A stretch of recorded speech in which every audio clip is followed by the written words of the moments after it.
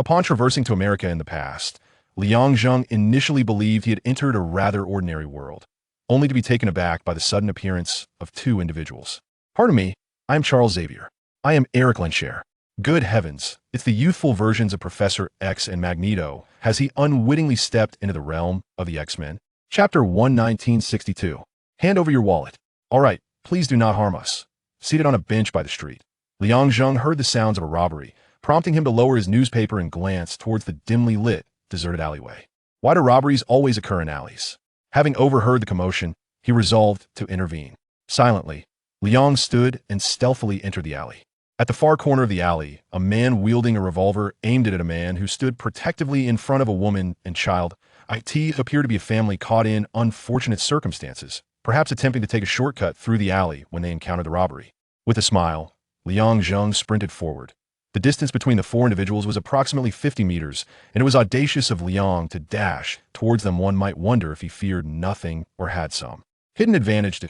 In that very moment, an astonishing scene unfolded as Liang emerged from the corner. One would expect the sound to draw the armed man's attention, yet he remained fixated on the family, and they did not turn either. Strangely, it seemed as if time had frozen for all four. Even the birds perched on the utility pole, poised to take flight, hung motionless in midair.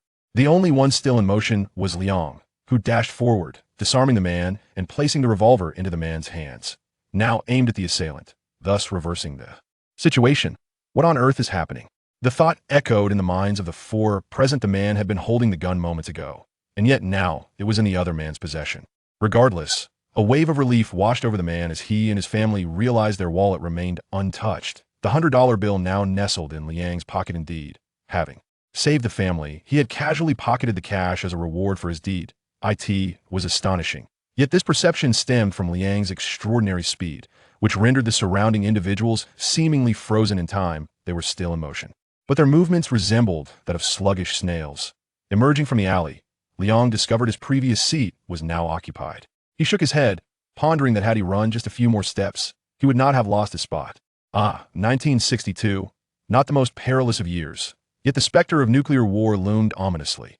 Liang reflected with a sigh, contemplating his thoughts. Had he not erred, the missile crisis would ultimately conclude with a Soviet concession. Liang Zheng, born in 1995 in China, had found himself inexplicably awakened in decades past in America. In a state of uncertainty, Liang Zheng initially contemplated returning to his homeland. However, considering the impending tumultuous period years ahead, he feared that as an individual returning from America, he might face persecution. Thus, he resolved to remain in the United States, where, despite being undocumented, he at least enjoyed a semblance of safety. Having arrived in America decades ago, Liang Zheng had not left empty-handed recently. He had experienced a remarkable transformation in both strength and speed. To speak of his strength, he could effortlessly lift weights exceeding several tons. For his speed, while he had not quantified it, he was certain that a full sprint would surpass the speed of sound, with an upper limit yet to be determined. Moreover, Liang Zheng's auditory and visual faculties had significantly improved. The enhancement of his hearing, in particular, had initially proved overwhelming, inundating him with a cacophony of sounds that brought him considerable discomfort. Fortunately, he eventually learned to control it, leading to the cessation of the intrusive noise. This newfound speed allowed Liang Zheng, despite lacking a permanent residence, to reach the presidential suite of a five-star hotel at will, unnoticed by anyone. As he unwittingly approached a restaurant, Liang Zheng gazed up at its facade. His body was undergoing changes, and the sensations of hunger and thirst had vanished. The last time he had eaten was during his initial days in this unfamiliar land. Now, the thought of food merely tempted his palate, and as he turned to leave, he noticed two individuals approaching the restaurant. More precisely, they were walking toward him. Who could they be? Could they be American law enforcement? With a mix of curiosity and apprehension, Liang Zheng's eyes widened in disbelief. Am I seeing things? Is that not Professor X and Magneto from X-Men? First class? How could they be here? No, it must be a mere resemblance. As a member of the post-90s generation, Liang Zheng had indulged in numerous American blockbusters, including the X-Men series produced by 20th Century Fox and the Marvel films. Under Disney's banner, his self-induced disbelief was swiftly shattered as the two men spoke. Pardon the intrusion. I am Charles Xavier. I am Erik Lehnsherr. It was indeed Professor X and Magneto, leaving Liang Zheng momentarily speechless. However, he quickly regained his composure and replied, "How may I assist you?" "Mr. Liang, you are an undocumented immigrant in the United States, are you not?" Following Xavier's lead, Liang Zheng nodded. I am undocumented, are you law enforcement? Yet, he couldn't help but ponder if they sought to recruit him to confront Sebastian Shaw. Xavier's telepathic abilities made it effortless for him to delve into Liang Zheng's memories. And fortunately, Liang Zheng had not equipped himself with any form of mental defense. He silently exhaled a breath of relief. If we could assist you in resolving your undocumented status, would you be willing? What would you require of me? Liang Zheng felt a surge of contemplation. It seemed that the America he had traversed was far removed from his previous understanding, and he suddenly found clarity regarding the significant changes occurring within his body. That if one were to assert that they no longer inhabit their own universe, but rather exist within a parallel world, then the profound transformations of their being would find a reasonable explanation. Much like a Kryptonian who remains an ordinary individual on their home planet, yet becomes a superhero upon arriving on Earth, I might be likened to such a being transitioning from the original Earth to a parallel universe Earth. Ranchel remarked, I cannot divulge everything just yet. You must understand that what lies ahead is entirely safe. Safe, indeed. Liang Zheng silently scoffed, yet responded aloud. Very well, where should I go now? Follow us, came the reply.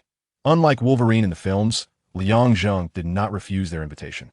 Aside from the fact that they could indeed resolve the issue of his illegal status, his greatest curiosity resided in the question of how Xavier located mutants, as they inherently possessed the X gene. It was conceivable that his abilities stemmed from traversing a parallel universe. Thus, what was the reason for their interest in him? In pursuit of answers, Liang Zheng chose not to decline their offer. Furthermore, Sebastian Shaw did not present a significant threat. The cinematic portrayal rendered him formidable. Yet in reality, he was easily subdued by Xavier. Ranchel concluded Shaw's existence with a mere coin toss, and it was indeed as effortless as that. Thus, a new and unexpected individual emerged within the ranks of the team formed by Xavier and Ranchel. Chapter 2. My advantages. Upon arriving at the CIA's suburban research facility, I met the team members established by Professor Xavier and Magneto. Now, I find myself seated silently on the sofa, observing and listening to my teammates enthusiastically engage in the rather mundane discussion about the need for code names. I can empathize with them. Through various films, I have come to understand that there are few individuals who share their experiences, and it is a revelation to realize I am not alone in this regard. However, my primary concern lies with the arrival of Sebastian Shaw. The films do not specify the exact timing of his arrival, but it is assuredly in the evening, especially since Xavier and Lanchel have ventured to the Soviet Union. As they remain here at the facility, it stands to reason that Sebastian Shaw should be arriving in the coming days. Simultaneously, I reflect on the series of X-Men films. My presence here and my inclusion in this team yield an advantage. The others are unaware of my capabilities and my understanding of the storyline. It is imperative that I do not alter too much of the narrative. Otherwise, my advantage would be rendered null. The existence of genetically endowed mutants is a distinctive trait of this Earth, and as it stands, it is still the year 1962, with mutant existence confined to a select few. In decades to come, the world will become aware of mutants, and coupled with the misunderstanding from ordinary people, the reality for mutants will not be particularly favorable. In my timeline, there are 9 X-Men films, divided into 2 distinct timelines, with the divergence occurring in 1973, 11 years hence. The choice of a good or bad timeline hinges on whether Wolverine returns. Should he come back, I would certainly lend a hand. After all, I prefer a favorable timeline over one where genetically endowed individuals face enslavement. I shake my head, setting aside the timeline conundrum for now.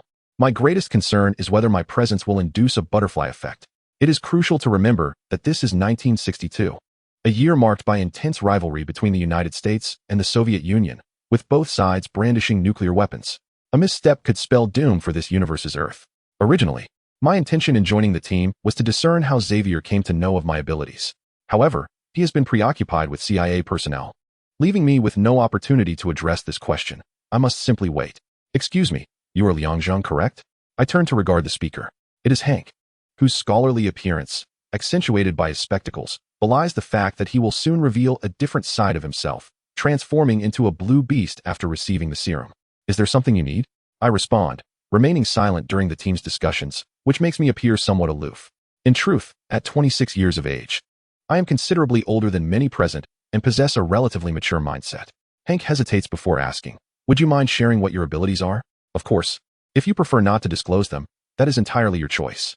I catch a glimpse of my peers, their eyes reflecting curiosity about the nature of my powers. I finally speak. My abilities are quite simple. With his right hand raised high, It then descended forcefully onto the coffee table before him, causing a sturdy piece of furniture to crack under the impact, teetering precariously as it struggled to maintain its form with only a few splintered fibers for support.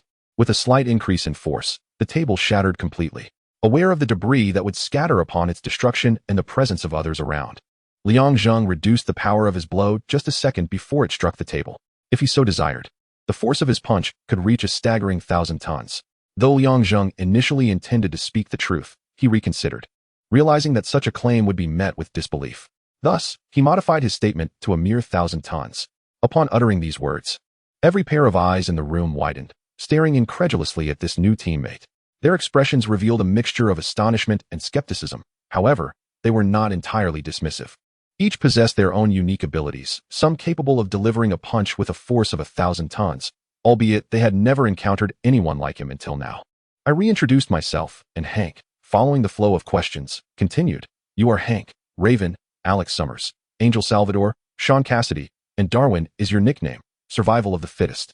Liang Zheng rudely interrupted Hank, his gaze shifting to the nearest shapeshifter, as he named each individual in turn, conveying through his words that silence did not equate to ignorance. As for the codenames previously mentioned, they seemed unnecessary. If one must be assigned, the strongman would suffice, a more straightforward choice. Originally, he had considered Superman. But reflecting on the narrative trajectory, it was likely that Angel Salvador would join the Hellfire Club, even if his presence altered the plot slightly. Her wavering allegiance posed a risk. Should she join, it would equate to a breach of confidentiality. If he were to adopt Superman as his codename, others, not being fools, would inevitably draw parallels. His advantage lay in the obscurity of his true abilities. Maintaining this enigma was paramount. Upon contemplating Superman, the first attributes that sprang to mind were his immense strength, supersonic speed, and indestructible physique.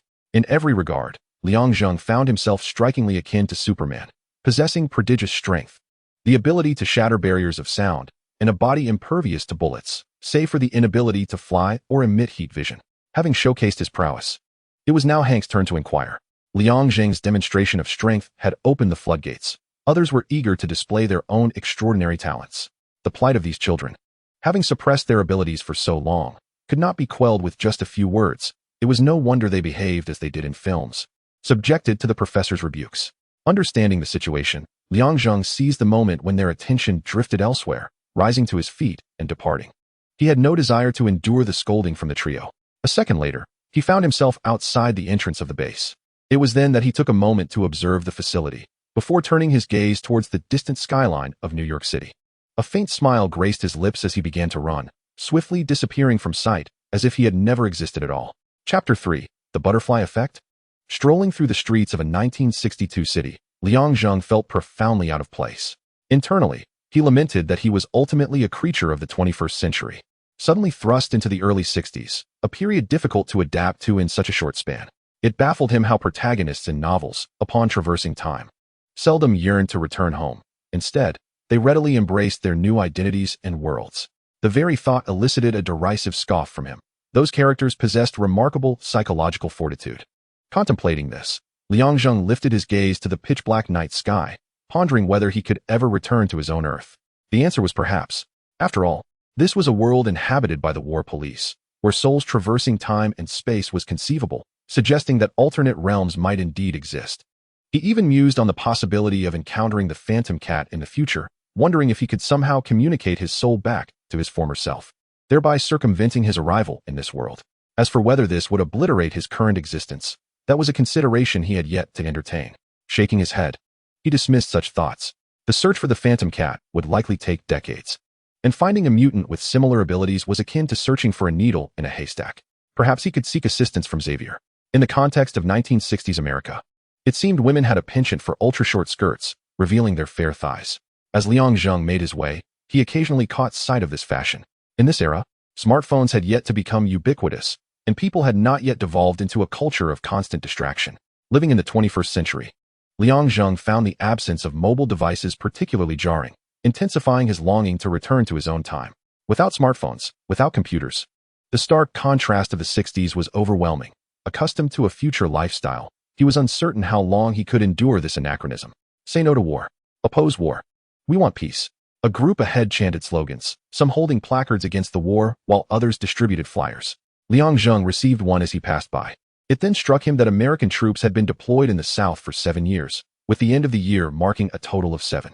The Vietnam War represented a tangible confrontation within the Cold War, a conflict between socialism and capitalism erupting in the small Asian nation of Vietnam. Although Vietnam emerged victorious, the reality was that both sides incurred losses. The war would persist for another 13 years, culminating in a subsequent conflict with the parallel world of China, which ended in a month with Vietnam's surrender. The Vietnam War was also marked as one of the most significant strategic blunders of the United States during the Cold War. A miscalculation that ensnared the nation in the quagmire of Vietnam, resulting in immense economic loss. A costly endeavor that proved to be a grave mistake. If I recall correctly, Wolverine and Sabretooth should currently be in Vietnam. However, in X-Men, First Class, Wolverine appears, suggesting he is indeed in Vietnam.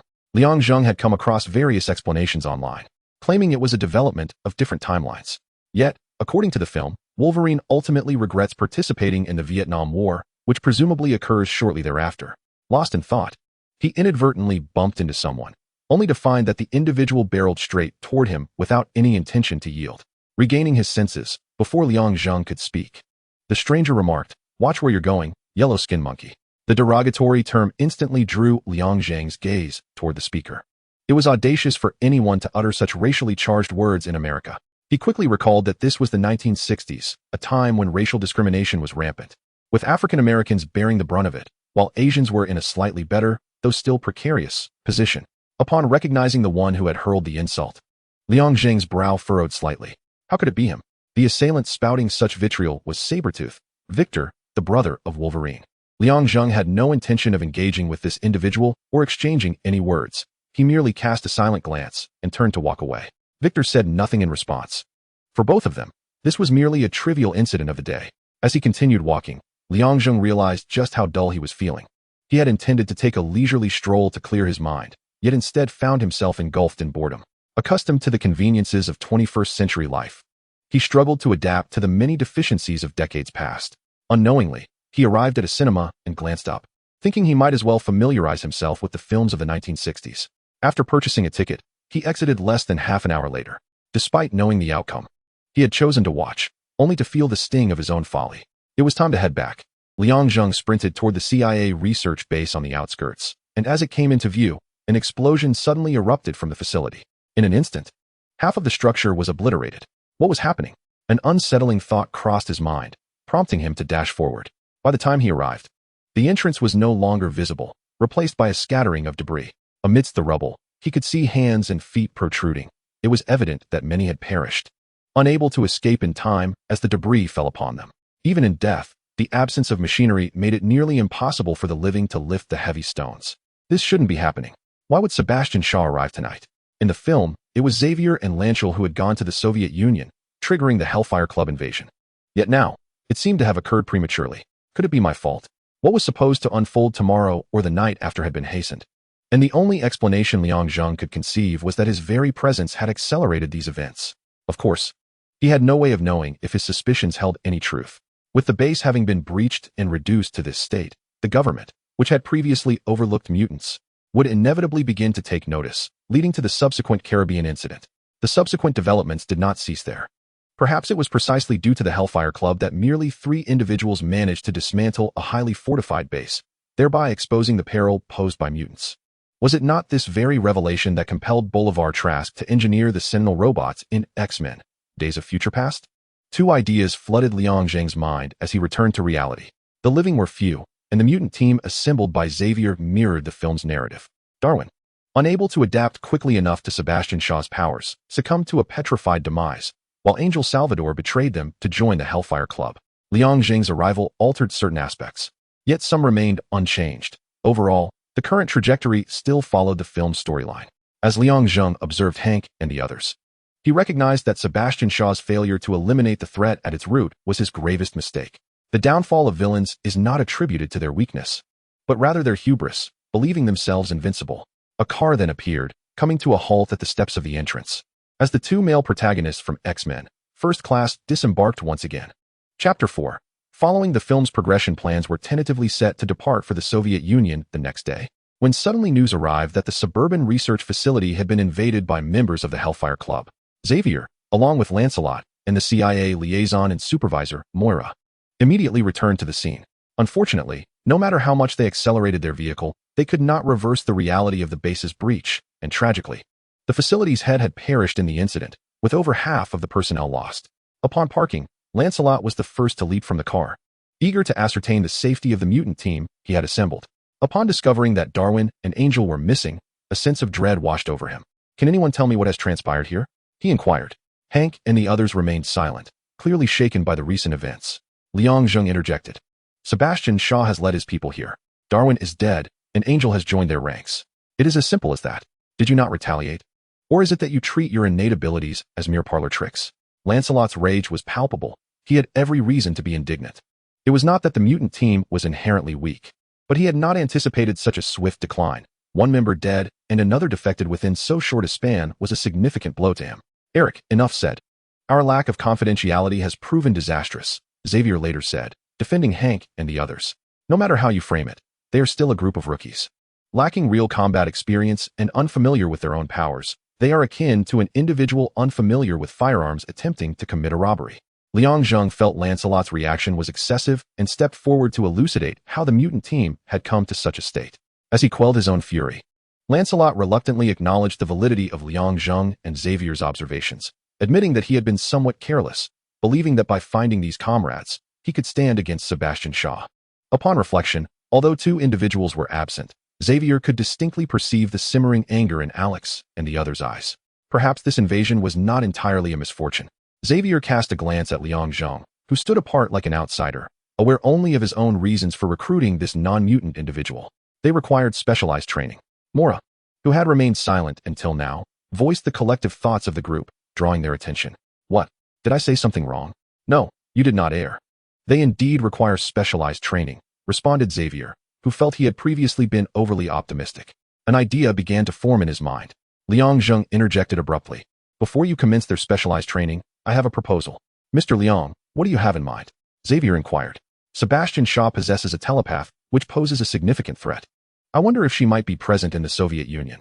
If we were to eliminate her, it would be a considerable loss for Sebastian Shaw, especially since, without a telepath on their side, our advantage would be pronounced with your presence here, Xavier." According to the movie's plot, the absence of a telepath would be a grave detriment to Sebastian Shaw, leading to his helmet being removed, leaving him vulnerable and ultimately under Xavier's control, resulting in his demise. As the two were about to focus their attention on training the squad members, Liang Zheng was somewhat reluctant.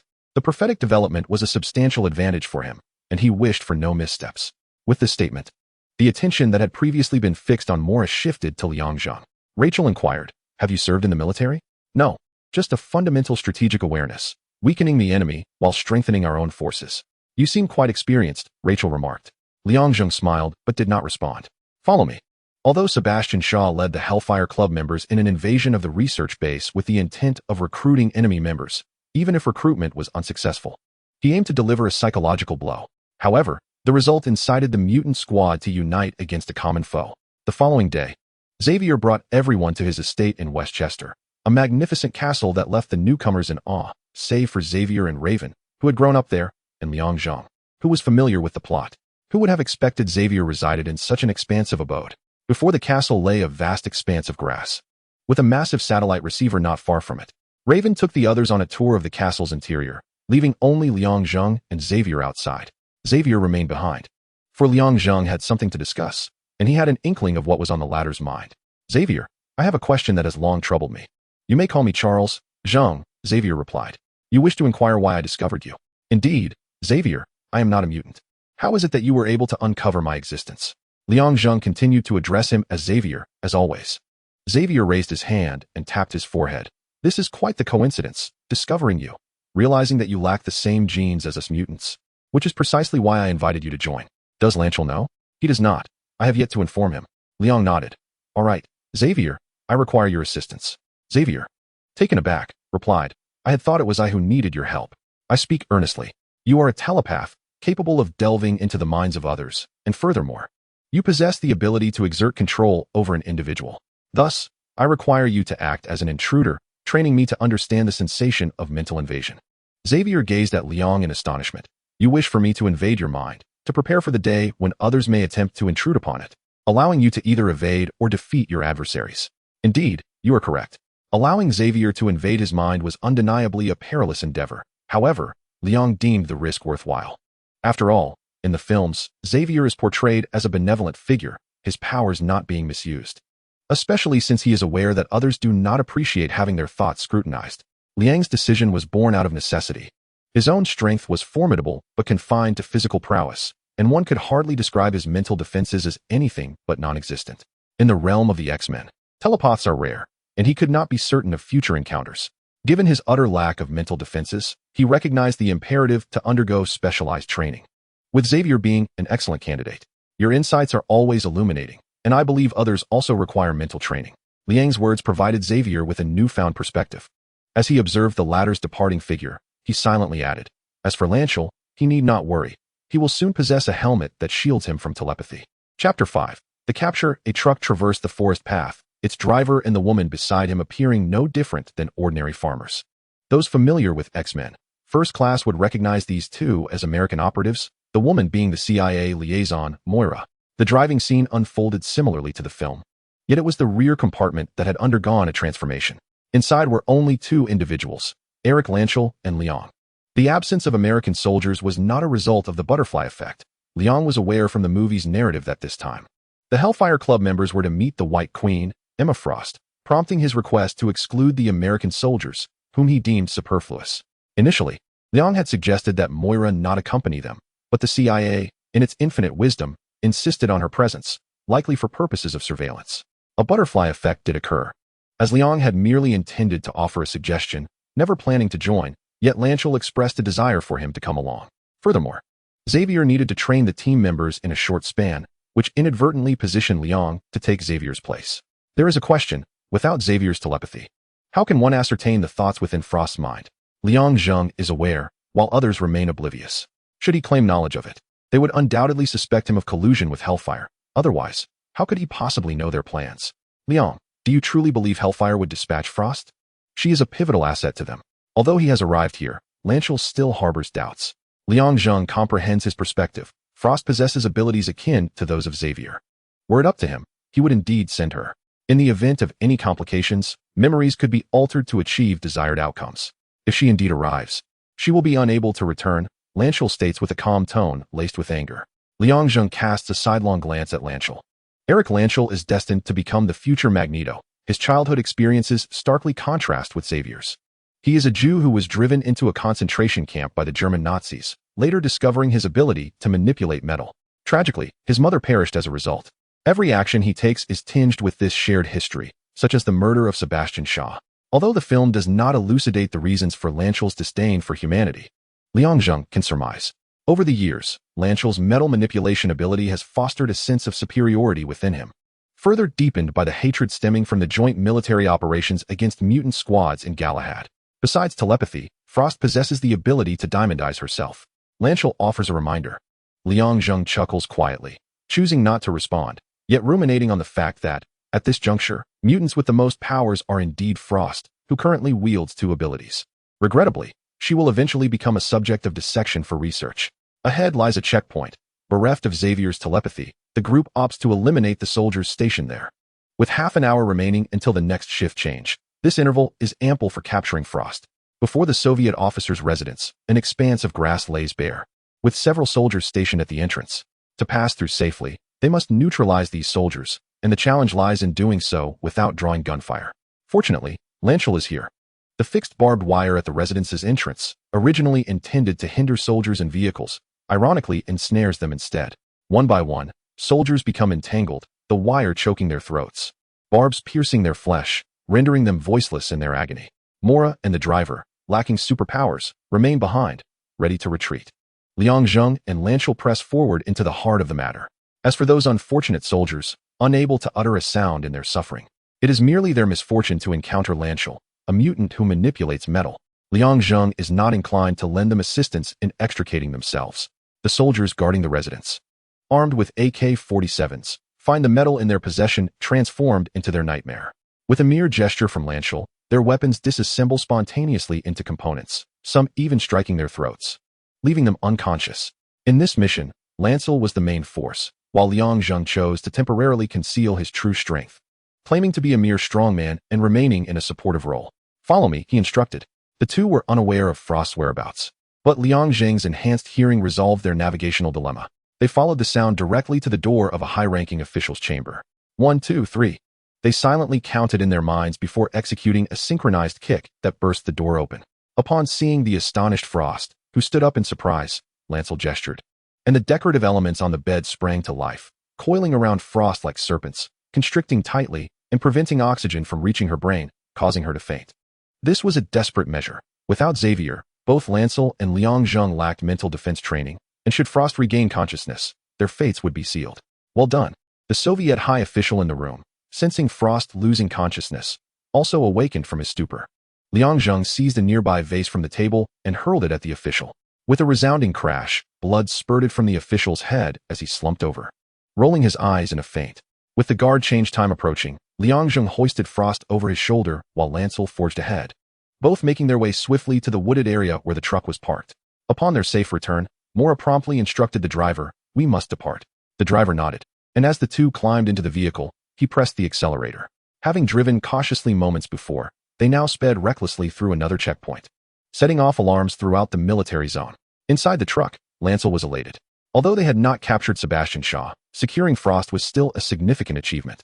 After all, she held a prominent position within the Hellfire Club and possessed invaluable knowledge, such as Sebastian Shaw's true intentions and his interactions with Soviet and NATO officials.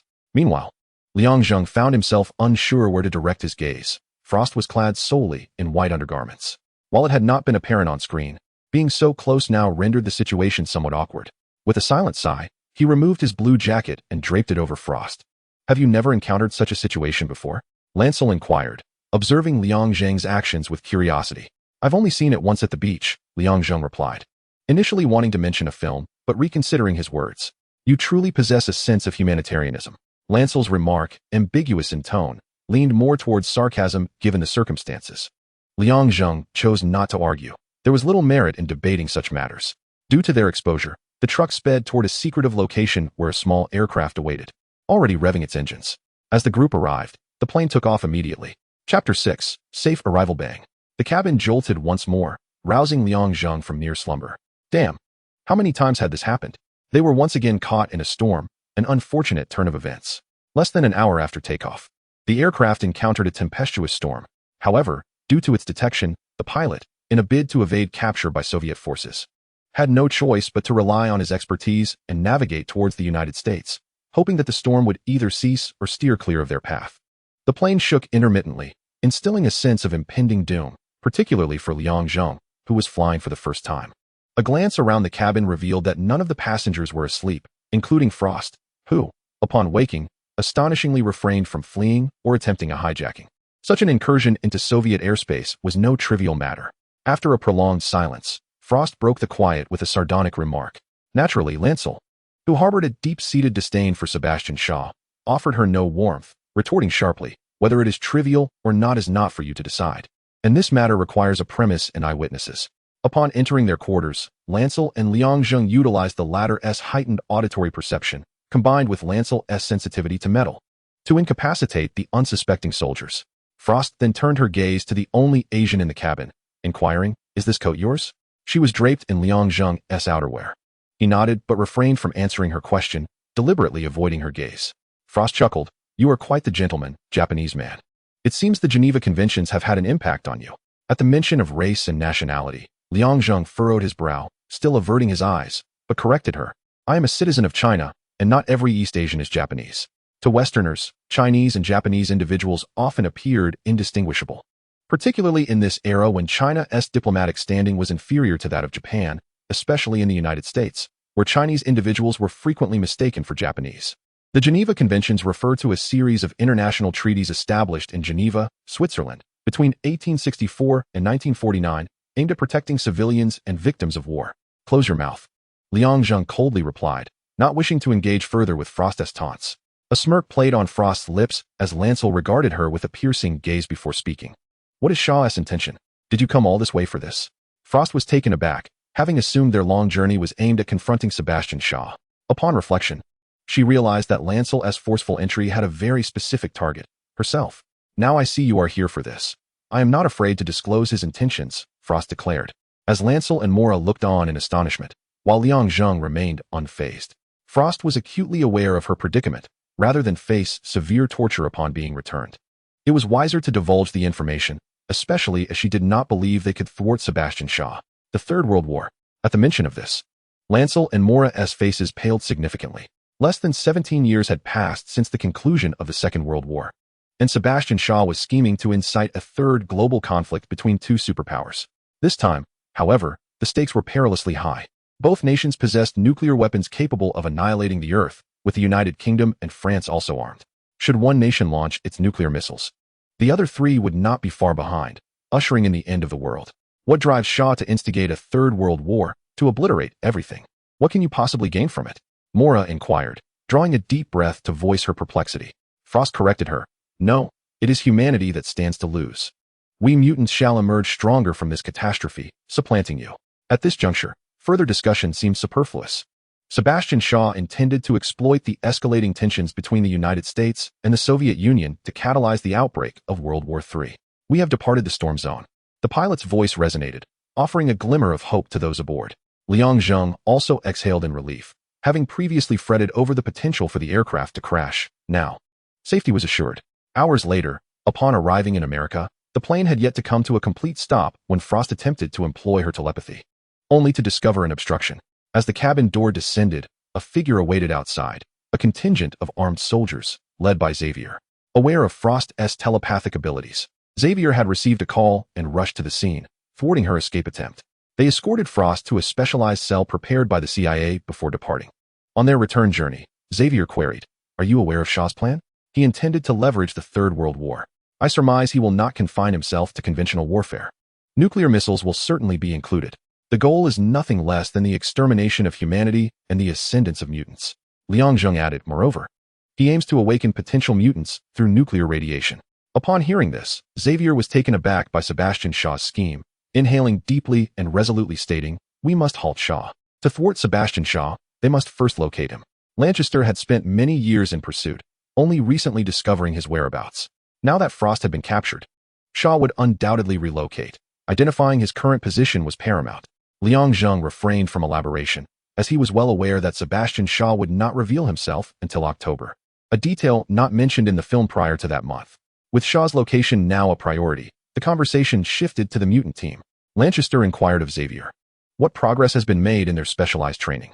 "It has been slow," Xavier replied. "I intend to enhance their training individually to expedite their familiarization with their abilities." Suddenly, Xavier turned to Liang Zheng and asked, "How long did it take you to master your powers?" "The first time, a few minutes. The second time, half that duration." "Does this relate to their training?"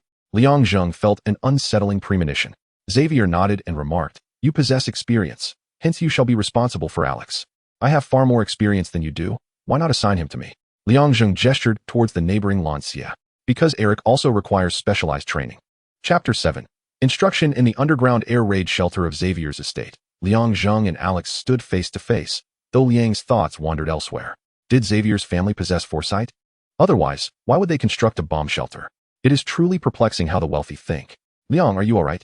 Alex inquired, noticing Liang Zheng's unwavering gaze upon him, which made him feel somewhat uneasy. Liang Zheng was jolted back to reality by Alex's voice and nodded. "I was contemplating how to assist you in controlling your abilities." During this period, the group had grown familiar with one another, no longer addressing each other by last names as they did at first. Liang Zheng remained an exception, consistently using surnames and engaging little with others, leaving his relationships in a liminal space between familiarity and estrangement, with Xavier being the only one with whom he shared a slightly better rapport. "Do you need me to demonstrate?" Alex suggested. Liang Zheng shook his head. He had already witnessed Alex's abilities in the film, thus there was no need for a repeat. After a moment of contemplation, he said, "Summers, your power is formidable, yet you lack control." Alex, due to his overwhelming strength, had confined himself to solitary confinement until Xavier and Lancia recruited him. "What you lack is the ability to regulate your power output, so we shall commence today." In X-Men First Class, Alex relied on equipment to stabilize his shockwaves. Liang Zheng did not intend to wait for Hank to create such apparatus. He planned to provide verbal instruction, leaving the rest for Alex to explore and familiarize himself with. Merging the film with reality, Liang Zheng perceived Alex as a loaded handgun, with the shockwave being his bullet. First, you must envision yourself as a loaded firearm. Lift your arm. Alex obeyed and raised his arm. Your arm is the barrel. Slowly channel your energy into it, building up your power as if waiting to fire. Your shout will serve as the trigger. Alex's expression grew tense. He had never attempted to direct the shockwave into his arm before.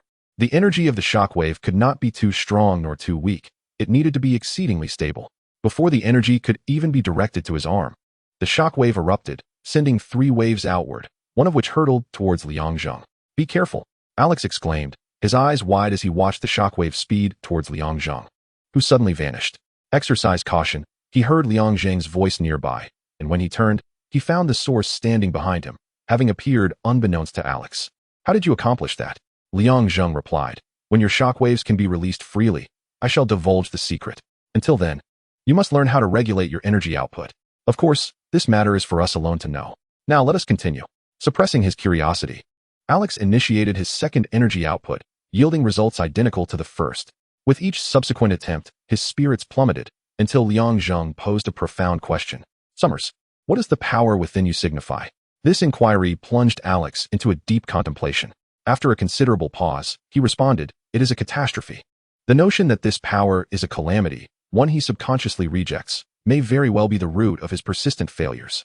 Liang Zheng, uncertain of the accuracy of his insight, discerned a flicker of disdain in Alex's gaze each time he unleashed a shockwave. Whether this power is a disaster or a gift is contingent upon one's perspective.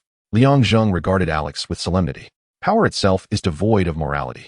Its righteousness or malevolence lies in the hands of its wielder. Undoubtedly, Alex's long-held belief that his innate power is a disaster has led to psychological resistance, manifesting in flawed energy outputs and a string of failures, a reality he was beginning to recognize. "Let us try once more," Liang Zheng urged. "You must embrace yourself and accept this divine gift bestowed upon you." Alex inhaled deeply, calming his thoughts, and fixed his gaze upon the target ahead. He raised his right hand to aim. "I am a pistol, my arm is the barrel, and the shockwave is the bullet." A surge of fervent energy coursed through Alex as he lifted his arm. Although Liang Zheng could not feel it, he observed the unstable, flickering energy that threatened to either explode or dissipate at any moment. Yet, under the mastery of its owner, the searing energy remained coiled around his wrist. "Fire!" Alex shouted, releasing the energy stored in his arm. The shockwave erupted with his voice, but the overwhelming force caused him to stumble back, nearly collapsing to the ground, his arm inadvertently rising and aiming at the ceiling. Unlike the fragmented shockwaves of previous attempts, this one coalesced into a singular, more potent blast, darkening the ceiling upon impact. The bomb shelter, designed to mitigate damage from aerial assaults, was constructed of sturdy materials that began to melt and crumble under the force of the shockwave. Alex turned to Liang Zheng with exhilaration, but the latter merely shook his head, dousing his enthusiasm with a dose of reality. "The time you require to charge and unleash a shockwave is excessively long. Your adversaries are hellfire. They are not novices like you. You must confront them directly, condensing your charge time to mere seconds, perhaps even 1 second. I have never attempted to do it in such a short period." Previously, Alex's shockwaves had taken only a fleeting moment to generate, during which they remained dispersed. Now, consolidating that scattered energy demanded relentless effort and mastery over energy output. "Relax," Liang Zheng reassured him. "You have several months. That is ample time for you to master the shockwave."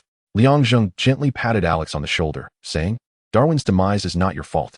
"No, if I had not unleashed the shockwave, Darwin would still be alive," Alex lamented, burdened by guilt since that fateful night. Darwin's death stemmed from underestimating Shaw.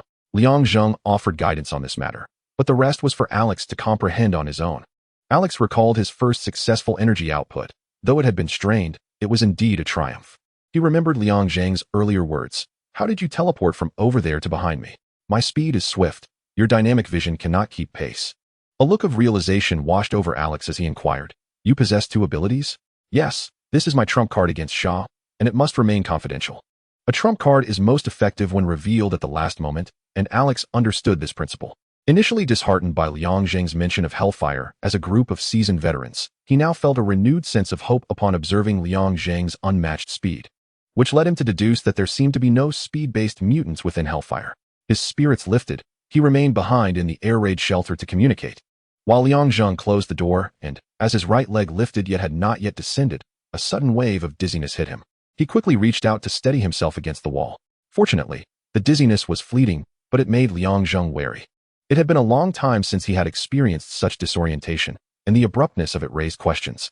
After pondering for a while without arriving at any conclusions, he shook his head and departed, oblivious to the deep handprint he had left imprinted in the wall. Chapter 8 Transition. Upon exiting the air raid shelter and returning to the surface, Liang Zheng immediately spotted Hank sprinting about, repeatedly leaping from the second floor.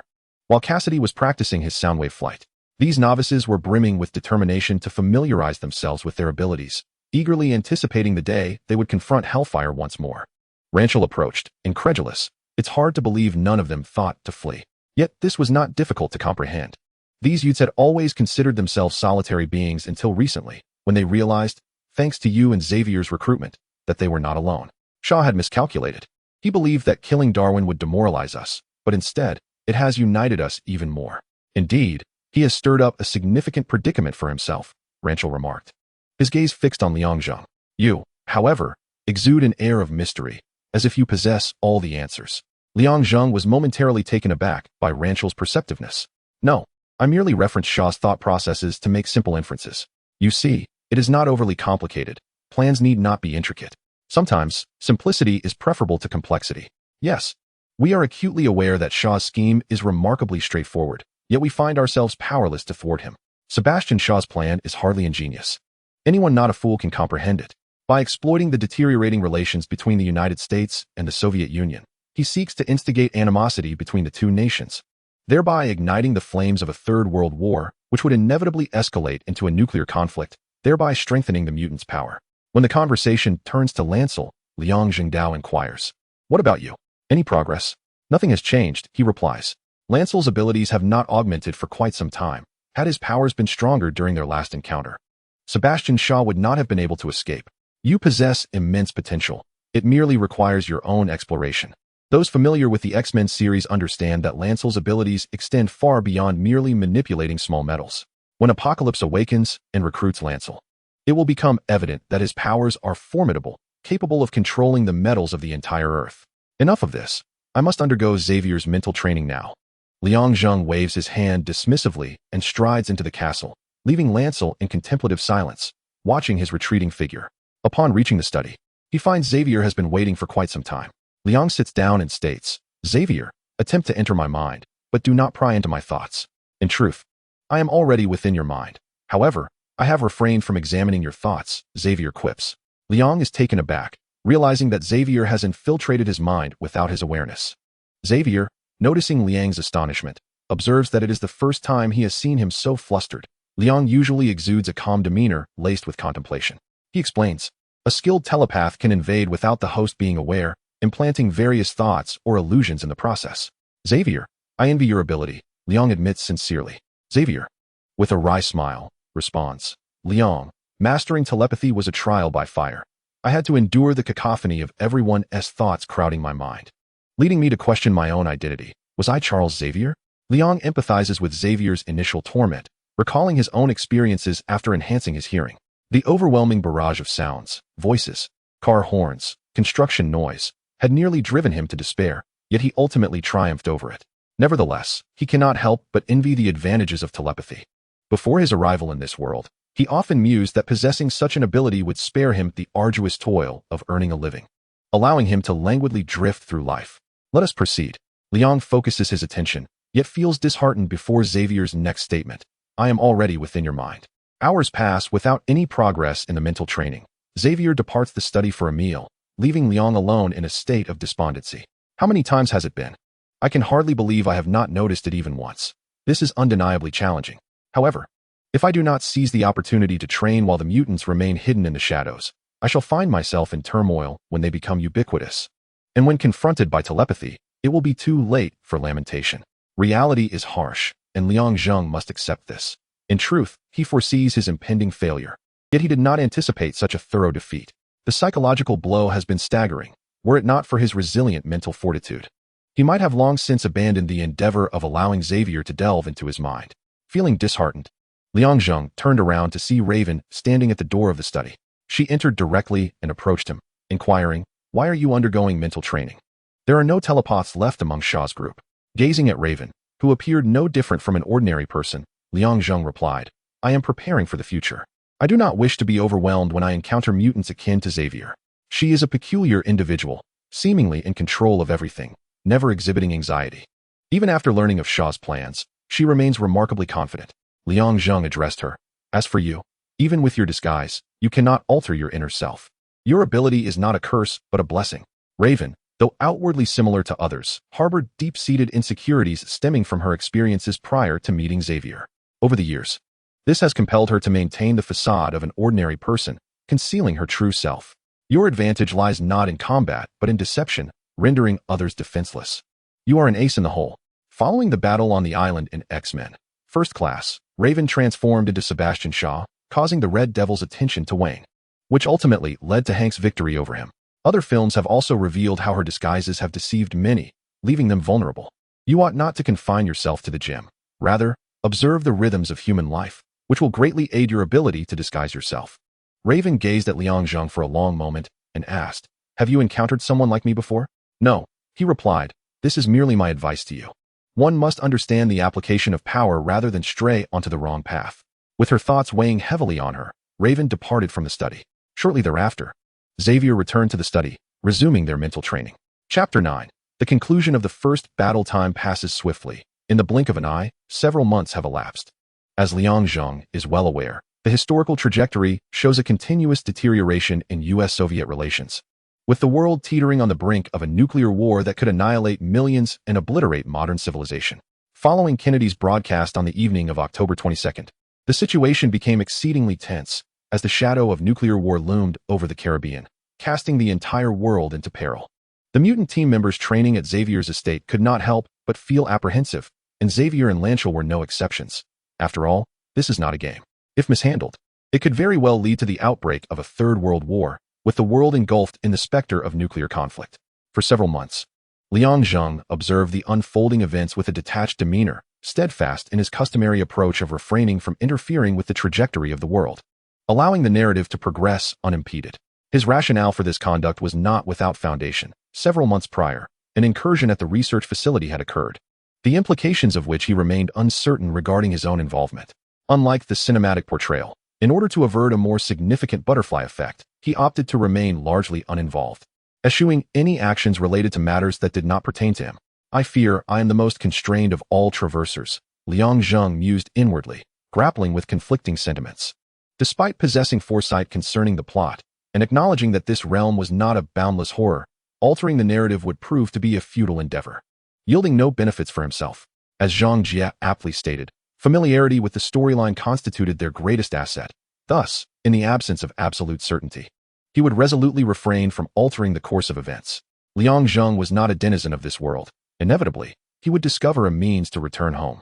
Given this, why should he meddle in a world where the narrative could spiral beyond his control, offering no advantages to himself? With the remote control in hand, Lancelot switched off the television and remarked, "Shao is right there." "How do you know?" Alex inquired. Xavier, seated on the sofa, elucidated, "Two superpowers are at odds, and he seeks to instigate a third world conflict. He will not let this opportunity slip by. Should he miss it, such an opportunity may never arise again. Everyone should rest well and prepare for tomorrow," Lancelot declared, placing the remote down and departing the living room. Liang Zheng remained silent, quietly observing the discourse among the group. Much like the film, although his presence had altered certain dynamics, some aspects still mirrored the narrative. With Kennedy now announcing this news, the external world was engulfed in shock and fear. The shelves and stores were stripped bare, and the bomb shelters constructed during World War II finally found their purpose. Society was thrown into a state of trepidation, as people anxiously sought refuge in the shelters, fearing that missiles could appear overhead at any moment. A faint smile graced Liang Zheng's lips, who among the attendees would have anticipated that Xavier and Lancelot, once allies in the endeavor to save humanity from the brink of nuclear catastrophe, would ultimately diverge in their beliefs. In truth, both were acutely aware of each other's convictions. Yet following the joint assault by American and Soviet forces, their differences had only intensified. Liang Zheng had no intention of mediating this rift. Lancelot and Xavier had traversed disparate paths since childhood, their subsequent life experiences standing in stark contrast. To amend such a divergence would necessitate a return to the World War II era, an endeavor now rendered futile by the deep-seated nature of their beliefs. The training outcomes for the others aligned with the film's narrative, with the sole exception being Alex, who required no equipment to harness excess energy. He could perform feats with his bare hands, needing merely 2 to 3 seconds, or even less. Liang Zheng noted some progress in Xavier's cerebral invasion training. Although the detection time was somewhat prolonged, it indicated the training's efficacy. The remaining task lay in continuing until the first instance of intrusion was recognized, at which point the training could be deemed successful. As the group dispersed, Liang Zheng followed Xavier to the study. Indeed, your training efficacy is markedly superior to that of others. Xavier recalls the initial invasion of Liang Zheng's mind, an endeavor that went undetected by the latter. Months have passed, and although the realization has begun to dawn upon him, it remains subtle compared to others. It is essential to note that Xavier is a telepathic mutant with years of experience, adept at infiltrating minds without detection. Xavier, have you invaded my mind and glimpsed its contents? Liang Zheng inquired, his distrust of Xavier evident. Xavier, upon hearing this, felt no ire. Rather, he comprehended the concerns of the former. Fortunately, he adhered to his self-imposed principle of refraining from prying into the thoughts of others. Despite his intense curiosity regarding Liang Zheng's mental musings, he resisted the temptation to indulge. No, I have not looked, he assured. I hope that is the case. Although months have elapsed, and it could be said that stepping out of his door brings him face to face with Xavier and his companions, Liang Zheng remained vigilant, harboring a sense of caution. It is not unwarranted. The knowledge of his affairs from other Earths could provoke considerable upheaval. If good individuals were to discover this, they would merely marvel at the existence of parallel universes, but if malevolent ones were to learn, it would spell disaster for Liang Zheng's Earth. Xavier chuckled lightly. Zheng, you are an enigmatic figure. You are our trump card in this endeavor. His remark stemmed from Liang Zheng's recent revelation of possessing super speed, which filled Xavier with joy. Current intelligence indicated that Sebastian Shaw lacked speedsters, and without telepaths on their side, exercising caution would ensure a decisive victory. I understand, Liang Zheng replied with a slight smile. Despite possessing only a few abilities, his overall strength was formidable. In contrast, Sebastian Shaw's singular capability would falter against him in combat. These abilities were indeed his lifeline. The ensuing narrative altered slightly due to Liang Zheng's involvement, though the overarching direction remained true to the film. Chapter 10. The conclusion of the first battle, Part 2. The subsequent events, influenced by Liang Zheng's presence, saw some modifications. While the primary trajectory continued to mirror the cinematic portrayal, the Soviet vessels advanced towards the warning line, with the Red Devil eliminating all in its path, steering the ship closer to the threshold. Just as the vessel approached the warning line, signaling the onset of World War III, the Blackbird aircraft finally arrived. Xavier, exerting control over a certain Soviet aircraft carrier, ordered missile launches to avert the outbreak of the third global conflict.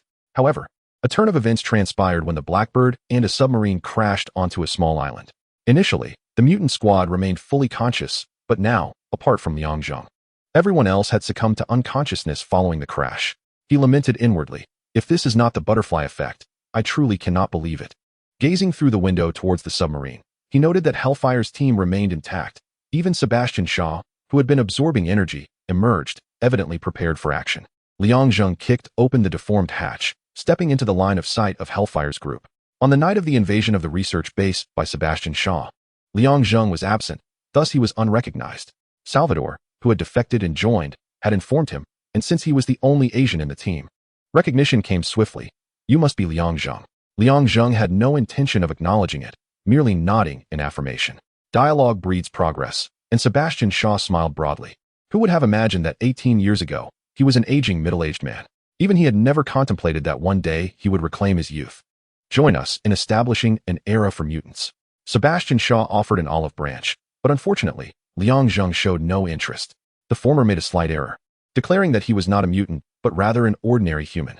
Had it not been for his arrival in this universe, he would not have transformed into this being. I apologize, though I harbor disdain for this world, I would not recklessly seek its destruction. Perhaps annihilation would not yield a better outcome than existence. After articulating so much, he summarized it succinctly. I refuse. Sebastian Shaw experienced minimal disappointment, simply remarking, your perspective saddens me. So, do you intend to confront us for? Is that not permissible? What can be done? My people are all unconscious. By the time they awaken, they may have lost their lives. Liang Zheng wished to remain inconspicuous, but alas. As events unfurled, he was compelled to step forward. Your courage is commendable. No sooner had Sebastian Shaw spoken than the Red Devil, positioned to his left, vanished and reappeared behind Liang Zheng, wielding two wrist blades poised for attack. The blades collided with the metal of Liang Zheng's back, momentarily startling the Red Devil, who was then seized and thrown back by Liang Zheng. Out of the corner of his eye, Liang Zheng glimpsed the still unconscious crowd and quickly departed from the Blackbird, shifting the battleground. Hellfire did not disappoint him either. Perhaps they underestimated the mutant team as a threat, especially since their comrades remained unconscious. It was prudent to first neutralize the only awake adversary, leaving the rest as easy prey. Sebastian Shaw stood by without intervening, as his subordinates charged in one after another. The Red Devil's instantaneous movement, Salvador's flight coupled with corrosive saliva, and the whirlwind generated by their spinning bodies. These abilities were, to be frank, quite singular. Liang Zheng felt no fear. His only concern was Sebastian Shaw. The latter had the power to absorb energy from his surroundings and convert it for personal use, enhancing his strength, speed, and endurance. His presence here indicated that he had accumulated sufficient power. The Red Devil's instantaneous movement proved to be the most troublesome. He appeared at Liang Zheng's sides and overhead in a flash. Although these attacks posed no real danger to Liang Zheng, it was akin to a persistent fly buzzing around him. Salvador's aerial harassment, periodically spitting saliva, along with the Red Devil's strikes, left Liang Zheng's protective gear in tatters. While his pants narrowly escaped destruction, he certainly did not wish to find himself in a state of undress, left with nothing but his underwear. The Red Devil lunged forward with a knife, unaware that his movements appeared excruciatingly slow in Liang Zheng's eyes. Seizing the opportunity with remarkable swiftness, Liang struck a powerful blow to the Red Devil's abdomen, causing him to instantly lose consciousness. One member of Hellfire was incapacitated, leaving two remaining. Salvador proved even easier to dispatch than the Red Devil. Liang picked up a stone and hurled it towards her trajectory. Caught off guard, Salvador plummeted from the sky, akin to a bird stripped of its wings. The last opponent, now spiraling, generated a torrent of formidable power. Liang leapt into the vortex and, after a few seconds, emerged as the whirlwind gradually dissipated, dragging the current behind him. Clapping his hands, Sebastian Shaw observed Liang eliminate his subordinates one by one with precision and speed. Perfect, he remarked. Not a moment wasted in dispatching my three men. Yet, deep down, Sebastian was astonished. Among the trio, the Red Devil had posed the greatest challenge. His ability to teleport made him notoriously difficult to strike, vanishing just as one attempted to land a blow. Yet now, in Liang Zheng's presence, the Red Devil's teleportation seemed a mere jest. It was not just their singular abilities, but their overall weakness. At that moment, a voice echoed in Liang Zheng's mind. Zheng, I have awakened. You may now remove the helmet from his head. Before embarking on this mission, Liang had voiced his concern. Sebastian Shaw was aware that no telepaths were present on their side, and he would undoubtedly have measures in place. Xavier and Lehnsherr agreed wholeheartedly, with the former being pivotal to the outcome. Upon regaining consciousness, Sebastian attempted to invade Shaw's mind, only to discover he could not penetrate it. Upon closer inspection, he realized that a helmet shielded his adversary's head, clearly isolating him from telepathic intrusion. I have been waiting for your awakening, Xavier replied within Liang's mind, as Liang smiled at Sebastian Shaw, stating, it appears this battle is coming to an end. Indeed, it must conclude, Sebastian replied. Suddenly, Liang vanished from his sight, and a chill ran down Sebastian's spine. A sense of dread enveloped him as he found himself immobilized. Though he could see and sense his surroundings, his body refused to respond. Sebastian understood that his fate was sealed, and his ambitions would meet their demise. In an unexpected turn, Xavier held Sebastian Shaw in place, failing to notice that Lehnsherr had awakened. Upon seeing his most despised foe standing motionless, Lehnsherr retrieved a coin, given to him by the one who had shaped his existence, and deftly propelled it through Sebastian's brain. As Xavier controlled Sebastian Shaw, he too was affected when the coin traversed the brain. Watching as Sebastian's body gradually collapsed, Liang Zheng remained silent. He had ample time to intervene, but chose not to, for he recognized that a madman like Sebastian Shaw deserved death. I am sorry, Charles. Lehnsherr apologized to Xavier. If given another chance, he would act the same way, for the simple reason that Sebastian Shaw had to die. Stepping out of the wreckage of the Blackbird, Lancelot spoke calmly. Are you going to stop me too, Liang? My thoughts align with yours. It is better for the dead to remain so. May I have the helmet you possess? Lancelot had also realized that Sebastian Shaw had been deprived of his helmet, which allowed Xavier to gain control over him. He was not foolish and quickly deduced that the helmet could sever mental connections. No, I require it, Liang Zheng firmly replied, unwilling to relinquish the helmet, as he too needed it for Hank's research, hoping to discover a means to replicate it. This way, should his own mental training fail, he could still evade others' control. Lancelot, seemingly aware of Liang's reasoning, replied somberly, once the research is complete, I shall come for it. After the study, the helmet will serve no further purpose. Liang did not refuse him. With Sebastian Shaw deceased and his remnants still present, Lancelot recognized that his path diverged from Xavier's. Therefore, After recruiting the Hellfire remnants, he utilized the Red Devil's teleportation to depart. Liang's intervention had significantly altered the narrative of the island battle. At this moment, Xavier began to recover, and upon seeing him in better spirits, Liang approached and stated, "Xavier, it is time to initiate the plan." Xavier nodded in agreement. The plan entailed erasing the memories of those privy to the existence of mutants. It was not yet the opportune moment for their exposure. Thus, under Xavier's psychic interference, those aware of the events concerning mutants in the Caribbean promptly forgot what had transpired. Chapter 11. Aftermath. In this reality, the Cuban Missile Crisis involved mutants. The events were perilous, yet the outcome mirrored that of other worlds. The involvement of the outsider Liang Zheng transformed the climactic island battle of X-Men, First Class, resulting in Alex, Cassidy, and Hank not participating in the conclusion. The Hellfire remnants followed Lancelot, and Xavier was spared from a bullet that could have paralyzed him. Some matters shifted while others remained unchanged. Raven departed, leaving a letter for Xavier that succinctly explained her reasons for leaving. Xavier, upon reading it, fell into silence, never mentioning it to anyone. The fleets of the U.S. and Soviet Union in the Gulf of Mexico had all witnesses to the mutants' presence have their memories erased by Xavier's telepathy. Moira reported to the U.S. fleet that their appearance was due to the German Nazis seeking to incite war between the two nations. The German Nazis were unjustly accused. In truth, Moira had not erred, for Sebastian was indeed associated with the Nazis during World War II. Xavier and Moira strolled across the estate's lawn, relishing the tranquility of the moment. Moira, sensing something, refrained from asking questions and quietly savored the fleeting time with her beloved. Meanwhile, Liang Zheng and Hank occupied the latter's laboratory, where Hank examined the helmet's intricate structure. Liang inquired, "Have you made any discoveries?" Hank, maintaining his blue beastly appearance, removed his glasses and remarked, "Not yet, but its principle should relate to electrostatic shielding. Telepathy requires the emission of brainwaves. I wonder who crafted this helmet. Only Shaw possesses it on the Hellfire side, and it is evident that the materials needed to create such a helmet are quite selective." After bidding farewell to Moira, Xavier entered the research room and posed the question that Liang Zheng had inquired. "Have you made any progress? I need time to unravel the secrets of the helmet." He replied, "McCoy, are you capable of fabricating high-speed resistant clothing?" Since acquiring super speed, Liang Zheng had hesitated to run too swiftly, lacking the protection of Speed Force for his attire, and had refrained from addressing the matter, fearing speculation from others. Now, however, he felt no need to conceal it any longer. Hank pondered for a moment before responding, "I need to conduct some tests." Though he did not provide a definitive answer, there was a glimmer of hope. Liang Zheng turned to Xavier. "Have you parted ways with her?" "For our sake, and for her own," Xavier replied with self-deprecation. "Then let us proceed." The plan was to erase the memories of all those privy to the existence of mutants, including individuals from Langley. Hours later, the two arrived at the CIA headquarters. They entered with the intent to erase the memories of those within the building and to liberate Frost, who was imprisoned in a special cell. Given the need to erase the memories of the informed, Frost could no longer remain at the CIA headquarters. It would be peculiar for a woman to inexplicably linger in a cell without any documentation. Activating super speed mode, Liang Zheng suppressed his speed under high friction. Yet even so, no one noticed someone darting past them. The path to the cell involved several doors requiring access cards. Liang Zheng wished to avoid damaging the doors, thus necessitating the cards. However, surveillance cameras were present in these areas, and Xavier's telepathy came into play, allowing him to control the guards in the security room, disabling the cameras until they had passed, at which point they would be reactivated.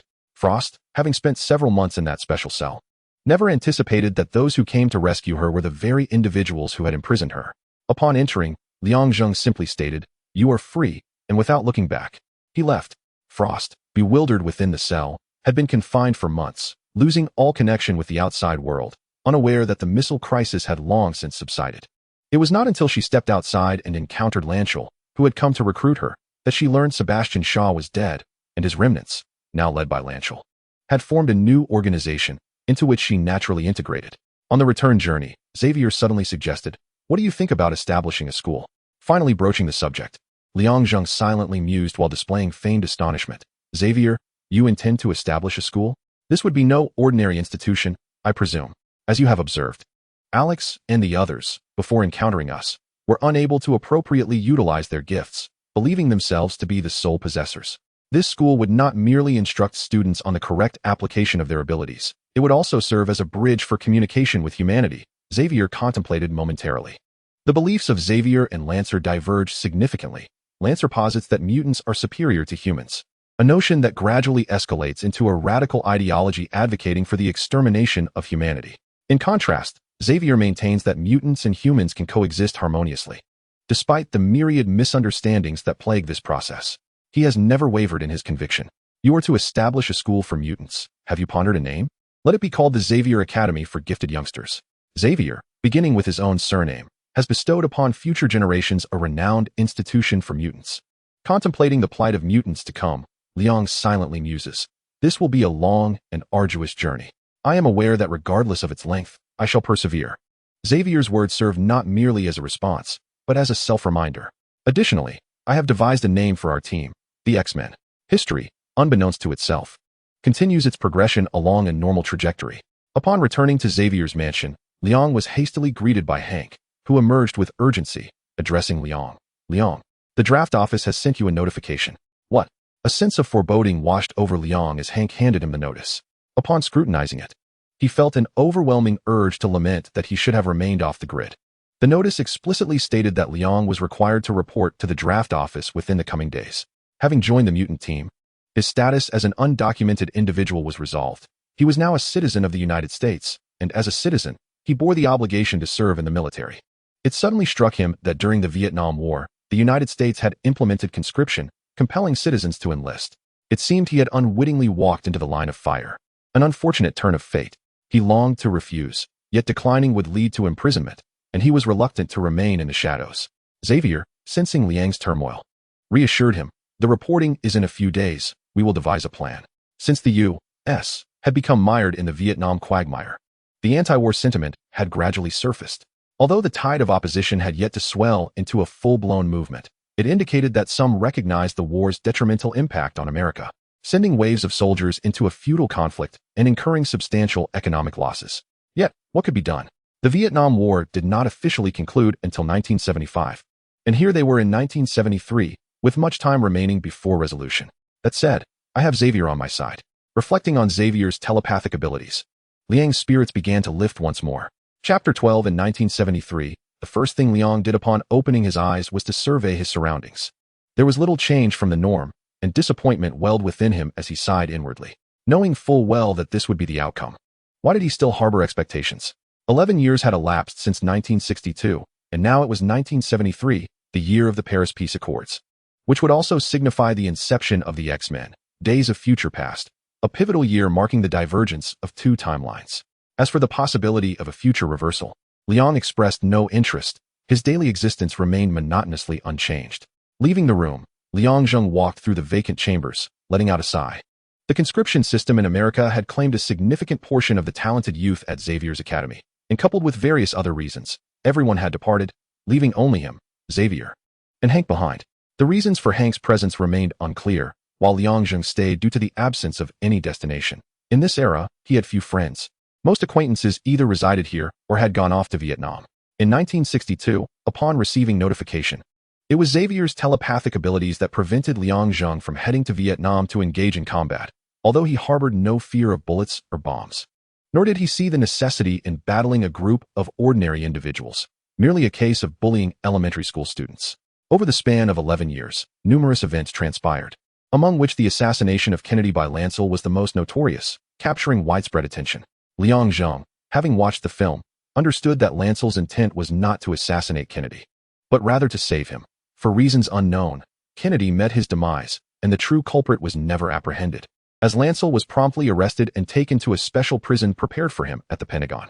America's prolonged involvement in Vietnam resulted in tremendous economic losses, giving rise to an anti-war sentiment that grew from nothing to a significant movement. With the convening of the Geneva Conference, it would take just 2 more years for the Vietnam War to officially conclude.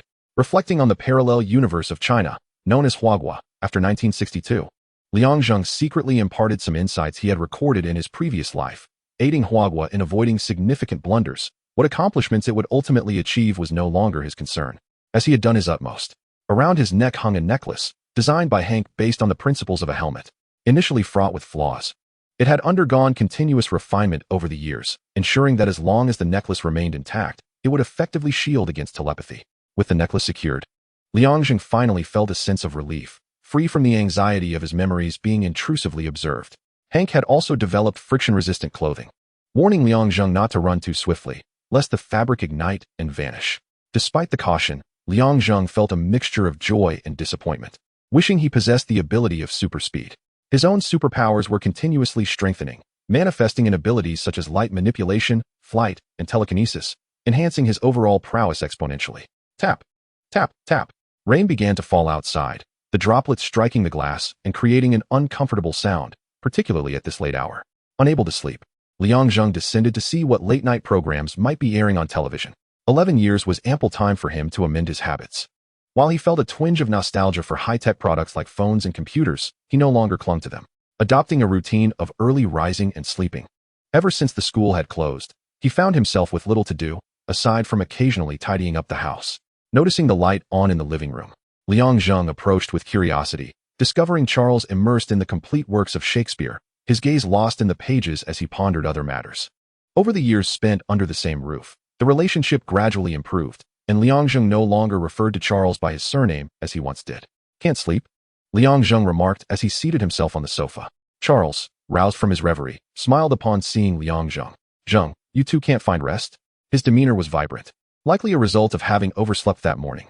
A lack of engagement often leads one to succumb to slumber unknowingly, Liang Zheng mused with a hint of self-deprecation.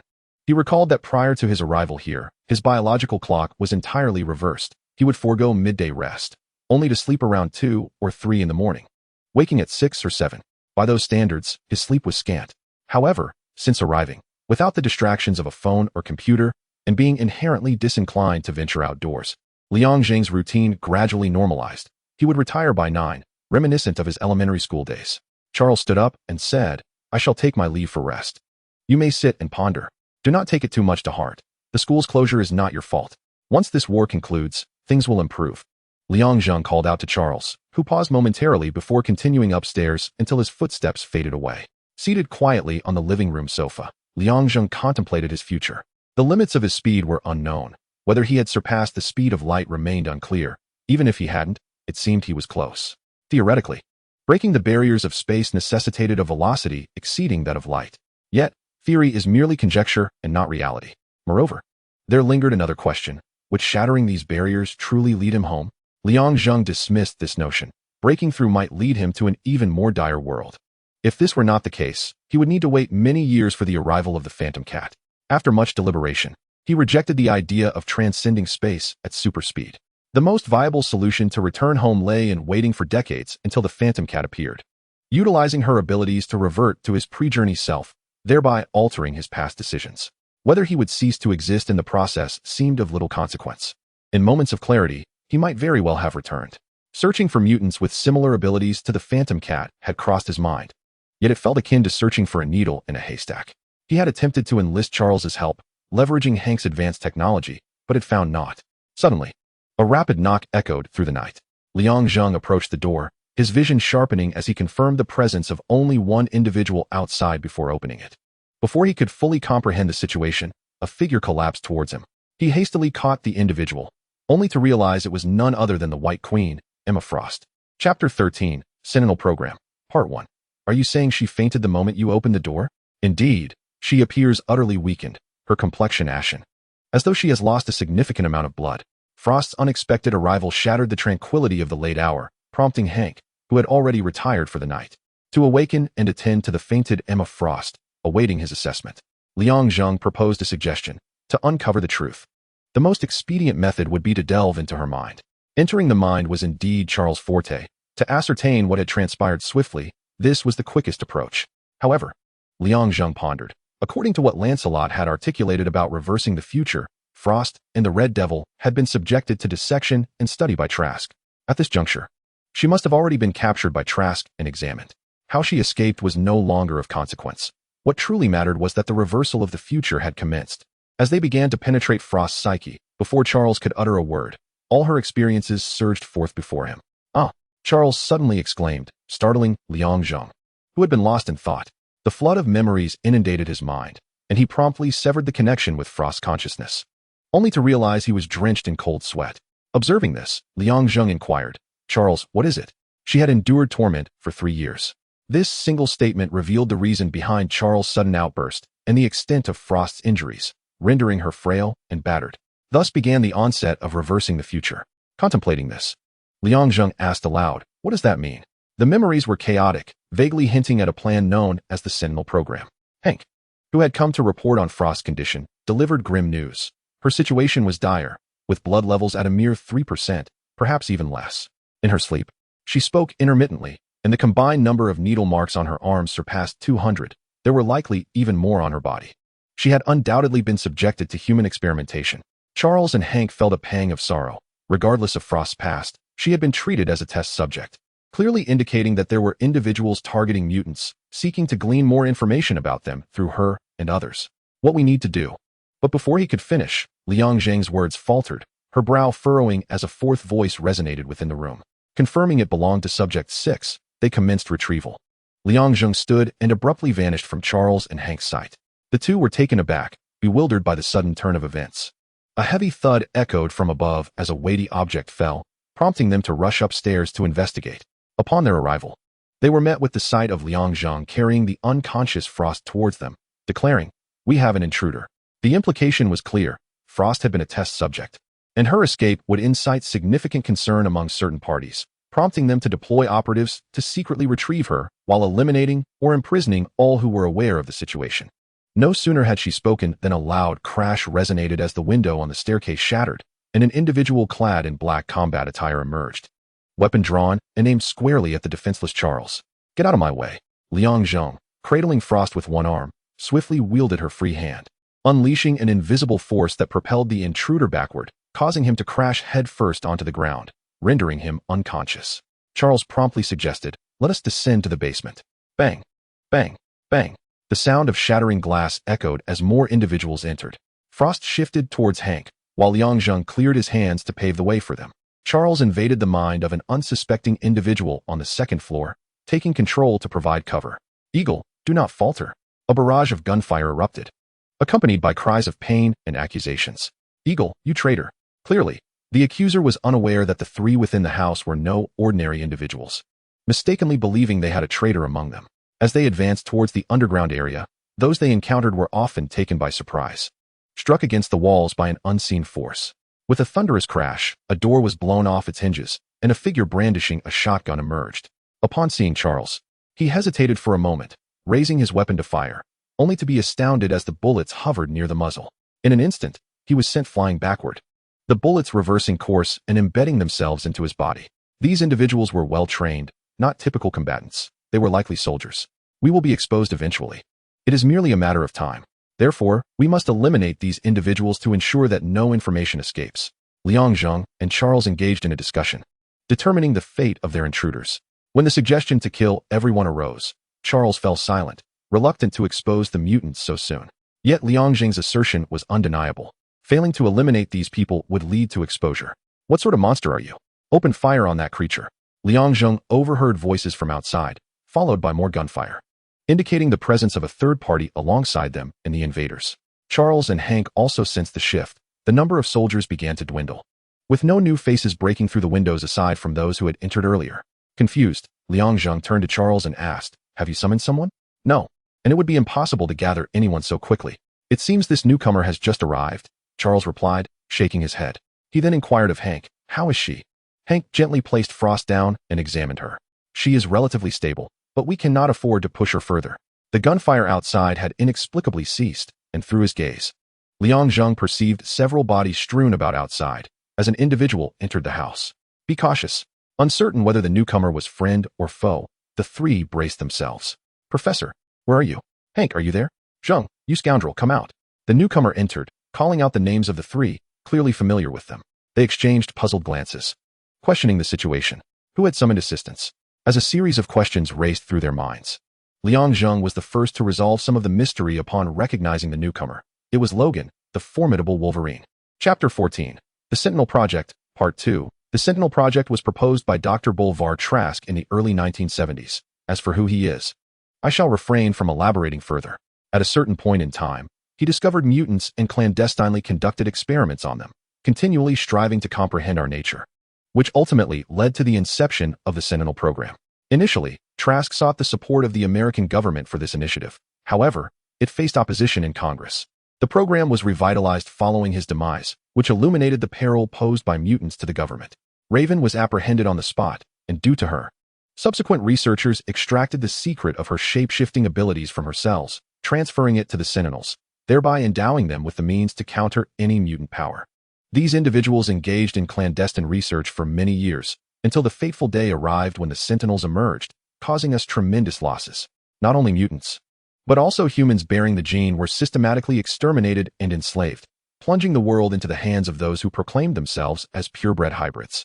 In the living room, Liang Zheng, Charles, and Hank sat nearby, listening to Logan's narrative. Logan elucidated the reason for his return from decades into the past, recounting the events that led to this moment. He turned to Liang Zheng and stated, "Had you remained, the world would not have descended into such chaos. Where did I go? No one knows where you vanished. When the Sentinels emerged, the Professor sought you. You were no longer on Earth." Charles, who had previously examined Frost's memories, was already aware of the Sentinel program, yet due to the confusion in her recollections, he could not ascertain the specifics. Now, with Logan articulating the Sentinel program, he reflected, even if you assert this, halting the Sentinel program seems exceedingly arduous. Hank adjusted his glasses, shaking his head. Your intentions are commendable. However, why do you believe that returning to the past to prevent her from killing will thwart the Sentinel program's progression? Liang Zheng nodded. Having seen the film, he understood that the Sentinel program was not solely contingent upon Raven's decision not to kill Trask at the Paris meeting. Logan replied, I recognize the improbability of this, but as long as there exists a glimmer of hope, we must not surrender. Unless you are prepared to see the future unfold as I have described. Regardless, he continued, I believe you should rest well. Any matters can wait until tomorrow. Logan did not decline, rising to depart. Left in the living room were the three, and an unaware Hank inquired of Charles, Do you believe what he said is true? Indeed, it is true, Charles responded. I just entered his mind to inspect his memories. The world has turned bleak, with sentinels everywhere, capturing mutants. As he spoke, Charles closed his eyes, unable to fathom that the future could devolve into such a state. Was his steadfastness misguided, and was Erik indeed correct? Observing Charles's distress, Liang Zheng offered reassurance. What we see is merely a timeline of dire outcomes. We possess the agency to choose between good and evil. Do you truly believe, Zheng? Regardless of belief, if Raven indeed kills Trask, Logan's prophecy will come to fruition. Humanity harbors no mercy for races that surpass their own. They will annihilate. And mutants are that race which surpasses them. Having watched the film, he naturally understood that following the exposure of mutants, there was an overwhelming wave of misunderstanding and grievances. The rejection from society led many mutants to either hide away or succumb to despair, positioning themselves in opposition to humanity. Charles suddenly spoke. Indeed, Logan is not mistaken. Had you been present at that time, the world would not have transformed in such a manner. What do you mean? Liang Zheng asked, perplexed. Through Logan's memories, I witnessed the Sentinel robots, which are undeniably effective against mutants. However, you are different. Your power is unparalleled. In the future, people have whimsically dubbed you Superman. Those individuals are covertly seeking your whereabouts, hoping to capture and eradicate you. It seems my abilities have instilled fear within them. Charles remarked as he stood, articulating his next course of action. I intend to communicate with my future self by harnessing Logan's soul. This is exceedingly perilous. One misstep could result in your brain death, potentially altering the future in ways that could be far worse. Charles held considerable sway among the X-Men, and Liang Zheng was apprehensive about his safety. Upon hearing his plan to draw upon Logan's soul to reach the future, he immediately rose in protest. Although the film depicted success, the present world, shaped by his existence, could not guarantee the absence of unforeseen events. This constituted Liang Zheng's primary objection. Hank voiced his agreement.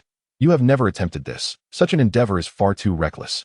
Perhaps I could employ telepathy to modify the memories of those in the know, surveilling everyone, thus rendering the Sentinel program obsolete, Charles suddenly suggested with a smile. Liang Zheng and Hank remained silent, uncertain of the efficacy of this approach.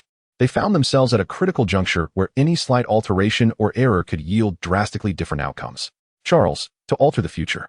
It is crucial to recognize that society perceives mutants as a threat, yet they fail to see that, like humanity, mutants possess both virtues and vices. The existence of the Sentinel program is not without justification. As long as there remains a schism between humans and mutants, it will persist. We may halt the Sentinel program today, but what of the future? More plans will inevitably emerge. The day had finally arrived. Charles inhaled deeply and spoke slowly. Mutants are on the verge of exposure. Let us hope we leave a positive impression on the world. Ultimately, the crux of the matter lay in the Paris conference. We must prevent Raven from assassinating Trask, or else the future may mirror Logan's, differing only in timing. Circumventing the convolutions of thought, the immediate priority was to head to Paris and thwart Raven's assassination of Trask. The Paris conference was set for January 27th, and with a few days remaining, there was ample time to intervene. Liang Zheng addressed the two. You should rest for now. I will tend to the disarray in Xavier's mansion caused by the unknown soldiers. The interior is in utter chaos, with corpses strewn about the entrance. It will require considerable effort to restore order, but with my super speed, I can ensure everything is cleaned up in a short span, leaving no trace by tomorrow. Charles and Hank ascended the stairs to rest, while Liang Zheng commenced his cleanup efforts. Chapter 15. The Future Self on the Rooftop. Liang Zheng gazed into the distance at the slowly rising sun. It had been quite some time since I last witnessed such a splendid sunrise. Logan's voice reached him as he ascended the stairs, and Liang Zheng had already anticipated his arrival. Turning around, he inquired, "Last night, you mentioned that I am no longer on Earth. What do you mean? After 2006, you vanished. I attempted to search for you, but regrettably, I found no trace. 15 years later, sentry robots began to emerge, and we suffered relentless defeats. Just before the Xavier mansion was overtaken, the professor utilized the mainframe in hopes of locating you. Without you, Earth had drawn the conclusion that you had perished." Logan paused before continuing. "While the professor believes you are dead, I suspect you may have returned home." Upon hearing the words "returned home," Liang Zheng's eyes widened momentarily before swiftly dimming. "Will I appear aged 30 years from now? You might look as though you were already in your 40s. You once told me that your powers are nearly unmatched on this planet, yet you are, after all, human and will age. When I see you again in the 80s, you will also be in your 30s. Liang Zheng reflected for a long moment. "Thank you for imparting this to me. It is enlightening to know that I, too, will." Logan approached, placing his right hand on Liang Zheng's shoulder. "I am truly pleased to see you again. It appears our bond is quite profound. We first met on the eve of the Vietnam War's conclusion, during Stryker's recruitment of mutants, among whom you were included." Liang Zheng raised his hand to halt Logan's speech, explaining to the bewildered man, "This concerns the future." "I do not wish to know." Logan, contemplating the gravity of the situation, replied with a wry smile. "Altering the future is inherently perilous. Your return to change the future could easily lead to a worse outcome. In films, altering the future is often portrayed as successful, yet in reality, I dare not say. As life is far more unpredictable than cinema. If events followed their natural course, things would likely improve, but your existence introduces a variable that may indeed worsen the future." "Do you wish to return home?" Liang Zheng asked, sensing Logan's nostalgia for the prospect of returning. Yet what purpose would it serve? A century has passed. They are all long gone. Returning would merely be a visit to a foreign land. Logan, originally named James Howlett, hailed from the 19th century, making him significantly older than Liang Zheng's great-grandfather. Logan had a brother, although he was uncertain why he was not by his side. Liang Zheng was aware of this brother, but, cautious by nature, feigned ignorance and asked, "Do you have any family?" "There is one," Logan replied, "though his temper is rather poor, which is why I chose not to ask him to join me on this mission." Understanding his brother's temperament, Logan refrained from risking his assistance given the gravity of the task at hand. The timeline has shifted, and Victor retains his identity as a brother of Logan. If that is the case, the narrative of Wolverine will also transform. A question arises. Why would I join Stryker's team? Perplexed, I hear Charles's voice echoing in my mind. "We are waiting for you in the living room." Liang Zheng and Logan exchange glances and descend from the rooftop to the living room, where Charles and Hank have been waiting for a while. Charles announces their first mission. "We depart for Paris." "What about Frost?" "Trask is searching for her. We cannot leave her behind." In addition to the 4 men present, there is a woman, one who is still on the run. "We will find a reliable person. She can stay there for a time until the storm settles." "She will know what to do," Hank interjects. Logan raises a question. "Why not control Raven through the Cerebro and bring her back directly? Wouldn't that be more convenient?" Charles explains. "On the surface, preventing Raven from assassinating Trask would halt the Sentinel program, but in reality, it is impossible due to the gifts of mutants, which humans do not possess. This is the divergence. If Raven successfully assassinates Trask, it merely exacerbates the underlying threat. Changing the future is not as simple as just stopping Raven." After such extensive discourse, Logan comprehends the gravity of the situation. He initially thought this was a straightforward task, unaware that prevention alone would not alter the future. Having decided on their initial course of action, the group begins to prepare, omitting mention of Lehnsherr, who was released in the film. Now, it seems he is left unspoken. Liang Zheng's arrival has altered much of the storyline, and Lehnsherr should remain confined to his cell in the Pentagon. If Lehnsherr were to learn that Raven's actions led to this predicament, his extremist views might compel him to kill her. Those who have watched the film know that upon encountering Raven, Lehnsherr's resolve wavered. It can only be said that he did not think clearly at that moment. Eliminating Raven would not prevent the Sentinel program from advancing. Logan observes Hank making a phone call, reminiscing. It has been a long time since I have seen this scene. In the future, with the prevalence of smartphones and computers, people seldom use landlines anymore. They have become a society glued to their screens. Logan, puzzled, turns to ask, how do you know that people in the future will be screen-obsessed? You mentioned it inadvertently, Liang chuckles. Did I? Logan brushes it off with a nod. Liang Zheng breathes a sigh of relief, realizing the need for caution in discussing matters related to the future. Suddenly, the television interrupts with breaking news. An hour ago, the Pentagon was breached, and the identity of the intruders remains unconfirmed. A Pentagon spokesperson asserts that nothing has been lost. In their minds, the connection between Lehnsherr and the Pentagon emerges. Upon hearing of the breach, their first thought is whether Lehnsherr has escaped. However, their focus does not linger on Lehnsherr. The news of the Pentagon's incursion elicits only a flicker of surprise. After securing a small aircraft, the group promptly set forth for Paris. Chapter 16, The Magneto's Escape. The Pentagon had been infiltrated. Contrary to the spokesperson's assertions that nothing was missing, the invaders aimed to liberate a captive named Lehnsherr. Imprisoned in an underground dungeon for a decade, Lehnsherr had finally regained his freedom, yet the Pentagon, for various reasons, dared not reveal the truth. The existence of mutants, if mishandled, could incite global panic. Now, Lehnsherr, a fugitive wanted for the assassination of Kennedy, with a multitude of identities intertwined, found himself alongside the invaders in an abandoned factory. Who were the intruders? The moment they arrived, it was unmistakable. The intruder was none other than their former adversary, the Red Devil. What transpired? The Red Devil, unlike his former self, now bore the marks of battle. He had lost his left arm, his tail was absent, and his face was marred by numerous scars, his spirit evidently weary, suggesting he had faced considerable adversity. Upon witnessing his plight, Lehnsherr, having been confined for 10 years, sensed something amiss. Except for Frost and me, the rest are dead, remarked the Red Devil. Lehnsherr inhaled deeply upon hearing this. After parting ways with Charles, he had recruited the remnants of Hellfire to establish the Brotherhood of Mutants, covertly seeking out other mutants to prepare for the future. As for what preparations entailed, those with Lehnsherr's radical ideology were readying themselves for war. How did this come to pass? We were exposed. A man named Trask captured us and subjected us to thousands of experiments. Only recently did Frost manage to utilize her powers, allowing us to escape. However, she became separated during the flight, and she may already be dead. In the cinematic narrative, the Red Devil and other remnants of Hellfire perished due to Liang Zheng's appearance, which altered certain plot lines, while others remained unchanged. They did not rescue Lehnsherr. The Red Devil, who had not perished, infiltrated the Pentagon to liberate him. Trask had been studying them, extracting numerous elements from their being to refine his Sentinel project, a robotic initiative designed to counteract them.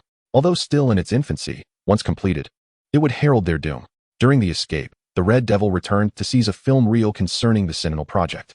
Lehnsherr gazed gravely at the reel in his hands and, after a prolonged silence, inquired, "Where is he?" In a few days, the Paris conference would convene, and Trask would be present there to peddle his Sentinel project.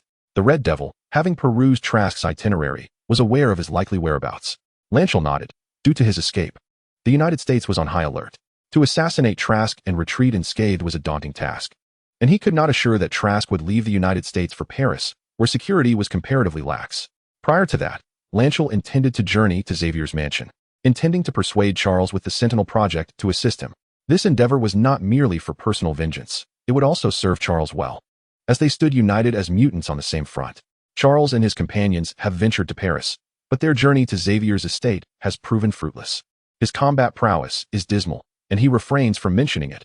Even the once formidable Red Devil, now deprived of an arm, has had his effectiveness diminished. They shall take it step by step. Upon reaching Paris, with several days remaining before the Paris conference, the group seeks accommodations. At this moment, Paris is on heightened alert due to the impending conference and the arrival of various world leaders, with police and military forces prepared to thwart any assassination attempts or acts of terror. With only a few days until the conference, waiting is not a necessity. Raven's ability to disguise herself allows her to assume any identity, raising the possibility that she might exploit the conference's intermissions to masquerade as one of the attendees. Charles believes that taking the initiative is a more prudent approach, rather than remaining idle until the conference begins. Logan, who has not yet arrived, is evidently privy to many details. Raven disguised herself as a Vietnamese officer, only to be discovered by the mutant gene navigation system during her ruse, leading her to utilize the ensuing chaos to eliminate Trask. Liang is aware that Raven is likely to appear in a certain bar. If he were to disclose this information, it would render him suspicious, as if he were feigning ignorance, where the officer might be lingering before the conference, particularly in a bar, for an extended duration. The professor, as referred to by Logan, is the Charles of 50 years hence. There exists a theory within quantum mechanics that posits time as eternal, akin to a flowing river. Casting a stone creates ripples, which ultimately settle back into tranquility. Logan, you have returned to alter the future. If this is indeed a component of time, does it imply that war is also an aspect of time?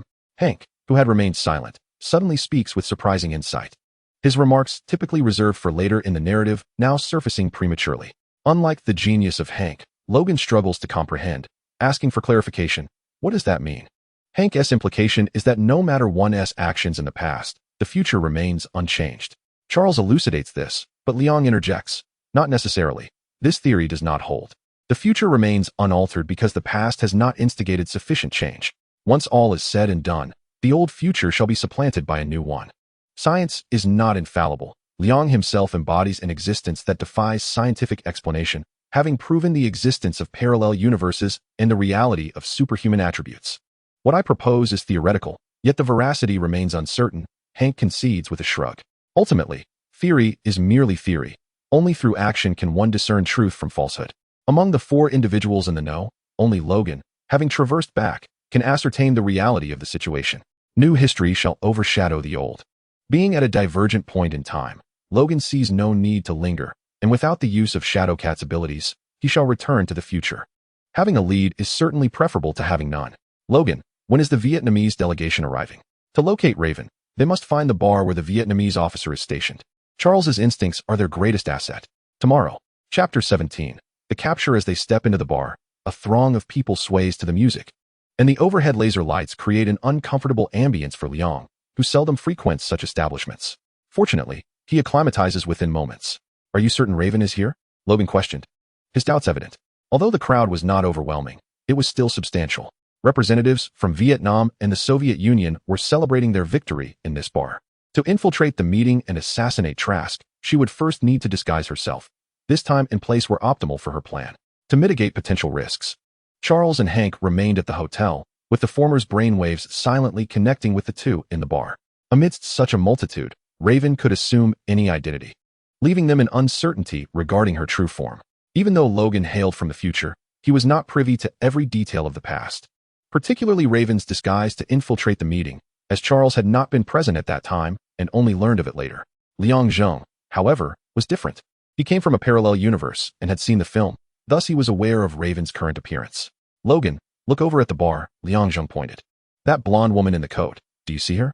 That's Raven. Following Liang Zheng's gesture, Logan's eyes fell on the described blonde beauty, his astonishment palpable. I thought she would have changed after 11 years. I never expected her to continue her disguise like this. Raven's appearance mirrored that of 11 years prior. She had donned the guise of a blonde beauty for years, becoming intimately familiar with it. Unless there was a compelling reason, she would not alter her appearance, especially since she was unaware of their arrival in Paris. Through the undulating crowd on the dance floor, it was apparent that both the Vietnamese and Soviet representatives were seated nearby. One Vietnamese officer was making his way toward the bar, and the ensuing events unfolded just like in the film.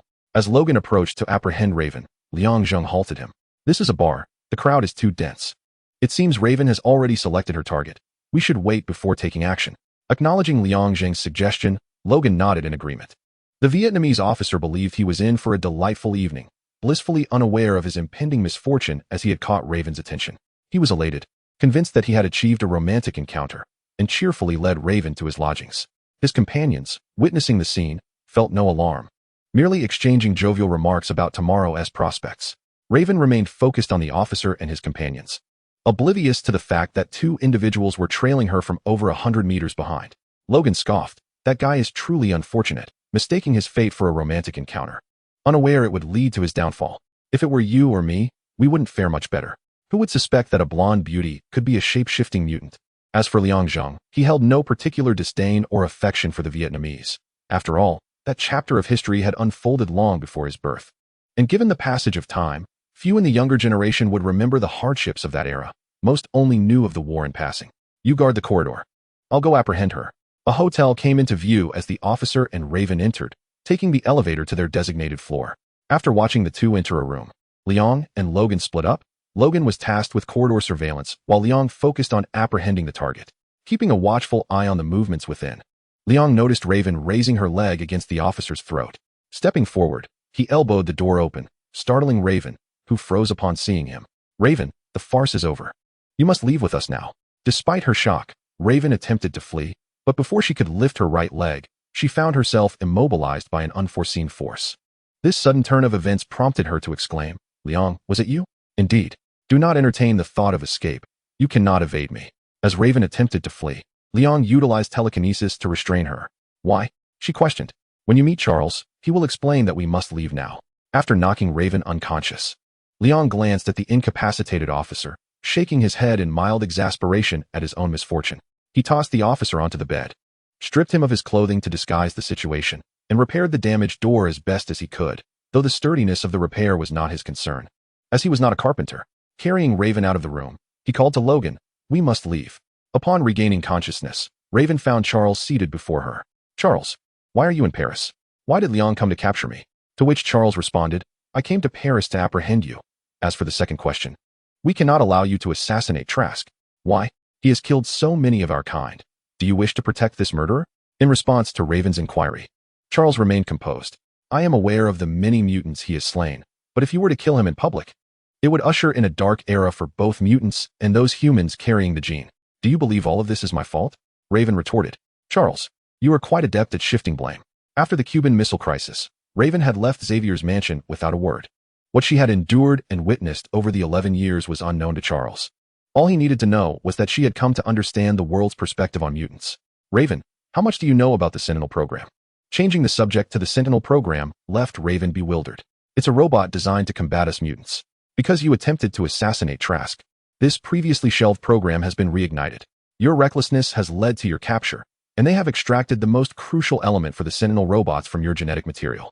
While this may not be entirely your fault, the responsibility rests squarely upon your shoulders." Charles spoke with concern, envisioning the multitude of experiments that Raven would endure following her capture. She believed that by eliminating Trask, everything would be resolved, yet this was merely a fleeting desire. Utterly oblivious to the consequences her actions would precipitate, leading to such a dark period. "Charles, what are you saying? My genetic material contains the essential component for the Sentinel robots?" Raven asked, confused by his revelation. Charles composed himself. "We have received information from the future, 50 years hence, where the Sentinel robots have successfully cornered us, forcing the future version of ourselves into a desperate battle." Erik's assertion holds truth. This is not merely a matter of right or wrong. The existence of mutants and humans is not a simple affair of extermination. It encompasses a multitude of complex issues that cannot be resolved by a mere pull of the trigger, Charles exclaimed passionately. His voice reverberated throughout the room. Raven chose not to continue the debate with Charles and inquired, "What do you intend to do with me?" "We shall return you to America. We depart tomorrow," replied Charles as he exited, leaving Raven alone in contemplation. She remained silent, uncertain whether she was reflecting on Charles's words or plotting her escape from this place. Chapter 18. Does time automatically repair itself? The following morning, after vacating their accommodations, the group proceeded to the nearest airport, preparing to board their flight. Whether it was due to a newfound clarity from the previous night or a sense of vulnerability, Raven remained silent throughout the journey, following their actions like a puppet devoid of thought. Like the puppet she resembled, Raven secretly pondered how to extricate herself, glancing furtively to her sides. To her left was Hank, to her right the rugged Logan, and in the front passenger seat was Charles. The prospect of escape seemed daunting unless she encountered an accident on the road. Charles, occasionally glancing at Raven, observed her demeanor and nearly contemplated reading her thoughts. He recalled the letter she had left when departing Xavier's estate and quietly lowered his hand.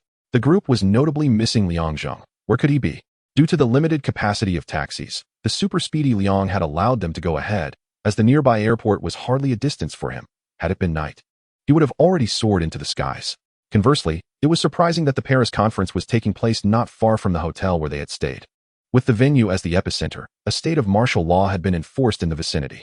As Charles and the others took a taxi to the airport, Liang intended to witness this historical event. Suddenly, a figure caught his eye, prompting astonishment. Was that Erik Lehnsherr? The man resembling Lehnsherr darted past, causing Liang to furrow his brow. It couldn't be. Lehnsherr should currently be imprisoned in the Pentagon. Moreover, we were supposed to rescue him. It seemed implausible. Nevertheless, Liang felt an unsettling apprehension. The appearance of the man resembling Lehnsherr near the venue of the impending Paris conference could not bode well if it truly was him. At that moment, the entrance to the venue was abuzz with activity. People waving flags from various nations and diplomats commenced entering the scene, including representatives from the recently reinstated United Nations seat of Huagua. The unmistakable features of the dwarf Trask were evident. As he disembarked, Liang's ears caught a discordant note amidst the cheers of the crowd, a sound resembling the muffled shot of a silenced firearm. Liang Zheng's gaze clearly observed a golden bullet soaring towards Trask. If the opponent were to perish here, it would not bode well. Suddenly, the bullet halted midair, its wielder being Liang Zheng. Expecting the bullet, now devoid of propulsion, to be ensnared by telekinesis, he was surprised to see it controlled by something else. Fortunately, Liang's strength was formidable. As he clenched his palm, the bullet disintegrated into dust. The bullet, being metallic, led him to one individual he recognized as its master, Erik Lehnsherr. Uncertain if it was indeed Lehnsherr, Liang Zheng activated his superspeed mode. After fruitless searching among the crowd, he ventured beyond, ultimately locating Lehnsherr, disguised in an overcoat at a nearby CAF. In the next moment, Lehnsherr found himself not in the CAF but on a rooftop, with someone observing him from a distance. "It's been a while, Lehnsherr. I didn't expect you to escape from prison," Liang remarked. Lehnsherr replied gravely, "Liang, it seems your speed has increased to the point that I can barely keep up. How did you manage to break free?" Liang expressed keen interest in Lehnsherr's escape from incarceration. Lehnsherr, however, countered with a question, "How much do you know about the Sentinel program?" A wave of dread washed over Liang. It was evident that Lehnsherr had acquired knowledge of the program, suggesting that a confidant had informed him. Frost was out of the question. It must have been someone else. This was troubling. Silently, he thought to himself. Unlike Charles, Lehnsherr was an extreme racist, believing mutants to be superior to humans. It was precisely because of him that countless incidents might arise in the future. Liang's eyes flickered with surprise, which Lehnsherr quickly noticed. He spoke somberly. "You seem to possess some knowledge about the Sentinel program. Since you're aware of this, will you still attempt to thwart me?" The secret that Liang was not a mutant was known only to Charles. Others still believed him to be one. Lehnsherr was not as extreme towards him as he was towards humans, allowing for some discourse. Liang stated, "Do you understand the consequences of killing Trask in public? It serves as a warning, a caution to those engaging in such experiments. Beware of us mutants." Lehnsherr was well aware of the repercussions. Unlike the impulsive Raven, he had contemplated the aftermath and realized that with the exposure of mutants, plans akin to the Sentinel program would proliferate. In the face of such inevitability, it was imperative to restrain those conducting experiments, making it clear that the study of mutants was not to be taken lightly and to be wary of retribution. "Enough. I do not wish to debate with you here. I warn you, do not kill Trask, or our future will be shrouded in darkness." Confronted with Lehnsherr's ignorance, Liang tacitly accepted the notion that he was a mutant. As Lehnsherr turned to leave, he glanced over his shoulder and said, "I will not rush things. Your presence here indicates that Charles is also nearby. Please convey a message. You cannot stop me. Lehnsherr, do not force our hand. Should you proceed with such intentions, we may very well kill you," Liang cautioned. Regardless of the circumstances, Lancelot has fought alongside them, and he himself does not wish for Rawl's demise. In quantum theory, there exists a notion that time is eternal, akin to a flowing river. When a stone is cast, ripples emerge, yet eventually tranquility is restored. Logan, you have returned to alter the future. If this is a facet of time, could it be that war is also an aspect of time? Hank's words echoed in his mind, and Liang's spirits grew heavy. Thus he restrained Raven. Lancelot's emergence altered the process. Yet the outcome seemed to gravitate towards the same inevitable conclusion. With a burdened heart, Liang arrived at the airport, and when faced with Charles's inquiries, he uttered but 3 words, "Lancelot." Chapter 19. Upon hearing that Lancelot intended to assassinate Trask, a profound silence enveloped Liang, Charles, and Hank. Raven remained oblivious to the future's trajectory, with only Logan lamenting, "Isn't this merely a change of person?" In the past, it was Raven who assassinated Trask. Now, her role had been supplanted by Lancelot. Charles and Hank felt the weight of despair, pondering whether this foretold that even with intervention in historical events, the future would ultimately succumb to a bleak fate. Had Liang not seen the film, his sorrow might have surpassed that of the other two. Yet even now, he found himself in a similar plight. Film is but fiction, while this is reality, devoid of the omniscient perspective he once held. They arrived by small aircraft and were set to return in the same manner. Hank piloted the plane, his expression concealed, likely mirroring the somber moods of Charles and the others. Conversely, Raven remained bewildered, unable to comprehend why they were so grim upon learning of Erik's intention to assassinate Trask. "Charles, what is happening?" she inquired. Charles glanced at her, offering a wry smile without providing an answer, for he too was at a loss. Raven turned her gaze to Liang, who shrugged and pointed towards Logan. With silence enveloping them, Logan, feeling exasperated, directly asked, "Do you believe in time travelers from the future? Like those in science fiction, who use a time machine to return to the past?" He had read several accounts, but he wondered what relevance this had to their current situation. Despite having encountered numerous mutants with diverse abilities, none could compare to Shadowcat's phasing prowess. As others' time travel required the individual to possess remarkable regenerative capabilities, otherwise it was futile. "I am a man from the future, at least in spirit. My body, however, belongs to the past." Logan believed his explanation was clear, yet Raven responded with confusion. "What on earth are you talking about? I do not understand you at all." Liang interjected, clarifying, "His soul originates 50 years hence, while his body is from 50 years ago, this very year." Raven began to grasp the significance of this statement. Logan hailed from the future. "Then, what brings you, a man from the future, back to the past?" Logan replied, "For you." After a pause, he continued, "Had I and the others not apprehended you last night, the one who would have assassinated Trask today would have been you. Your recklessness has granted the Sentinel robots a pivotal advantage against mutants. 50 years from now, we stand on the brink of extinction due to these Sentinels." Upon hearing Logan's succinct account, Raven questioned, "Are you arresting me for a crime I have yet to commit? You ought to reflect upon your actions and the consequences they may yield." Charles, feeling perturbed, had initially believed he had circumvented Raven's assassination of Trask, only to discover that someone else had taken her place, his tone tinged with barely contained anger. Having roamed the world for 11 years, Raven discerned the ire in Charles's voice. She had never anticipated that a single assassination could unleash such catastrophic repercussions upon the future. "I did not assassinate Trask, however. That role fell to Erik, did it not?" Raven, astute and perceptive, quickly connected the dots regarding Charles's and the others' despondent expressions. Logan nodded in affirmation, acknowledging her insight. A hush fell over the cabin until Raven finally broke the silence. "What do you intend to do? I mean, if the future truly descends into such dire straits, what actions should we take in the past? The butterfly effect dictates that the past cannot simply proceed along its predetermined path. Logan's return from 50 years hence suggests that the future remains unchanged, still hurtling towards a grim conclusion." With Logan's arrival and his knowledge of certain future events, Charles began to grasp the concept of the butterfly effect, contemplating the possibility of altering the future's trajectory.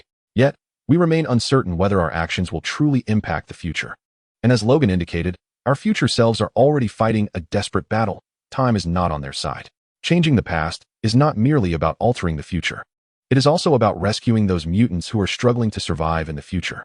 Then came Lancel, a perilous figure for humanity, yet conversely, perhaps an opportunity. Liang spoke up. The three others looked at him in confusion. Liang elaborated. The timeline of Logan's arrival likely left a terrible first impression of mutants on humanity. This initial perception has exacerbated misunderstandings between humans and mutants, ultimately culminating in war. You all know Lancel's character. Upon learning of this situation, and given his previous remarks to me, it is clear he intends to kill Trask. We could leverage this event to leave a favorable impression of mutants on humanity. The future's trajectory may not have shifted due to Trask's survival, but rather through the lens that showcases both the virtuous and nefarious aspects of mutants, conveying to humanity that they are not malevolent, they are just like you. First impressions, to be candid, hold immense significance. Liang Zheng, hailing from a parallel universe, has witnessed the original trilogy of X-Men and discovered the profound animosity humans harbor towards mutants. The number of amicable individuals is scarce, and society is nearly inundated with the notion that mutants are a scourge. Could it be that such sentiments stem from first impressions? The identity of the individual who first unveiled this perspective is now inconsequential. Following Lancel's escape, a deduction based on his character suggests a high likelihood of mutants being exposed. Should he leave a negative first impression on humanity, reversing that perception would indeed be a formidable challenge. The others present, not lacking in intelligence, quickly grasped Liang Zheng's argument. And soon after Lancel's disruption, they began to deliberate on strategies. It was a clever idea. In truth, no superior alternatives were at hand. Logan felt an acute anxiety within. He was uncertain whether his future comrades had already encountered the Sentinel robots. Each passing moment in this era felt invaluable, a gift purchased by the sacrifices of his companions. Charles cautiously inquired of Logan, "Has this occurred in the past?" "No, I have never heard of such a thing," Logan replied, shaking his head. With unanimous agreement among them, they now awaited Erik's move. Chapter 20. The plan reinitiated upon returning to Xavier's mansion. Raven's sentiments were more profound compared to the rest.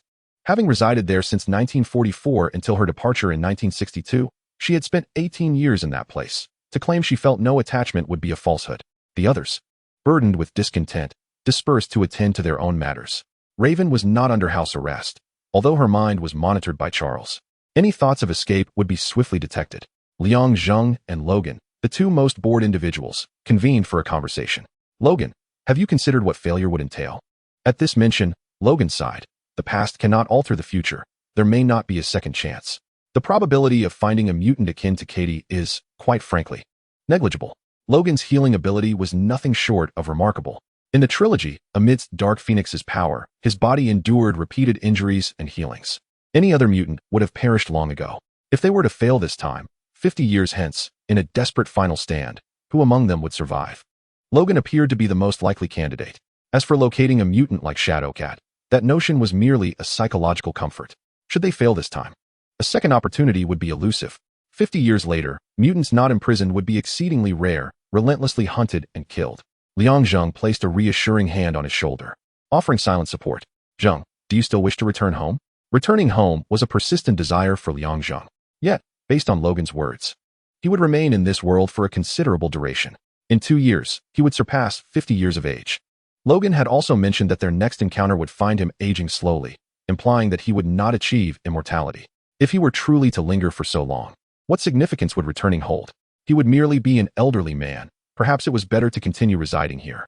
Logan, struck by a thought, remarked, Zheng, you once spoke to me about a method to return home. What method? If there truly exists a glimmer of hope, Liang Zheng would never let it slip away. You propose a hypothesis, to find a mutant with teleportation abilities. By harnessing your super speed, you could potentially break through the barriers of space in an instant, perhaps allowing you to return home. Logan reminisces about Liang Zheng's past words, some of which he struggles to recall, yet eventually, everything comes spilling forth. The notion of utilizing teleportation combined with super speed to breach spatial barriers is akin to possessing sufficient power to shatter those confines. Liang Zheng, uncertain of its feasibility, ponders the implications. Suddenly, a thought strikes him. Logan mentioned his future disappearance, and now he is presenting this method to him. Could there be a causal relationship at play? Hence, he contemplates the possibility of knowing how to return home and daring to take a chance. The future self of Logan imparts knowledge to the past Logan, who then relays this information to the past Liang Zheng. The more he reflects on this, the more plausible it seems. Liang Zheng feels a connection to a causal loop, wherein the disappearance of his future self bears significance to this situation. Observing Liang Zheng lost in thought, Logan inquires, does this help you? It is indeed a viable approach, though it can be addressed further after resolving the current crisis. Liang Zheng nods in agreement. Please, do me a favor. After much hesitation, Logan finally voices his thoughts. What is it? Liang Zheng asks. If we are to continue along this past timeline, I hope you can assist me with Kara. Kara, the female lead from X-Men Origins, Wolverine, was Logan's girlfriend before he lost his memory. Tragically, during an escape, she was shot and ultimately succumbed to internal bleeding. Understanding the potential for altering the past and its ramifications on the future, Logan hesitates, uncertain whether he and Liang Zheng will join Stryker's team or if he will encounter Kara again, cautiously expressing his desires. I promise. The contradictions between X-Men Origins, Wolverine, and the original trilogy are numerous, leading Liang Zheng to ponder the existence of parallel universes. Logan's words, however, dismissed that notion. As for why Logan was still in America during 1973 rather than serving in Vietnam, that remains a mystery, one Liang Zheng has no intention of unraveling, for it seems inconsequential. Meanwhile, in the White House, President Nixon convenes his cabinet, with Trask among them, for a singular purpose. Erik Lehnsherr has escaped from prison. Listening to Nixon's inquiries about how a prisoner could evade the heavily fortified underground facility, a glint of fervor flashes in Trask's eyes. As a seasoned researcher of mutants, he understands all too well why Lehnsherr was confined to that metal-free prison, due to his mutant identity. To humanity, mutants are a reality, and despite many being aware of this fact, the secret remains closely guarded to prevent societal panic. Lehnsherr's escape signifies not merely a source of valuable experimental material for Trask, but also presents an opportunity. Not long ago, his Sentinel program was annulled. It was originally intended to combat mutants. Now that Erik Lehnsherr has escaped, the previously shelved Sentinel program is likely to be reinstated. Erik Lehnsherr is a radical, distinct from us, and he will undoubtedly take action. A cabinet member speculated based on Lehnsherr's assassination of Kennedy. Those privy to the truth remain silent. Well aware that Lehnsherr did not kill Kennedy, yet they are content to let this mutant take the blame.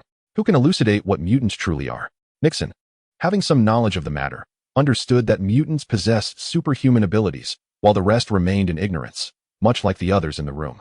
An opportunity arose when Trask stood up. Mutants are a new race of genetically altered beings who have been hiding among us for quite some time. Their numbers are few, yet their powers are extraordinary. In contrast, we humans lack any super abilities and are a backward species. Upon concluding his remarks, the outward demeanor of everyone present remained unchanged. Yet their inner thoughts remained a mystery.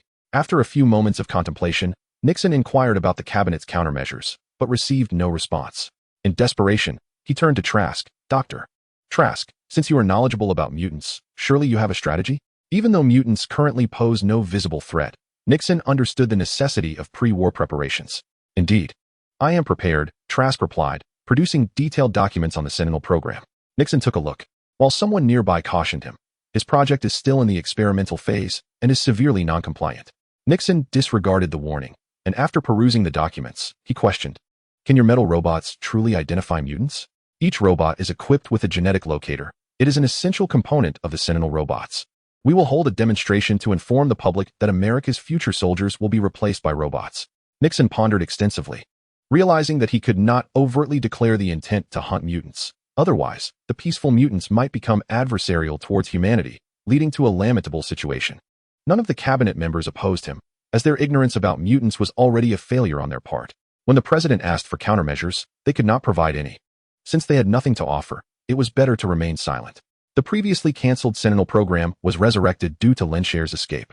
Chapter 21. Search. A news bulletin interrupted the proceedings. A White House spokesperson had recently declared that the development of artificial intelligence robots had succeeded, announcing that future soldiers on the battlefield would all be replaced by robots. Upon hearing this news, viewers were taken aback, astonished at first, followed by skepticism. Just after the signing of the agreement to end the war in Vietnam and restore peace, how could there be claims of developing intelligent robots? As for others' thoughts, it was unclear, but those at Xavier's estate fell into deep contemplation. Charles, with a grave expression, inquired of Logan, "Logan, has there been a demonstration event?" As Logan contemplated the future, reflecting on the experiences shared with Charles, he shook his head and remarked, "No, never." There was something peculiar about this situation. Perhaps it was the initial appearance of the Sentinel robots.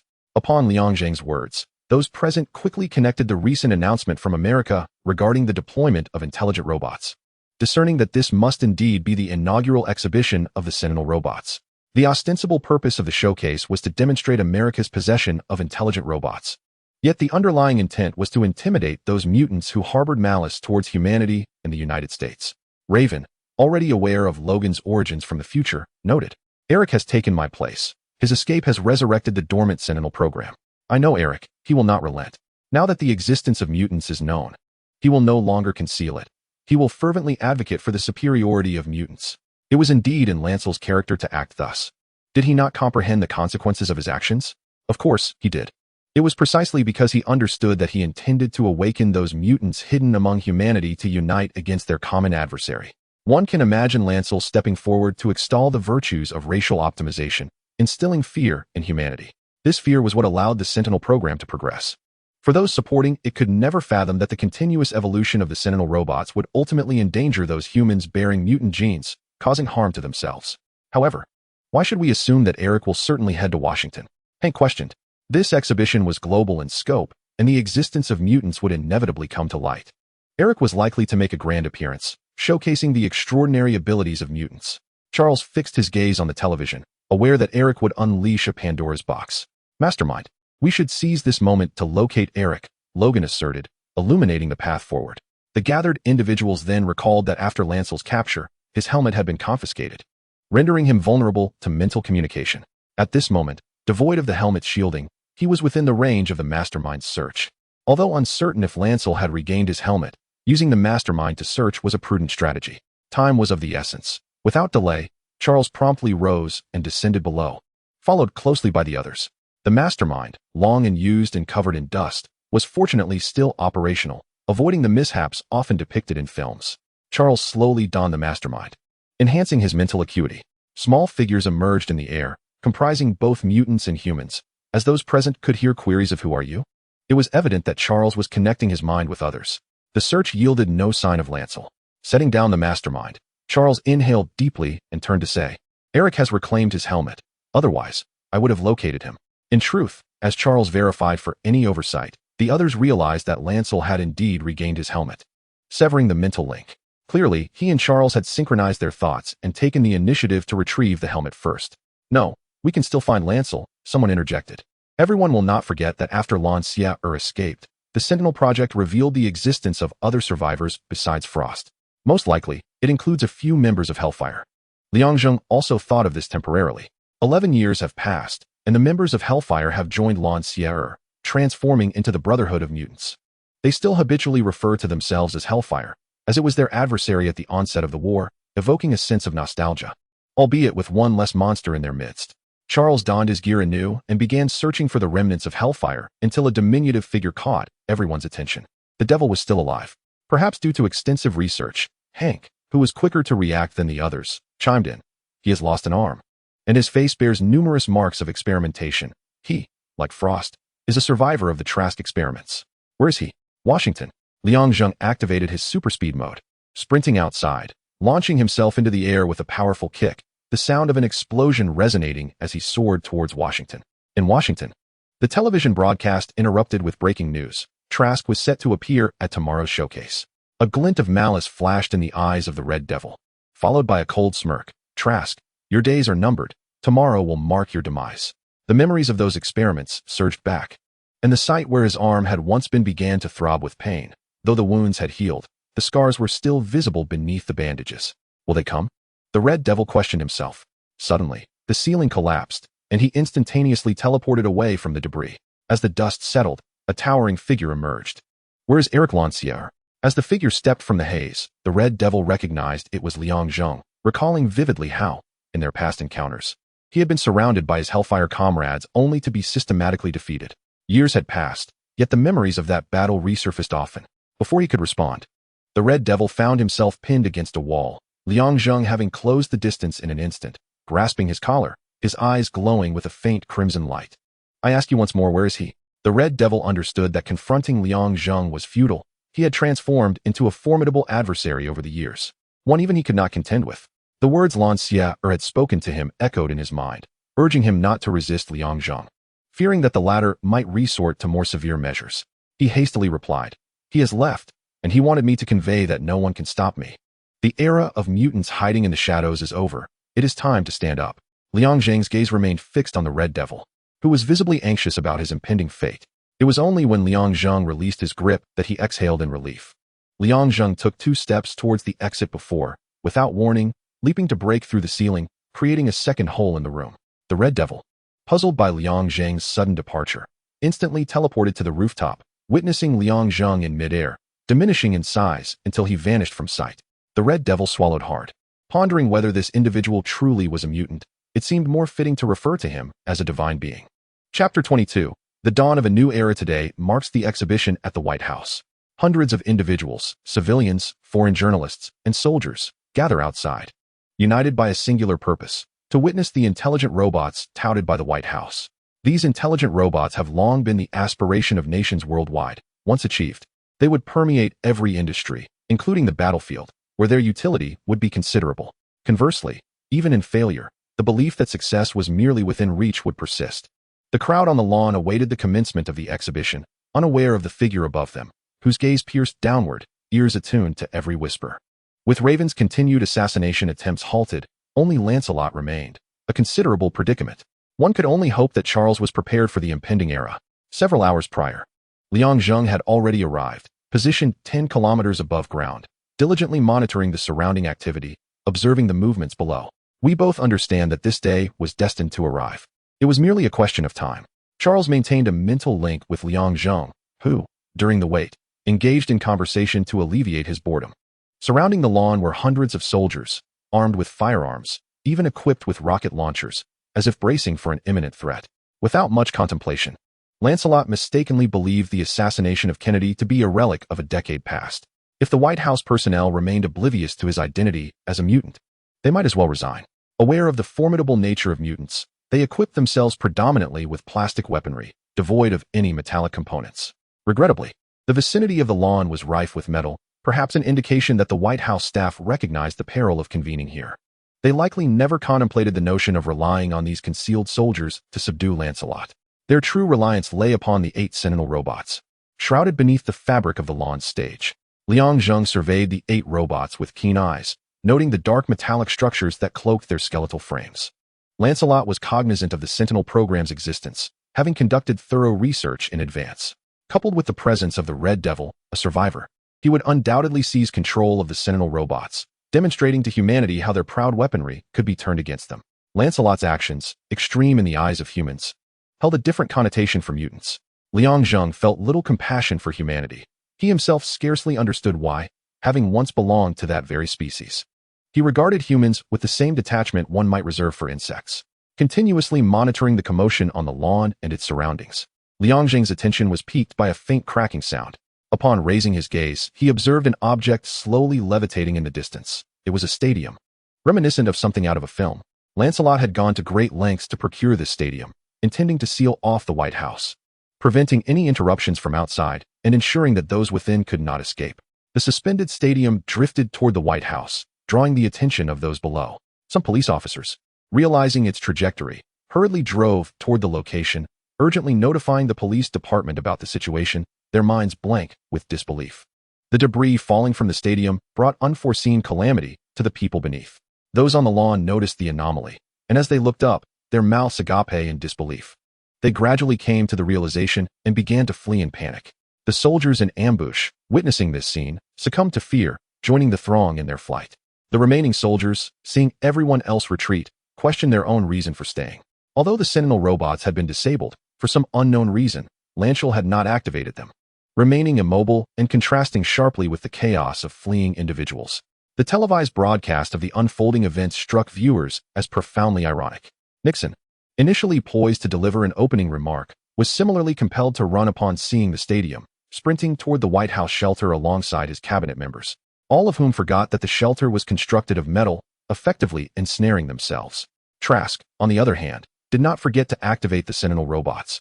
But upon realizing they remained motionless, he was swiftly pulled away by a soldier donning a green beret. The stadium's descent created a tremendous commotion, startling those unaware of the situation, and when they finally grasped the reality, disbelief washed over their faces. The lawn was in disarray, with some plastic chairs toppled, and a firearm lay abandoned, left behind by a soldier hastily fleeing. As Lancelot descended, he surveyed the chaos with a hint of derision. His arrival, broadcasted through undamaged equipment, left viewers in a state of shock and astonishment, much like mutants who had never anticipated such an occurrence. The perceptive Liang Zheng remained suspended in the air, biding his time for an opportunity to present a favorable image to the world. Without Liang Zheng's intervention, Lancelot felt emboldened to draw out the shelter within the White House. The main entrance of the shelter was forcefully opened, and the occupants, momentarily blinded by sunlight, were taken aback upon realizing it was Lancelot. Cameras shifted their focus to Lancelot and the people within the shelter as he commenced an impassioned speech. Many of the mutants watching were galvanized by Lancelot's rhetoric, having lived too long in shadows, shame, and fear. As Lancelot emerged as their leader, they began to rally, responding to his call to action. Receiving a signal from Charles, Liang Zheng descended from the sky, unexpectedly entering the fray. Lancelot was taken aback, not by Liang Zheng's arrival, but by the stillness of the activated Sentinel robots, which were now targeting mutants. Liang, are you not a mutant? Lancelot was engulfed in a tumult of emotions. He had long believed that Liang Zheng was a mutant, yet now he was confronted with the revelation that Liang was not a mutant. Was such a formidable being truly human? Liang Zheng nodded, asserting, I have never been a mutant nor a human. With the admission of not being human, Liang took a deep breath, finally voicing the truth.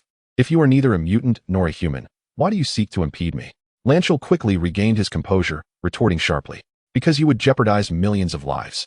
Indeed, Lancelot's words about the existence of mutants called upon them to rise and fight alongside him, which inadvertently brought misfortune upon some peace-loving mutants who cherished their ordinary lives. Furthermore, those humans who were once merely curious about mutants found themselves attacked by radical mutants, leading them to harbor resentment. Lancelot was aware of this, yet he remained indifferent, believing humanity to be a regressive species destined for extinction, and thus he deemed early eradication preferable. Liang Zheng refrained from uttering another word and approached slowly. Lancelot realized he was outmatched, yet he persisted in controlling the metal around him, commanding the Sentinel robots to assault Liang Zheng. The metal and bullets had no effect on Liang, merely serving as an annoyance, akin to buzzing flies. With a flick of his hands, the incoming metal was repelled, and 8 Sentinel robots were shattered by an unseen force. Standing before Lehnsherr, Liang Zheng posed the question, "Have you ever felt regret?" "Regret? I do not regret." Lehnsherr replied with a calm demeanor. "If I do not stand today, someone else will stand tomorrow, and I will merely be the first to step forward." Aware of his impending defeat, Lehnsherr maintained his composure in responding to Liang Zheng. Liang turned his gaze towards the cabinet members in the shelter. Noting that Trelisk was also present, he declared, "You fear mutants, you fear those superior to you, yet you never reflect on why they would attack you. It is because you are the source of the conflict." His voice was neither too loud nor too soft, perfectly reaching the ears of those present, as well as those watching on their screens through the cameras. Returning his focus to Lehnsherr, Liang stated, "It is over, Lehnsherr." Lehnsherr cast one last glance at Liang Zheng. Indeed, his objective had been fulfilled, and remaining there held little significance. He levitated away. The entire incident concluded rather anticlimactically, yet this was precisely what they required.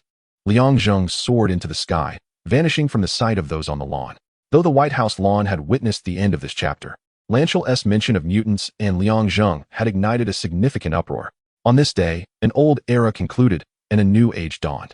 Chapter 23. The future and the past. Perceiving himself reclined upon a soft surface, Logan emerged from darkness, opening his eyes to a ceiling that was both familiar and foreign. A slight turn revealed that he was in bed.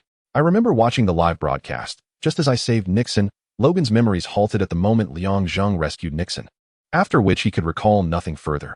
Only the sensation of slipping into unconsciousness, succeeded by an endless void where his past memories surfaced one by one.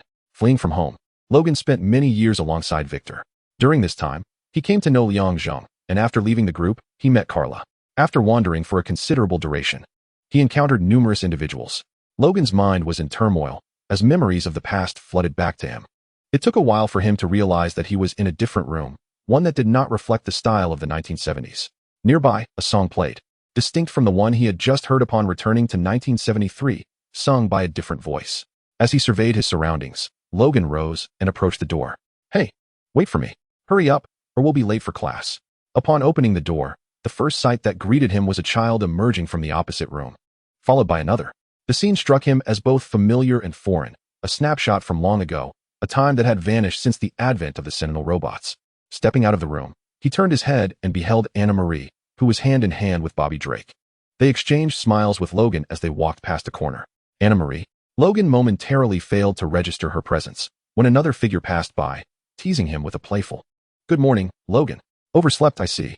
After a few chuckles, Logan finally recognized the person as Hank McCoy, albeit older than before.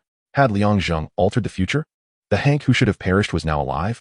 With Hank still among the living, Logan hastened down the stairs, standing on the landing, where he spotted Aurora Monroe. He proceeded downstairs towards the study, and as he passed a classroom, he observed Kitty Pryde and Petra Rasputin instructing students. One by one, the students walked by, resurrecting those who had long since departed.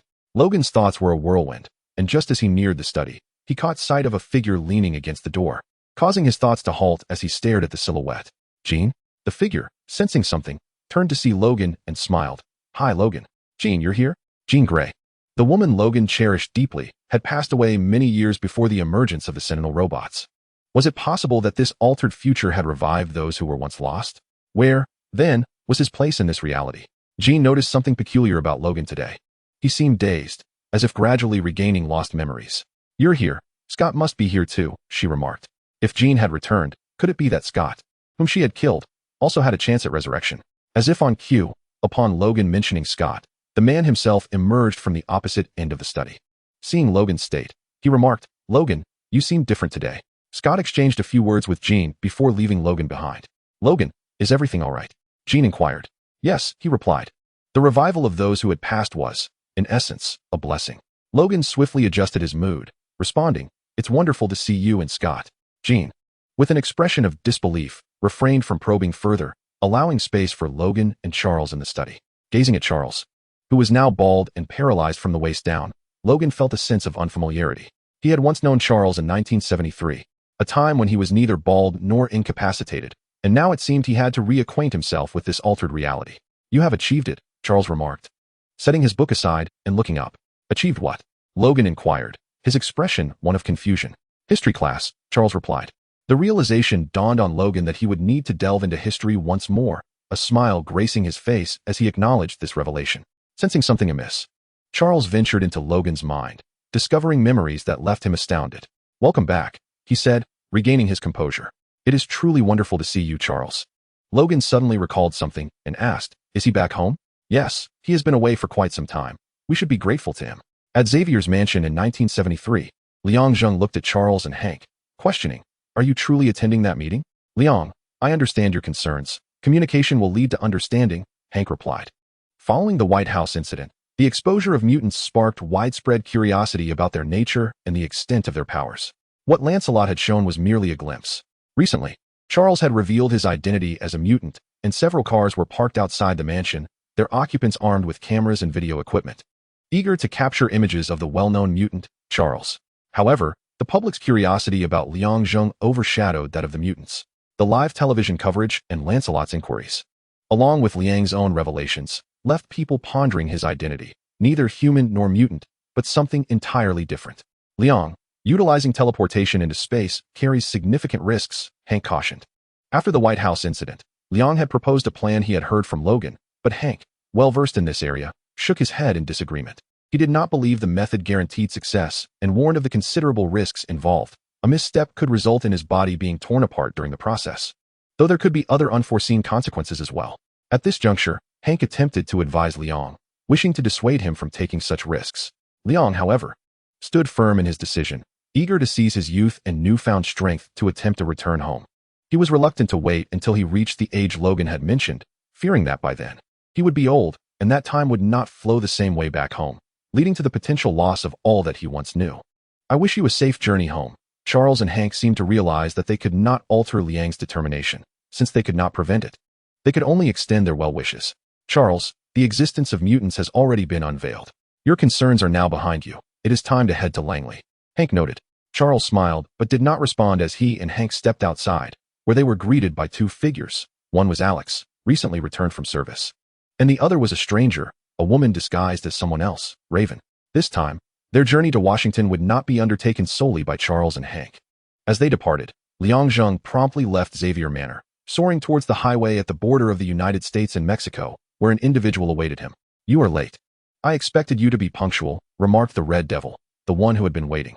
Regarding his assistance, motivated by the obligation to save Frost's life, the Red Devil had no intention of incurring a favor from Charles. Upon hearing Liang Zheng's request, he consented without hesitation. Approaching the Red Devil, Liang Zheng placed his right hand on the back of his neck, inquiring, "Are you prepared?"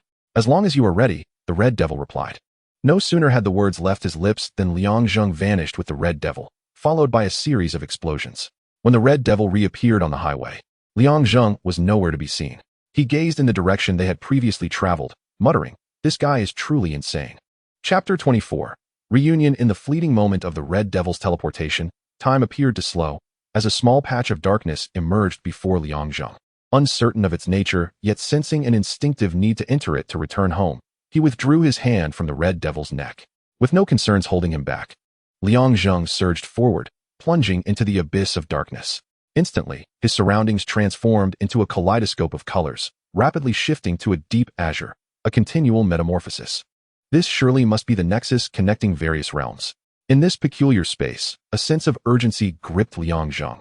He felt that halting would result in immediate expulsion. Maintaining his velocity, he accelerated, his feet gradually lifting from the unseen ground beneath him, transitioning into a full-speed flight. Liang Zheng distinctly felt his speed surpassing the sound barrier. Yet there were no explosive echoes. It was as if all sound had vanished in this realm. As he navigated through the ever-changing landscape, Liang Zheng glimpsed countless scenes, some familiar, others entirely foreign. A middle-aged man was ambushed by terrorists on the street, gravely injured by a missile. A young man stood in Times Square during the 1960s, bewildered and gazing around. Another young man vanished while traversing a dark road. I recognized those two young men.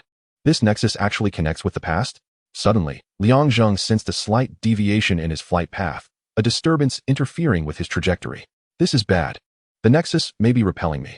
Although he had not traveled far, he felt as though he had circled the earth multiple times. As the repulsion intensified, a sharp tearing pain emerged on his face, followed by excruciating agony spreading throughout his body, eliciting a gasp. Other anomalies arose. Escaping this place had become imperative. How nostalgic it felt. Since acquiring his steel physique, He had not experienced such pain in ages. It appeared he was not invulnerable after all. With a bitter smile, Liang Zheng acknowledged his strength merely surpassed that of others, yet realized that his utmost priority was to vacate the nexus immediately. Otherwise, he would be torn asunder into fragments. With no clear path remaining, Liang Zheng could only randomly plunge into one of the myriad scenes surrounding him. The pain has subsided, and darkness envelopes him once more. A glimmer of light emerges, prompting Liang Zheng to recklessly rush toward it.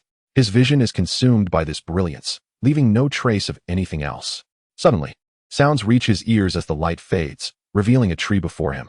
The transformation is too abrupt for Liang Zheng to react, resulting in him crashing into the large tree and tumbling onto the grass. Who is that? Quickly, summon the professor. An unfamiliar person has entered the estate. Keep your distance. A youthful voice penetrates his consciousness. Liang Zheng observes that the speaker is a child, the youngest being merely 6 or 7 years old, while the eldest appears to be around 12 or 13. Their shared trait is their curious gazes fixed upon him. Liang Zheng offers a smile and greets them. Hello there. Are you a superhero? A child's eyes sparkle with excitement as they timidly inquire. A superhero? My dear child, I am certainly not Clark Kent. Liang Zheng chuckles, dismissing the notion. No, you are definitely not Clark Kent. I meant to say you are Liang Zheng, right? We've given you the nickname Superman. The child waves their hand animatedly. As the dissipating smoke clears, the surrounding children, upon recognizing Liang Zheng's visage, echo the sentiments of the inquisitive child. You all have given me a nickname? Where's this place? He asks. This is Xavier's school for gifted youngsters, another child responds. Liang Zheng pauses for a moment, then realizes, what year is it now? 1983, turning to gaze at the castle across the lawn.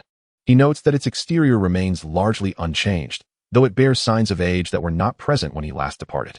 Welcome back, Zheng. A voice resonates in his mind. Recognizing it as Charles's, he glances down to find the necklace that had shielded him from telepathy has vanished, and his clothing bears several small tears. His super speed has reduced the necklace to ashes, and as he continues to run, his garments disintegrate unnoticed, leaving him feeling exceedingly weak. Indeed, I have returned. Despite his frailty, Liang Zheng musters enough strength to rise, brushing off the dirt from his clothes. He smiles at the small group of children before him and inquires, is the professor still in his usual spot? Yes, a sweet little girl nods affirmatively. I shall not intrude upon your playtime any longer. As Liang Zheng walks past them, the children whisper among themselves, it really is him. I've seen him in the professor's photographs. He hasn't changed a bit since 1973, except for a little wear on his clothing. In contrast to 1973, the interior of the castle has undergone significant transformations over the past decade. Many rooms on the first floor have been repurposed into classrooms, while the majority of the second floor serves as dormitories for students. Standing before the partially ajar door of the study, Liang Zheng sighed, reflecting on his absence of less than half an hour. To them in 1983, it had been a decade since he departed. Nonetheless, he felt no regret. In fact, this endeavor had substantiated the hypothesis he had proposed for the future. Although the journey was perilous, he realized that one could simply leave before danger ensued. Upon entering the study, he found Charles seated before the bookshelf. Their eyes met, and smiles graced their faces. It seems I am here to intrude upon your time once more, Liang Zheng remarked. There is no issue with the duration of your intrusion, Charles replied, remaining seated, which struck Liang Zheng as peculiar. As Charles maneuvered the lever on the left side of his chair, it glided him forward, revealing that his lower body was paralyzed. What happened? Liang Zheng inquired. Nerve compression has led to my paralysis, Charles explained. The paralysis was merely an inconvenience for him, and with a smile, he added, at least this fact reminds me that no matter how potent my telepathy may be, my body remains that of a mortal. Liang Zheng resonated deeply with this sentiment. Charles had not lost his hair, yet his lower body was paralyzed due to nerve compression. One could not help but acknowledge the inertia of history. The timeline had been delayed by Liang Zheng for many years, only to reveal its true nature a decade after his departure. Dad, are you here? Are you Superman? A child, strikingly similar to Charles, entered the room, calling him Dad. Upon noticing the presence of others, especially Liang Zheng, the boy paused in surprise, then excitedly asked, is that really you? This is my son, David, your admirer. Charles introduced the child. Liang Zheng gazed at him in astonishment, then turned to David, extending his hand. Hello, David. Fearless of the encounter, David reached out to shake Liang Zheng's hand, creating a somewhat amusing scene as the child, not yet 10, clasped hands with the towering Liang Zheng. David, could you step outside for a moment? I have matters to discuss with Zheng, Charles requested. Nodding, David turned to Liang Zheng before leaving, saying, Superman, after you finish talking with my dad, you must come find me. I have so much to share with you.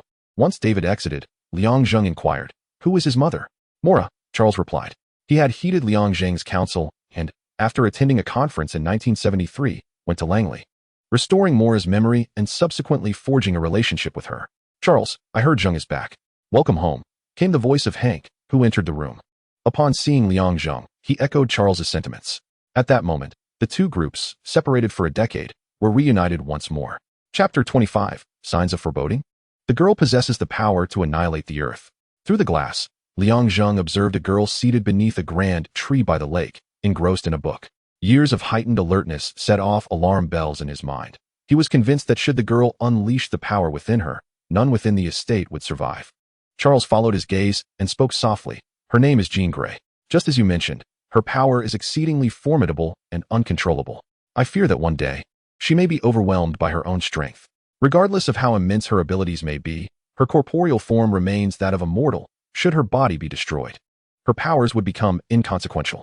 Liang Zheng, relying on the formidable steel of his body, felt no fear towards the girl who had yet to fully awaken her powers. Jean Grey. If Logan were here, along with the yet-to-appear Scott, it would surely be quite a sight, Liang Zheng mused, reminiscing about the original trilogy of X-Men. Indulging in a morbid curiosity about what might unfold in the future. Taking a seat on the sofa in the study, Liang Zheng inquired of Charles. What is this about the children calling me Superman? It pertains to your abilities, Charles explained, leading Liang Zheng to comprehend the significance of the moniker bestowed upon him by the children. For a decade now, mutants had been in the public eye, each possessing at least one superpower, with most exhibiting two, and three being exceedingly rare. However, an individual like Liang Zheng, endowed with super speed, telekinesis, flight, and an indomitable body, was yet to be discovered. Besides telekinesis, he almost embodied all the powers of the Superman depicted in comics. Since Charles had never mentioned his name, the outside world remained unaware of it, thus adopting Superman as his title. What does it mean that the children idolize me? I do not recall possessing such charisma. Charles chuckled softly. My apologies. I conflated you with the Superman of myth, proclaiming you as the embodiment of justice. Over time, it transformed into this. I do not oppose you crafting a belief, but I am not the embodiment of justice. My actions are solely aimed at preventing this world from descending into ruin. While Liang Zheng harbored a sense of justice, it did not align with Charles's notion of being a paragon. His sense of righteousness only stirred when his interests were threatened. Not wishing to pursue the matter further, Charles asked, How do you feel? Initially, it was manageable, yet I must maintain a sufficient velocity. Slowing down leads to discomfort. I can even feel pain. Without adequate speed and physical resilience, one should not venture forth lightly, especially since it is the nexus of many worlds. Liang Zheng withheld certain thoughts from Charles, having only glimpsed 3 worlds briefly.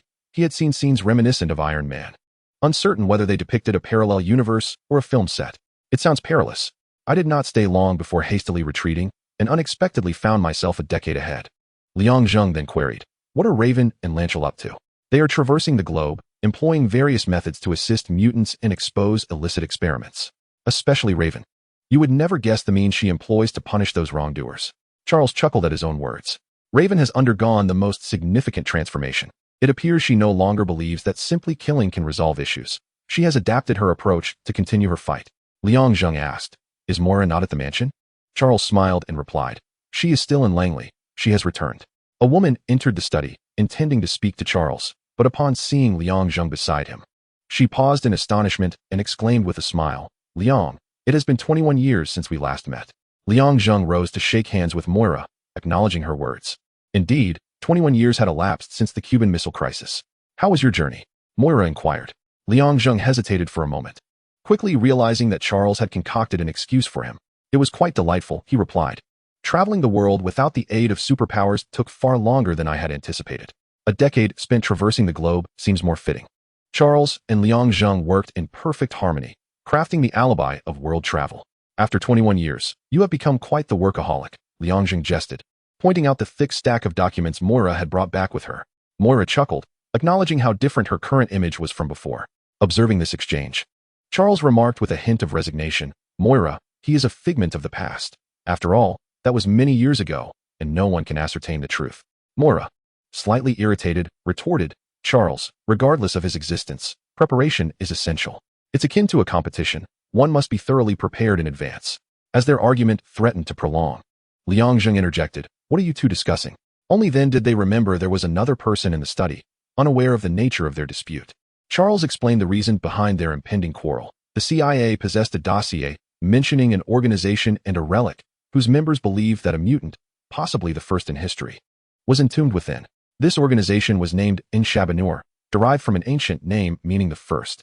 They regarded the existence of mutants as a sign of divine manifestation, asserting that their emergence heralded the return of Inshabanur to the world. Ah, such a familiar narrative, Liang Zheng gasped, recalling that 1983 marked the year of Apocalypse's revival. While he was aware of it, the film had not yet been released domestically, and he had only encountered a brief synopsis regarding X-Men: The Last Stand. As he perused the documents Moira had brought, he inquired with intrigue, if the timeline in the documents is accurate, Inshabanur must be at least several thousand years old. Does he possess the ability of immortality? It was said that Inshabanur had the power to transfer his consciousness from a dying body into a vibrant one just before death, thus enabling him to attain numerous abilities through this continuous cycle of rebirth. Moira referred to Inshabanur as a deity, to which Charles lightly chuckled, reminding her, if Inshabanur is a god, then we have a god here as well. Liang Zheng, hearing Charles redirect the conversation towards himself and the mention of another god, felt a surge of confusion. It appeared that during his decade-long absence, the world had undergone significant transformations. Liang, you have confessed in the live broadcast that you are neither a mutant nor a human, and that no one truly knows your identity. However, a portion of your power has been revealed to the world, leading some to refer to you as a deity. Liang scoffed softly, acknowledging, perhaps in their eyes, I resemble a god, yet I possess self-awareness, for I have never been a god, merely greater than humanity. Initially intending to assert his humanity, Liang ultimately retracted, conceding that regardless of his self-identification, he was, in truth, not human. Does Inshabanur truly exist? If he does, where might he be now? Liang's tone grew solemn. Charles and Moira exchanged glances, both uncertain of Inshabanur's authenticity. The documents indicated his existence, yet the truth remained elusive. Charles clapped his hands, interrupting the conversation. You have just returned today. We should refrain from delving into this matter further. Whether he is real or not is of little consequence. I believe the room has been prepared for me, so I shall take my leave and allow you some time. As he closed the study door, Liang's serious demeanor did not wane. Rather, he felt an uncanny premonition that Inshabanur would soon manifest before them. Chapter 26. David experienced a delightful dream, finding himself back home, only to awaken and shatter that bliss, realizing he remained entrenched in a parallel world, having lingered there for many years. Sighing, he calculated his age. Having crossed over at 25, excluding the decade he had been absent, he was now 36, nearing 40, though his visage bore few signs of aging. Logan had remarked upon his gradual decline. Apart from possessing formidable strength, Liang bore no distinction from ordinary humans, and his sense of human identity had gradually diminished. Rather, since the day he acquired his power, his humanity had receded into the distance. Sitting on the edge of his bed, Liang pressed his forehead in contemplation of his next steps, recalling the debilitating weakness he had felt just days prior upon emerging from that realm. A bitter smile crossed his lips, for it seemed that space offered no energy for him to absorb. In the past, Liang had endeavored to understand the source of his strength, prompting Hank to construct an isolation chamber to ascertain whether his power stemmed from solar radiation akin to Superman's. Following the experiment, it became evident that this was not the case. Hank speculated that his strength might originate from the Earth itself, yet the truth remained shrouded in uncertainty. Now, Liang found himself somewhat convinced. Upon entering that void, he initially felt no change, but after continuous exertion, running and flying, he distinctly sensed his power being gradually siphoned away. Devoid of energy, he would revert to the vulnerabilities of humanity, which was why he had refrained from lingering in that space upon sensing its repulsion. Perhaps it was time to ascertain the true source of his power. Dressed and prepared to depart, Liang opened the door only to find Charles' son, David, awaiting him outside. Upon seeing Liang, David beamed. Liang, you're awake. It seems you are about to head out. May I accompany you? In a matter of days, David, who initially only knew of the codename assigned to Liang Zheng, quickly became familiar with him and learned that his father was a friend of Liang Zheng. David visited Liang Zheng daily, his visits varying in duration, yet Liang Zheng always received him with enthusiasm, never showing the slightest hint of waning interest. David, don't you have classes to attend? Liang Zheng inquired, bending down to ask him. David had inherited Charles's telepathic abilities, yet his capacity was not as formidable. He could not penetrate the minds of those with strong mental fortitude, a stark contrast to Charles, who could read others' thoughts even as a child.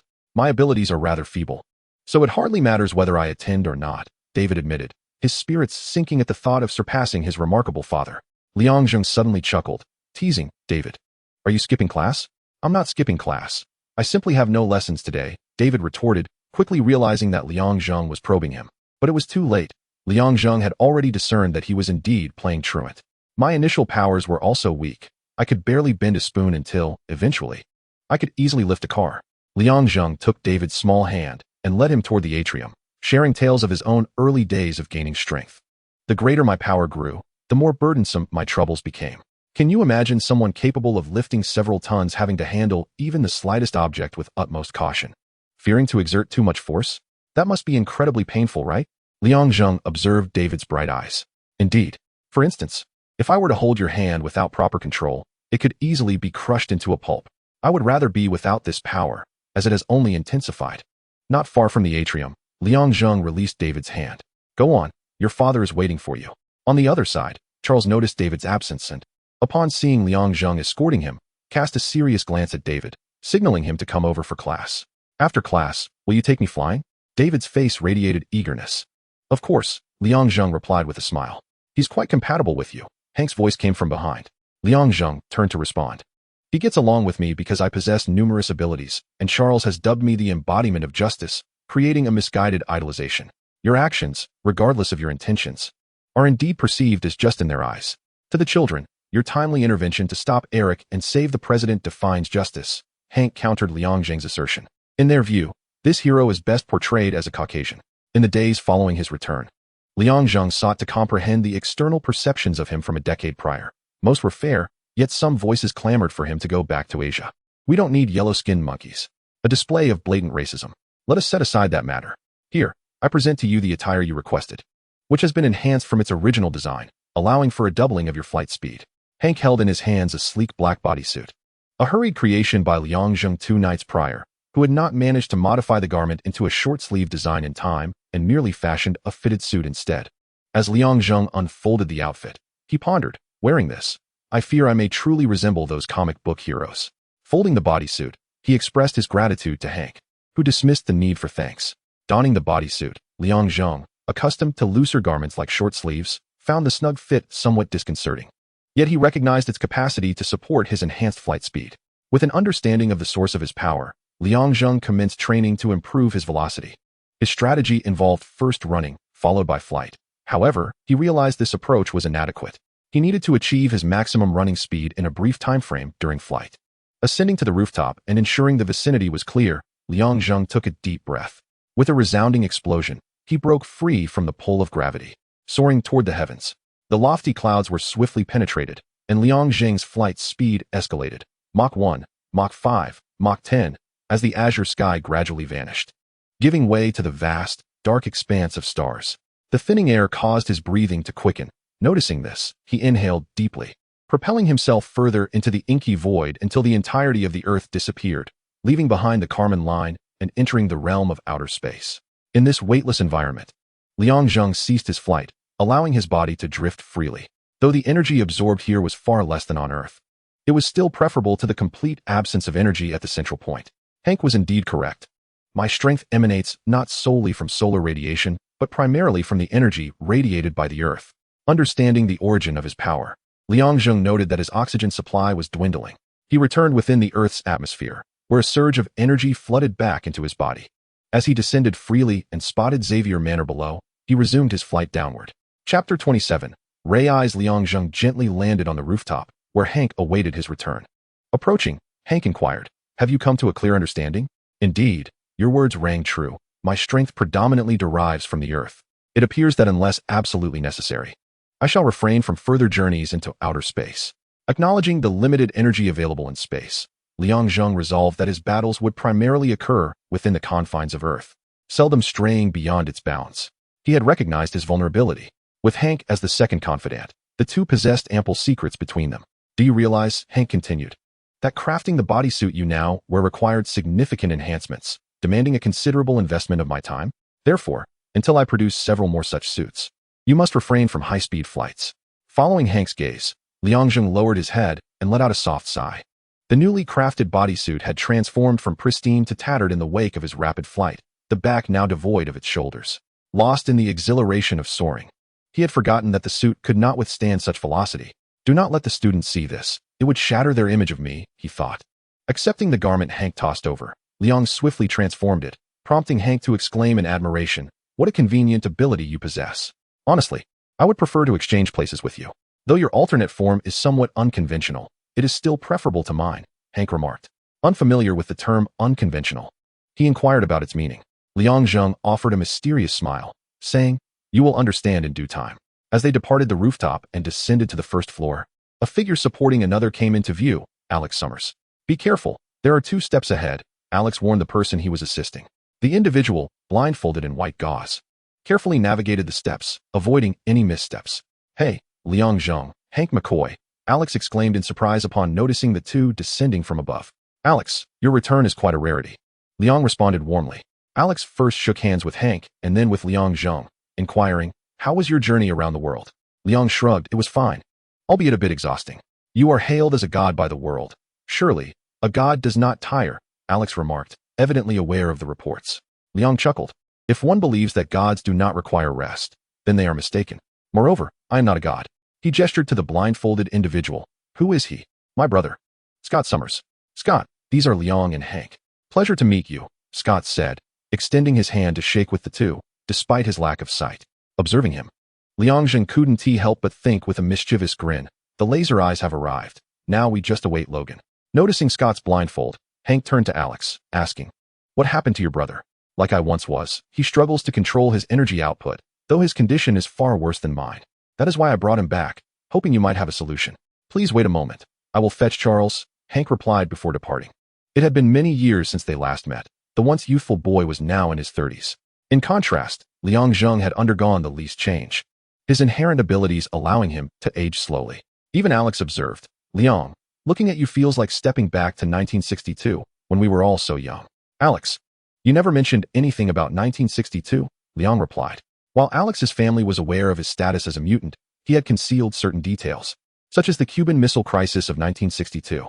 Scott, naturally, was unaware until Alex inadvertently let it slip, igniting Scott's curiosity. "We can discuss that another time," Alex said, deftly sidestepping the topic. As he removed the bandage before him, "Would an energy beam akin to your shockwave erupt forth?" Liang Zheng, having watched the original X-Men trilogy, was well aware of Scott's abilities. Knowing was one thing, but he still felt compelled to inquire. "Liang, do you know? Sometimes I feel as though you embody my innermost thoughts." Liang Zheng smiled broadly. "I would rather not be your inner self. If I were to be anything, I would prefer to be the inner self of a beauty." Alex exclaimed in surprise, "You finally had a revelation. I have never heard you speak of women before. It seems your decade-long journey has significantly transformed you." While Liang Zheng engaged in conversation with Alex, Scott occasionally interjected, his earlier melancholy completely concealed until Charles and Hank arrived, at which point their chatter ceased. Upon understanding Scott's troubles, Charles led everyone to the lake behind the house. It was class time, and the area was relatively deserted, ideal for observing the magnitude of Stark's uncontrolled energy beams. "Stark, open your eyes. There is no one before you." Exercising caution, he unwrapped the bandage, and Scott, still keeping his eyes shut, asked, "Are you certain?" "Of course. Moreover, there are people ahead, and we have superheroes here to intervene before your beams can reach anyone." Allaying his doubts, Stark opened his eyes, and the moment his eyelids lifted, 2 crimson beams shot forth. Like Alex in the past, Stark struggled to control them, his steps unsteady. Seeing this, Liang Zheng approached and placed his hands on Stark's shoulders to steady him. Without the recoil, Stark's beam struck a large tree across the lake. And perhaps due to his own output being inferior to that of the original Alex, it took some time for the tree to split down the middle. Children playing on the lawn were awestruck by Stark's energy beams, having never witnessed such a formidable and uncontrollable power. Perhaps feeling it was enough, Scott closed his eyes, and the beams dissipated. "That tree was planted by my grandfather when he was 5. I often swung from it as a child." As Charles recounted the tree's history and the time of its planting, the tree, blessed by the energy beams, fell apart and crashed to the ground. Charles added, "I believe that was a tree dear to my heart. Then, am I not allowed to stay? It seems improbable that I could remain after destroying something beloved by others." Scott queried, feeling rejected. To his surprise, Charles's response left him momentarily speechless. "On the contrary, you have been accepted." On their way here, Alex had briefed Scott on the nature of this school, and having seen it occasionally on television, Scott felt little aversion towards it, making him pleased to be accepted. After Scott's ability test concluded, Charles turned to Liang Zheng and said, "Zheng, David is looking for you. He is waiting on the roof." "All right. I must go entertain the mischievous child for a while." Liang Zheng chuckled as he walked towards the house. Chapter 28 Awakening. After bringing Scott to Xavier Manor, Alex did not leave. Instead, he intended to reside there for a while. He engaged in daily conversations with Liang Zheng, who had little to occupy his time, sharing tales of their experiences over the years. Of course, Liang Zheng's accounts were fabricated due to Charles's pretext of world travel. He was compelled to delve into books to conceal the truth of his non-existent journeys. Fortunately, Alex's only foreign escapade had been to Vietnam, and a seasoned traveler would easily discern the inconsistencies in Liang Zheng's narrative. On the other side of the world, in Cairo, Egypt, a group of individuals gradually entered the rear courtyard of a restaurant. They lifted a carpet revealing a rudimentary passage leading underground. Unbeknownst to them, upon their entry, the subordinate who had been about to recover the carpet was rendered unconscious. One individual traversed the passageway, intentionally leaving the carpet uncovered. Beneath the surface lay a moderately sized space, dominated by the apex of a pyramid, most of which was buried underground. The group repeatedly murmured a few phrases. Good morning. Omnipotent deity, grant us strength. Bestow upon us power. A stranger, not part of this group, gazed at the pyramid, suddenly overcome with excitement. His breath quickening, not for any particular reason, but because the exposed apex of the pyramid was real. It truly existed. The apex, largely concealed beneath the earth, bore an abundance of hieroglyphics, indecipherable to the unacquainted, yet familiar to those who shared the stranger's fervor. A glimmer of light emerged from the darkness below, not from the group's illumination, but from the sun's rays penetrating through an uncovered opening, casting light directly upon the pyramid's summit. The hieroglyphs at the apex shimmered as if cloaked in gold, a startling sight that caused the worshippers to pause momentarily before fervently resuming their prayers. Hidden in the shadows, the stranger reflected, the documents were indeed accurate. Inshabanur was truly buried here. The Inshabanur organization was a band of fools.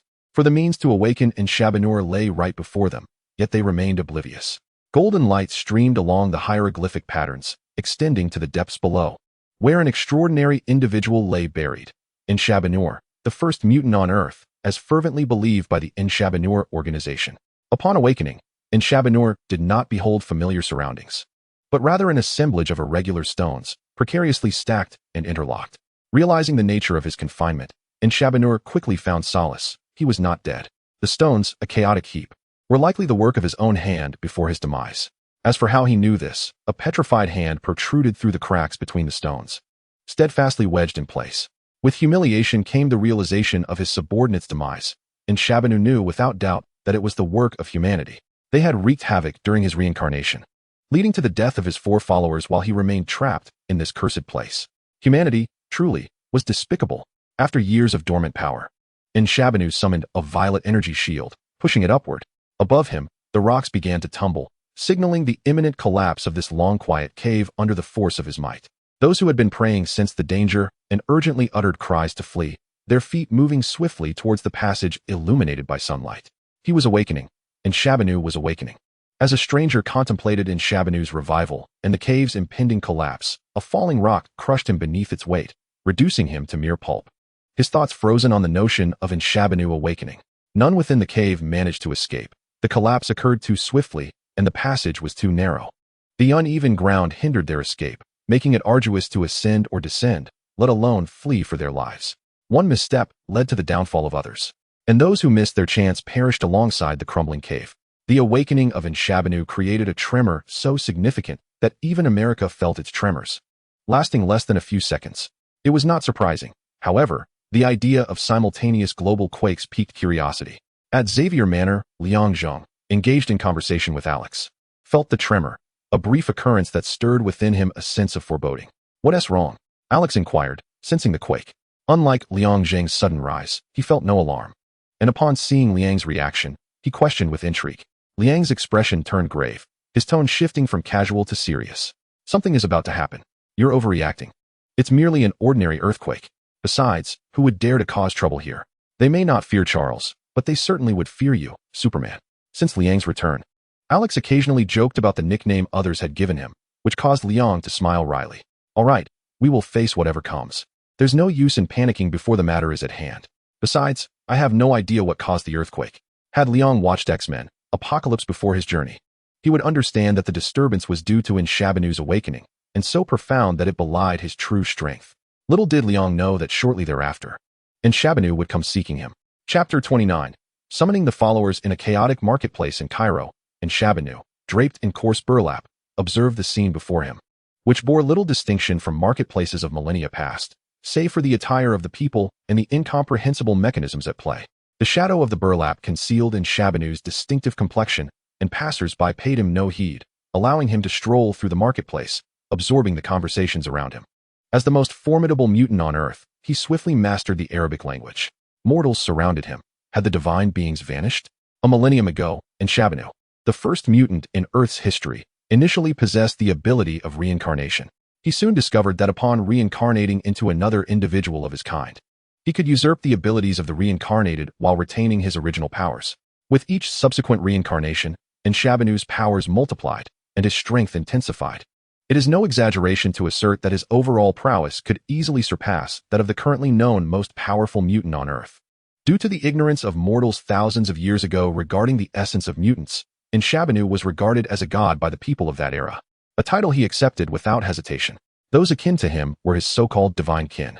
He would slumber for millennia, yet during critical moments, he faced setbacks, thwarted by those who denounced him as a false god. Though ultimately successful, he squandered thousands of years, acutely aware that his newly acquired body was gradually aging over time. Reflecting on the mortals who condemned him as a false deity, Shabanu could only smile derisively. Ultimately, they feared his power and were unwilling to live under his dominion. Eager to extinguish the authority he wielded, lost in reminiscence, Shabanu failed to notice a vehicle approaching. Even had he been aware, he would not have yielded. In his eyes, the number of mortals in this marketplace was insignificant. With a mere gesture, he could ensure none would escape unscathed. However, he needed to comprehend this world thousands of years later, so he remained unhurried, seeking to discover if there were others like him in existence. Clear the way. Don't block the road, honked the frustrated driver, pressing the accelerator, preparing to teach this burlap-clad figure a lesson. Shabanu cast a disdainful glance at the occupants of the vehicle.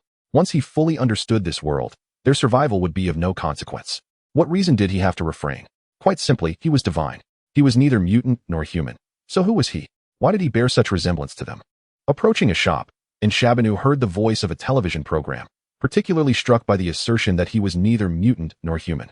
Even after countless years, curiosity compelled him to enter the shop, drawn to a black box displaying images he had never encountered before. This black box was a television, currently showcasing footage of Liang Zheng's appearance at the White House a decade prior. Through the television, Shabanu felt detached. Yet the memories of his past remained vividly imprinted in his mind. Having exited the shop, Shabanu found himself wandering aimlessly, gradually gathering a rudimentary understanding of the world through the whispers and conversations of the people around him. He came to realize that he was in Cairo, a city within the nation known as Egypt. As he ambled along, Shabanu suddenly halted, sensing a distinct aura that set him apart from the ordinary mortals nearby. Turning his gaze, he beheld a girl with a rather peculiar hairstyle, accompanied by several children, making their way towards a nearby marketplace. Shabanu refrained from approaching her impulsively, curious about the intentions of the girl and her little entourage. Before long, his curiosity was satisfied. The girl revealed herself to be a mutant, utilizing her abilities to summon a gust of wind that stirred the sand beneath their feet. Seizing the moment when the vendor was momentarily distracted, she swiftly opened a box beside him, absconding with a wad of cash before turning to flee. The children who had been trailing her followed suit, each clutching stolen goods as they raced away amidst the swirling sand. Upon witnessing the vendor's realization of the theft, Shabanu decided to intervene, intending to eliminate any potential repercussions for the girl. He followed her to the slum where she resided. Upon her discovery of Shabanu's presence, the girl exhibited a wary demeanor, beckoning the children to position themselves behind her. Her eyes transformed, losing their color and glowing with a white light, a telltale sign of her powers. Having witnessed this manifestation before, Shabanu calmly remarked, "My child, lower your guard. You and I are of the same kind." Despite his words, the girl remained cautious, inquiring, "Are you also a mutant?" To which Shabanu, having just begun to comprehend the world, acknowledged, "Indeed, I am a mutant." Yet, he anticipated that the term mutant would one day vanish, replaced by the designation of divine beings. "Step outside for a moment," she instructed, sensing the hidden strength within Shabanu due to their shared nature. Cautiously, she urged the children to leave the room first. Shabanu did not object. His focus was solely on the girl, with only the two of them remaining. Shabanu straightforwardly posed a question. "My child, are you disillusioned with this world?" "What? I do not comprehend your meaning," the girl replied, confused by his words. "This world. Mortals harbor fear towards us, fearing our powers, and secretly resenting us. You can sense this, cannot you? And Sabanu's observation struck a chord within her.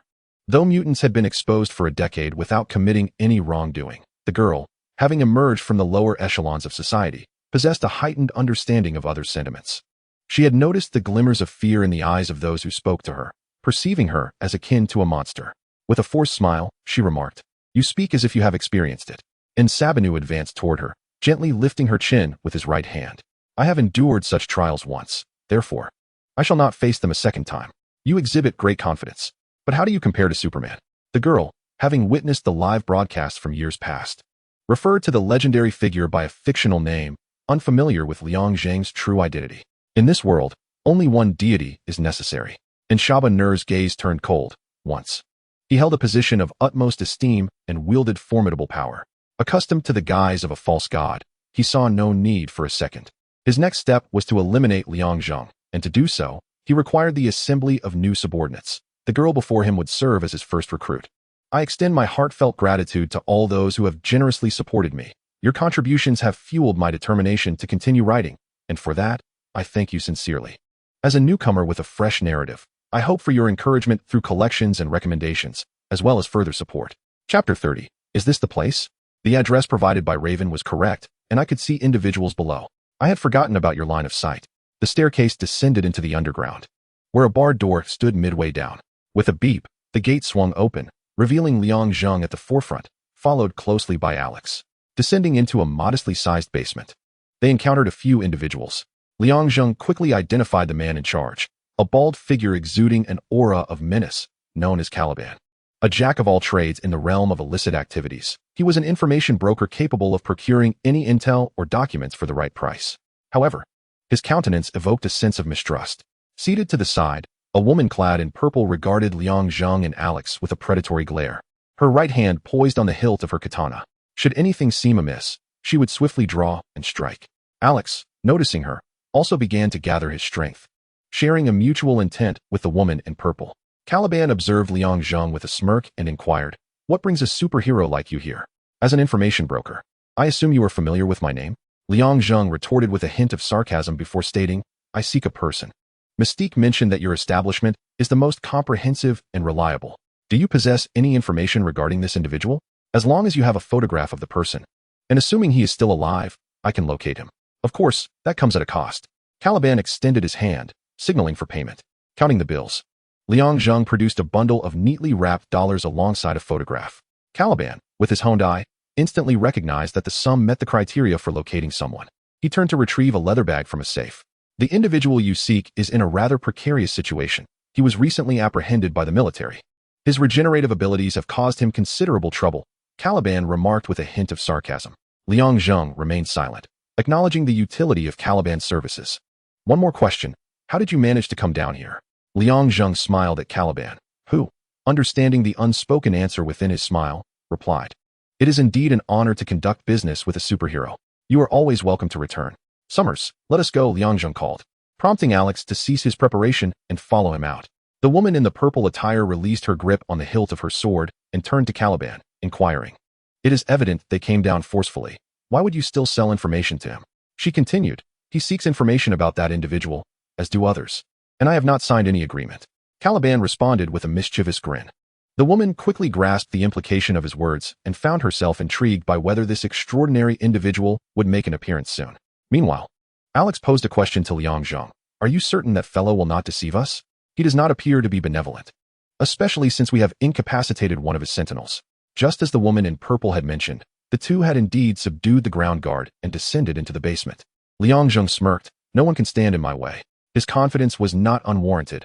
Unlike the superheroes depicted in comics, his vulnerabilities were distinct.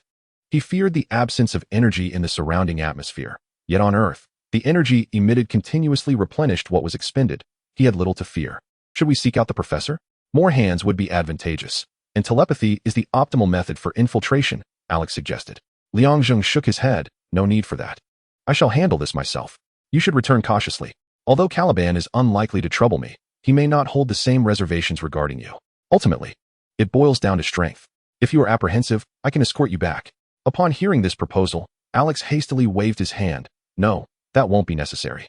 I require a considerable amount of time to acclimate to flying. You need to seek out individuals, so I shall manage transportation on my own." Recalling the earlier flight with Alex, who had frequently shouted in excitement, Liang Zheng couldn't help but chuckle at the memory. Deciding it best to refrain from laughter until they were apart, Alex unfastened a leather pouch and retrieved personal information, momentarily stunned by the photograph of a man. His gaze shifting to the name, James Howlett. He mused silently, "Is it him?" As his eyes traveled downward to the relatives section. He noted Victor Creed and turned to Liang Zheng. "Liang, are you searching for this person? Do you know him?" Suddenly, Liang Zheng recalled Alex's time in Vietnam and speculated that he might have met Logan. As expected, Alex nodded. He and his brother were in a different unit. One calls himself Wolverine, while the other identifies as Sabretooth. No one knows the origin of their code names, but they are fierce in battle, always leading the charge. They have served in numerous units, all of which have perished, save for the two of them. After reviewing the information, Alex remarked, "Now I understand why they fear nothing. They are, in fact, mutants." Liang Zheng expressed keen interest. "It sounds as though you have had dealings with them."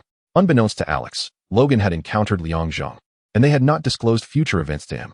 Howlett was one matter, but his brother was a complete rogue, embodying nearly every flaw imaginable. Liang Zheng had met Victor Creed long ago, back in 1962, which was now 21 years distant. After Alex handed the documents to Liang Zheng, he departed. Having completed his task, Liang Zheng, upon reviewing the materials, ascended into the air. Shortly after their departure, a blonde woman accompanied by a creature with blue skin arrived at the scene. Chapter 31. Rescue 5 trucks sequentially entered an abandoned building, aligning themselves in order. The ground beneath their tires suddenly caved in, gently lowering them as a steel plate, indistinguishable in color from the surrounding surface, emerged from the left to fill the void. In no time, the missing section vanished, as if it had never existed. The lift platform continued to descend with the trucks until it reached an underground hall, where it finally came to a halt. In the underground hall, researchers clad in white lab coats occasionally passed by, but the majority were armed guards wielding M16 rifles. Their gazes fixed warily on the truck trailers, clearly alert to something within that warranted their utmost vigilance. "Everything went smoothly on the road, right? You bribed the police. And the restraining devices functioned perfectly, so there shouldn't be any incidents," remarked the lead truck driver as he disembarked. After handing over the responsibilities to the chief guard, he left the remainder of the task to the guards in the underground hall. The chief guard turned to address the dozens of guards behind him, commanding, "All right, gentlemen, let us get to work." Upon receiving the order, half of the guards proceeded to open the trailer doors and began using small vehicles to transport the contents within. Each container, just large enough to accommodate an individual, was brought out. Most of the occupants bore a striking resemblance to the guards, with 2 or 3 exhibiting red or green skin, unmistakably non-human. They were mutants. All 20 containers housed mutants. Following 1973, the United States enacted several laws, one of which strictly prohibited the capture of mutants. This led to scientists and entrepreneurs who recognized the value of mutants willing to pay exorbitant sums to capture them, igniting a booming trade in mutant capture. A plethora of hunters and mercenaries, through information brokers, embarked on their pursuit. It was not until nations worldwide intensified their security measures that this practice was curtailed. Though curtailed did not equate to eradicated, it merely became more clandestine. The mutants inside the containers gazed in fear at the guards, having concealed their identities before being captured, and had never harmed anyone. Stripped of their superpowers, they were, in essence, ordinary individuals. The guards, unfazed by the sight, were motivated solely by the promise of substantial monetary gain and dismissed the terror reflected in the mutants' eyes. As the chief guard inspected the 20 containers, he suddenly noticed one mutant with an icy, dangerous gaze. Fixating on this middle-aged man, he felt a chill run down his spine. How dare he wield such an expression? Did he not comprehend that the container served as a restraining device, containing their powers? With years of experience in this line of work, the chief guard hurriedly scrutinized the cargo manifest, his eyes scanning it repeatedly as cold sweat formed on his forehead, his teeth chattering in disbelief. How could this be possible? The manifest did not list this individual. Surely, his container should have been that of a mere child. The entrance of the container, occupied by middle-aged individuals, appeared as though it had been pried open by bare hands from the outside. The door collided with a guard, who had no time to scream before his head struck the nearby wall, resulting in a splatter of blood. "Open fire," commanded the head guard, awakening the stunned sentinels to action. One by one, they raised their weapons to shoot. But their rubber bullets were intercepted by a floating metallic plate that had seemingly materialized from nowhere. The middle-aged man emerged slowly, his gaze contemptuous of the futile efforts of the guards. Could he be controlling the metal? The head guard cast a sidelong glance at his subordinates still firing. You fools. Buy me some time. With determination, he turned to flee, but the middle-aged man observed this with a smirk of derision. Manipulating the metal plate to shield against the rubber bullets, he reached into his pocket and produced a thumb-sized piece of metal, directing it toward the back of the fleeing head guard. As it neared, time seemed to halt for the head guard, his heart pierced by the metallic projectile, which emerged bloodied from his chest. In his final moments, he could only think, where did this metal come from? As their commander abandoned them, the rubber bullets failed to penetrate the protective metal plate. The surviving guards, witnessing the scene, began to comprehend the mocking glint in the middle-aged man's eyes. They realized that their continued existence was merely a means for him to relish their despair before extinguishing their lives, one by one. I do not wish to die. This was the silent plea of the guards, filled with regret for allowing greed to cloud their judgment, forgetting the perils posed by mutants. They understood that once the container became ineffective, they would be at the mercy of their foes. They finally grasped why mutants harbored animosity towards them. Their capture had driven more and more mutants to join the ranks of those who despised them. Mutants had never engaged in significant conflict with humanity, coexisting peacefully. However, some humans, recognizing the value of mutants, had exacerbated tensions between the two races. The future appeared bleak, reminiscent of a dystopian narrative, with the possibility that humanity might be the one to fail in any attempt to alter the past. The metallic plate deflected the rubber bullets while another piece served as a weapon, seamlessly integrating offense and defense. Lacking the extensive combat experience of the middle-aged man, the guards fell one after another, revealing themselves to be mere ordinary individuals in the face of his extraordinary abilities. The last guard, paralyzed by fear, kept his finger pressed on the trigger, oblivious to the clicking of 16 rounds.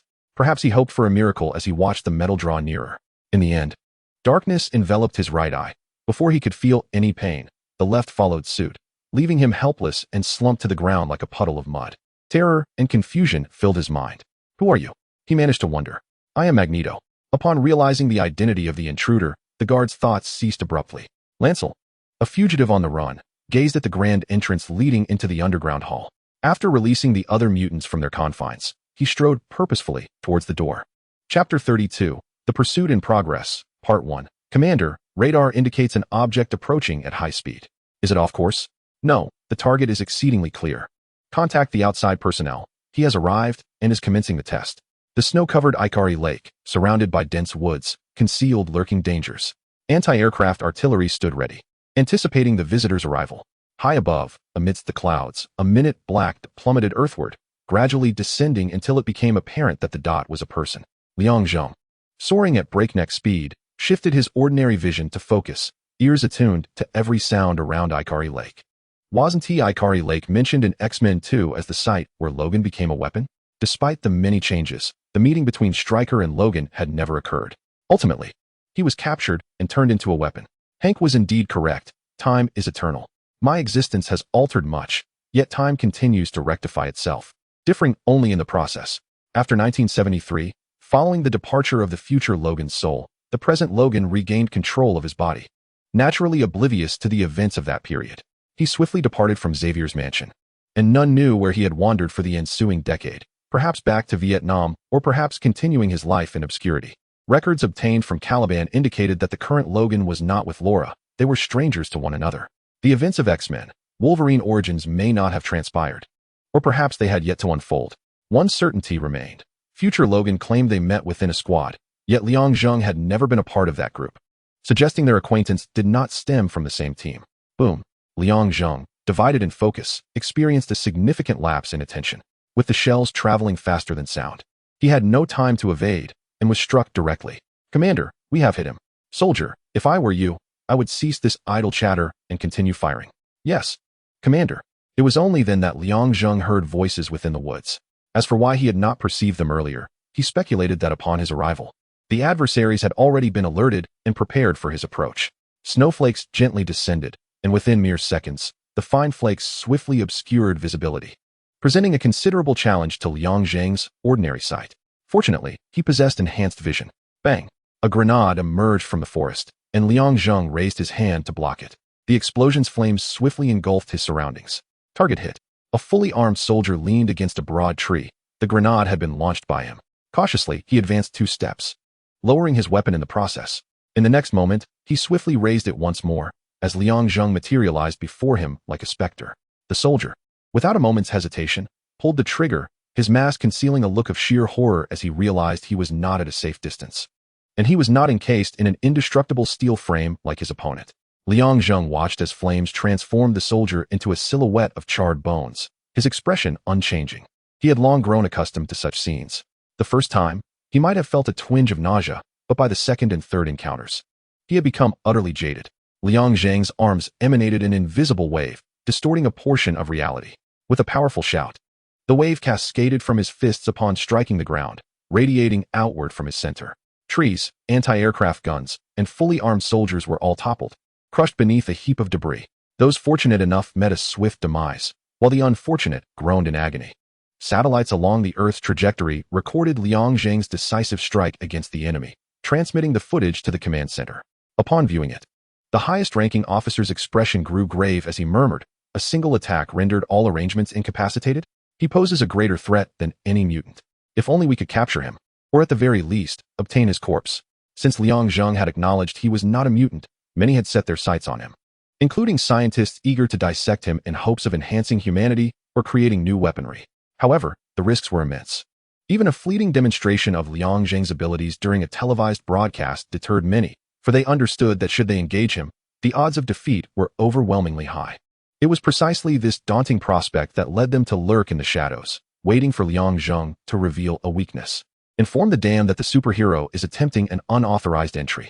Yet, the highest-ranking officer knew the personnel inside the dam were merely pawns to test Liang Zheng's power. At Lake Ikari, having watched RoboCop 2, Liang Zheng was aware of the base situated beneath the dam. Although he was uncertain of its existence in 1983, the historical context of the film suggested it had been constructed long ago, with a sardonic smile directed at the dam in the distance. Liang Zheng detached himself from the ground, resembling a cannonball as he surged towards the dam's entrance, shattering the massive, sealed door with a single punch. The door crashed down, revealing a tank that came into view. In an instant, Liang Zheng executed a flawless somersault, his eyes igniting with a crimson glow.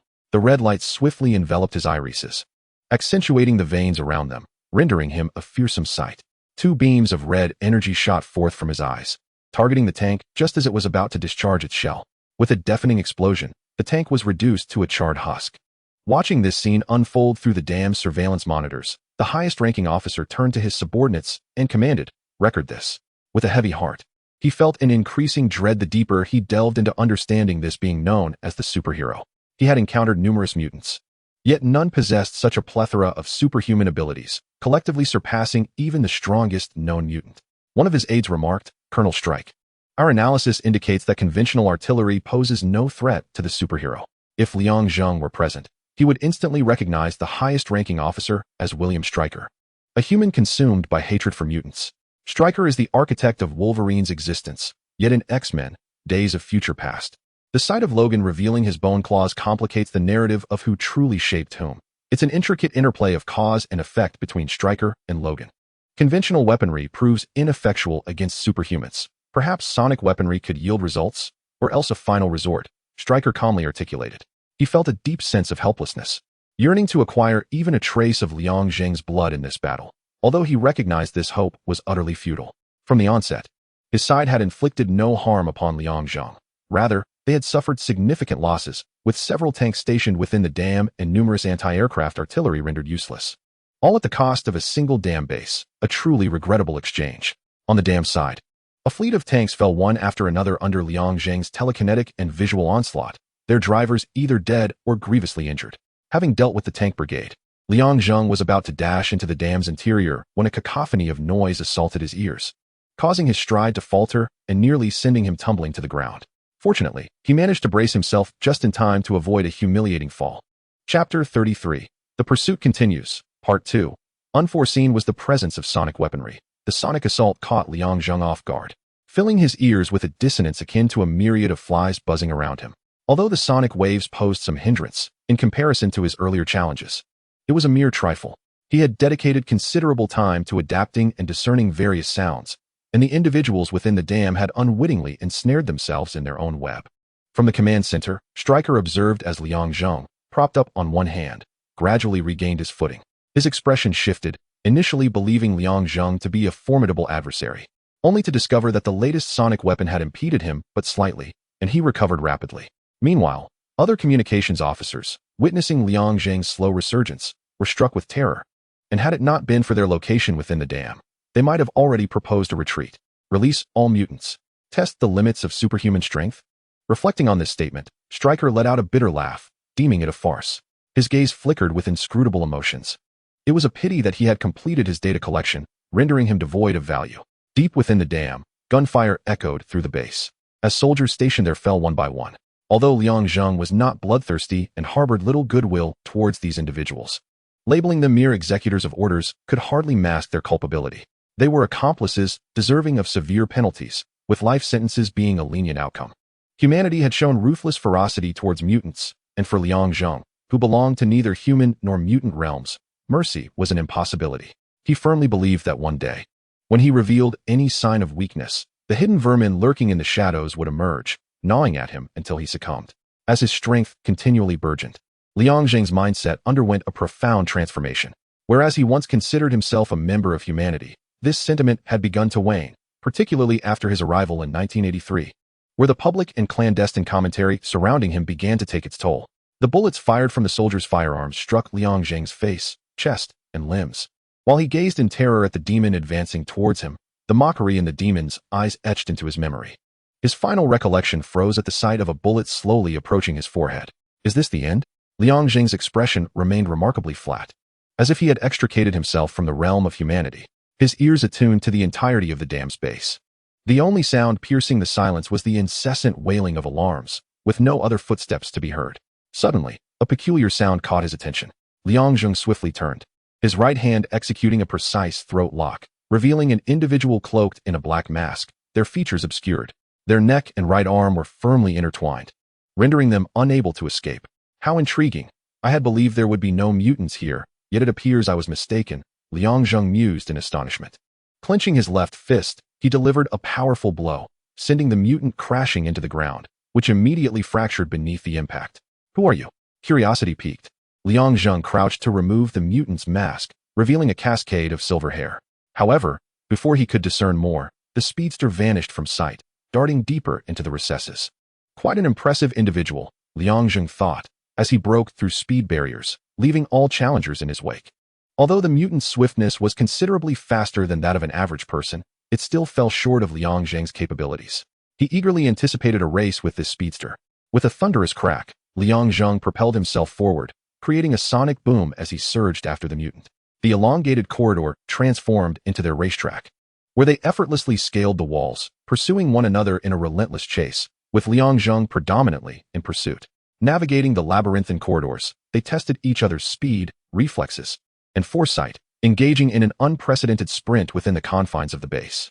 Meanwhile, Strick and his subordinates, monitoring the situation through surveillance, were rendered helpless.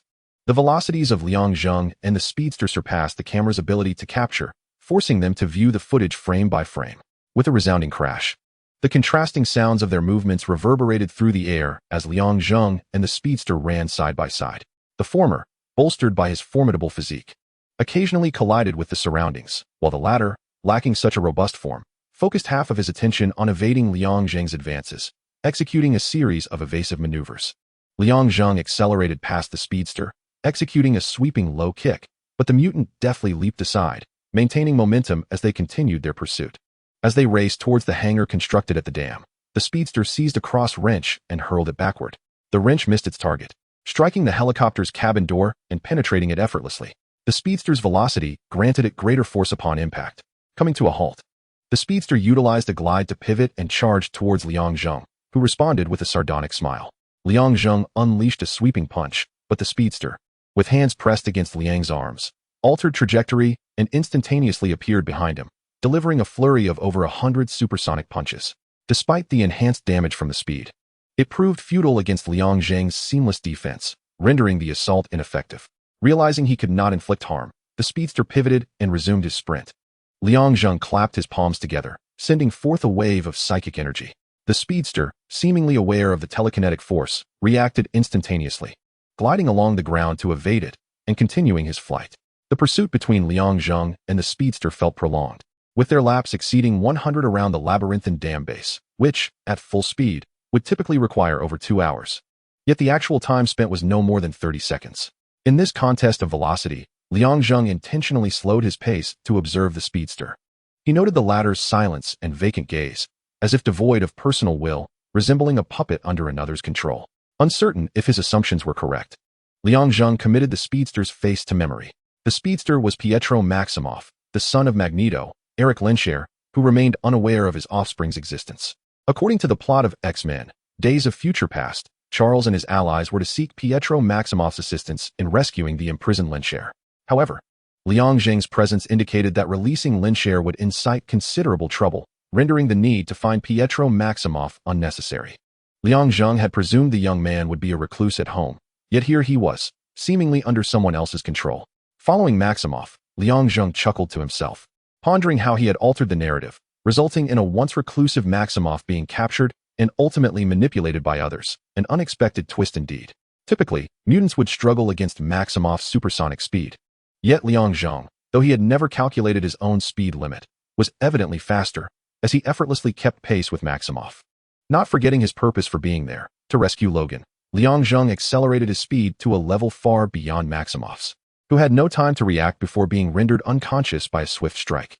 With Maximoff secured, Liang Zheng activated his super speed mode and scoured the entirety of the dam base, finally discovering Logan confined within a sealed iron box.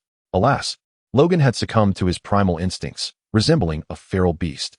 Upon seeing Liang Zheng, he wasted no time in extending razor-sharp claws fashioned from adamantium through the gaps between his fingers.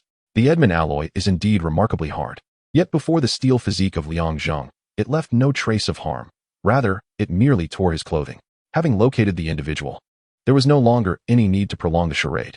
Liang Zheng sighed quietly, employing his familiar technique once more to incapacitate Logan with a swift strike. Before returning to the hangar with Maximoff in tow, intent on obliterating the entire dam facility. Years later, Liang Zheng would come to comprehend the profound hatred that Stryker harbored for him. Chapter 34. Logan. Peter, the metal injected into his body enveloped his entire skeleton, a process undoubtedly excruciating. The architect of such a plan, if convicted, would surely face the death penalty. Does he remember us? I doubt he does.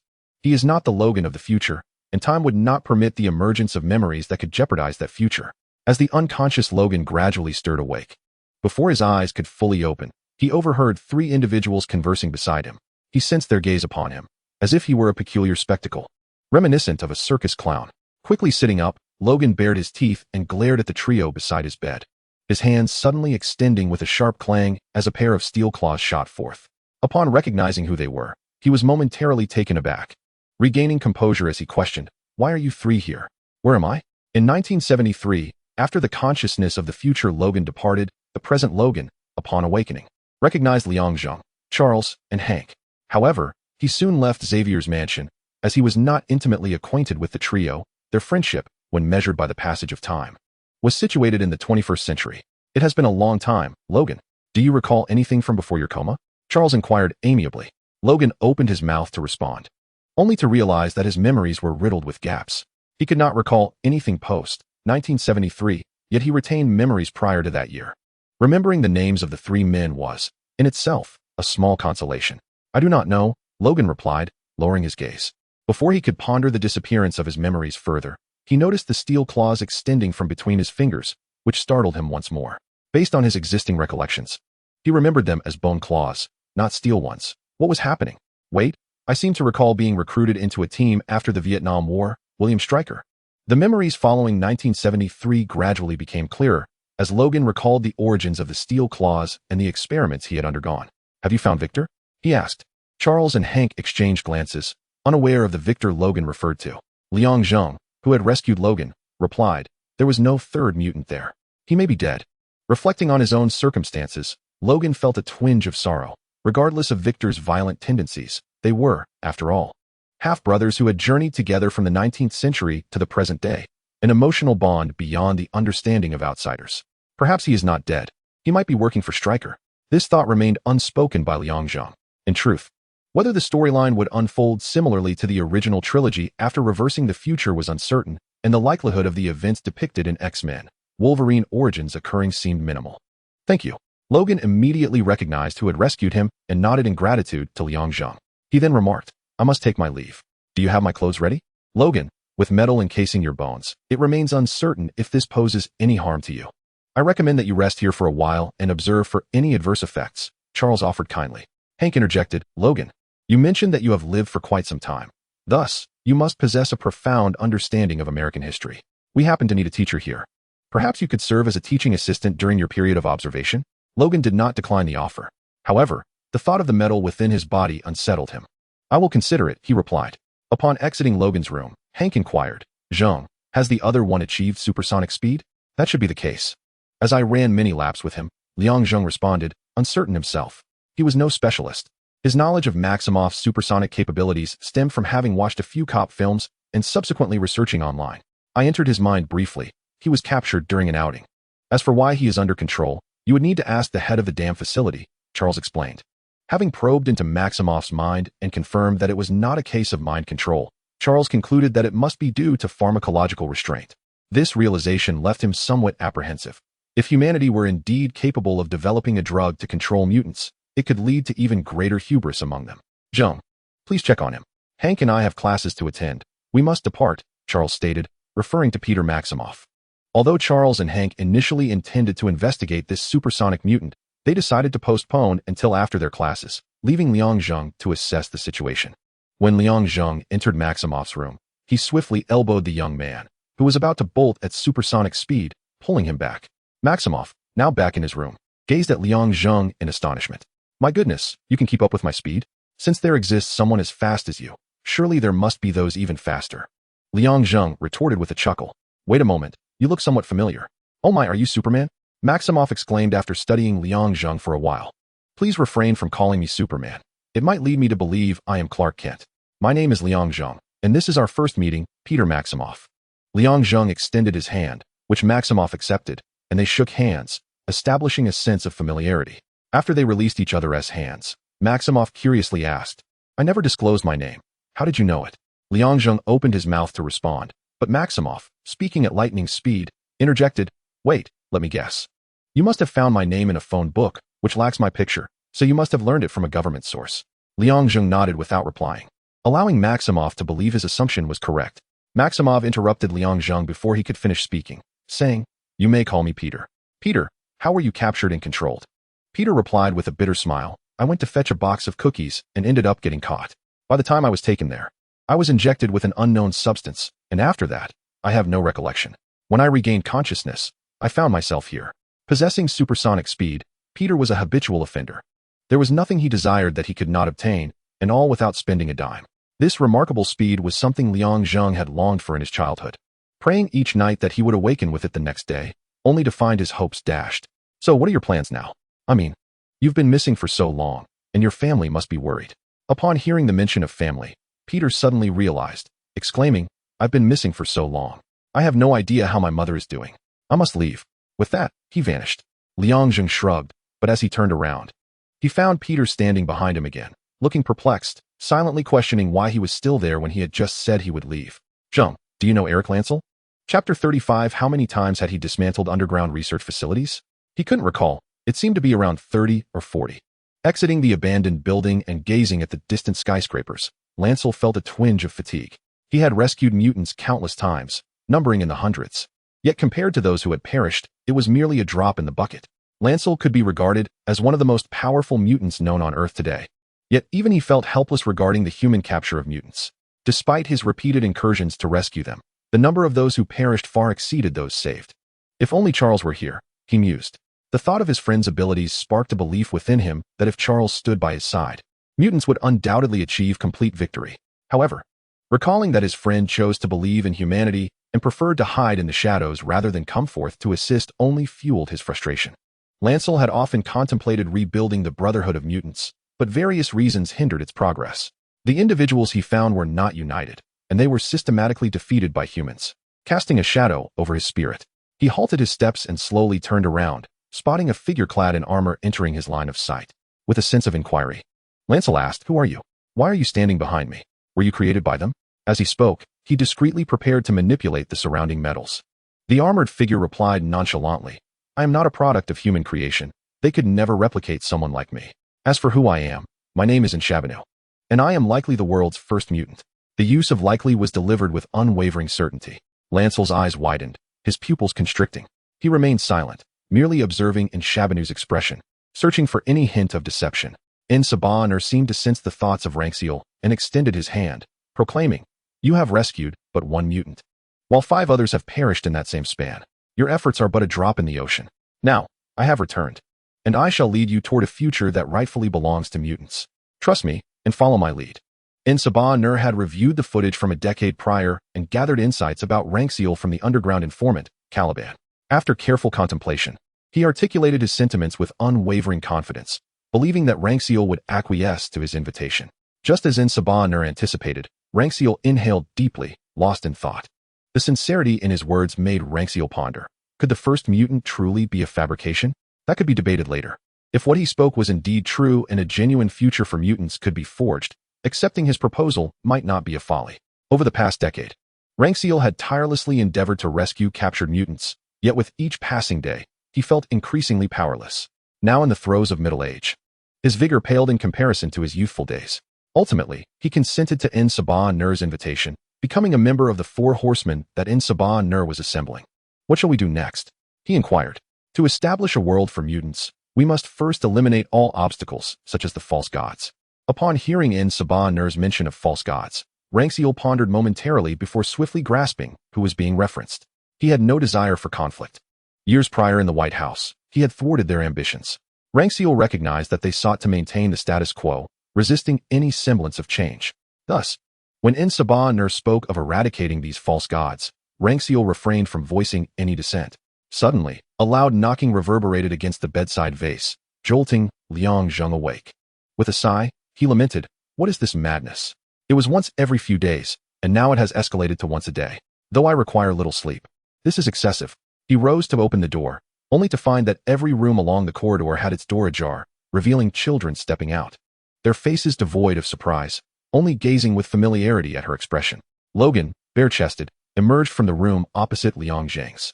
Observing the throng of children lining the corridor, he followed their gaze to the one room that remained closed, incredulously inquiring of Liang Zheng, "What has transpired?" These youngsters exhibit no astonishment. Has this occurred before? This marked Logan's first night at the manor, not counting the future Logan's consciousness. The closed room housed a child whose powers were beyond his control. Liang Zheng offered no extensive explanation, yet Logan comprehended. In essence, a being unable to master their abilities had unleashed a phenomenon akin to an earthquake. "Quickly, return to bed. Children, she merely experienced a nightmare, nothing more. Hurry back, Jesse, will you?" he urged. "Everyone, return to your beds." The commotion stirred by Jean Grey was considerable, drawing the attention of Charles, who had been immersed in a book in his study. Given that this was not the first occurrence, he hastily ascended to the 2nd floor, where he found the corridor filled with children and promptly instructed them to return to their rooms. After all the children had returned and the door was closed, Liang Zheng turned to Charles and remarked, "The disturbance she has caused is too significant. If left unchecked, it may very well spread throughout New York." "You are being overly dramatic," Logan interjected, skeptical of Liang Zheng's assertion of Jean Grey's formidable power. "Is she truly that powerful? Perhaps her abilities transcend mere mutant powers, possessing a strength even greater than that." Liang Zheng, having viewed the original trilogy, had deliberately researched the character and discovered that although Jean Grey is a mutant, she harbors a force far more potent than her mutant abilities. In fact, Charles harbored his own doubts, contemplating that Liang Zheng, not being a mutant yet possessing great power, might explain the occurrences surrounding his students. However, the emergence of such formidable power in an uncontrollable girl raised questions of whether it was a blessing or a curse. "I leave this to you 2 experts. I shall retire for the night," Logan stated, recognizing his inability to assist and turning to close the door behind him. Upon entering, Charles encountered Hank, who immediately inquired, "Where's Charles? What has happened? You appear as though the Third World War has erupted." Liang Zheng chuckled, teasing him. However, Hank's expression remained devoid of humor, gravely stating, "Something has occurred. Do you recall the Sabaner organization?" "Of course, I remember. The Sabaner organization, based in Cairo, is convinced that Sabaner is the first mutant, adopting that name for their group." Despite his confusion, Liang Zheng retained recollection of the organization. "A telegram has arrived from Langley. It reports that members of the Sabaner organization have perished, and the underground entrance they sought to access has collapsed." Liang Zheng was momentarily taken aback. "What do you mean? The cave-in coincided with a global earthquake that lasted mere seconds. Do you believe this is mere coincidence?" Hank's grave demeanor and his words instilled in Liang Zheng a sense of foreboding. We are in trouble. Chapter 36. Our First Encounter, Part 1. After soothing Jean Grey. Charles emerged to hear Hank's words, his brow furrowing slightly, yet he remained silent as they entered the study. Hank presented the telegram to Charles, who, after reading it, adopted a serious tone. The earthquake from a few days ago and the cave-in occurred within seconds of each other. What do you think? It was not unusual for the En-Sabah Nur organization to encounter a collapse while on a pilgrimage, considering the cave's several millennia of history. Who could say whether the initial excavation had unstable foundations? Liang Zheng shared his perspective. However, the timing of the collapse and the earthquake is too coincidental. If possible, I would like to investigate personally to ascertain the cause. I concur with Zheng's assessment. Hank deliberated before agreeing with Liang Zheng's proposal.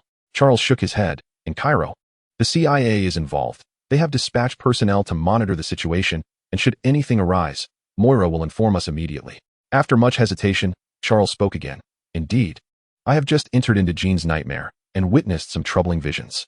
Liang and Hank exchanged glances. Charles's indecision and Jean Grey's prolonged nightmares could not bode well.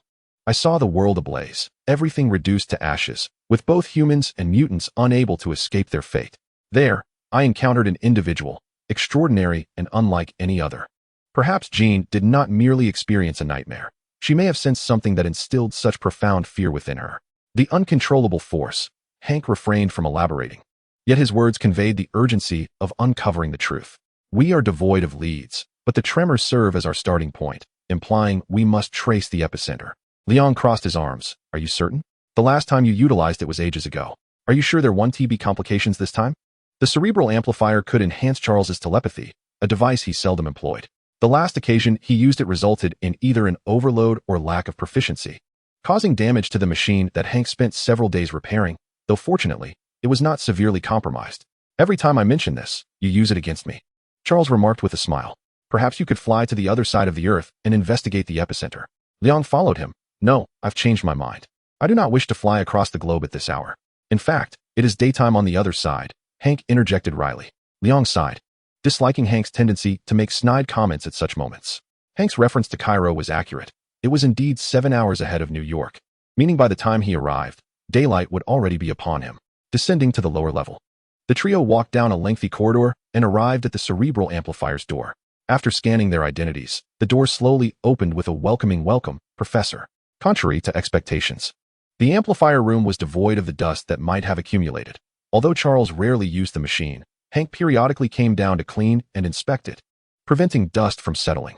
Charles donned the helmet, and despite infrequent usage, he always felt a surge of power coursing through him, amplifying his telepathy. With this machine, he could sense that the weak-willed would perish, while the resolute would not endure for long. The cerebral amplifier, a Pandora's box. The mere thought filled Charles with trepidation. If this machine fell into the hands of someone with ill intentions, the calamity they could unleash would be catastrophic on a global scale. Suddenly, the entire cerebral amplifier room was awash in crimson light, as tiny figures emerged, their forms indistinct yet animated, engaging in a cacophony of laughter, tears, joy, and sorrow, both benevolent and malevolent. Hank, every time I witness Charles in action, I cannot help but feel envious. Liang expressed his complicated emotions, having seen it several times. Hank, though somewhat better off, exhibited a flicker of envy in his eyes, clearly coveting Charles's extraordinary abilities. Telepathy, memory alteration, thought reading, just the contemplation of such powers provoked immense admiration. Speak softly, do not treat me as if I were invisible. It would be truly wonderful to possess something that makes you envious, Charles remarked, tilting his head. Hank responded, there is no need for you to envy Charles. Rather, I find myself envious of you. Your myriad abilities are coveted by all. Very well. Let me see if there is anyone who knows the cause of the tremors, Charles muttered to himself while scanning the minds of the little ones. Searching for someone aware of the source. I have never felt such immense power before. Suddenly, with his back turned to Liang Zheng, Charles uttered a seemingly nonsensical phrase. The two standing behind him sensed something amiss and stepped closer, only to find Charles's eyes shrouded in darkness. At that moment, the brainwave enhancement chamber was graced by unexpected guests. A few moments prior, En-Sabah, who had recently recruited for new knights, pondered how to dismantle humanity's existing societal structures, weaponry, and that false god, until Lancel mentioned a particular individual. To swiftly eradicate humanity, Charles's abilities were indispensable. En-Sabah inquired, Charles, what are his powers? Telepathy, alteration, and control are but trifles for him. Lancel replied, reluctant to involve Charles. Yet, considering the need for expedience in annihilating humanity, Charles's capabilities were paramount. And Sabiner's breath quickened momentarily. Though he soon regained composure, others noticed his slight lapse. Where is he? In New York, at Xavier's estate. Just as Sabiner was about to speak, an intuitive sense washed over him, and an unusual smile graced his extraordinary visage. He is here. The four others were perplexed, but Lancel quickly understood. Charles was present, and Liang would not be far behind. And Sabiner's eyes transformed, indicating he was activating his powers. With a commanding declaration, "It is time," he transported himself and the four knights to Xavier's estate, specifically to the subterranean brainwave enhancement chamber. Chapter 37. The First Meeting, Part 2. The brainwave enhancement chamber remained unperturbed by the uninvited guests. Instead, an eerie silence enveloped the room as both factions glared at one another, poised in a state of readiness for conflict. The sudden appearance of 5 individuals caused Liang Zheng to recognize Lancel and the purple-clad woman he had encountered in Caliban's vicinity, now adorned in a form-fitting purple ensemble, her hair cascading freely. The only constant was the katana she wielded. Accompanying them were a girl with striking white hair styled in a shamak cut and another with imposing metallic wings. Setting aside the four, the peculiar figure standing before them instilled in Liang Zheng a sense of liberation. Perhaps he need not restrain himself any longer. 5 against 3, this does not bode well. Liang mused internally, aware that his position was less than advantageous. The battleground was situated in the subterranean level, and should the situation deteriorate, it could expand upward, inadvertently ensnaring the innocent children. Meanwhile, Charles, still donned in the brainwave enhancement apparatus, had not removed it. His eyes, now entirely black, required no further contemplation. The sudden arrival of the 5 was clearly their doing, with the one whose skin deviated from the norm being the prime suspect. Hank, assist Charles in removing it. They will be handed over to me. The impasse cannot continue. A fleeting glance at the unusual Charles prompted Liang Zheng to break the stalemate. Hank nodded and turned to take off the helmet, only to find it fused to Charles, unable to be removed. There is no need to squander time. The peculiar-faced Sabinu spoke, to which Liang Zheng coldly retorted, "Who are you?" "Lancel, it appears you have found new companions," he continued. Lancel's pupils constricted, instantly recognizing the sarcasm in Liang Zheng's words, which implied that his previous allies had either perished or met with misfortune, suggesting that he was a man of ill fate. "Words alone will not yield victory. As you quarrel with us, the outside world may have already transformed." Sabinu's tone was exceedingly calm, yet it emanated an air of superiority, as if he were a deity looking down from a great height. Casting a glance sideways, Hank dismantled the enhancement machine, severing wires, yet still found himself unable to remove the helmet from Charles's head. Anxiety etched across his face as he pondered his next move. With nothing going as planned, Liang Zheng turned to Sabinu, asking, "What do you mean? Why don't you go out and see for yourself?" Sabinu extended his right hand in an inviting gesture. "Deliver him to me." "Not a chance." Witnessing Charles's inability to remove the helmet, Liang Zheng, with determination, summoned an invisible telekinetic force, obliterating the brainwave enhancement chamber, ceasing the machine's operation, thus freeing the helmet from Charles's head. Sabinu merely observed quietly, making no attempt to intervene, as though it were of no consequence. This is a serious predicament. Realizing that Sabinu's presence was not for the enhancement machine, but for Charles himself, Liang Zheng understood that he was the true target. "Let us take action." Without needing Sabinu's prompting, Lancel comprehended what to do. He raised his hand to maneuver Charles's wheelchair, only to find it unyielding, quickly discerning that the surface of the chair was akin to metal, entirely devoid of any relation to its material. Lancel's gaze grew increasingly perilous.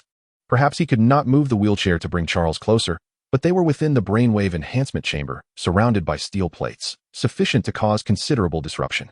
As Liang Zheng anticipated Lancel's next move, he directed a surge of telekinetic energy, but at that moment, Sabinu intervened, similarly wielding his own telekinetic force.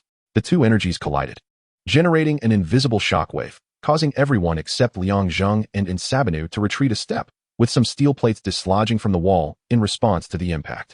"I shall reiterate, silence." Sabinu cast a pitying glance at the 3 before him, keenly aware that Liang Zheng was protecting the 2 behind him, intending to leverage his advantage against the adversaries. This situation had turned dire. They needed to be lured away from this location.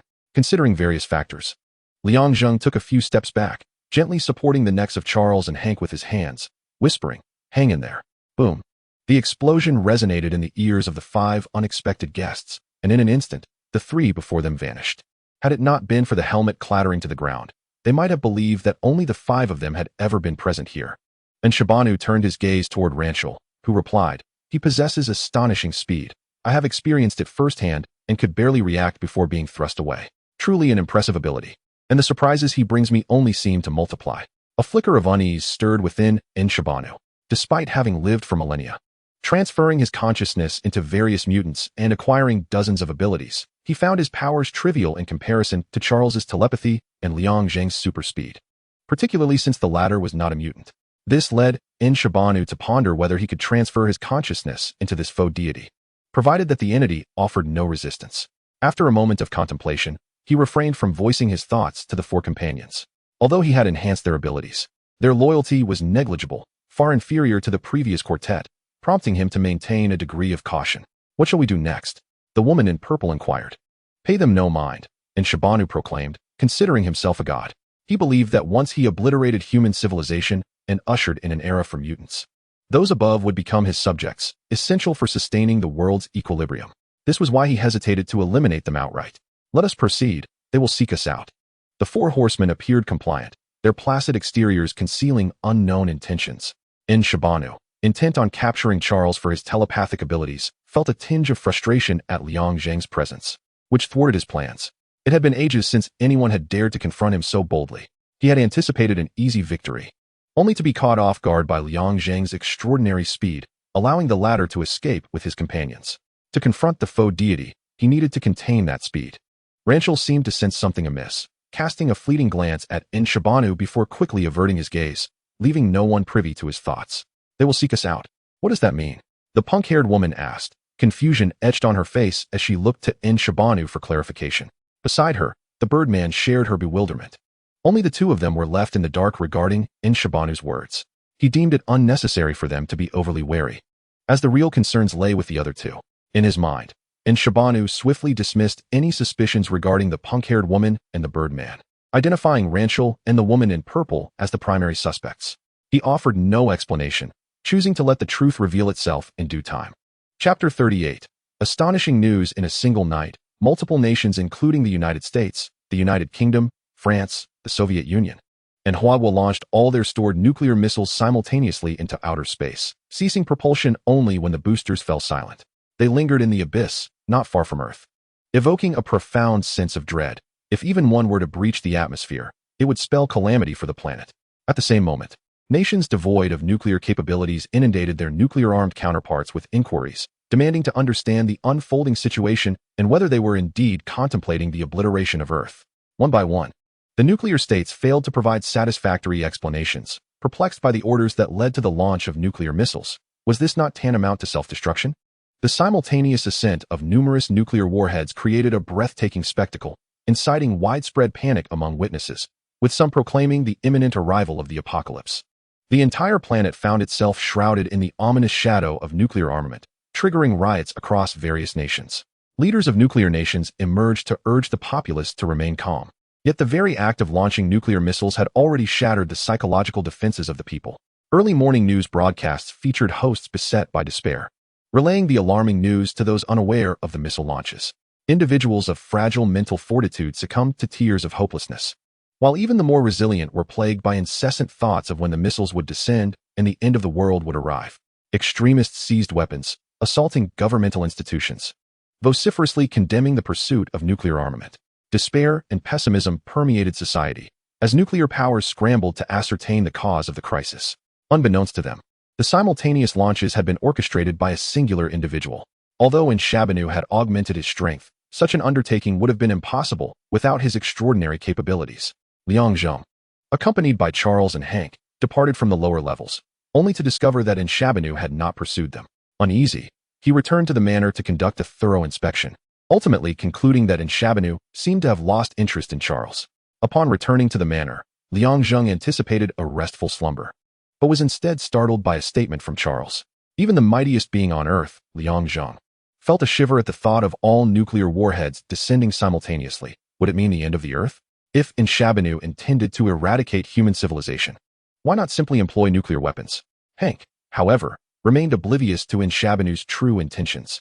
Charles, having been previously controlled by Shabanu and having established a cerebral connection with him, possessed insights into Shabanu's motives. He sought to cleanse human civilization not to annihilate the planet, particularly given that mutants were deemed indispensable.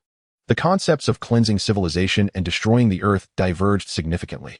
The former merely required the eradication of societal structures, while the latter entailed total planetary destruction. And Shabanu launched nuclear weapons into space, their trajectory bringing them perilously close to Earth. He was astute, exploiting humanity's fear of nuclear armament, diverting attention from other matters, and establishing a double contingency. Should he fail, the nuclear arsenal would plunge to Earth, ensuring that if he could not possess them, neither could anyone else. Contemplating in Shabanu's lofty demeanor filled Liang Zheng with displeasure. The pressing question remained: how could they defeat in Shabanu while simultaneously preventing a single nuclear warhead from descending upon the Earth? This is indeed a formidable dilemma, to vanquish Sabah while ensuring that not a single nuclear warhead descends upon the Earth. Such a challenge evokes memories for Liang Zheng, reminiscent of those moments spent in video games where a single shot could spell instant demise. Knowing full well the consequences, one finds oneself unable to desist. Yet, in the realm of reality, such a fate is utterly unwelcome. Charles and Hank shifted their gaze towards Liang Zheng, who offered a wry smile and remarked, "Please do not look to me for solutions. I am equally at a loss. Do not let yourselves be swayed by external rumors. Perhaps you could eliminate the individual responsible for the nuclear launch before he reacts, thus averting the catastrophe." A fourth voice chimed in, and the trio turned to see Logan. As he noticed their attention, Logan shrugged and said, "I awoke to the news of a nuclear launch this morning, and now you are discussing it, which essentially informs others that you are aware of who initiated the launch." From behind Logan emerged Alex, who stated, "It appears the X-Men are gearing up for action. Count me in." "And I," added Peter, who had seemingly appeared out of nowhere, eager to join the conversation. Hank surveyed the gathering, a mix of familiar faces and a blend of emotions flooding him. "Charles, it feels as though we have returned to 1962. "Indeed. It has been 21 years in the blink of an eye," Charles responded, equally reflective. "Well, our time is limited. Sabah may have already commenced his operations. You are not untrained children, so there is no need to approach this as we did in 1962. Zheng, you are our primary force against Sabah. Your singular mission is to confront him. Logan, Hank, Alex, and Peter, your task is to neutralize the 4 individuals surrounding Sabah, ensuring they do not interfere with Zheng." The mission was straightforward, requiring no convoluted strategies. Alex inquired of Charles, "Professor, what role will you assume this time?" "I shall engage in that which I do best," Charles replied with a faint smile. Sabah is indeed formidable, yet I believe his strength necessitates constant maintenance. I cannot penetrate his mind due to his abilities, but if Zheng can suppress him to a sufficient degree, Sabah may become distracted, allowing me a window of control. Jean Grey approached as well. After a moment of contemplation, Liang Zheng considered the risks of Charles facing Sabah alone. It was a gamble fraught with peril. Should things go awry, Charles could be overtaken, leading to a tragic outcome. It would be prudent to have Jean Grey nearby as a safeguard. Charles did not decline, recognizing Jean's prowess, while he himself was immensely powerful. This confrontation was with Sabah, the first mutant in Earth's history, thus caution was paramount. "Everyone, the safety of our planet rests in our hands." Chapter 39, The Calm Before the Storm, Part 1. "Everyone, the safety of our planet rests in our hands." Repeating this phrase in his mind, Liang Zheng felt a slight flush on his cheeks.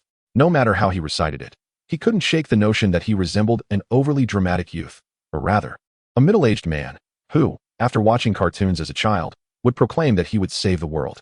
Little did he expect that one day, the world would indeed be saved by him.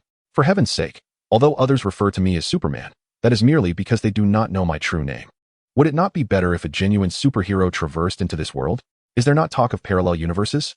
With a sigh of despair, Liang Zheng leaned against the rooftop railing, his gaze drifting towards the carefree children playing on the lawn. They frolicked in blissful ignorance of the turmoil that gripped the outside world. The more mature youths would not speak of these matters to the children. They preferred to let them remain in their innocent bubble. "Superman, what troubles you?" Upon hearing David's voice, Liang Zheng shook his head in frustration. This little rascal clearly knew his name, yet insisted on calling him Superman, which led Liang to ponder when he had become a hero. The thought of the word hero only elicited a faint smile from him. Stripped of his extraordinary powers, he was simply an ordinary man, devoid of any heroic aspirations. Even if he once had such dreams, they were relics of his childhood, overshadowed by a growing understanding that rendered him quite dismissive of heroes, particularly superheroes. In his youth, he had not thought much of them, but as he matured, he recognized the hardships that beset this group, often worse than that of temporary workers. Bending down to look at David, he said earnestly, "David, you must alter this habit of yours. I must reiterate that I have a name. Please refrain from calling me Superman all the time, as I do not particularly relish this moniker. Why? Superman is a hero, don't you like that? David, only a few years old, was oblivious to Liang Zheng's disdain for heroes, his face radiating innocence and yearning. Let us not dwell on that. Where is your father? Isn't he with you? At this moment, a calm settled in before the impending storm. Where had Charles gone, leaving David behind? Liang Zheng queried with curiosity. David replied, Dad has been in the basement. Even when Mom returned, she stayed with him. They are quite peculiar. You will understand their reasons when you grow older, Liang Zheng responded, reflecting on the blissful ignorance of youth, in contrast to his own awareness of the uncertainty that lay ahead. You all are quite strange. Today's television is odd as well. My favorite cartoon is no longer airing. David stood with his hands on his hips, adopting a comical stance. Of course, with the nuclear bomb being launched, who among the television staff would not rush home to reunite with their families? Liang Zheng approached, placing his hand on David's head and ruffling his hair with a smile. If I were still there, the child could attend university or high school. Had he not traversed to this world, Liang Zheng would have led a life akin to that of an ordinary man, securing a stable job, saving money, marrying, and raising children, all within the harmony of a simple existence. Superman, do you have a family? David inquired with curious eyes raised to meet Liang Zheng's gaze. Family feels distant to me now. Perhaps David sensed Liang Zheng's melancholy. His shorter stature prompted him to pat Liang Zheng on the side of his thigh, offering encouragement. Superman, you will surely reunite with your family. May your words come true. David, unfamiliar with the cultural nuances of East Asia, did not comprehend the meaning of may your words come true, but Liang Zheng's expression conveyed that it was a kind sentiment. As he watched David's small figure depart from the rooftop, Liang Zheng sighed softly. A reunion with family? By then, he would have aged considerably. Upon arriving in 1962, Liang Zheng was already 25 years old. After a decade in this place, and having traversed 10 years into the future, he had crossed into his 30s, with the 40s looming not far ahead. According to his country's age classifications, he was on the verge of middle age. No sooner had David left than Peter arrived. Everyone has always been curious about you, including myself. I would like to inquire how you acquired such formidable strength and astonishing speed without being a mutant. Of course, if you prefer not to discuss it, that's perfectly fine. Peter's curiosity was palpable. 10 years prior, he had witnessed on live television the speech of Lancel, where Liang Zheng descended from the sky, effortlessly repelling Lancel and destroying 8 robots. To this day, people remained intrigued. It was an unexpected acquisition. Was it not true? Had he not traversed into this world, Liang Zheng would have remained an ordinary individual. Not wishing to pry further, Peter shifted the conversation. At the dam base, you effortlessly caught up with me. How fast can you actually go? I am quite eager to know. Speaking of speed, Liang Zheng too was filled with curiosity regarding Peter. Your speed exceeds the speed of sound and surpasses the rate of high-velocity friction combustion. How is it that your clothing remains unscathed? I have no idea. Peter paused momentarily, then shrugged, indicating his own ignorance. That's quite impressive, far superior to my own. Liang Zheng chuckled self-deprecatingly. Each time he surpassed a certain velocity, his clothes would ignite, necessitating a search for new attire upon coming to a halt. You know, my sister is aware of my acquaintance with you and hopes to meet you privately sometime. Peter extended the invitation on his sister's behalf. Liang Zheng inquired, your sister? What is her name? Wanda Maximoff. This revelation rendered Liang Zheng momentarily speechless before he replied. I have ample time. If she is available, I can meet at her convenience. What Peter and Liang Zheng discussed was merely an appetizer. After much hesitation, Peter finally revealed his true intention. Erik Lehnsherr is my father. I am aware. Those who have seen the film X-Men, Days of Future Past would know, barring those who paid little attention. Peter expressed astonishment. You know, when the X-Men squad was formed in '62, the CIA conducted background checks on all members. Later, someone infiltrated to steal these records for destruction, so it is not particularly surprising that I know of your existence. Liang Zheng could not admit to having watched the film, so he fabricated a reason. Whether Peter believed him or not remained uncertain. Peter was indeed uncertain of the truth. She nodded slightly and continued. My mother says he is a troublesome individual, and I should not get involved with him. You have worked with him. What kind of person is he? An extreme nationalist advocating for racial optimization. He will likely join in Shabanu, who presumably promises to usher in an era for mutants, Liang Zheng replied. There are many reasons for Ranchurer to join in Shabanu, and one thing Liang Zheng mentioned is certainly true. An advocate of racial optimization would not let this opportunity slip by. Even if hope is faint, Liang Zheng gazed at Peter and said, your mother is right. He is indeed a troublesome character, and you should steer clear of him. This time, it's different. He intends to assist that fellow named Nshabanu in rebuilding the earth. Although I am not fond of this society, I must admit that the aftermath of destruction may not be preferable to the state before it, Peter remarked, echoing sentiments Liang Zheng had previously expressed. Liang Zheng patted Peter on the shoulder. Rest well. We are about to face a fierce battle, he said before leaving the rooftop, leaving Peter alone. Chapter 40. The Calm Before the Storm, Part 2. As Liang Zheng descended from the rooftop, he found Alex in conversation with Scott. Their exchange was ordinary. Yet it subtly revealed that Scott was aware of the truth and worried about his brother Alex's potential disappearance. Liang Zheng chose not to intervene, giving the brothers space to converse. Children scampered by, oblivious to the external turmoil, while the more mature youths engaged in laughter, their eyes betraying a sense of despair. Perhaps they feared the moment a nuclear bomb would descend, heralding the end of the world. Passing by a classroom, Liang Zheng observed a female teacher conducting a lesson with several students. The end of the world was approaching, yet she and her students continued their mundane activities. Hank appeared beside Liang Zheng and remarked, "They resumed classes as usual upon hearing the news of the missile launch. They have done nothing wrong. I would have done the same. If the missile is inevitable, cherishing the remaining time is the best choice." After saying this, Liang Zheng departed, with Hank following suit. Walking side by side, Hank said, "Charles is with Moira. He is searching for Nshabanu, and Moira is assisting him. And Logan? How is he? He is testing new weaponry."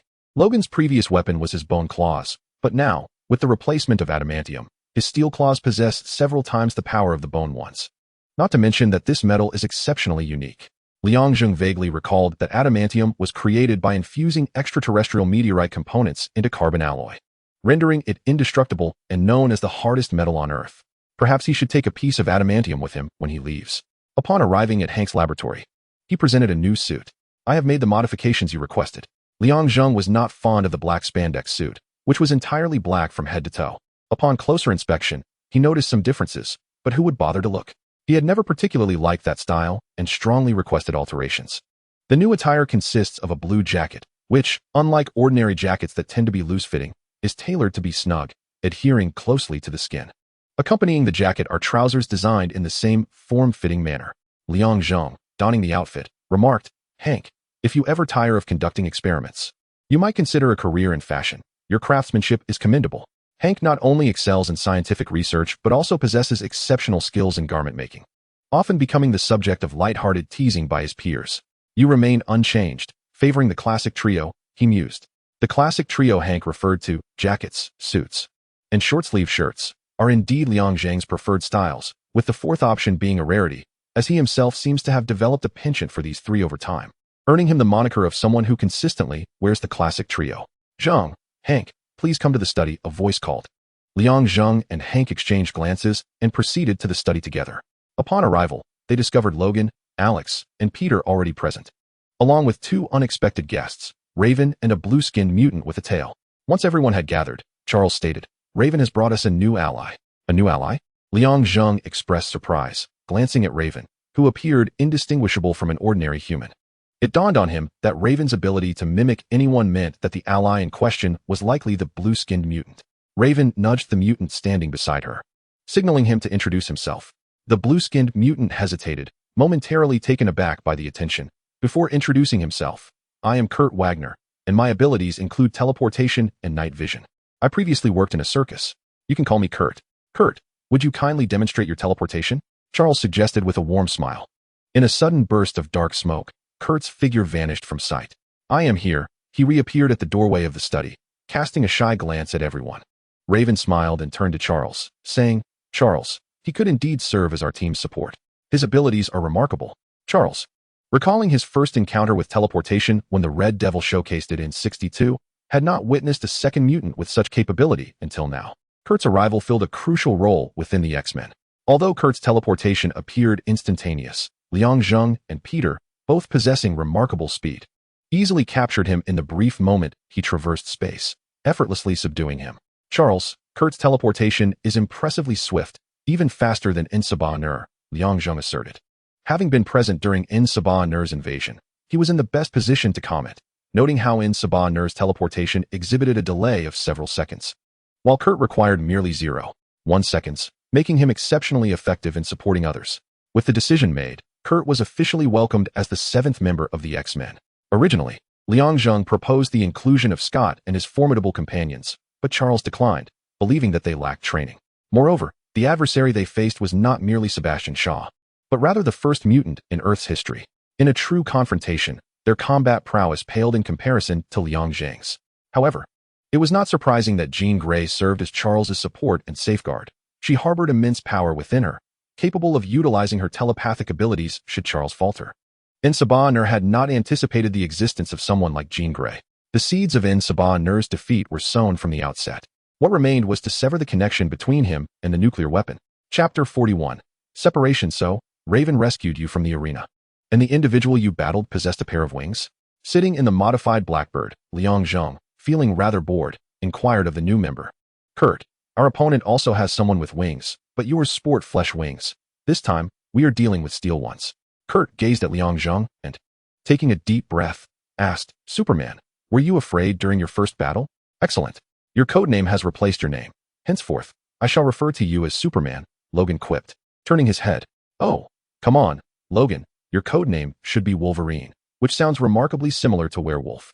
Quite fitting, Logan mused, accepting the moniker as it aligned perfectly with the adamantium coursing through his body. Liang Zheng, having teased Logan, returned to Kurt's inquiry, reflecting for a moment before responding.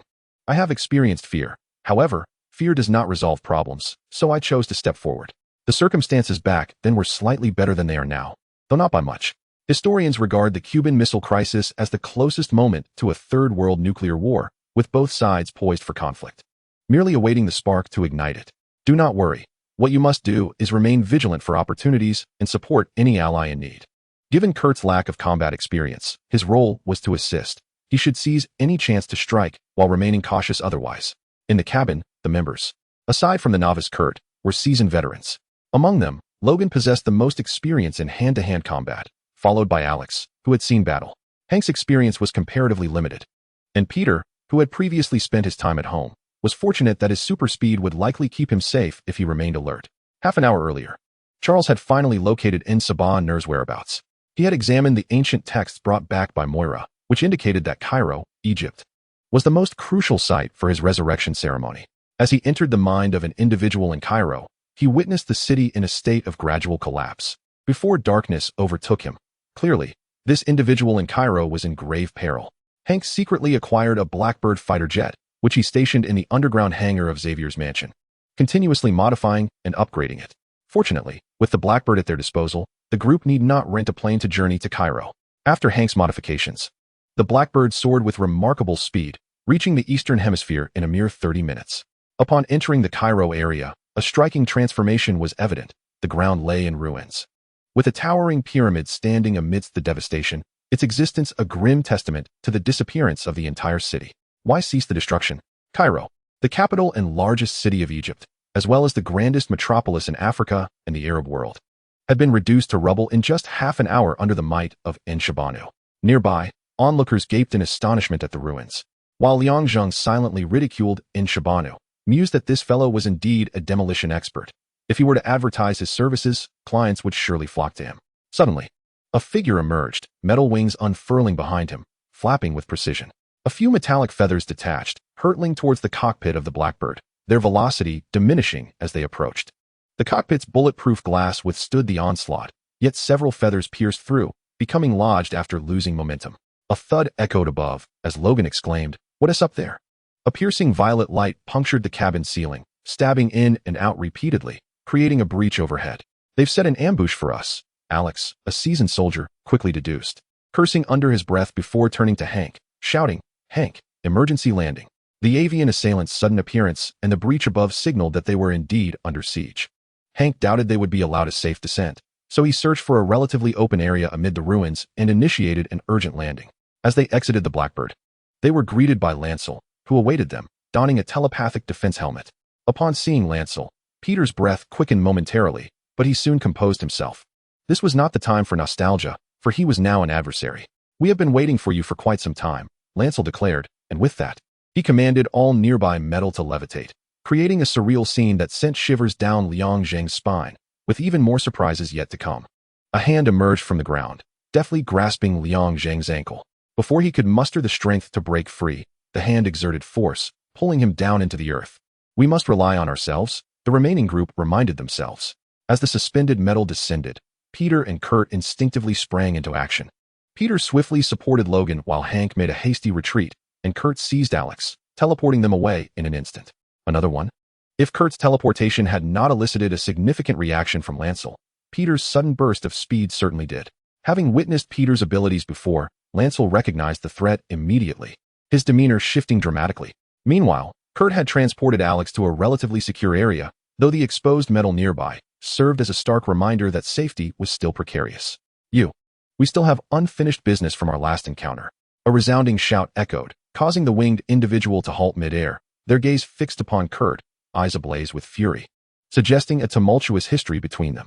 Startled by the outburst, Kurt looked up to discover it was the mutant known as Angel, who had shared the stage with him at the arena that fateful night. His true name, however, remained unknown to Kurt. Suddenly, a robust crimson beam surged forth, aiming directly at Angel, who swiftly evaded it.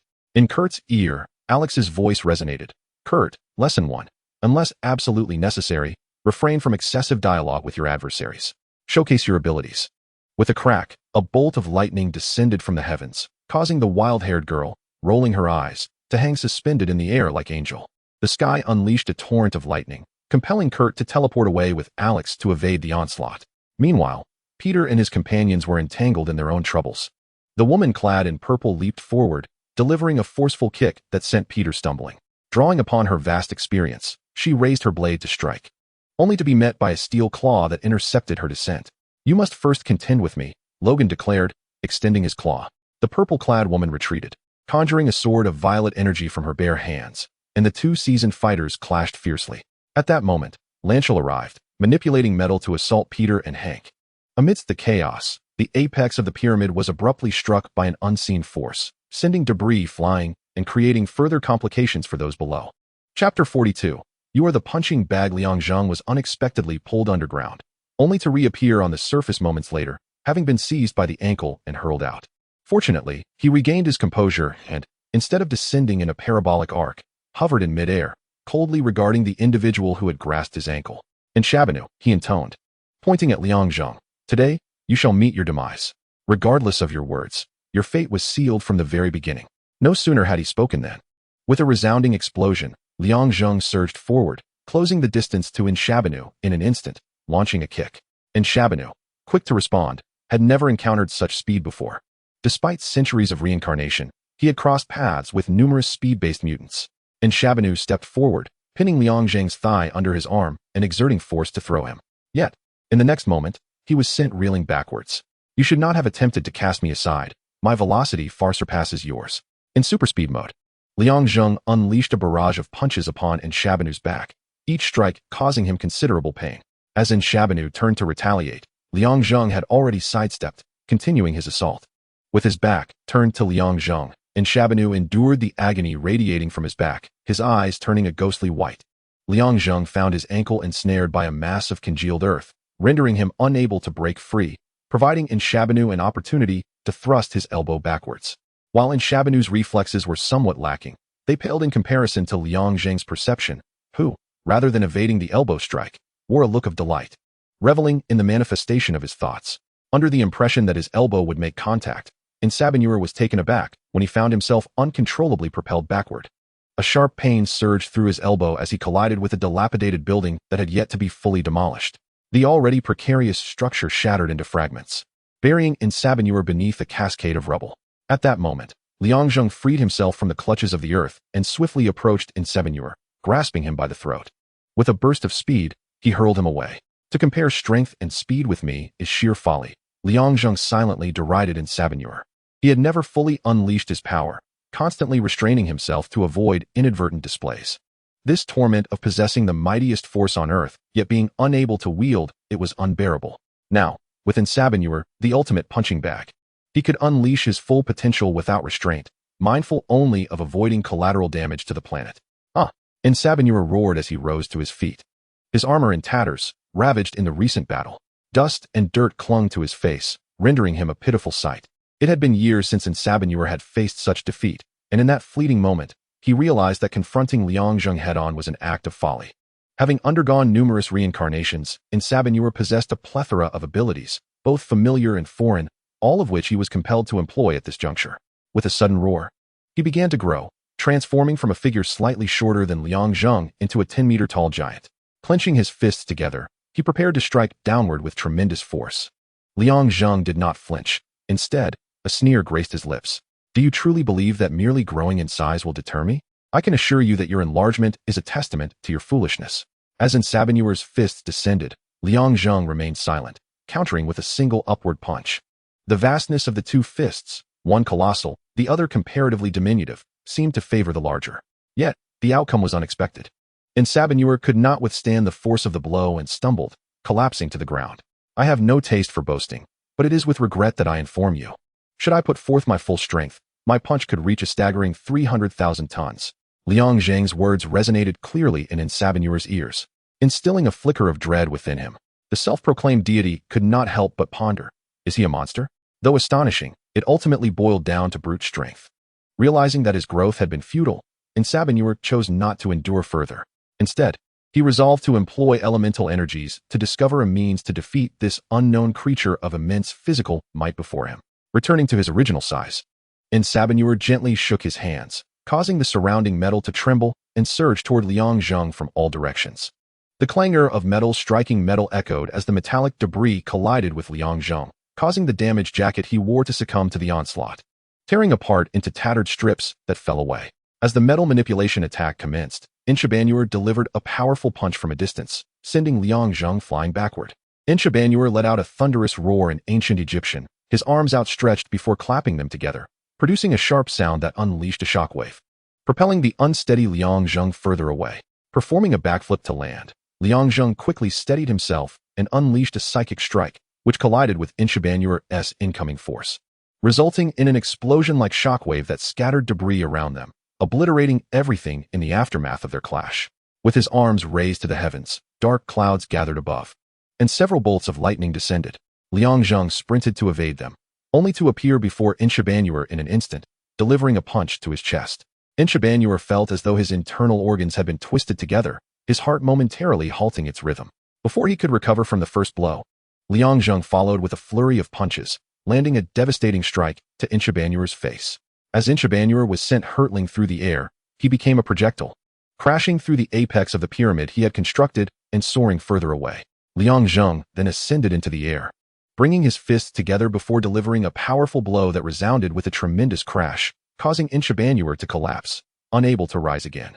Returning to the ground, Liang Zheng pointed at the motionless Insabinuer, declaring, regardless of whether he could hear, Insabinuer, to others, you may appear as a deity, but to me, you are merely a formidable punching bag that brings forth my utmost effort. As Insabinuer attempted to regain his footing, he sensed an intrusion into his mind and quickly focused to resist it. Meanwhile, Liang Zheng seized him with one hand and unleashed a barrage of strikes, pushing Insabinuer to the brink of mental collapse, forcing him to concentrate fiercely in defense. Insabinuer, undeterred, retaliated with powerful punches, but Liang Zheng deftly evaded them, continuing his relentless assault, which left Insabinuer in a state of deep frustration. His four horsemen were preoccupied elsewhere, unable to provide support, leading Insabinuer to realize how challenging it was to contend with a group alone, especially against a creature of equal might, while yearning for the psychic abilities he coveted. Charles, have you succeeded? Liang Zheng pondered amidst his strikes. As he landed a blow to Insabinuer's waist and attempted to withdraw his fist, he suddenly found it lodged firmly, unable to escape. Insabinuer let out a disdainful grunt and elbowed backward, causing Liang Zheng to stumble as Insabinuer seized his collar and hurled him into the air. Was he incapable of learning from his mistakes? Insabinuer tossed Liang Zheng away, who, despite his confusion, intended to rush back, only to be halted midair by a powerful gust of wind. Realizing too late, he was engulfed in swirling winds that obscured his vision, rendering him unable to see beyond the tempest surrounding him, as he was uncontrollably drawn into the vortex. Under the manipulation of Insabinuer, fierce winds coalesced into a formidable tornado. While orchestrating this tempest, he also resisted the psychic invasion from Charles, who was lurking in the rear. What he once yearned for, telepathy, had now morphed into a predicament. Insabinuer had foreseen this outcome. He should have eliminated Charles in the basement instead of hindering him here.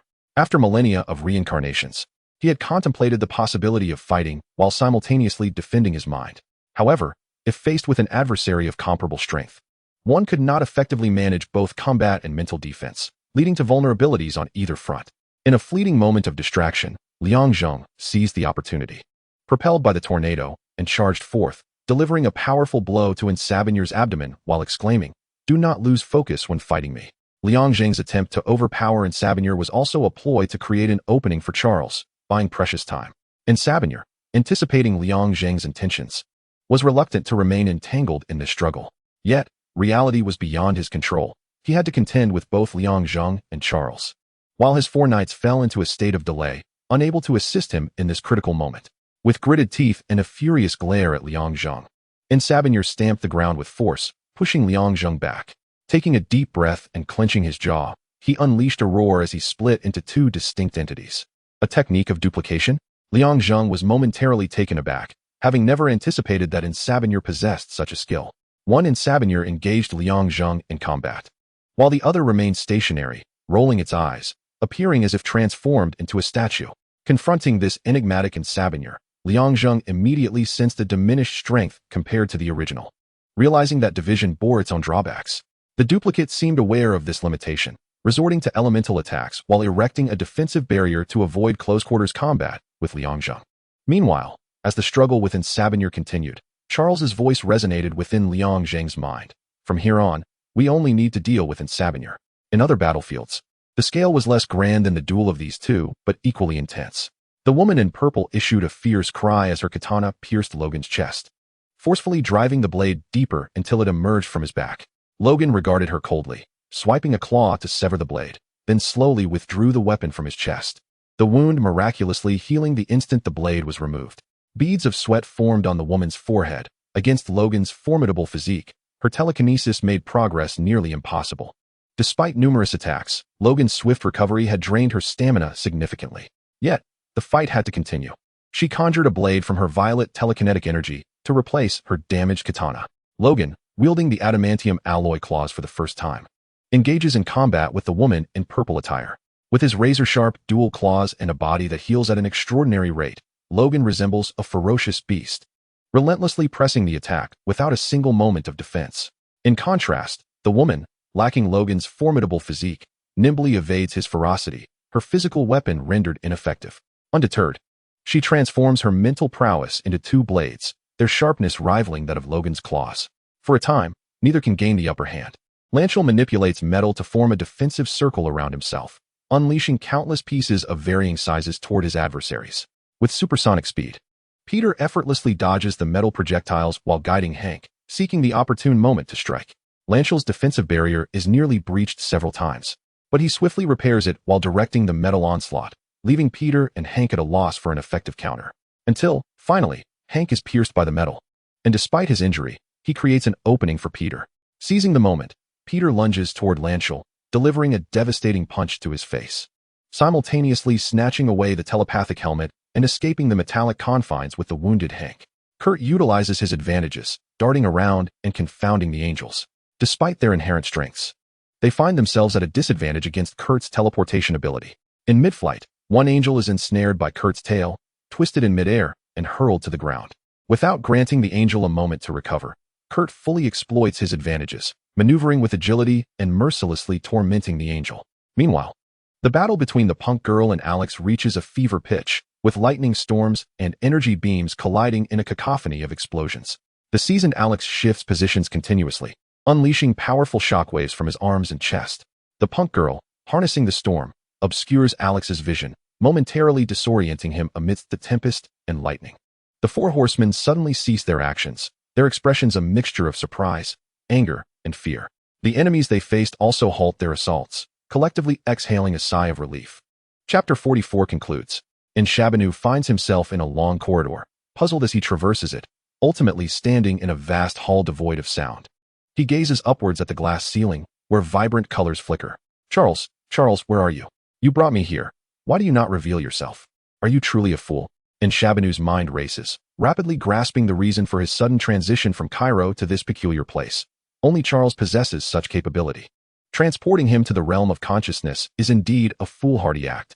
Welcome to my world. Hands press against Sabinier's cheeks, and a surge of energy envelopes him. He hears a multitude of voices converging, almost obliterating the clarity of any single sound. Charles stood behind him, indeed standing in the realm of consciousness. Where this was his domain, and he could do as he pleased. A metallic rod materialized, which Charles raised high, striking Nshabanu's back, eliciting a cry of pain as he knelt on one leg. Seizing the opportunity, Charles remembered not to give Nshabanu a chance. He grasped the armor on Nshabanu's back with one hand and twisted his body, using his arm to hurl Nshabanu away. In the next moment, Charles flashed before Nshabanu and threw a punch, only for Nshabanu to catch his fist. "This is your world, provided you are strong enough," he said. Charles took a deep breath and replied, "Indeed, I am not as powerful as you. Isn't that a foolish approach?" As he spoke, Nshabanu had already thrown Charles away. Charles slid across the ground, coming to a stop, and sat up to see Nshabanu slowly approaching. Nshabanu mocked, "Do you not agree with my statement? Do you know the factors that lead to victory in battle?" Surprised, Nshabanu did not understand why Charles remained so calm while questioning him. Without waiting for a response, Charles declared, "Weapons, soldiers, intelligence, these are all factors of victory. Yet, you have not prepared any intelligence and chose to engage me here. You have lost." Nshabanu sensed something and turned to see a girl standing at the entrance. She was dressed similarly to how he appeared before the crowd in the outside world, clearly indicating she was allied with them. "What is this?" Nshabanu felt the aura emanating from the girl, and his eyes widened in fear. The girl remained silent, merely gazing at him, and that alone instilled dread within him. He was convinced that if he moved, an unfathomable power would strike him in the next moment. Trembling with fear, Nshabanu asked, "Are you a mutant?" "I do not know. The professor mentioned he has never witnessed such formidable power as mine." "You will experience the strength I have long restrained," the girl replied. With that, she called out, and as her voice emerged, two flames erupted from her back, resembling a pair of wings. The flames gradually formed a pattern, a terrifying and potent force, a mere fraction of which was enough for Nshabanu to realize he could not withstand it. As Nshabanu saw his right hand shattering into fragments, he understood he could not remain there any longer and attempted to withdraw. However, the girl would not allow him to succeed. The restrained power of many years was unleashed by the girl without reservation, reducing Nshabanu to mere shards of consciousness, propelling him back to reality. Standing behind her, Charles's gaze held a hint of trepidation, astonished by the girl's overwhelming strength, fearing that she might lose control of such immense power. Charles reflected on Nshabanu's earlier question. "Are you a mutant?" Suddenly, with a swift motion, a fist emerged from his chest, stained with dark blood. Liang Zheng exerted force, lifting Nshabanu, declaring, "So, what other tricks do you have left? No one can save you now." As Nshabanu's chest wound continued to heal, Liang Zheng's arm remained firmly immobilized, the injury failing to mend, and instead gushing blood uncontrollably. One had fallen, while another stood still, suddenly emitting a mournful wail, inexplicably attacked by no one. How unfortunate! One ought to gather intelligence. Liang Zheng delivered a powerful kick, sending Nshabanu hurtling backwards, merging once more with the other. Gasping heavily, Nshabanu felt a pang of dread. Despite his evident advantages, the appearance of that woman had shifted the balance. Behind her, an ominous shape flickered, exuding an overwhelming power, entirely unlike mutant abilities, rendering him utterly defenseless before her, plunging him into a disadvantage. Had he not retreated in time, his consciousness would have perished. Returning to reality, Nshabanu's advantages were similarly diminished. The defeat of his mental faculties mirrored an impending failure in combat. He sighed inwardly, reflecting on his centuries of slumber, only to awaken in a world populated by two monsters on par with himself. In an instant, Liang Zheng lunged at Nshabanu, delivering a knee strike that sent him sprawling. "This era is ill-suited for you relics. Had I been in your position, I would not have been so audacious as to present myself as a target." Liang Zheng felt a twinge of pity for Nshabanu. Truth be told, he was not weak. In the absence of Jean Grey, his title as the strongest mutant was indeed well-deserved. Yet, having slumbered for millennia, he had awakened in the wrong era, facing the likes of Jean Grey. "What I cannot possess, you shall not attain either," Nshabanu intoned, attempting to draw upon nearby nuclear weapons, only to find himself unable to sense them. Confusion enveloped him. Whether out of goodwill or malice, Liang Zheng provided an explanation. "As your consciousness faltered, Charles and the others severed your connection to the nuclear arsenal. In simpler terms, your threat to our trump card has vanished." Nshabanu smiled grimly, understanding that he should never have awakened in this age. "Farewell." At these words, darkness enveloped him, and he lost control of his body, his consciousness ceasing in that very moment. Chapter 45. The dust settles. When people awoke the following day and tuned into the news, they discovered that all nuclear weapons near Earth had vanished. Amidst the jubilation of the world's escape from impending doom, curiosity arose regarding who could accomplish such a feat in a single night. No one stepped forward to claim responsibility, shrouding the event in mystery. As the crowds cheered, new topics of speculation emerged. Some suspected mutants, others pointed fingers at the mysterious figure dubbed Superman a decade prior, while some even posited that God had intervened to heed the prayers of humanity and reclaim all nuclear arms. Meanwhile, following the events in Cairo, the group returned to Xavier's mansion. Charles emerged to greet them. "Welcome back. Without your and Jean's assistance, it would have been quite challenging to sway Erik and his allies. To be honest, the greatest credit belongs to you," Hank remarked as he stepped forward. Make way, make way." Liang Zheng pushed a cart towards them, upon which lay a corpse, its skin tone markedly distinct from any known human race. The identity of the deceased was well known to all present, in Shabanu.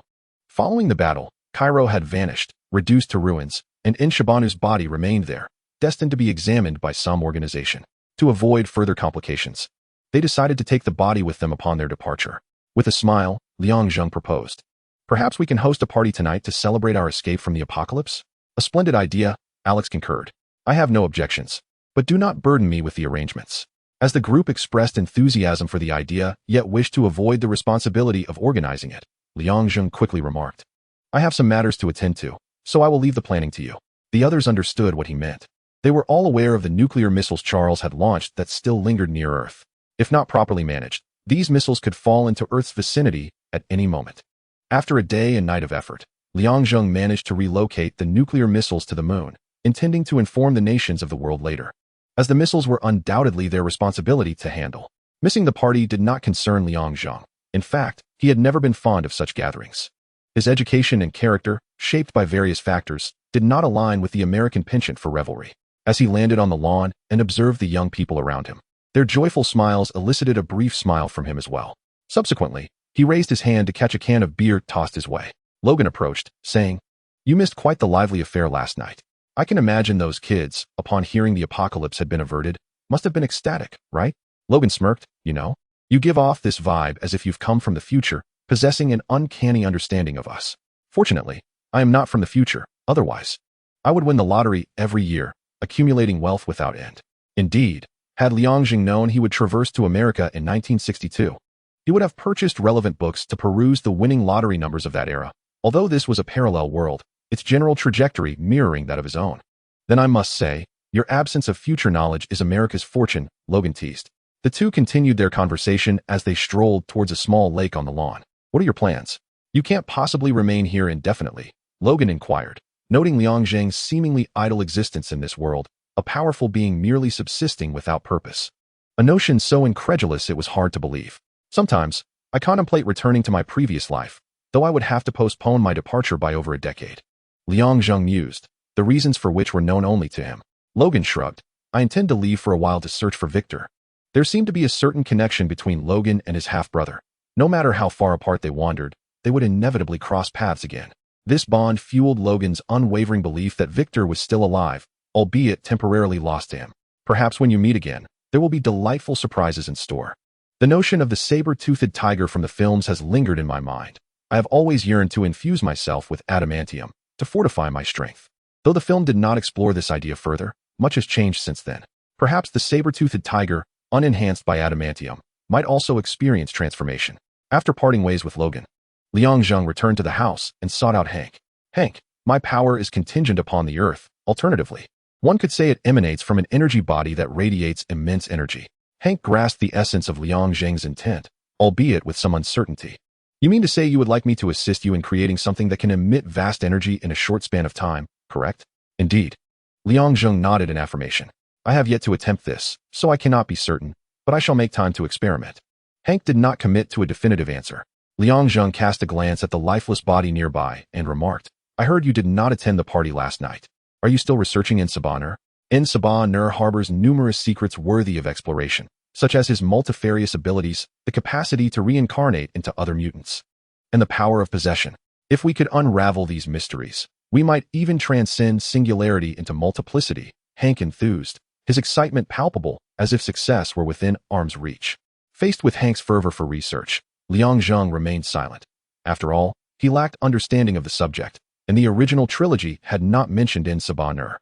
He found himself in an unfamiliar timeline, and perhaps the future could indeed unfold as Hank envisioned. Contemplating this, Liang Zheng felt a desire to acquire some for himself. It might yield benefits in the future. Regardless, The ramifications of Sabah-Nur's emergence had already begun to settle, while others continued to simmer. Liang Zheng, hailed as the most formidable presence on Earth by Logan, soon reverted to a life of languorous existence. Chapter 46. The Self of a Parallel World on a Muddy Path. A rickety bus came to a halt. Once Liang Zheng disembarked, the vehicle continued along one route at the fork, while he chose the other. Tall weeds flanked either side, and the muddy road was pockmarked with puddles, evident of recent rain. This path, suitable only for foot traffic and vehicles, constituted a significant portion of rural roads in contemporary China. For those accustomed to urban life, the scene appeared disconcerting, yet Liang Zheng gazed around nostalgically, finding it unchanged from his memories. As he traversed the muddy road, a few motorcycles whizzed by, their riders casting curious glances at him, though they did not halt. Continuing on their course, dressed in a suit, Liang Zheng seemed out of place in such surroundings, which explained the stares he received. He contemplated donning the contemporary attire of China, but ultimately dismissed the idea. Such garments lacked durability and insulation, and he preferred not to be caught unprotected in the event of an unexpected attack. Not in haste, Liang Zheng had journeyed from America, utilizing various modes of transport and changing vehicles multiple times before arriving here. Here lies the birthplace of Liang Zheng, where he shall remain for the next 5 years until he embarks on his studies in the county town, ultimately settling there, returning only during the festive season to visit relatives. Liang Zheng ponders whether there exists a parallel version of himself in this world, yet refrains from asking Charles for a glimpse, preferring to see his childhood self and youthful parents with his own eyes. Approximately 30 minutes later, the sounds of bustling voices reach him, the majority engaged in the lively art of haggling, their boisterous exchanges echoing far and wide. A stall comprised of numerous meat vendors comes into view, unchanged from his childhood memories. Liang Zheng's presence elicits no curiosity from the stallholders. Rather, they fervently negotiate prices, their faces flushed in the heat of competition over mere pennies. The stall is situated at a bend in the quaint town, leading to the sole road that, though passable by vehicles, is flanked by small stalls and teeming with people, making driving here a true ordeal. The locals lack the understanding of yielding, each person meandering in their own way, obstructing the path, while motorcycles fare slightly better, however, for smaller cars. The temptation to press the accelerator and surge forward is almost overwhelming. The town's layout is refreshingly simple, centered around a single road, with houses of varying heights lining both sides, some modern, others relics of the past, creating an intriguing juxtaposition. As he navigates through the crowd, Liang Zheng halts before a 2-story building adorned with a red cross. It is a hospital.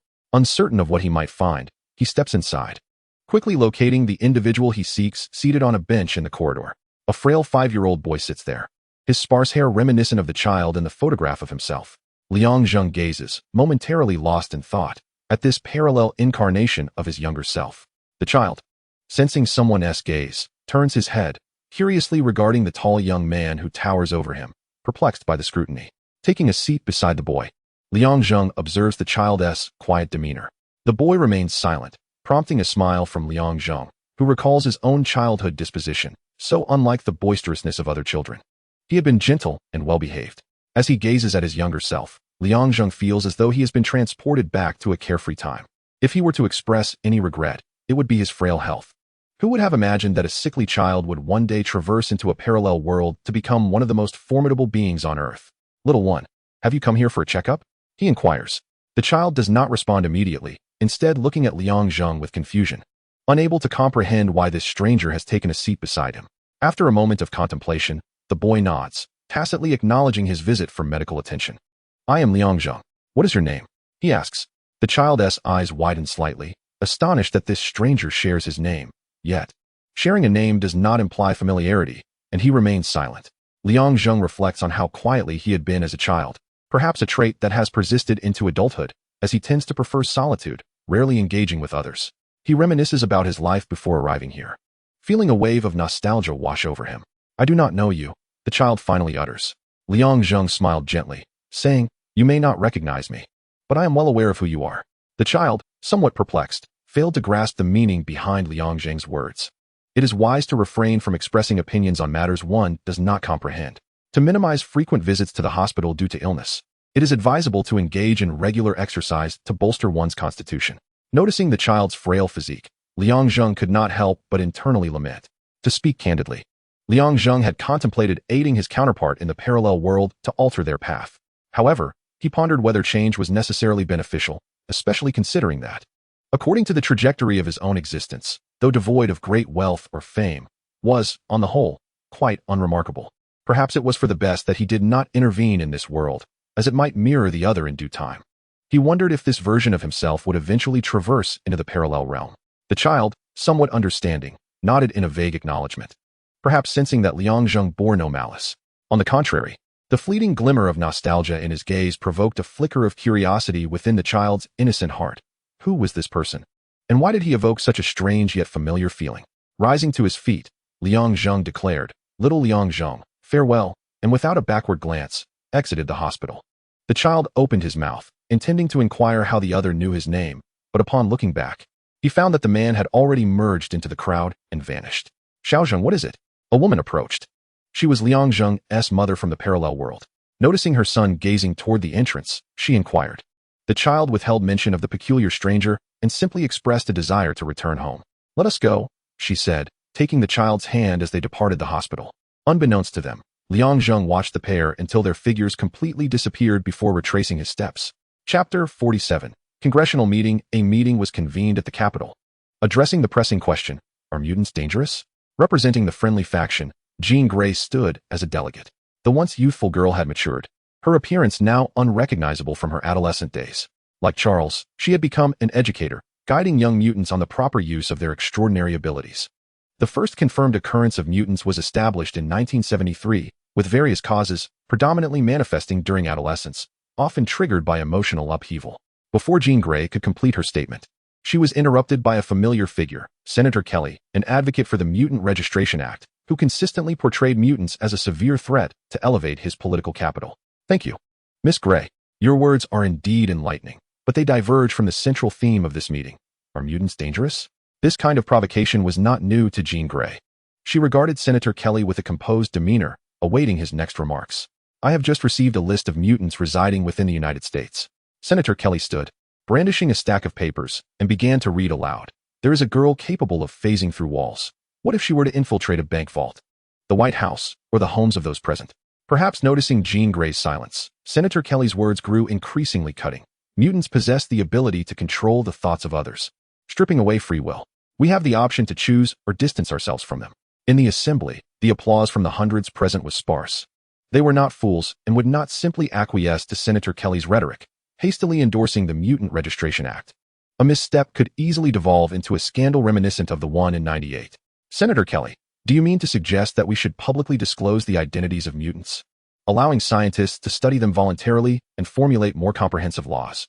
Am I correct?" Senator Kelly believed Jean Grey had somewhat capitulated, yet the next moment, her words rendered him speechless. In '96, 8 mutants publicly revealed their identities and voluntarily chose to be studied. The outcome was tragic, their fate sealed as they were secretly dissected under orders from the Clinton administration, justified to the public by claims of their hostility towards humanity. This scandal could not be concealed. Bill Clinton, having signed the relevant decrees, was compelled to resign and ultimately imprisoned, serving a sentence exceeding 1,000 years. In the aftermath of '73, over 2,000 mutants lost their lives, many of whom had concealed their identities, while a smaller fraction lived openly as mutants, coexisting amicably with humans until they were clandestinely apprehended by certain corporations and government forces, taken to research facilities for experimentation and dissection. By the time they were rescued, only a little over 100 mutants remained, none of whom were whole, their minds traumatized and bodies marked by permanent scars. To Senator Kelly, Jean Grey's smile was a glaring affront, laced with sarcasm. "With the implementation of the Mutant Registration Act, I dare say it will only lead to the demise of more mutants, especially considering that 95% of the world's population carries these genes. You fear mutants, dread those stronger than yourselves, yet you never reflect on why they might strike back. You are the root of this conflict." This echoed the words of Superman from '73. If the earlier discourse on the Mutant Registration Act was deemed harmful and futile, Jean Grey's final reference to the genes carried by humanity was akin to a sharp dagger's thrust, insinuating that while today they revealed constraints on mutants, tomorrow they might just as easily unveil legislation targeting those with genetic markers. Jean Grey concluded by quoting Liang Zheng, subtly warning the assembly that while some among them may be friendly, not all share that disposition. The majority present fell into contemplation, and upon witnessing this, Senator Kelly realized the meeting was turning against him. He refrained from uttering another word, returning to his seat in silence, remaining voiceless until the conclusion of the session. In the corridor, Two elderly men stood facing each other. One, donning a black top hat that cast shadows across his face, sighed. "It has been a long time, Charles. You have aged. Despite possessing unparalleled power on Earth, we are, at our core, mere mortals, destined to grow old." The other, a bald elder, sat in a wheelchair. "Time has weathered the years. The youthful lads of yore have now transformed into venerable elders. Although aged in body, their spirits remain youthful, tirelessly striving for one another's aspirations. You have nurtured an exceptional student. Her eloquence is truly remarkable. The fool named Kelly seems oblivious to the scandal of '98, as Rachel noted, her tone shifting to mock the congresswoman. Charles humbly replied, "Without the foundation laid in the past, our words now would only invite rebuttal." Rachel's lips curled into a sardonic smile. "Charles, you remain unchanged, save for having grown wiser, nay, perhaps more pedantic. Do you not perceive that the world will not embrace us? Old friend, what has engendered such extremity in your thoughts?" Charles queried, perplexed. "Do not tell me you are unaware. A war is brewing. Once humanity possesses weapons capable of vanquishing us, they will no longer conceal their intentions." Charles's countenance darkened slightly. He was no fool. With a mind attuned to the currents of thought, he sensed more than Rachel, though not as direly as she suggested. "You have forsaken any hope of amicable coexistence with humanity. No matter how much I argue, your convictions will remain steadfast." Their conversation unfolded in stark contrast, one urgent, the other languid, revealing their differing ideologies and aspirations. "So, Erik, your presence here is not merely to witness a farce. You harbor some ulterior motive?" Charles, upon recognizing his old friend, instinctively felt that Erik was up to something nefarious. "Charles, do not attempt to probe my memories. Just because I am not wearing a helmet does not mean I am oblivious to your brainwaves. After all these years, did you think I would lack precautions?" A metallic object appeared silently behind Charles. "Try to thwart me if you can, but only if you can anticipate my next move. Convey to Liang that this is a war between mutants and humanity, and he has no part in it." Rachel made no further delay, turning her back to Charles as she departed slowly. Charles furrowed his brow, subsequently sighing, before wheeling away to join his students. Chapter 48. The shift of positions with a decisive push. Logan entered the bar, his snow-laden figure contrasting sharply with the warmth inside, creating a dichotomy between the frigid outside and the inviting interior. Taking a seat at the bar, he gestured to the bartender. "A glass of whiskey, please." "Terrible weather," the bartender remarked as he poured the drink. Logan nodded, inquiring, "Is it often like this here?" "This place is notorious for its peculiar weather. It can snow out of the blue. Today is particularly odd. It's been snowing all day," the bartender explained, his voice trailing off into a mumble. Logan casually surveyed the bar before pointing toward a cage in the corner. "Is there cage fighting here?" "Not officially, but if you're short on cash, you could give it a try. You look like you could handle yourself," the bartender replied. The bartender, naturally, hoped to draw more patrons into the establishment. Logan, despite his thick jacket that imparted a rugged appearance, could not conceal his fierce demeanor. This prompted the bartender to inquire, "When can you start?" "I happen to be in need of cash." Indeed, Logan was in dire financial straits. His expenses for lodging, meals, and refueling his motorcycle had accumulated, and the meager savings he had brought along were nearly depleted. Unexpectedly, he stumbled upon such a lucrative opportunity. Soon, the atmosphere of the bar grew increasingly lively as patrons filled the space. The owner seized the moment to announce the commencement of the evening's cage fight. "Take him down. Don't hold back. Beat him." The crowd, electrified with excitement, gathered around the cage. One challenger after another was dragged away. Yet this did not deter others from seizing the chance to win some money. On the contrary, enthusiasm surged amongst them. Logan positioned himself within the throng, observing the combatants within the cage with a cold smirk, biding his time until the fighters had sufficiently exhausted themselves. At length, only a burly man remained in the cage. Despite a bleeding gash at the corner of his eye, he exuded an aura of invincibility. The owner, microphone in hand, called out, "Are there any challengers? Are you willing to let him take the prize?" Logan pushed through the crowd, stepping forward with determination. "Ladies and gentlemen, it seems tonight's savior has arrived." Standing a head shorter than the muscular contender, Logan's stature belied his prowess. His presence overshadowed that of his opponent. "Shorty, ready to take a beating? You might want to call an ambulance afterward," taunted the burly man as they exchanged barbs. With the owner's declaration of "let the match begin," Logan seized the initiative, delivering a powerful uppercut. The burly man's defenses crumbled, and his chin absorbed a devastating blow. Encased in adamantium, Logan's fists were not something an ordinary man could withstand. The burly man rolled his eyes and collapsed, rendered unconscious. The bar fell silent, stunned by the unexpected turn of events. They had not anticipated the burly man to be so easily defeated, especially after projecting an image of invincibility. Regret washed over some audience members as they berated themselves for not stepping up earlier. Had they done so, the prize would have been theirs. Is there anyone else? Logan boldly surveyed the crowd, issuing a challenge. No one dared to step forward, for all who had tried before lay defeated. This prompted a few voices from the audience to exclaim, "Why didn't you go up earlier? You merely swooped in for the spoils." Were Liang to stand there, he would surely reflect on how the challenger had become the challenged. That night, Logan emerged as the champion of the bar, claiming the prize that rightfully belonged to him. Upon returning to the bar, the bartender gave him a thumbs up. "I knew I wasn't mistaken. You knocked that guy out with a single punch." He simply didn't know how to think. Logan chuckled, knowing full well that he would never disclose to anyone that his fists were as unyielding as iron. "This drink is on you." "Thank you." The television, broadcasting a session from Congress, was engaged in a discussion about the perceived threat of mutants. Logan took a sip and remarked, "These people have nothing better to do. They obsess over whether mutants are dangerous. In my opinion, the real danger lies with them." He mused that perhaps that scandal might resurface. The bartender shrugged, stating, "That's a matter for politicians. It does not concern us. We have no interest in whether mutants pose a threat. They have not provoked us." His words embodied the sentiment of "you do not bother me, and I shall not bother you." Observing the bartender's demeanor, Logan refrained from further commentary. Recalling what Liang Zheng had once told him, that it was preferable for ordinary people to remain neutral rather than support mutant registration laws. They remained in the bar until dawn. As patrons dwindled and the staff began to clean up in preparation for closing. Outside, the snowfall had ceased. Logan stood to leave, but the bar door was rudely flung open, allowing the cold air to invade the warmth within. Logan furrowed his brow. Upon seeing the newcomer, his expression shifted, and he placed his left hand on his right wristwatch. "Wolverine, I never expected to find you here." The visitor, clad in a helmet and garments that trailed the ground, was none other than Magneto, Erik Lehnsherr.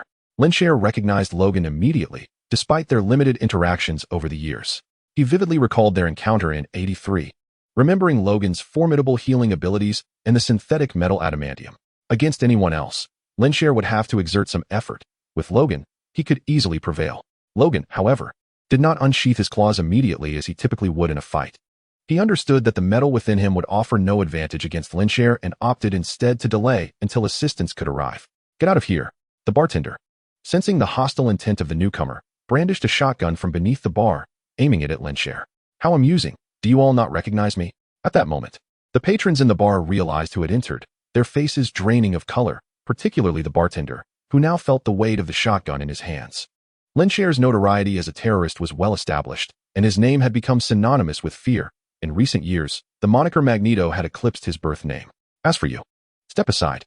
With a casual wave of his arm, Lehnsherr levitated Logan, who was rendered helpless and slammed against the liquor cabinet, losing consciousness instantly. Chapter 49, Conversation Upon Awakening. Logan's first sight was Liang Zheng sitting at his bedside. He inquired, "You didn't save me, did you?" Liang Zheng explained that he despised snowy regions and had fortuitously entered that day. It was Scott and others who had rescued him. Liang Zheng elaborated on his reasons for not going to the rescue, expressing his distaste for snow, particularly when it involved traveling to snowy locales, a sentiment rooted in his previous living conditions. Before traversing to this place, Liang Zheng was born in the southern region. Aside from a 6-month business trip to the north, he spent the remainder of his time in the south. Scott, whose full name is Scott Summers, is the younger brother of Alex and a successor among the team members of the X-Men. Most of the older generation of members have departed to pursue other endeavors. Now, in the year 2000, a new era has dawned with new members. After Logan ceased his involvement as a member, he began to wander across America in search of his brother Victor. Following Liang Zheng's departure, he too commenced efforts to find his way back home. Compared to over a decade ago, Liang Zheng now appears to be in his 30s, although those familiar with him know he is approaching 50 and entering middle age. Logan, being older, shows no signs of having surpassed a century. I wonder, has he found Victor yet? Liang Zheng sometimes questions the very existence of Victor. Recalling their brief encounter on the street in '62, marred by racial discrimination, yet he still holds onto the belief that Victor is out there. Logan's expression is somewhat somber. He has left Xavier's mansion countless times, for durations both brief and extended. Despite feeling in his heart that Victor is alive, he is thwarted in his search. Were it not for this notion, he would have little desire to leave. Not wanting to linger on the topic, Logan inquires, "What about you? When will you depart?" Perhaps it will not be long now. Compared to his first entry into the nexus of various realms, after multiple attempts, Liang Zheng has begun to discern the correct timing for traversal.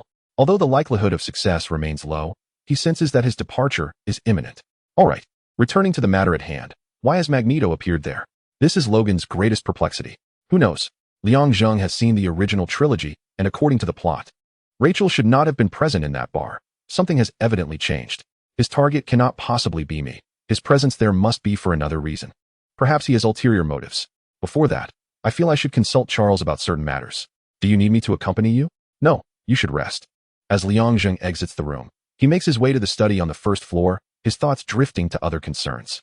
His appearance has triggered a butterfly effect. While the overarching narrative seems to mirror that of the original trilogy, subtle differences have emerged, most notably in the triangular relationship between Logan, Scott, and Jean Grey, which has dissipated. Upon learning of Rachel's attack on Logan, Liang Zheng instructed Scott and the others to retrieve the bar's surveillance footage. Upon meticulous examination, he found no trace of Anna Marie, leaving him puzzled about Rachel's intentions for being there. Recognizing that Rachel's actions would not be without reason, Liang Zheng repeatedly scrutinized the footage, yielding no insights, ultimately setting it aside to contemplate his next course of action. After 1983, Liang Zheng frequently experimented with superspeed during his attempts at teleportation, repeatedly entering the central nexus. Though he could not remain there long enough to ascertain the precise space and time, he has learned to navigate slight deviations in timing to locate his desired positions. Upon entering the study, I found several individuals already present. Just as I was intending to seek you out, Scott, the current leader of the X-Men, was reporting to Charles. After Liang Zheng arrived, Scott nodded and stepped out. Closing the door, Liang Zheng inquired, "You were looking for me? I am not particularly skilled in this area. You should have summoned David. David has other commitments outside and will not return anytime soon. I wish to discuss Erik's recent aberrations with you," Charles replied slowly. In recent years, he has grown increasingly extreme, believing that a confrontation between mutants and humans is inevitable. He feels it is better to strike first rather than wait for humanity to develop weapons against us. Your tone suggests disbelief in Rachel's extremism, Charles observed, nodding. Erik is not typically impulsive or extreme, leading me to believe he is concealing something, a conspiracy of sorts. Liang Zheng wholeheartedly agreed with Charles's assessment. From their first meeting, Rachel had given him the impression of a person not prone to rashness. Recent changes in Rachel seemed more indicative of a hidden agenda. If we were to consider the Rachel from the original trilogy, his behavior would seem typical. However, the Rachel of the new trilogy presents a puzzling contradiction. Over the past half-century, Liang Zheng's relationship with Rachel could hardly be described as amicable. The former looked down upon Rachel's notions of racial optimization, while the latter's attitude shifted upon discovering that the former was not a mutant. Their interactions revealed a significant rift. Neither felt inclined to address the other by their surname. Perhaps he has uncovered something significant. Recalling the purpose of his visit, Liang Zheng posed a question. "Charles, are there any peculiarities among this year's new students? Most mutants possess similar abilities, yet a select few exhibit extraordinary powers. Even Charles himself would not dare claim to fully comprehend all mutants. Each time they believe to have grasped the diversity of mutant abilities, they are invariably surprised anew. This is unlike you. You are actually showing interest in this matter," Charles teased with a smile. "I only inquire occasionally. I am not involved in the administration." Liang Zheng, passing his time idly, was not one to remain passive. With the majority of his time free, he acted as a sparring partner for the X-Men members, though he deliberately ensured a flawless record, never tasting defeat. "However, your remarks have indeed reminded me of a rather unique individual. Her ability is such that even I must marvel at the divine nature of her gift," Charles remarked with a sigh before revealing her identity. "Anna Marie, this year's new student. Her power is exceedingly peculiar. I struggle to find the right words to describe it. Though she comes into contact with life-threatening situations, only to show improvement several weeks later. When she touches mutants, they experience effects akin to those of ordinary individuals, yet astonishingly, she seems to acquire the abilities of those she touches." Liang Zheng nodded, having anticipated this revelation, though he was still taken aback by the significant shift in the narrative. Originally, Mary was to have met Logan in a bar. Now, she had arrived at the school through regular admission channels. Would Rachel's attack on Logan go unnoticed? I suspect that Lancer's attack on Logan serves as a smokescreen. Perhaps his true objective lies within this very vicinity. Liang Zheng silently noted Charles's words, recognizing the necessity of vigilance, regardless of their veracity. Chapter 50, Conspiracy on the Lawn of the Estate. Liang Zheng stood alongside Kurt. The youthful Kurt of yesteryears had now entered middle age, shedding the naivety of his youth for a demeanor of calm assurance, instilling a sense of complete trust. Hank, the current director of the Mutant Affairs Department, had crafted a disguise for Kurt, suitable for his social engagements. As was customary, Liang Zheng supported the nape of Kurt's neck, propelling them forward at full speed. Kurt activated his teleportation ability, and in an instant, only he emerged, with Liang Zheng reappearing moments later. Upon his return, Liang Zheng inquired, "How long was I gone this time?" "A few seconds. It seems you have succeeded once again." With each success, Kurt could discern Liang Zheng's growing impatience. He understood that anyone who had lingered in an unfamiliar world for nearly half a century, once believing they would spend their remaining days there, would be compelled to attempt a return, especially after tasting success. Liang Zheng's desire to return home was not solely because it was his place of origin. After all, he had resided in this realm for many years and had grown accustomed to it. The world he once knew was gradually becoming alien to him. His motivation lay in the wish to see his parents once more. The thought of his parents evoked a smile as he recalled his counterpart in this world, who bore an uncanny resemblance to his former self. "It seems you should start preparing your luggage," Kurt remarked, gazing at Liang Zheng. Liang Zheng shook his head. "Not yet. A few successes do not guarantee the next moment will yield the same fortune. It is merely luck." "Luck plays a significant role as well," Kurt replied with intrigue. "Still the same as before, no girlfriend, enamored with games. You truly haven't changed at all. Unlike us, we have aged." He sighed, lamenting the passage of youth. Liang Zheng smirked. "Don't speak as if I haven't aged. I have no interest in dating. I prefer games over that. Each world evolves differently. Here, the gaming industry flourished rapidly. The games that would only emerge a decade later in his original world were largely available here, while those that hadn't appeared were either in development or lacking inspiration." Kurt glanced sideways toward a room in the castle facing them. "Is Logan still the same?" "Still hasn't been found. It seems he is avoiding you. Do you know why? Perhaps we should simply consult Charles." Liang Zheng shrugged, offering a suggestion. Stockholm closed the door, removed his women's suit, and settled onto the sofa to rest. Upon hearing a slight noise, Stockholm's right hand instinctively reached into his handbag, emerging with a pistol while exclaiming, "Who is there? After 10 years, you haven't changed at all, Mystique, or shall I say Raven?" The figure that stirred the silence gradually emerged from the shadows, clad in black. Erik. It was no wonder he blended seamlessly with the dim interior.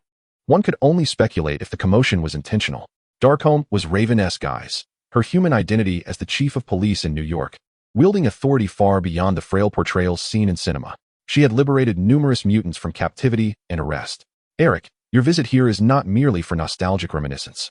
Unveil your true intentions," Raven declared, unwilling to indulge in idle chatter. Erik hesitated before revealing his purpose, first pouring himself a glass of red wine, then speaking slowly. "Raven, you are astute, having ascended to the position of chief, yet do you not find the number of mutants you have rescued dismally inadequate compared to those who suffer?" "I am no deity, Erik. I can only act within my limitations," Raven replied, devoid of any shame. She had exerted her utmost efforts, though a sense of helplessness lingered within. The ratio of mutants to humans was a mere 0. One of the population, a stark imbalance. Despite numerous laws explicitly forbidding the pursuit of mutants, their worth remained exorbitantly high, with even the most trivial abilities fetching hundreds of thousands on the black market. If the number of mutants were to rise to 10%, the current disadvantage would transform drastically. There exists an opportunity for us to alter this unfavorable dynamic. At that moment, Erik appeared far removed from the extreme persona presented to Charles. Perhaps Liang was right. His radical behavior over the past few years concealed his true ambitions. The renowned Magneto, seeking assistance from someone like me, who possesses no capability beyond disguise, was indeed curious.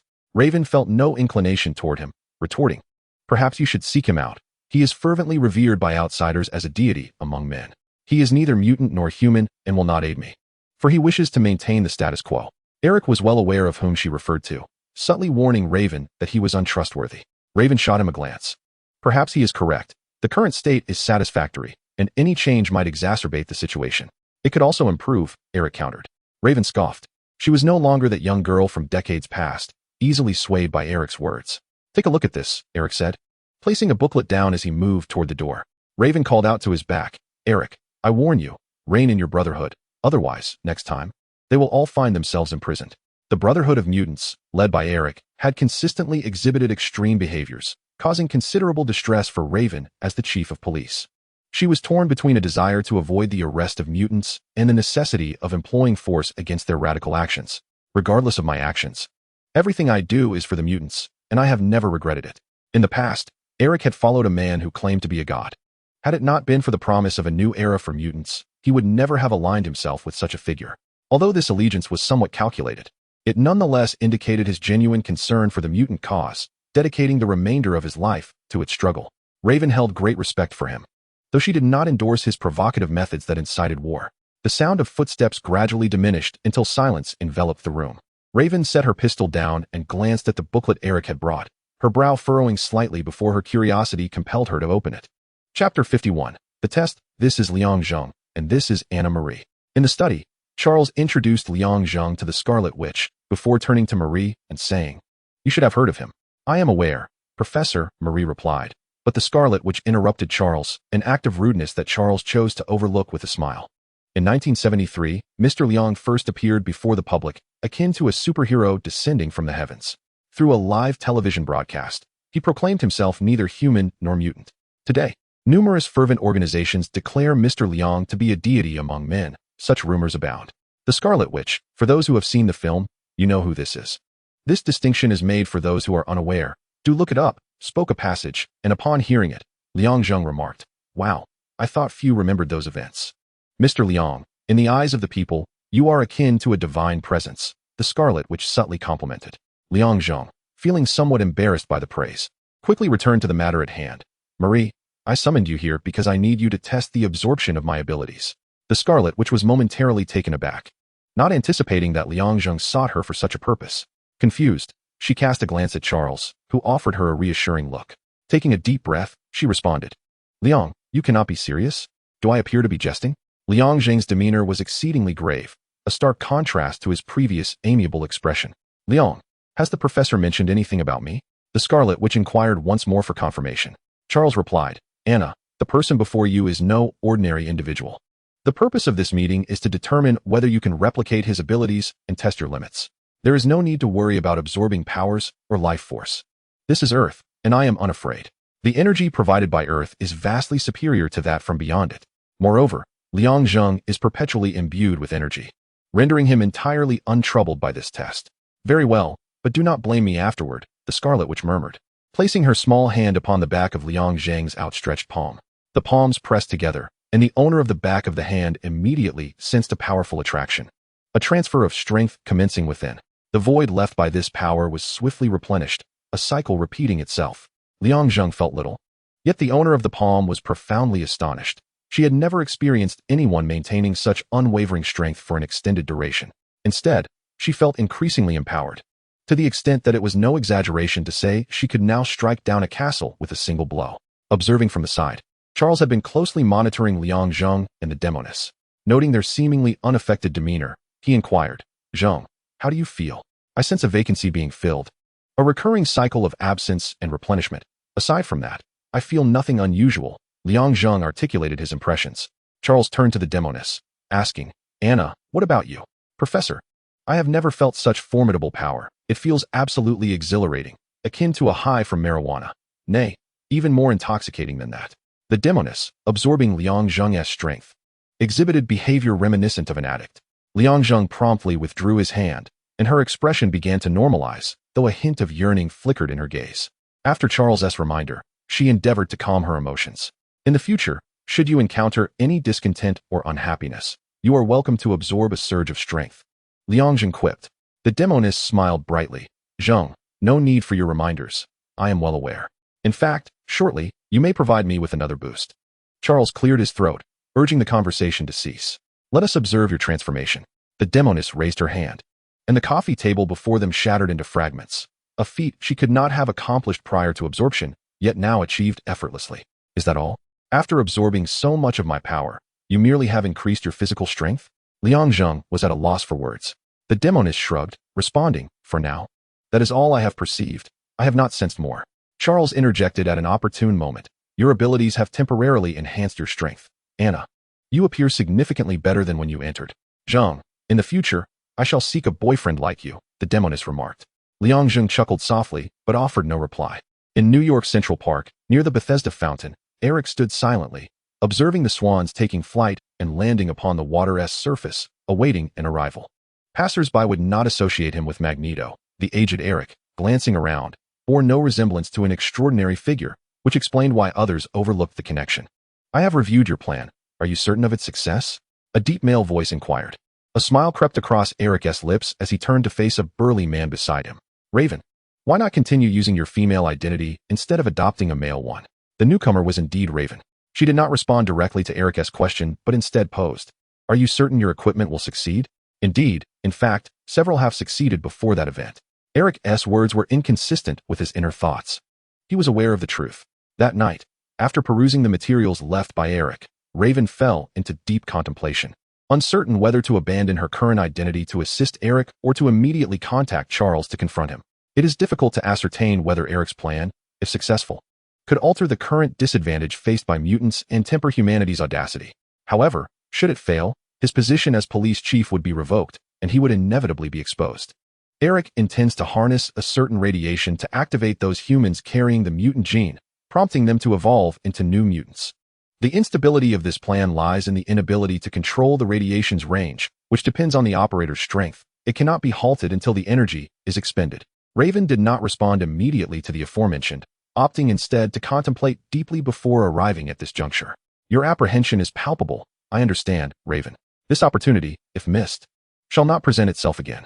Raven scoffed, finding Erik's words untrustworthy. She could not fathom why he chose to initiate the plan during the United Nations summit. His motives seemed suspect. Unlike Charles, who has lived for decades, Erik had sensed Raven's skepticism and stated gravely, "The reason for commencing the plan at the summit is that I require your identity to facilitate the transfer of the equipment to the venue. It is imperative that we do not fail." Raven conceded that her title as police chief would need to be relinquished. "You have made the right choice," Erik remarked with an enigmatic smile before turning away, gradually distancing himself. Raven remained suspicious and did not fully trust him. She felt compelled to seek out another individual. Chapter 52. Alternate plans. Upon driving to Xavier's mansion, Raven gazed around, nostalgia washing over her as she recalled her stay here decades ago. Much had changed in the estate, and the familiar sights had dwindled. As she strolled into the castle, children passing by curiously regarded her in her police uniform. Few ventured here, especially officers. Raven smiled kindly at them, signaling her benign intentions. She inquired of a little girl, "Where's the professor?" Perhaps sensing Raven's goodwill, the girl replied, "The professor is in the study." "Thank you." In the study, Charles had his hands pressed against Logan's temples, dedicating a moment each day to help him untangle his chaotic memories and check if any could be restored. Logan remembered everything post-1973. Yet most of his earlier memories were lost, chaotic, and difficult for him to articulate. "Is there still no solution?" Logan asked, noting Charles's soft sigh. Charles lowered his hands, responding, "Logan, even I cannot rearrange such a multitude of memories. Yours span over a century and contain many voids." A knock sounded. "Am I interrupting?" They turned to see an unfamiliar woman standing at the door. Sensing their puzzled gazes, Raven reverted to her true form. "Raven, welcome home," Charles said simply, a statement laden with meaning. Noticing the shift in the atmosphere, Logan excused himself, leaving the study to Charles and Raven while gently closing the door behind him. Charles and Raven stood in stark contrast. Charles was now an elder, while Raven remained unchanged, eternally youthful, much like Logan. This corroborated their previous discussions about her ability to age slowly. "Charles, I have come to consult you regarding Erik." At the mention of his old friend's name, Charles visibly stirred, his brow furrowing. Any matter concerning Erik was seldom a trivial one. "Raven, what troubles him?" "He seeks my assistance, hoping I will use my authority to transport a device to Ellis Island." "A device? For what purpose?" "The device emits a unique radiation intended to activate the genes within humans, transforming them into mutants. Erik plans to use it to reverse the disadvantaged status of mutants." Raven paused before continuing. "However, he appears to be acting rather peculiarly." Charles nodded thoughtfully. "Very peculiar indeed. He wishes to initiate this plan at the United Nations summit, which is nonsensical unless it serves as a target." Upon hearing this, Raven shook her head, deeming it too simplistic and implausible. "If Erik were not wearing a helmet, I could easily access his memories right now." Charles expressed his concern. "There are a few days until the summit begins. I shall take the time to investigate what Erik truly intends." Having addressed the pressing matter, Raven inquired, "Are David and Moira not at the mansion?" "David is away on business, and Moira remains at Langley." Charles recalled Raven's recent disguise as a police officer. "Are you now serving as an officer?" "Police chief. This role has enabled me to rescue numerous mutants. It proves quite convenient." "And the others?" "They are well. He is merely preparing for departure, making all necessary arrangements. For so many years, he has refused to relent." Raven admired Liang Zheng's tenacity. Were she in his position, she would not even contemplate such persistence. "He has loved ones over there, which serves as his motivation." Charles sighed, reminiscing about his own youth, when Raven had not yet departed and so many memories lingered, some of which he scarcely recalled. "Charles, brace yourself for Erik's next move." Raven soon departed from Xavier's mansion, her every action under scrutiny. Erik. She has indeed gone to Xavier's. Suddenly, a figure materialized before Erik, skin crimson and bearing numerous scars. It was the Red Devil. His lost left arm had been replaced with a prosthetic, and despite the years, he had not aged, clearly possessing the ability to slow down his aging process. Erik smiled. I have worked with her for some time. Her actions are predictable. Erik, what are your true intentions? After 83, Erik found the Red Devil, alongside others, to establish the Brotherhood of Mutants.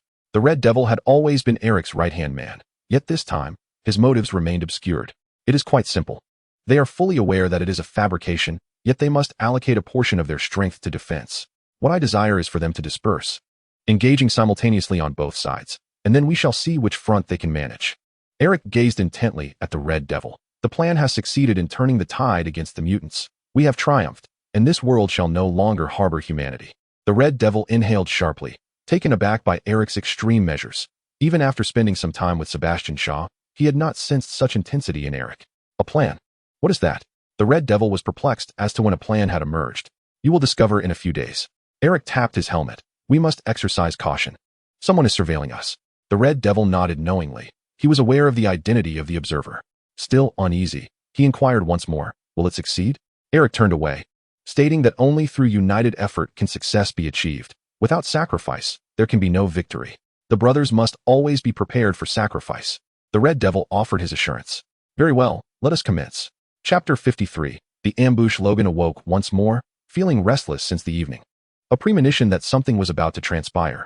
After rising, he contemplated seeking someone for conversation, suddenly recalling that at this hour, only Liang Zheng would be awake. However, Liang had engaged in another time travel adventure that afternoon. Kurt had waited for several hours without seeing him, indicating that he had perhaps ventured too far and would not return anytime soon.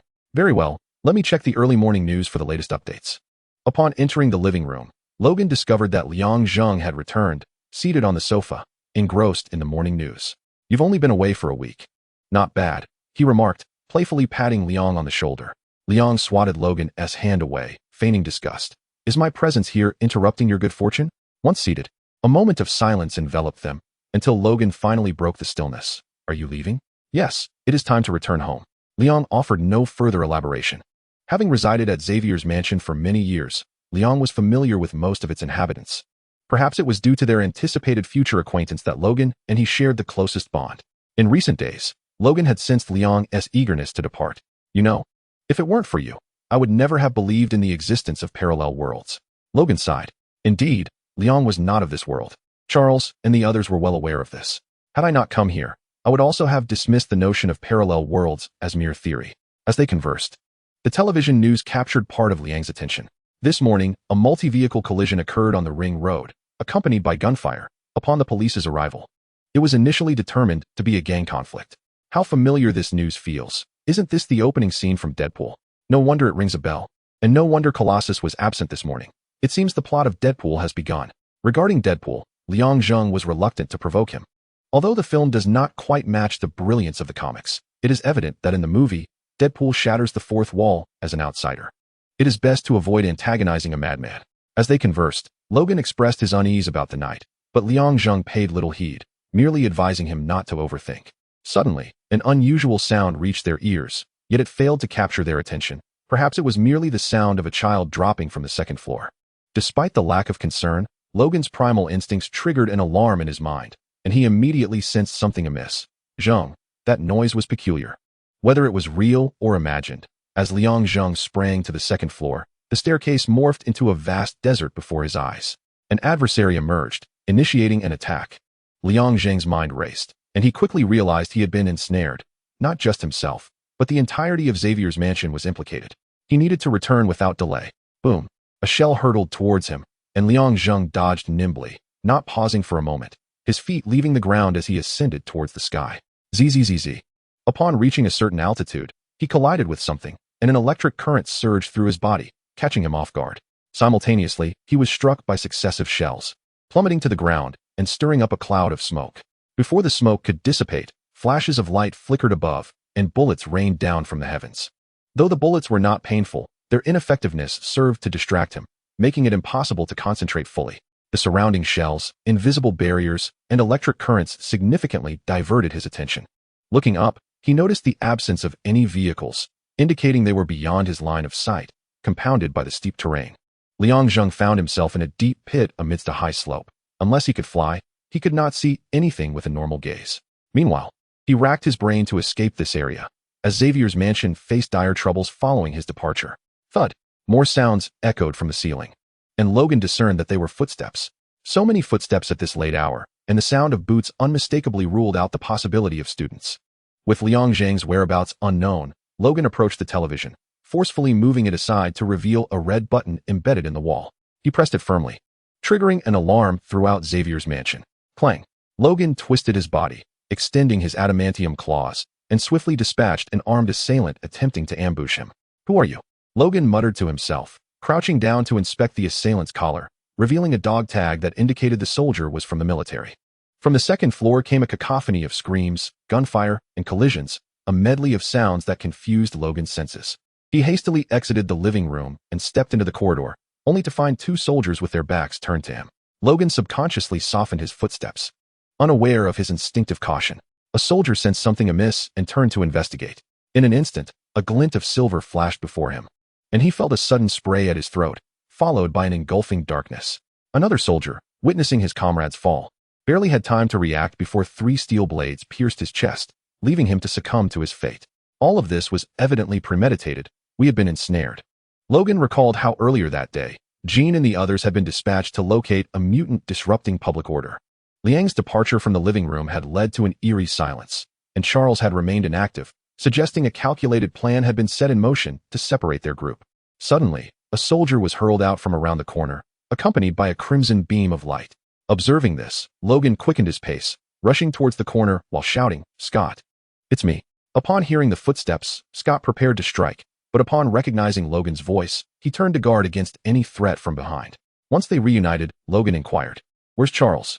"The professor just returned to his room and hasn't made a sound since," Scott replied. Logan, lacking the luxury of time for lengthy conversation, interrupted decisively, "Scott, take the children who haven't been captured through the secret passage and leave. I will find Charles. Once outside, inform Jean and the others not to return. We will find a place to regroup." "Understood," Scott nodded in agreement, offering no rebuttal. In truth, they had been subdued to such an extent that further struggles would only lead them back to the occupation of Xavier's estate. Through the corridor's glass, beams of light filtered in, accompanied by the roaring of engines. Helicopters were arriving, bringing more soldiers with them. Cursing under his breath, Logan pressed on, encountering soldiers along the way who fell before his adamantium claws. None could withstand the lethal force. Those who survived were left maimed, while the deceased were the fortunate ones, spared from a life of suffering. At the staircase ahead, a large contingent of soldiers stood guard. Upon observing their weapons, Logan altered his course, seeking cover to spy on the group, pondering why they were stationed there. An ominous premonition settled in as a figure emerged, carrying Charles. Logan's heart sank. These men had come for Charles. The individual bearing Charles abruptly halted, handing him over to a nearby soldier for immediate removal. The lack of lighting on the stairs rendered Logan momentarily blind, yet the one who had carried Charles now faced him, slowly uttering, "Jimmy, is that you? No one knew my childhood name. Could it be him?" Logan's mind felt as though it had exploded, and he stepped forward, confronting the speaker. As they locked eyes, he finally articulated, "Victor, is that you?" Chapter 54. Victor. A flash of light swept through the corridor, though it faded quickly. It was sufficient for Logan to discern the speaker's features. "Victor, is that you?" The man facing Logan was none other than his long-lost half-brother, Victor, whom he had been desperately seeking. Like Logan, Victor possesses the same abilities, including the gift of immortality. "It's been 2 decades, perhaps 3. We have not seen each other for a considerable time. How have you been?" While Victor engages in casual conversation, Logan is preoccupied with his primary objective, ensuring Charles' safety and seeing if there is a way to rescue him. To be precise, it has been 17 years. Logan's eyes glint with cold determination as he sternly states, "Victor, I have no desire to fight you. Step aside." Victor, with a sardonic smile, raises his hands in mock surrender. "This is my job, I assent it, working for the government, assisting them in their dirty deeds." "Victor, you have truly regressed."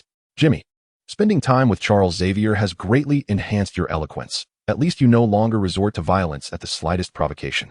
I'll ask you once more, will you let me pass? Defeating me is all it takes, I assent it." With a fierce shout, Logan charges at Victor. extending his adamantium claws and swinging them fiercely. Victor displays a menacing grin, his right hand rising as his already sharp claws elongate significantly. When the steel claws collide with his sharpened nails, a resounding metallic clash echoes, causing Logan to draw in a sharp breath. He clearly observes Victor's claws transforming to a silver hue and, in that fleeting moment of contact, realizes that Victor, like him, possesses adamantium. Their abilities are evenly matched. Both men, armed with extraordinary regenerative powers, engage in life-threatening strikes, each wound aimed at vital points. Yet, the presence of their healing abilities means that their injuries heal swiftly, leaving them only with the sensation of pain. Logan is consumed by urgency, while Victor relishes the long-awaited clash with his brother, the agony of his wounds invigorating him further. Despite their shared abilities, Victor and Logan are fundamentally different. Victor revels in brutality and bloodshed. During the Vietnam War, he was sentenced to death for killing an officer, only to be executed half an hour later. When that failed, he was cast into prison to fend for himself. Eventually, he and Logan joined a squad formed during the latter stages of the war. Their contrasting personalities ultimately led to their separation, with Logan departing from the team while Victor chose to remain. Jimmy, it seems you cannot recall the past, nor how you were infused with adamantium. Can you? Victor's sudden remark causes Logan to falter momentarily, giving Victor the chance to drive 5 of his sharp claws deep into Logan's chest. Victor then raises his fist, delivering a powerful blow that sends Logan crashing to the ground, sliding for several feet. From his elevated position, Victor looks down at Logan. It's time to remember certain things. Think carefully about how you became a part of the weapons program. What nonsense are you spouting? Before Logan can finish his retort, a vivid memory surges forth, prompting a cry of anguish as he bends over, resembling a shrimp. Reflect well, my brother. Victor taunts with a mocking laugh before turning away. Logan's mind races as the memory returns, revealing how he was infused with adamantium and who had captured him. Victor. In a fit of rage, Logan, blinded by fury, recklessly charged forward like a wild beast, ignoring his own frail condition. With a powerful kick of his calves, he lunged. Victor leapt aside, evading Logan's assault, and swiftly pinned him to the ground, his hands piercing into Logan's back. A sharp cry escaped Logan's lips as he felt Victor's hands on his spine. The threat of imminent destruction loomed. With a mere exertion of Victor's strength, his spine could be obliterated. An excruciating pain surged towards his brain, a torment so profound that he had never encountered in all his years of combat. Aware of Logan's formidable self-healing abilities, Victor dared to employ such brutality. Had it been anyone else, they would have perished under such merciless tactics. Stop struggling, Jimmy. The you of the past could not best me, and neither can the present you. A flicker of reluctance passed through Victor's eyes, only to vanish swiftly as he spoke nonchalantly, as though the man beneath him was someone entirely different. Why are you capturing me? Why do you want me to join the weapon program? A barrage of questions compelled Logan to voice his inquiries. The process is painful, yet you have acquired such remarkable weaponry. Shouldn't you be elated? Victor restrained Logan, preventing any erratic movements. The room fell into an eerie silence, the children's screams having dissipated, leaving one to wonder if they had fled or been captured.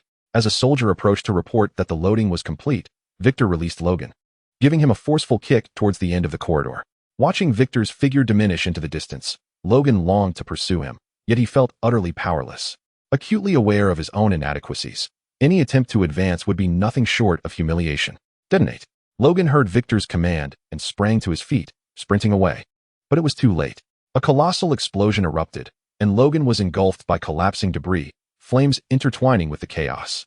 His acute sense of smell detected the acrid scent of burning wood, sulfur, and the unmistakable odor of charred flesh. He realized with horror that the latter emanated from himself. Charred fragments of wood clung to his skin, which was continuously healing and burning anew, a torment so unbearable that anyone else would have succumbed to despair. Logan was unaware of how long he had been trapped. At least 3 tons of debris weighed down upon him, perhaps more. In that moment, he yearned for greater strength to free himself from this torment, to escape the agony of his scorched skin. Suddenly, he heard a sound of something striking the ground, and he felt the weight on his back begin to lighten, clearly indicating someone was moving the debris above. As the oppressive weight vanished, the repeated cycle of burning and healing finally ceased. Logan rolled over and addressed his rescuer. Could you not come any faster? I'm doing my best, you must understand. They have been plotting against me for quite some time, came the reply from Liang Zheng, who had returned after resolving the battle elsewhere. Scanning the devastated landscape, he spotted Logan trapped beneath the wreckage, immobile. I found him, Liang Zheng exclaimed as he pulled Logan free, to which Logan unexpectedly uttered, Who? Victor, my brother. He is allied with those invaders, and like me, He has been infused with adamantium. Liang hesitated for a moment before speaking. This is dire. We were delayed in joining others. Logan, are there any others? I instructed Scott to lead the children away first, while Charles was taken by Victor and his cohort. Logan divulged all that he knew. Liang glanced at the ground before lifting his gaze, saying, "It may be worse. They have taken essential components of the brainwave amplification device." Logan's expression shifted. He certainly understood the implications of Liang's words.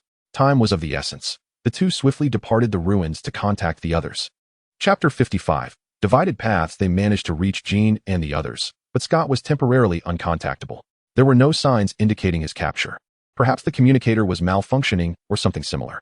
Just as I was about to leave, such misfortune befell us. What a parting gift.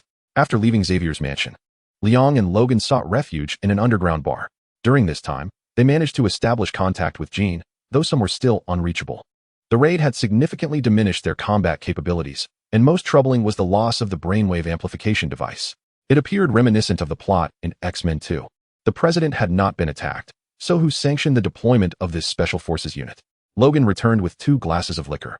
Realizing that pondering over such matters was futile, they would discuss everything once Jean and the others arrived. Liang accepted a glass, raising it to his lips, hoping this drink would extinguish the frustrations of the night. Out of the corner of his eye, he noticed Logan's troubled expression. It was understandable. After searching for so many years, to encounter a brother now as an adversary was shocking. Most distressing was that Logan had not willingly joined the weapons program, but had been forcibly infused with adamantium after being captured by Victor, resulting in his memory loss. "Ladies, would you care for a drink?" Came a playful taunt from nearby. Those two looked quite appealing. Liang smirked and replied, "They have arrived." Logan looked up to see 2 alluring women approaching, Jean Grey and Aurora Monroe. Upon seeing them, particularly Aurora, Liang recalled that she bore little resemblance to the Storm of the original trilogy. Over the years, she had become increasingly similar. The 2 attractive women walking together drew many eyes, especially in a bar where such beauty was rare, making it all the more precious. One bold individual approached to flirt, but Jean, utilizing her telekinesis, effortlessly pushed him away, deterring others with her display of strength. "We are late." Subsequently, both parties exchanged intelligence and conjectures, quickly arriving at a conclusion. The unseen puppet master had first incited chaos among the mutants, dispersing the X-Men, while keeping Liang, their strongest asset, shrouded in mystery, culminating in a sudden assault that caught the remaining members off guard, leading to their defeat. As for Steel Force, was there an ulterior motive? Liang Zheng resolutely stated, "No." The situation with Steel Force was entirely unexpected. Perhaps it was Liang Zheng's conviction that deterred further inquiry from those nearby. In truth, no matter how they deliberated, the current outcome remained unchanged. The rationale behind their abduction of the professor and the seizure of the mindwave amplifier was utterly incomprehensible. Before the trio could make sense of it, Liang Zheng had a vague inkling that this mirrored the plot of X-Men 2, albeit with an earlier timeline. The rarity of telepathic mutants might indeed explain Victor's motives for capturing Charles. As for the mindwave amplifier, it could only portend ill.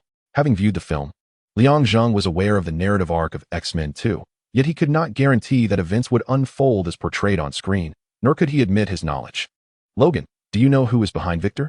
Jean Grey and Aurora Monroe had already discerned that Logan's brother was implicated in this raid. If their suspicions were correct, the individual pulling the strings was William Stryker, a man notorious for his disdain for mutants. Upon hearing Stryker's name, particularly the surname, Aurora Monroe expressed her astonishment. "Stryker? Our school once admitted a student by that name. Jason Stryker, the son of William Stryker. A decade ago, William Stryker enrolled his son in the institution, intent on curing him, believing that mutation was akin to a disease. Charles had deemed it beyond remedy, and a year later, Jason succumbed to hallucinations, leading his wife to take her own life." Liang Zheng recounted this segment of the film, to which Logan merely replied, "How come you know so much? When did this happen?" "Ever since Charles concluded he could not guide Jason, I began to monitor William Stryker."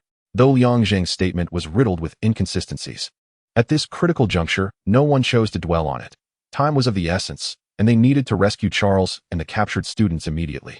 Jean Grey remarked, "Now we have a potential mastermind, but the crux of the matter is that we do not know their whereabouts." "He might be there," Logan stated cryptically. "No, that place has already been destroyed by me. The lake there was sufficient to crush the dam base." Liang Zheng's words, like Logan's, left the 2 women utterly baffled. "You haven't forgotten Magneto, have you?" He declared his intent to orchestrate a conspiracy.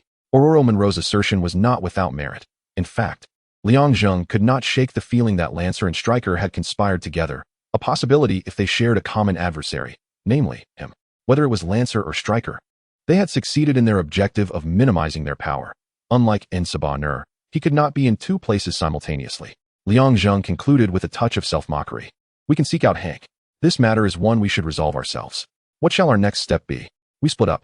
Jean, you and Aurora go find Scott and the others. Logan and I will track down Stryker and rescue Charles before that scoundrel takes any action. The most formidable telepath on Earth has fallen into the hands of a deeply resentful human who harbors a profound hatred for mutants. The consequences are all too evident, especially after the cerebral wave amplification device has been taken away, confirming their darkest thoughts. Without further ado, they set forth. After parting ways with the two women outside the underground bar, Liang Zheng and Logan headed straight for Lake Akali. Flying alongside Logan, Liang was unable to reach maximum velocity. Otherwise, Logan would risk igniting due to the rapid friction of the air. Even with his self-healing abilities, no one could guarantee that unforeseen accidents wouldn't occur. Thus, Liang could only fly at a leisurely pace, a speed that still appeared swift in Logan's eyes. I envy you for not having to purchase plane tickets. You can soar anywhere if you just wish to, Logan remarked, gazing down at the minuscule buildings below, fleeting yet inspiring a sense of admiration within him. Liang Zheng smiled slightly. Perhaps you can fly a few more times before I depart. Zheng, where are you? A voice suddenly echoed in his mind, and Liang instantly recognized it. David, Logan, and I are currently en route to Lake Akali. Your father is likely over there. How is your investigation progressing? My mother has checked, and Stryker has mobilized the troops without authorization. Should I report this to the president now? No, there is no need. We cannot afford to waste any more time. And do you truly believe the president is unaware? All right, I will wait for you near Lake Akali. Be cautious. Chapter 56, sir. They are making their way to Lake Akali. The communicator turned to report to Stryker, who stood behind him. Stryker nodded, and then looked at another communicator. How long until Victor and the others return? Approximately 10 minutes. Lieutenant Creed just reported that a helicopter has encountered a malfunction and is making an emergency landing for repairs. Emergency landing for repairs? Stryker dismissed Victor's report with a smile, though his instincts suggested that something was amiss with that helicopter. The exact nature of the problem remained unknown. Without hesitation, Stryker issued an order. Dispatch 2 helicopters immediately to the emergency landing site to retrieve the mutants on board. At the hangar, upon receiving the superior's command, 2 helicopters took off without delay. Have the personnel inside the dam conduct another thorough inspection. I want absolute certainty. In the command room, Stryker instructed his deputy. You take over here. Yes, sir. The deputy did not inquire further, nodding in understanding. Returning to his office, Stryker rubbed his temples to alleviate the tension. He had scarcely had half an hour of rest since last night, operating under extreme stress while coordinating numerous tasks. After this matter concluded, he would have to explain himself to the president, but securing that deity or his skin would be sufficient to atone for his transgressions. The phone on his desk rang. Stryker picked up the receiver, pressed it to his ear, muttering, I understand, before placing it down and rising from his office. He needed to see for himself whether his theories were correct. Gently descending upon the snow-covered ground, the forest near Lake Akali remained unchanged, blanketed in pristine white, as the biting wind howled mercilessly. Fortunately, both Liang Zheng and Logan were extraordinary individuals, unperturbed by the icy gusts. What do you see? Logan inquired, glancing towards Lake Akali where Liang Zheng was fixated. They have repaired the dam, and the base beneath it has also been restored, transformed into a veritable slaughterhouse, brimming with an array of weaponry. Not even an entire battalion would stand a chance upon entry, Liang Zheng replied, diverting his gaze to share his observations with Logan. Buddy, it appears they are targeting you. You've successfully drawn their attention. Logan's demeanor grew somber upon hearing Liang Zheng's words.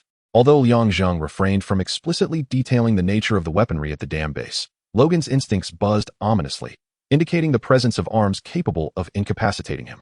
You are absolutely correct. They are preparing, awaiting your arrival, while you, Logan, are merely an accessory. A voice resonated within their minds as a figure abruptly emerged from the white expanse behind them. Clad in white garments, the individual blended seamlessly with the snowy landscape, rendering him nearly invisible unless one looked closely. With a hint of exasperation, Liang Zheng addressed the newcomer. David, speak with your mouth. This third individual was indeed David, bearing a striking resemblance to a younger Charles, with a touch of Mora in his features. When the supers command, one cannot refuse, David chuckled, his demeanor far from serious. Were it not for David's resemblance to Charles, Liang Zheng might have pondered whether this child had been mistakenly swapped at birth. Their conversations lacked the gravity of Charles's, often swinging between silence and childlike exuberance. In his youth, David had been quite endearing, but as he matured, His telepathic abilities led him to prefer mental communication over verbal exchange. "Logan, how are you?" David queried. "I'm all right, and you?" "Better than you," he replied. "Just half an hour before you arrived, several more squads entered the base. What perplexes me is their unwavering confidence. Perhaps they have discovered your vulnerabilities," Logan suggested, casting a glance at Liang Zheng. Liang Zheng, however, could not assure him. Only Hank knew of his weaknesses, and he was trustworthy enough to keep them secret. Yet, why was Stryker so certain? "David, can you penetrate their minds?" "No, there's interference from someone akin to me," David affirmed with certainty. Logan's expression shifted to one of disbelief. "Stryker, who loathes mutants, is utilizing them. The rarity of telepaths raises the question of where he found this fifth one." Thus far, Liang Zheng had only encountered 4 telepaths: Charles, Emma Frost, David, and Jean Grey. The emergence of a fifth suggested something unusual was afoot. While he possessed the strength to obliterate the dam, doing so would mean drowning Charles as well. "Wait here. I shall venture inside to investigate personally." As soon as the words left his mouth, Liang Zheng vanished from the gaze of the two, who exchanged a glance and shrugged, indicating their acclimatization to his sudden disappearances. In his super-speed mode, Liang Zheng moved with such swiftness that even Peter could not keep pace, rendering him almost invisible. However, upon entering the first plaza of the reconstructed dam, he suddenly felt the ground beneath his feet become treacherously slick. He quickly steadied himself. But the base did not allow him a moment's respite. A surge of electricity erupted, instantly ensnaring him in its grasp. Despite Liang Zheng's previous encounters with electric currents, nothing compared to this ferocity. The moment it made contact, his legs went numb, buckling beneath him as he dropped to one knee. "Damn it," he cursed inwardly, realizing that his body required time to acclimate to such a high-voltage shock. Would his adversaries grant him that time? The answer was a resounding no. While Liang Zheng struggled to adjust to the intensity of the current, the floor ahead opened up and a lift platform emerged, bringing with it over a dozen artillery pieces. As the first shell hurtled towards him, Liang Zheng raised a psychic barrier. Boom, boom, boom. One shell after another collided with the barrier, exploding upon impact, until the projectiles could no longer breach its defenses. As he sustained the barrier, the numbness in his legs began to dissipate, allowing him to transition from kneeling on both knees to rising on one, preparing to stand. Just then, the ground erupted beneath him. Did they anticipate my position? He wondered. Yet reality proved otherwise, as the shockwave from the explosion sent him careening to the side. His legs had regained their strength, and he swiftly dismantled all the artillery pieces. A question surging in his mind. Why would they repeatedly employ a tactic they knew was futile against him? Strick was no fool. Subsequently, Liang Zheng advanced like a character from a video game, navigating through one challenge after another. The redesigned dam featured over a dozen plazas, each more heavily armed than the last, with an array of weaponry, some of which he had never encountered before. As he fought, he could feel his energy waning. He had not felt fatigue since acquiring his powers, not even during his battle with Sabinu. Realizing the gravity of the situation, he discovered that he was drawing upon his body's inherent reserves of energy in this ongoing conflict. Liang Zheng hastily attempted to retreat, but it was too late. Each subsequent path back grew increasingly perilous. If this continued, his strength would inevitably be depleted. Acknowledging this, he feigned weakness, allowing himself to be struck by a shell, collapsing to the side and not attempting to rise again. His fall did not bring about a cessation of fire. On the contrary, the bombardment intensified, concentrating on his position. Amidst the explosions, Liang Zheng furrowed his brow. Should this persist, his body would be torn apart by the blasts due to the lack of energy. Yet, to confront Strick, this may have been the best course of action, even if it meant risking everything. Perhaps sensing they had done enough, the artillery fell silent. Liang Zheng's energy had dwindled to a mere flicker, barely sufficient to maintain his ironclad form. His suspicions were confirmed when a group of fully armed soldiers cautiously approached, ensuring he posed no threat before they dared to lift him and venture deeper into the dam. Chapter 57. The turnaround. Gazing upon the wizened figure before him, Liang Zheng could not help but reflect on the relentless passage of time, which, like a merciless butcher's knife, transforms youthful vigor into the frailty of age. Although not yet of advanced years, the man before him bore an uncanny resemblance to an old man. At long last, he had captured his quarry. Strick, in a state of triumphant glee, observed Liang Zheng confined within a specially designed cell, utterly devoid of any means to resist. In stark contrast to his earlier arrogance, Liang Zheng now appeared utterly destitute, stripped of all but his undergarments, which were only retained to spare the onlookers the embarrassment of witnessing his more substantial attributes. Unable to endure Strick's self-indulgent monologue any longer, Liang Zheng interjected, "Strick, where's Charles? Look at you. Others may call you a god among men, a superhero. But to me, You are merely a mindless fool who has intruded unwarrantedly. Strick reminisced about the year 83 when Liang Zheng first arrived at the dam base, obliterating years of his painstaking efforts. Though many years had elapsed since that moment, the memory continued to inflict pain upon his heart. Listening to Strick's self-deprecating remarks, Liang Zheng offered a sardonic smile. Strick, do not dwell on the past, for it will only exacerbate your suffering, especially since the dam base is your life's work. I must concede, however, you seem blissfully unaware of your current predicament, oblivious to your status as a captive. Leaning closer, Strick scrutinized Liang Zheng and remarked, have you noticed that your pupils have taken on a hint of crimson? How intriguing. You never possessed that hue before. You are now a victor. Why not enlighten me as to why you cannot absorb energy? Do you perceive me as a benevolent soul? However, I can inform you that soon you shall be dissected. For each part of your body is of paramount interest to our research. With a light chuckle, Liang Zheng replied, then I suppose I should congratulate myself for being of such value. Do not belittle yourself. Venture outside for a moment, and you will discover that the worth of your mere skin in the black market could fetch hundreds of millions, and yet it remains a precious commodity in short supply. Realizing he had strayed from the topic at hand, Strick returned to the matter with renewed focus. Do you recall the events of 83? The simultaneous launch of nuclear missiles from various nations was truly a spectacular sight. You, later, transported nuclear warheads from near Earth to the moon. We have observed certain patterns in your activities. Liang Zheng's brow furrowed momentarily before relaxing as he grasped how Strick had uncovered this vulnerability of his. Each time you transferred a warhead to the moon, you lingered on Earth for an extended duration before resuming your journey.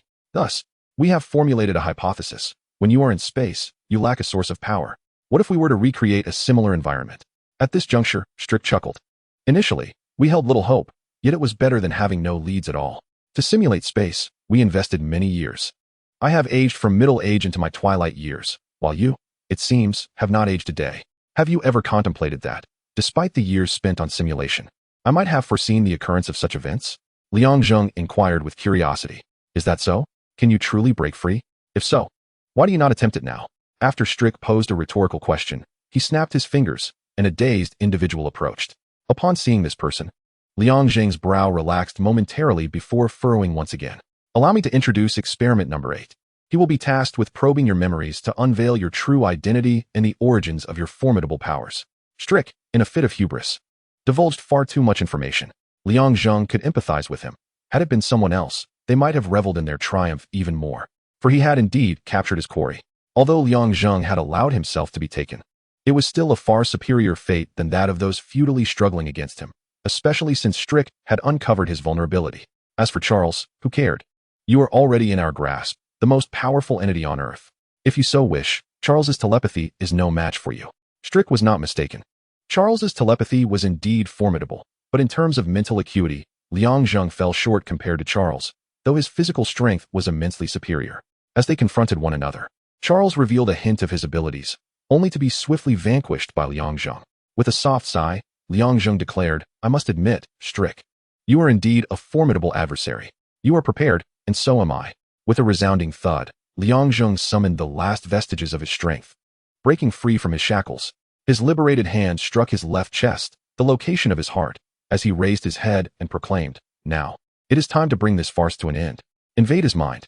Having previously removed a necklace that operated on the same principle as the helmet worn by Erik, Liang Zheng's mind was now an open gateway to telepathic intrusion. Upon hearing Strick's command, the vacant-eyed number 8 focused his gaze, but it was already too late. With a furious roar, Liang Zheng lifted his head, his eyes ignited with crimson energy that erupted forth, incinerating number 8 into ashes. Strick, witnessing this, instinctively dodged to the side, narrowly escaping the onslaught of energy. How is this possible, you madman? You dared to conceal such things near your heart? Strick lamented his oversight. During his previous examination, he had only inspected the surface of the body, neglecting the interior, leading to this catastrophic outcome. Not only had the precious number 8 perished, but his own life now hung in the balance. He was unwilling to accept this fate. With a cold gaze fixed upon Strick, Liang Zheng felt no shred of pity. Had he not placed the device near his heart in advance, he would not have eluded dissection. Following the events of 83, Liang Zheng had enlisted Hank to develop a high-intensity energy source capable of rapid release. After years of toil, Hank had finally produced a prototype. Anticipating the day when he might find himself in dire straits, Liang Zheng had strongly advised Hank to position the energy source near the heart, never imagining that it would one day prove essential. as the energy-depleted body gradually rejuvenated into a form of iron. The energy emitted from the source restored only a fraction of its vigor, yet upon complete absorption, Liang Zheng's strength surged to several times its previous capacity. Without delay, he scanned the dam's base, leaving Strick to slump in a corner, and returned to the cell within mere seconds. Strick's face was one of despair, as if he had lost his parents. He understood that Liang Zheng's departure signified the loss of their trump card at the dam base, a defeat that was irrevocable. It was more accurate to say that his own lack of thorough inspection had led to this downfall, a misstep for which he could blame no one but himself. Coming to terms with this, Strick addressed Liang Zheng. "Kill me." Liang Zheng remained silent, gazing at Strick with an impassive demeanor. "Come on, are you a coward?" Strick yearned for death, yet Liang Zheng denied him that release. The act of killing a man is simple, but what if one were to allow him to live under the shadow of his own failures? Furthermore, Strick had launched an assault on Xavier's estate without presidential authorization. Though tacitly approved by the president, his actions were tantamount to seeking demise. If successful, he would have gained much. But failure would subject him to charges of inciting discord between mutants and humans, an accusation severe enough to imprison him for life, with no hope of release. For the government needed a scapegoat to prevent Strick from taking his own life. Liang Zheng incapacitated him by breaking his limbs and stuffing a belt into his mouth to thwart any attempt at self-destruction. After completing this grim task, Liang Zheng was about to seek out Charles when Strick appeared to convulse, his eyes revealing profound anguish. "Zheng, my father is at the bottom of the dam. And there are two others with him. One is Lancelot, correct?" There is no time. With urgency, Liang Zheng forcibly broke through the surface, descending to the next level. Chapter 58. The journey home. Liang Zheng arrived at the lowest level of the dam base, where the layout mirrored that of the sub-basement at Xavier's estate. It was a replica of the brainwave enhancement chamber. Charles sat before the enhancement machine, donned in a helmet, while Erik stood behind him. Aside from these two, there was another person in a wheelchair whom Liang Zheng instantly recognized, Jason Strick. With his back to Liang Zheng, Erik remarked, "You are late. How many lives have you taken?" In Liang Zheng's presence, Erik was not like the villain in a film, intent on exterminating all humanity. Time was too short for that. Instead, he had Charles eliminate those humans who imprison mutants. "I have not kept count, perhaps tens of thousands. Compared to you, that is a mere fraction." Erik turned to face Liang Zheng, a mocking glint in his eyes.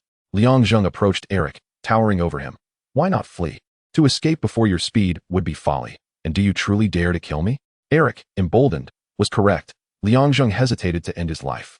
Over the years, Erik had become the leader and representative of mutants who despised humanity, his existence stabilizing this faction. Without him, these resentful mutants would be unshackled. Liang Zheng could simply walk away, for he had plans to depart. But what about Charles and the others? They would face a horde of uncontrollable mutants, their painstakingly cultivated situation spiraling into chaos. Though he could not kill Erik, Liang Zheng would not allow him an easy fate. In an instant, Erik collapsed to the ground, his limbs shattered, pain radiating through him. He clenched his teeth, stifling any cries of agony, forcing himself to maintain composure as he stared at Liang Zheng. "Your actions will not alter the truth, and I have succeeded on both fronts." "What do you mean?" Though he had voiced his inquiry, Liang was already aware of Erik's dual success. It was evident that Erik had triumphed on both fronts. Without uttering a word, Liang passed by Erik and approached Jason Stryker. Much like in the film, he found himself in this predicament due to his father's actions. As the saying goes, every cause has its effect. Had Jason not led himself to ruin, he would not have been transformed by his father's misguided love. Ultimately, he was a victim of his own folly. Despite being converted into a cyborg, Jason retained his capacity for thought. His expression seemed unchanged, yet upon seeing Liang, a flicker of fear glimmered in his eyes. For he understood Liang's true identity. "I warned you against misusing your abilities. Clearly, my words fell on deaf ears. Now that you find yourself in this state, what more can I say? I am here to liberate you." Whether Jason Stryker would be healed was of no concern to Liang. He had no desire to squander time on this individual. A robust beam of energy swept across, and Jason slowly vanished within its embrace. Following Jason's demise, Charles finally emerged from his reverie. As his wheelchair turned, he beheld Erik, collapsed on the ground, and Liang standing nearby, instantly grasping the entirety of the situation. "I owe you my gratitude. You have rescued me once again, Liang." In response to Charles' thanks, Liang nodded. "Now? You must take charge of the situation and ensure that Rachel is placed in the special holding cell." The special holding cell Liang referred to was not a facility crafted by the government for Erik, but rather a unique prison constructed years prior in a clandestine location. Designed as a precaution, which also housed Erik's cell. "Liang, we have located Scott and the others," David's voice interjected, prompting Charles to inquire. "David is here as well?" As soon as he learned of your abduction, he contacted me. I instructed him to remain outside, and it appears that all issues within the dam have been resolved. With Erik, who had succumbed to unconsciousness, hoisted over his shoulder, Liang and Charles ascended from the lower levels to reunite with Scott and the others, who had just been freed. After escaping with a group of children, Scott had been apprehended by Unit 8, and they were all bewilderedly ushered into a helicopter, only to awaken in a cell, where the restraints prevented them from utilizing their mutant abilities. Upon exiting, they discovered that a crisis had unfolded on Ellis Island. Erik had employed some underhanded tactics, abducting the young mischief maker and transferring the radiation equipment initially intended for Ellis Island to Manhattan. Reports indicated that over 10,000 individuals had been affected by the radiation, with a significant portion of them experiencing cellular collapse, effectively turning into mere puddles. In the aftermath of this incident, murmurs of concern grew louder, as certain politicians began to propagate the narrative of mutant danger. Fortunately, the previously cultivated positive image of mutants prevented them from being vilified entirely, though restoring their reputation to pre-incident levels would require considerable time. Even Liang, despite his abilities, found himself powerless amidst the chaos. He lacked the capacity for duplication, and these matters were now the responsibility of Charles and his team. His assistance in the aftermath was virtually negligible. A month later, the reconstructed Xavier Manor stood tall. Before the clock struck 6, Liang Zheng rose early, carrying his luggage as he exited the castle, where Kurt had been waiting on the lawn for quite some time. As Liang approached, Kurt inquired, "Aren't you going to bid them farewell?" "There's no need," Liang replied. "They are all watching us, so it matters not whether I say anything." Without even glancing back, Liang could feel their gazes fixed upon him, particularly those of Charles, Jean Grey, and David, the three telepaths who, without rising, were acutely aware of the happenings outside. Each traversal lacked the guarantee of arriving at the precise moment, yet Liang remained willing to attempt it, having lingered here for far too long, nearly half a century, rendering him a man of advanced age. The thought of returning home ignited a sense of urgency within him. "Are you ready?" he asked. "Just waiting for your signal to start," Kurt replied. After several attempts, Liang habitually posed the question, and Kurt reflexively answered. Liang sprinted, propelling Kurt along, and in the blink of an eye, they reached their maximum velocity. As Kurt activated his teleportation, only he emerged, while Liang was already racing down the path toward home. Chapter 59, Homeward Bound? With a resounding shout, Liang burst forth. The familiar roads and buildings prompted him to pause and survey his surroundings. He found himself at a crossroad not far from home. His sudden appearance amidst the crowd garnered no attention, as people's dynamic vision failed to register him, coupled with other factors. They merely glanced at his abrupt presence before continuing on their way. A wave of helplessness washed over him, causing Liang to shake his head and retreat into his own world. Following this sense of helplessness, he anticipated the loss of strength. Having possessed this power for decades, Liang felt an unexpected pang of reluctance. Yet, such was the price one must forfeit in order to gain. He walked briskly through the throng, heading homeward. As he traversed this familiar route, memories surfaced of his initial entry into the central point, where he had been immediately repelled, a stark contrast to the gradual rejection he had previously experienced. Realizing this, he swiftly pinpointed the path home and fled before his body could disintegrate. As an intruder, had he disrupted the established order? Once or twice was inconsequential. But with repeated incursions, the central point developed a consciousness that began to reject intruders. However, that last experience marked the end. From then on, he would revert to being a nuisance.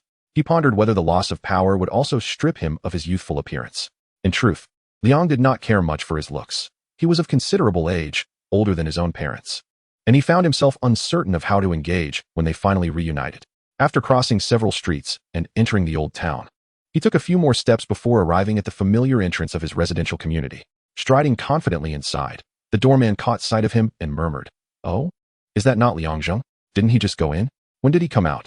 "I had no idea." Hearing the doorman's musings amidst his eagerness to return home, Liang chose to disregard the comment. "Tomorrow is the premiere of Red Cliff. Have you purchased your ticket?" As he advanced, Liang Zheng halted at the sound of a voice. Turning to gaze at the speaker, he beheld a fashionable young woman engrossed in conversation on her mobile phone. Perhaps sensing his scrutiny, the girl furrowed her brow and, upon noticing Liang Zheng's gaze, uttered a brief farewell before terminating the call and hastily departing. "Pardon me, may I inquire what year it is?" Liang Zheng called out, hastily pursuing her. The girl cast a wary glance in his direction and replied, "It is the year 2008. Liang Zheng stood frozen, oblivious to the girl's retreat. His mind enveloped in confusion. 2008? What does this mean? His return to this time was entirely erroneous. At this moment, he should still be in his senior year of high school, preparing for admission. Sequestered at home as a reclusive youth for the 2 months leading up to the start of school. Regaining his composure, Liang Zheng sensed an oddity. His strength had not diminished. On the contrary, the earlier feeling of weakness began to dissipate, and he continued to absorb energy. This was wholly unlike his prior expectations. Could it be that I have not returned to my true home, but rather to a parallel world? He lifted his gaze to the vast, cloudless blue sky. The weather splendid, yet it felt profoundly out of place to him. All right, I am heading to the entrance. A familiar voice prompted Liang Zheng to lower his head. Spotting someone approaching, he quickly stepped aside. His younger self, at 18, ambled by, mobile phone in hand.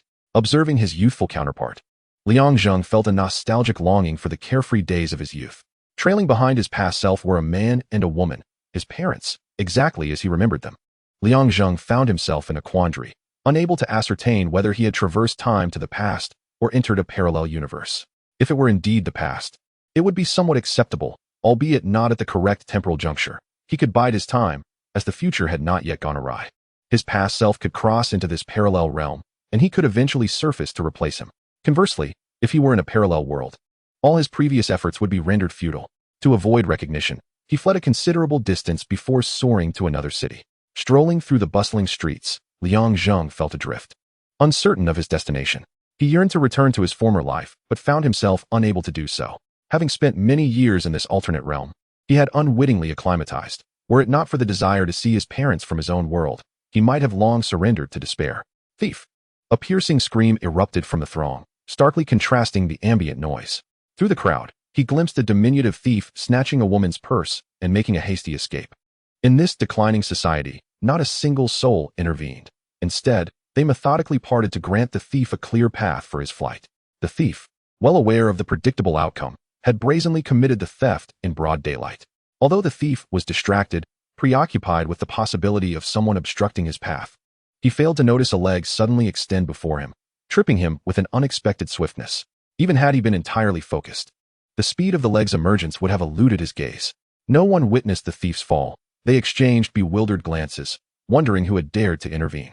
The owner of the bag soon caught up, retrieved her belongings, and delivered a kick to the fallen thief. Unsatisfied with a single kick, she added several more before departing. The thief, despite the indifference of the onlookers, was not liked. Rather, their hearts swelled with a sense of satisfaction at his misfortune. Moaning and lamenting on the ground, he remained until the police arrived to escort him away. Liang Zheng, moving with the crowd, entered a nearby tea shop and settled in a corner, wearing a bitter smile. This was not a bygone era but a parallel world. He felt as if all his efforts had been in vain, wondering if he should have never left at all. Most are familiar with Tony Stark, the former American arms dealer who transformed into a superhero 6 months ago. Following the revelation of his true identity, Stark faced numerous complications. A news segment playing on the tea shop's television caught Liang Zheng's attention, prompting him to exclaim, "Is today April Fool's Day? Tony Stark is a fictional character. Which network is frivolously broadcasting this? Are you out of your mind? Tony Stark is a real person, not a comic book character. You really ought to catch up on current events," scoffed a girl seated nearby. Liang Zheng straightened, turning to fixate on her. "Did you just assert that Tony Stark is a real person, not a fictional character?" Though intimidated by his gaze, the girl replied, "Of course. Have you been dreaming too much?" Taking a deep breath, Liang Zheng thanked her and exited the tea shop, his mood shifting from despair to elation. Believing that where there is a will, there is a way. Chapter 60. Iron Man Tony Stark descended from the heavens onto the stage, an awe-inspiring sight. While he was not the first to arrive in such a manner, none had done so with his unprecedented flair. Stark's entrance ignited the crowd, who fervently chanted his name. Some waving toys as a tribute to Iron Man. Liang Zheng, observing Stark as he gradually removed his armor, noted the uncanny resemblance to the films. Stark's initial impression on him was one of frivolity. Once fully disrobed of his metallic facade and clad in a tailored suit, Stark spoke confidently. Liang Zheng scrutinized him for a time before shaking his head. Without his armor, Stark appeared rather unimpressive. He realized he too lacked the standing to criticize, as they were equally matched in their shortcomings. Having interacted with Nick Fury, Stark was now under the watchful eye of S.H.I.E.L.D. Liang Zheng slapped his forehead, recalling that this was not yet S.H.I.E.L.D., but rather a lengthy name he could not quite remember. "How utterly tedious it is that I find myself here, attending a show featuring a playboy." Liang Zheng sighed, acknowledging his profound boredom. To him, this realm was foreign. The individuals and entities he was familiar with belonged to a parallel universe of his own. In moments of ennui, one's thoughts tend to wander.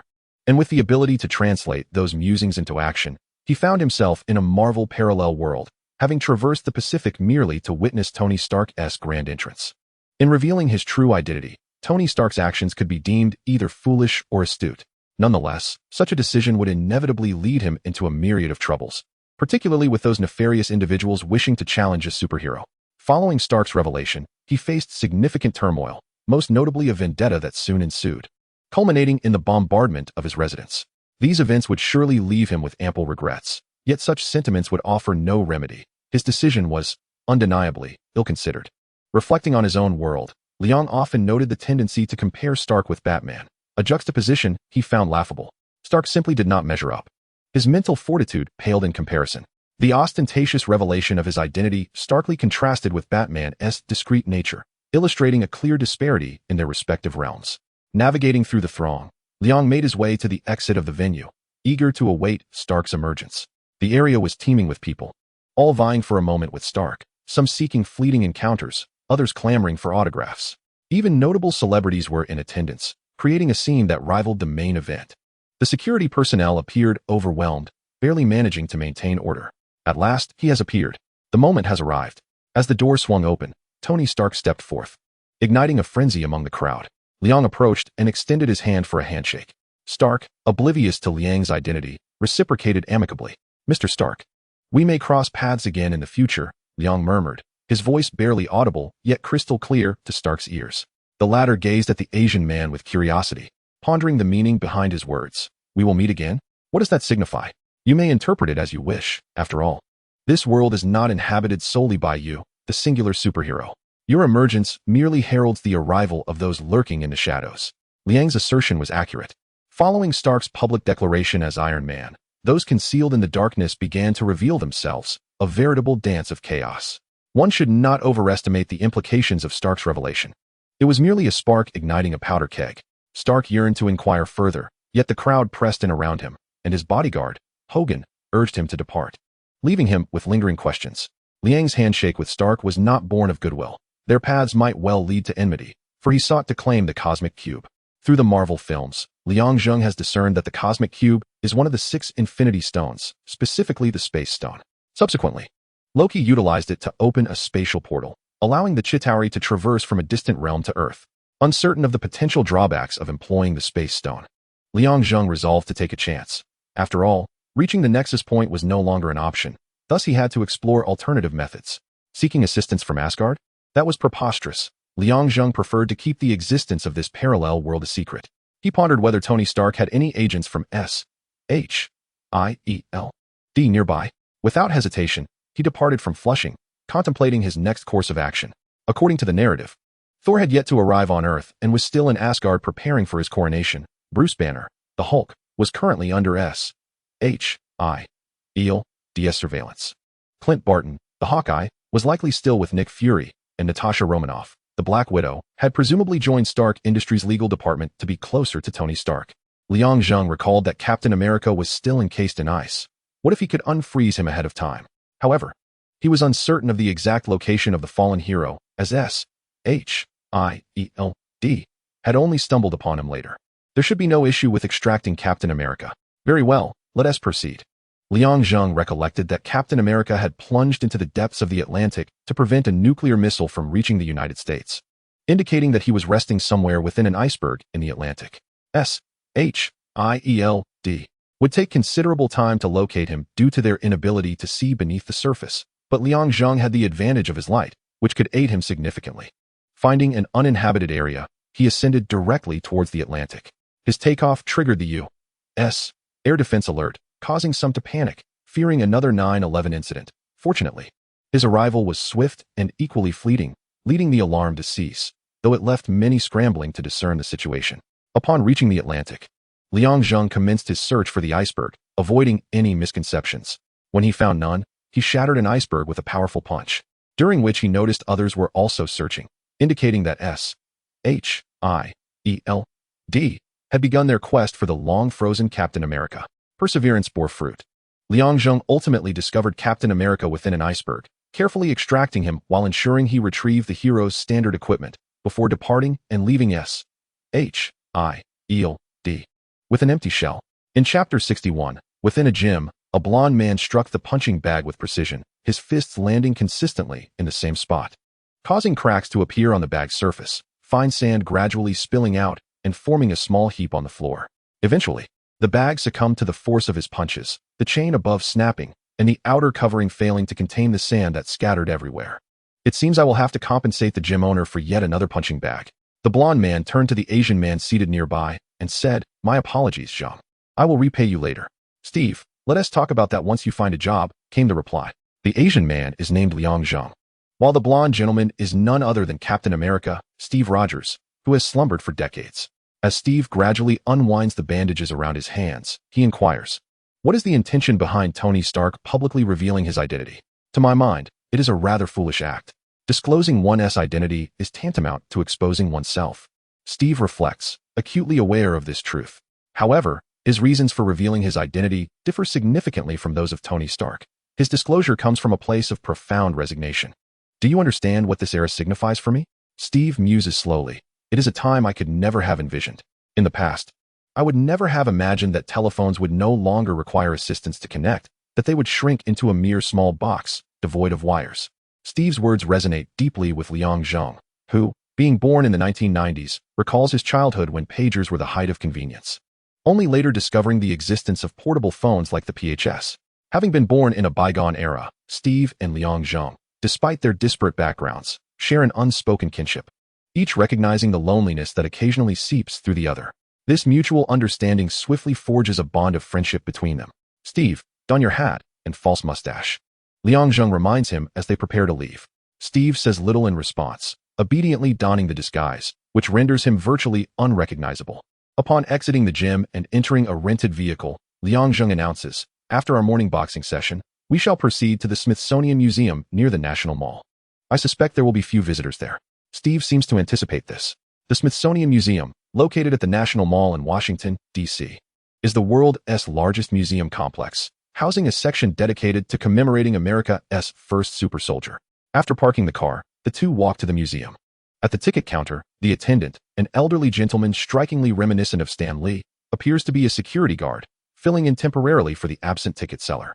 Stan Lee casts a few extra glances at the disguised Steve, prompting Liang Zheng to urge him to leave quickly, lest they draw recognition. Steve's existence might unnerve certain individuals and invite complications.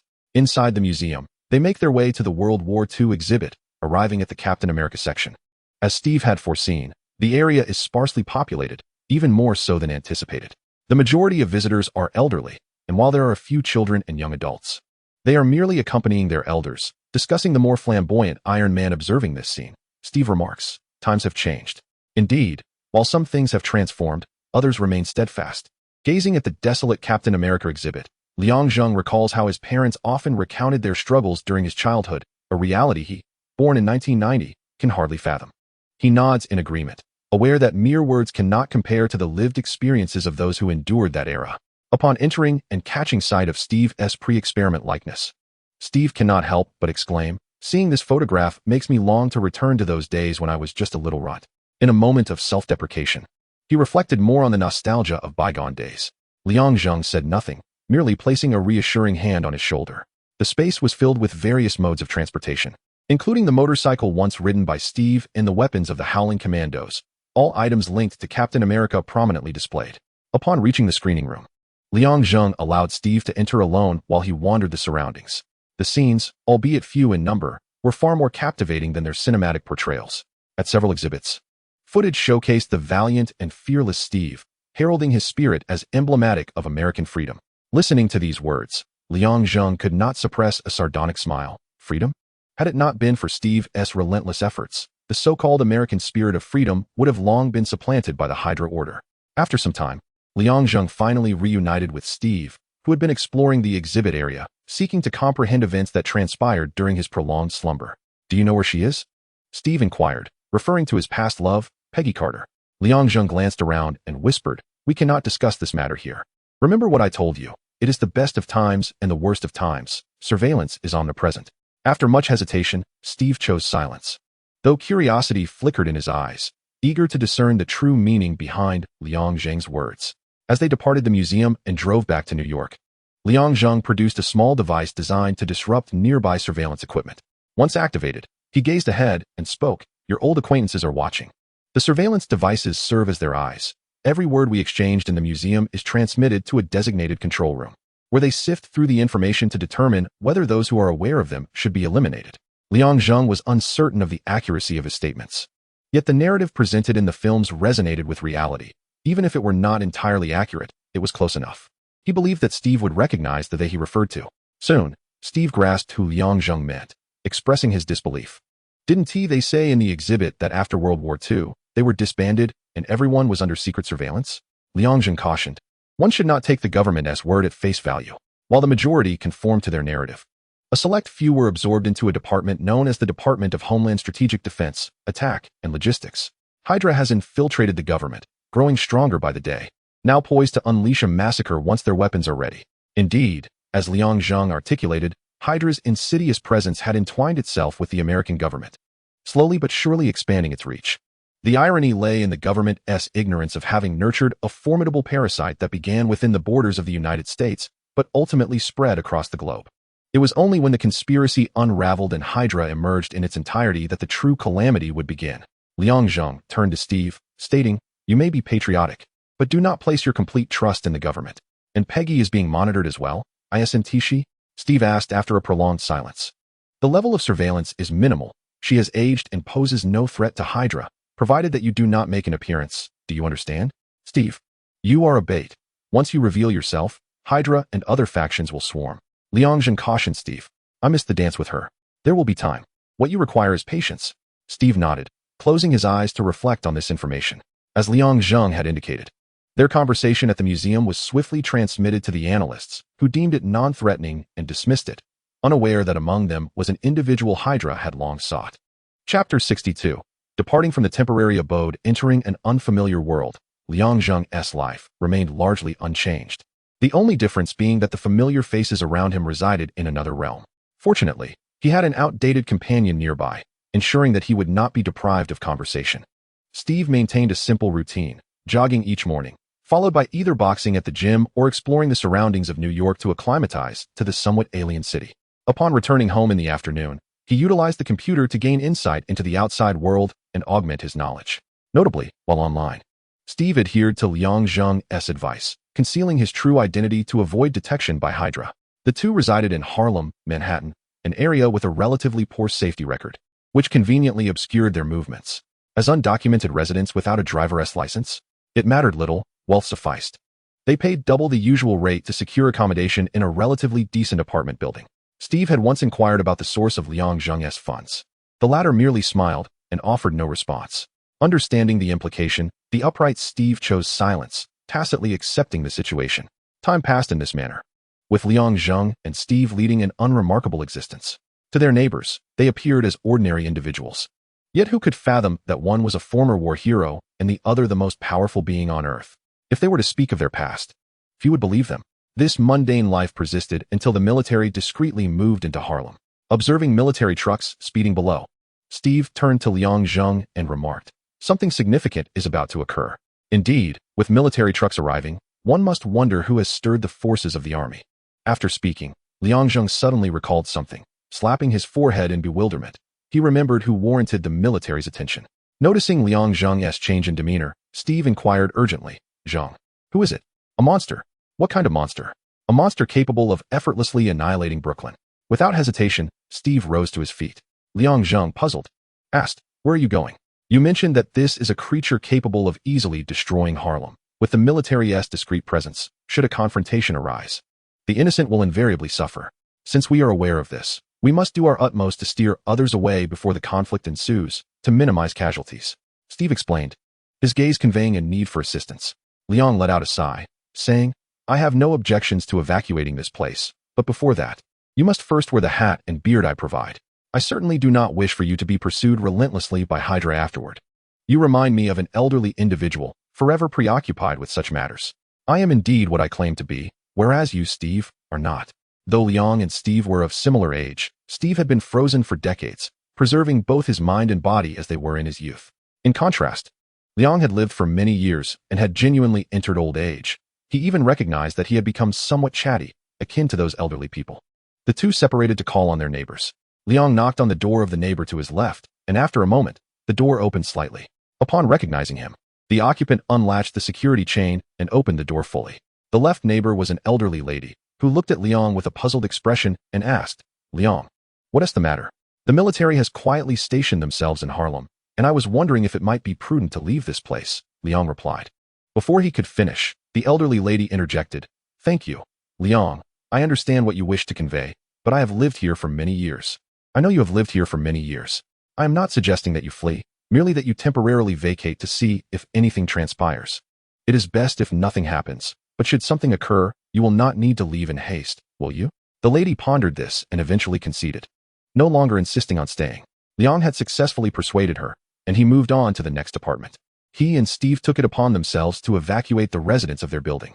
Outside, the military and the incoming police began to direct people away.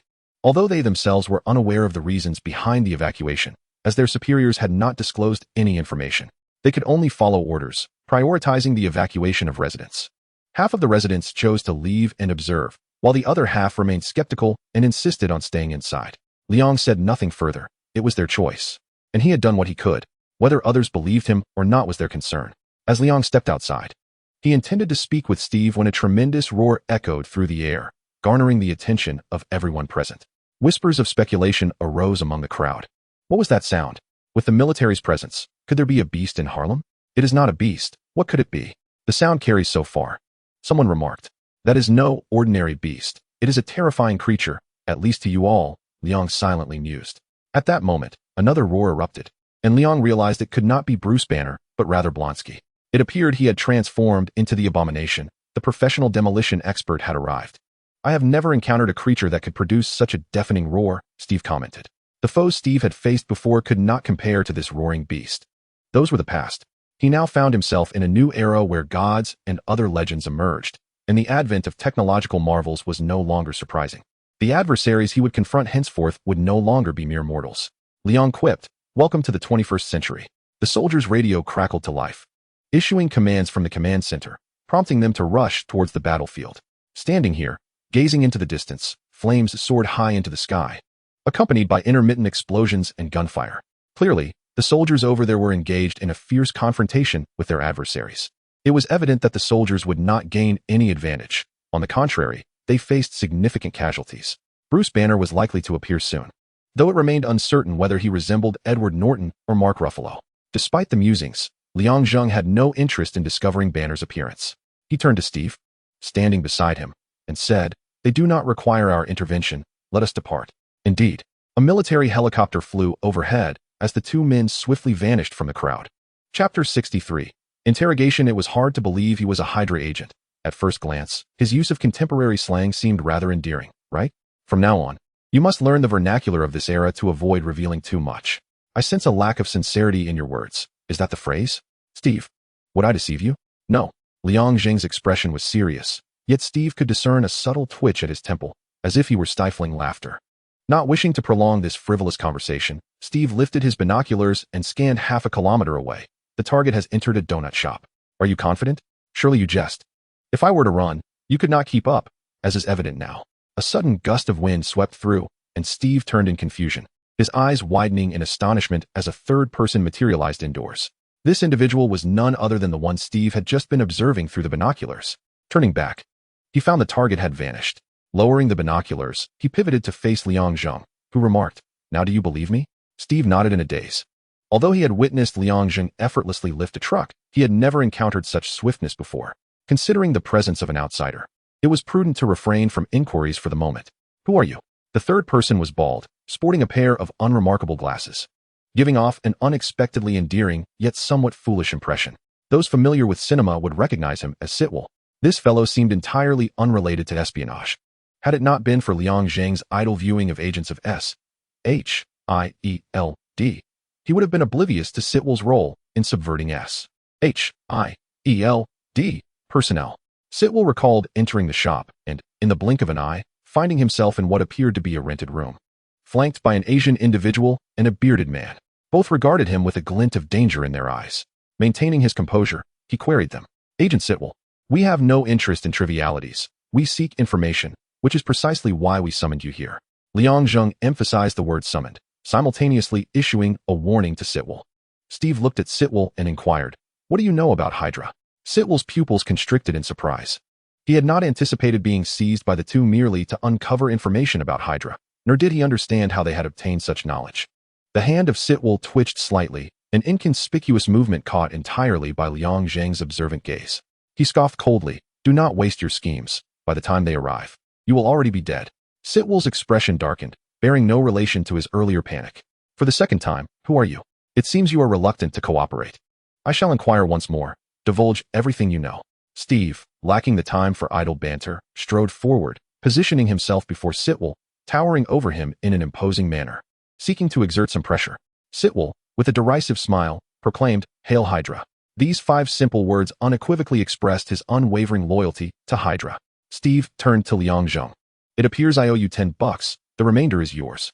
Liang Zheng smirked, muttering, "I knew you would still engage in pointless dialogue with him."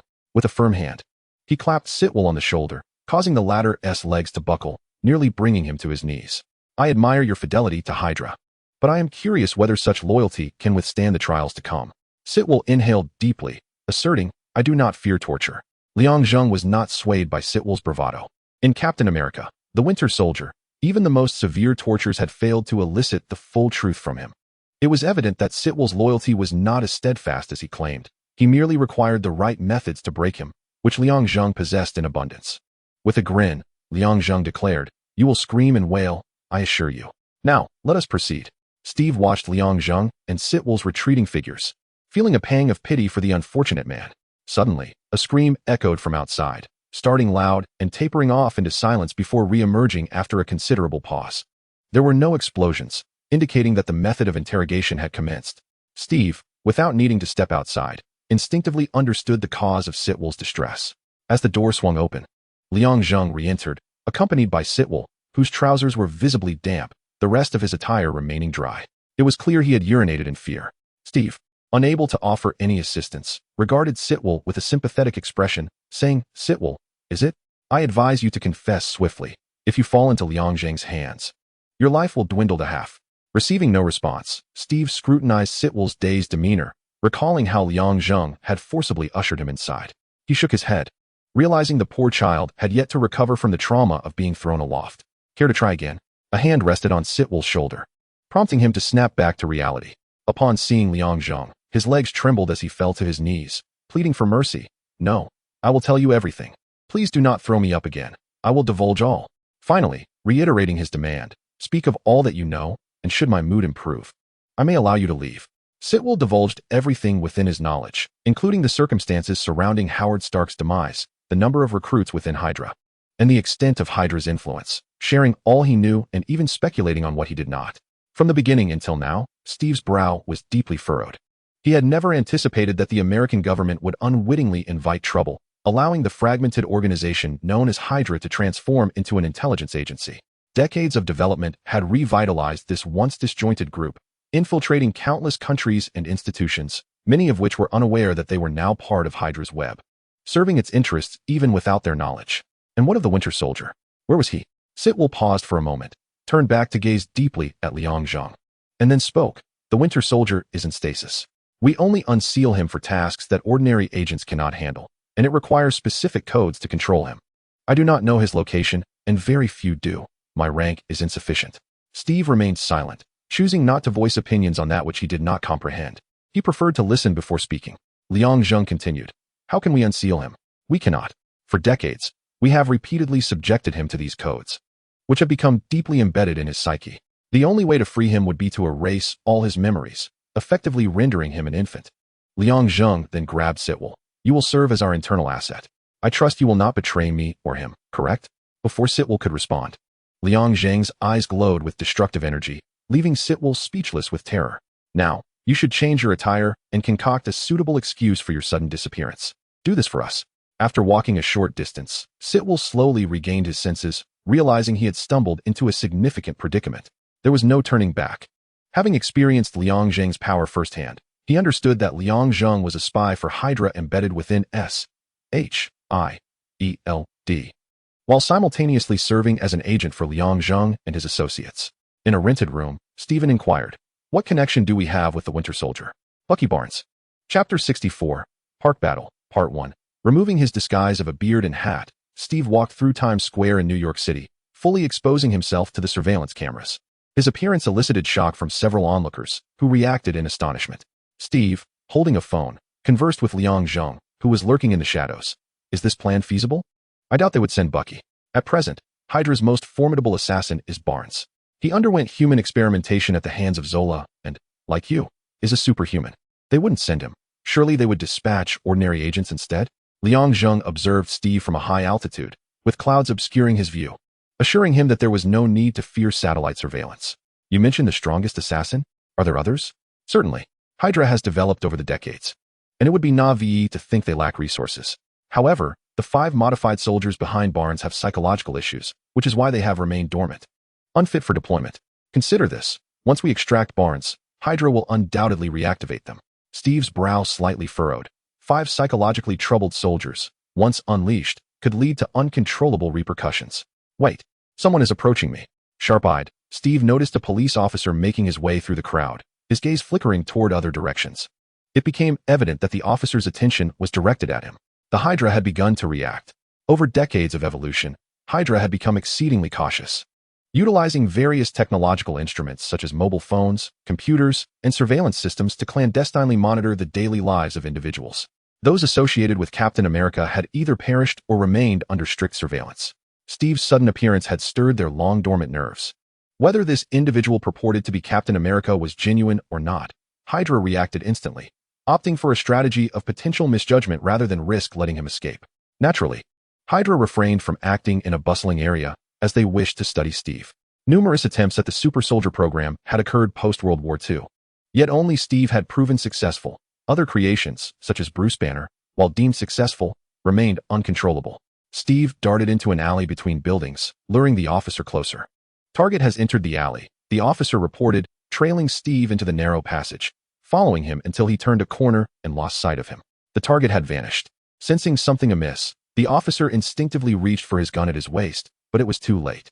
Steve, firmly anchored above on the wall, leapt down, landing precisely on the officer's shoulders, dislocating them. The sudden excruciating pain made the officer gasp for a scream, yet Steve swiftly silenced him, covering his mouth with one hand while delivering a punch to his abdomen, rendering him unconscious. There would be no interrogation. Steve had no intention of conducting one. His aim was to draw out Hydra. It was time to move, to relocate to a less populated area where they would inevitably converge. Switching to his earpiece, Steve began to communicate while advancing. In the outskirts, amidst the woods, he deliberately chose a location surrounded by towering trees, allowing him to conceal his form behind the trunks during any confrontation. The irregular and scattered trees would diminish the effectiveness of long-range snipers. With his right hand gripping his standard-issue shield and his left wielding a handgun, Steve remained vigilant, keeping in contact with Liang above. "Are they coming?"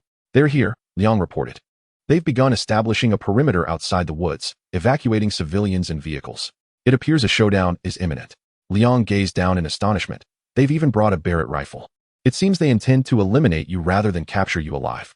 In truth, Steve pondered whether this approach was overly radical. The individual sent by Hydra might be innocent. Hydra dared not expose themselves, dispatching only those deemed trustworthy. Nick Fury was no fool. At this juncture, S.H.I.E.L.'s influence remained formidable. With a sigh, Steve reflected, uncertain if this course of action was indeed the right one.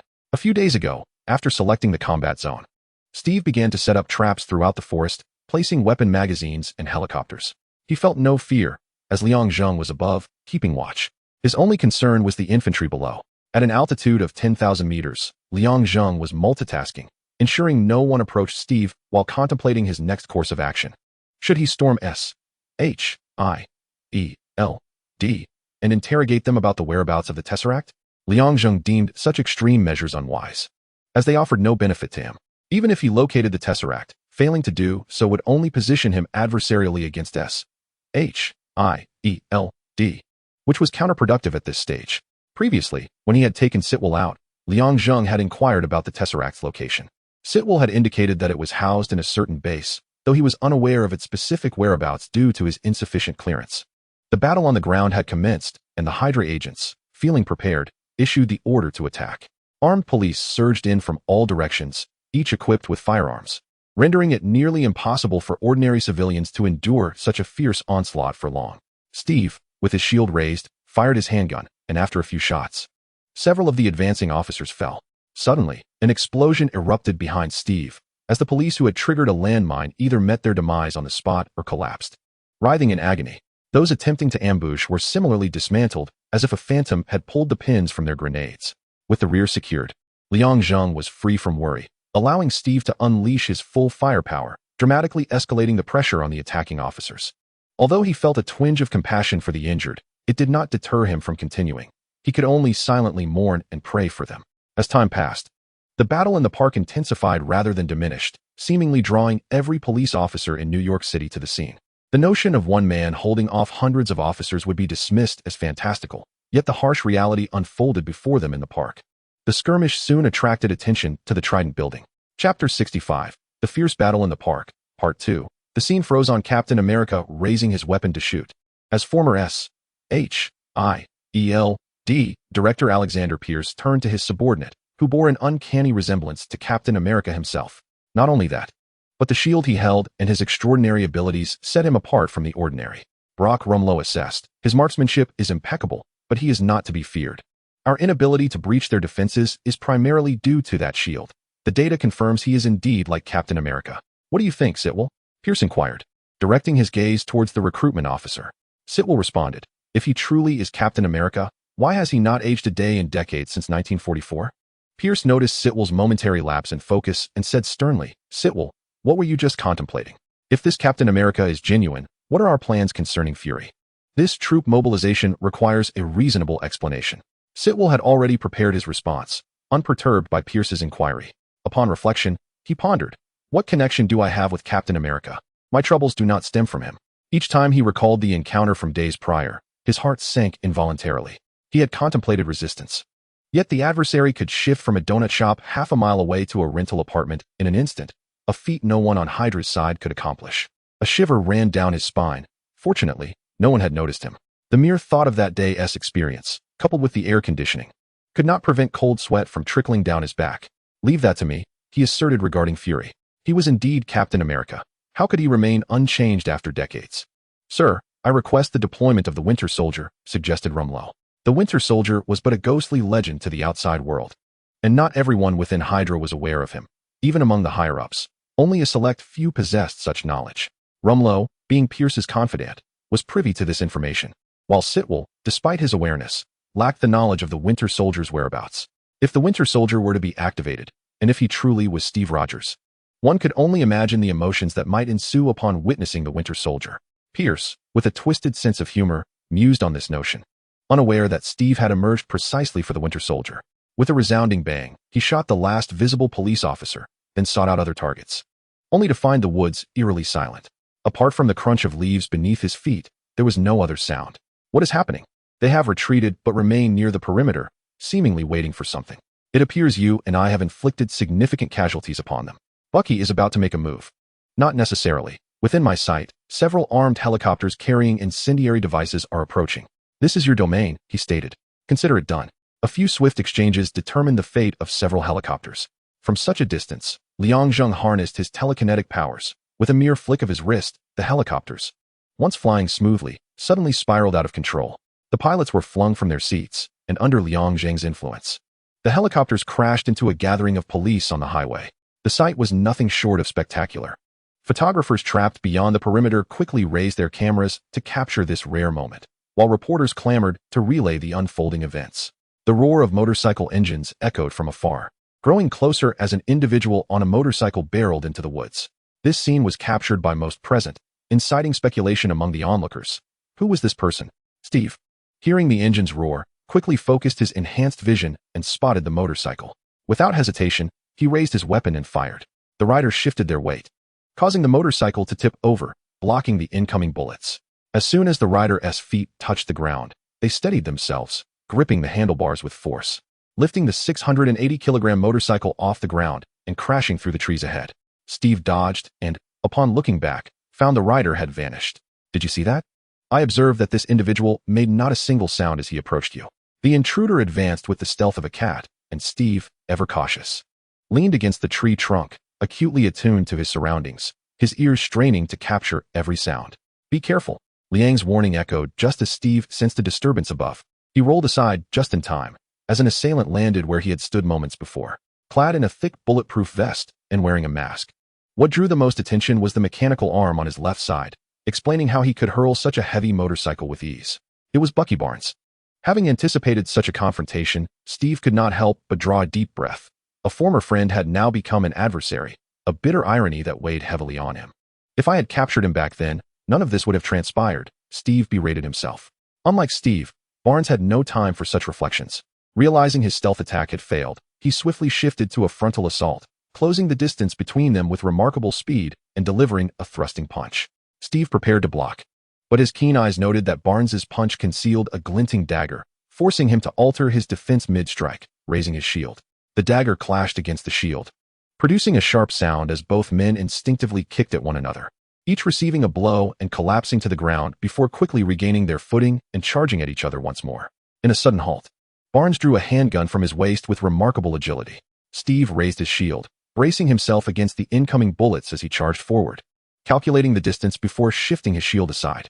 His right fist connected with Barnes's face, dislodging his mask to reveal his true identity.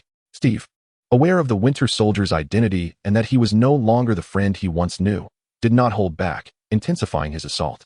Though their strengths were closely matched, it became a fierce exchange of offense and defense. Steve adeptly wielded his shield, while Barnes employed a combination of dagger and handgun strikes that proved difficult to counter. Fortunately, Steve had grown accustomed to Barnes's fighting style, though the mechanical arm posed a significant challenge. While Barnes's mechanical arm lacked the defensive capabilities of Steve's shield, it nonetheless elevated his combat prowess. A punch from Barnes struck Steve's shield, causing him to stumble slightly, a subtle but palpable impact. Where was Bucky? What was he doing? As the original plan had dictated, Liang promptly incapacitated Barnes upon his arrival, intending to extricate both him and Steve from the situation.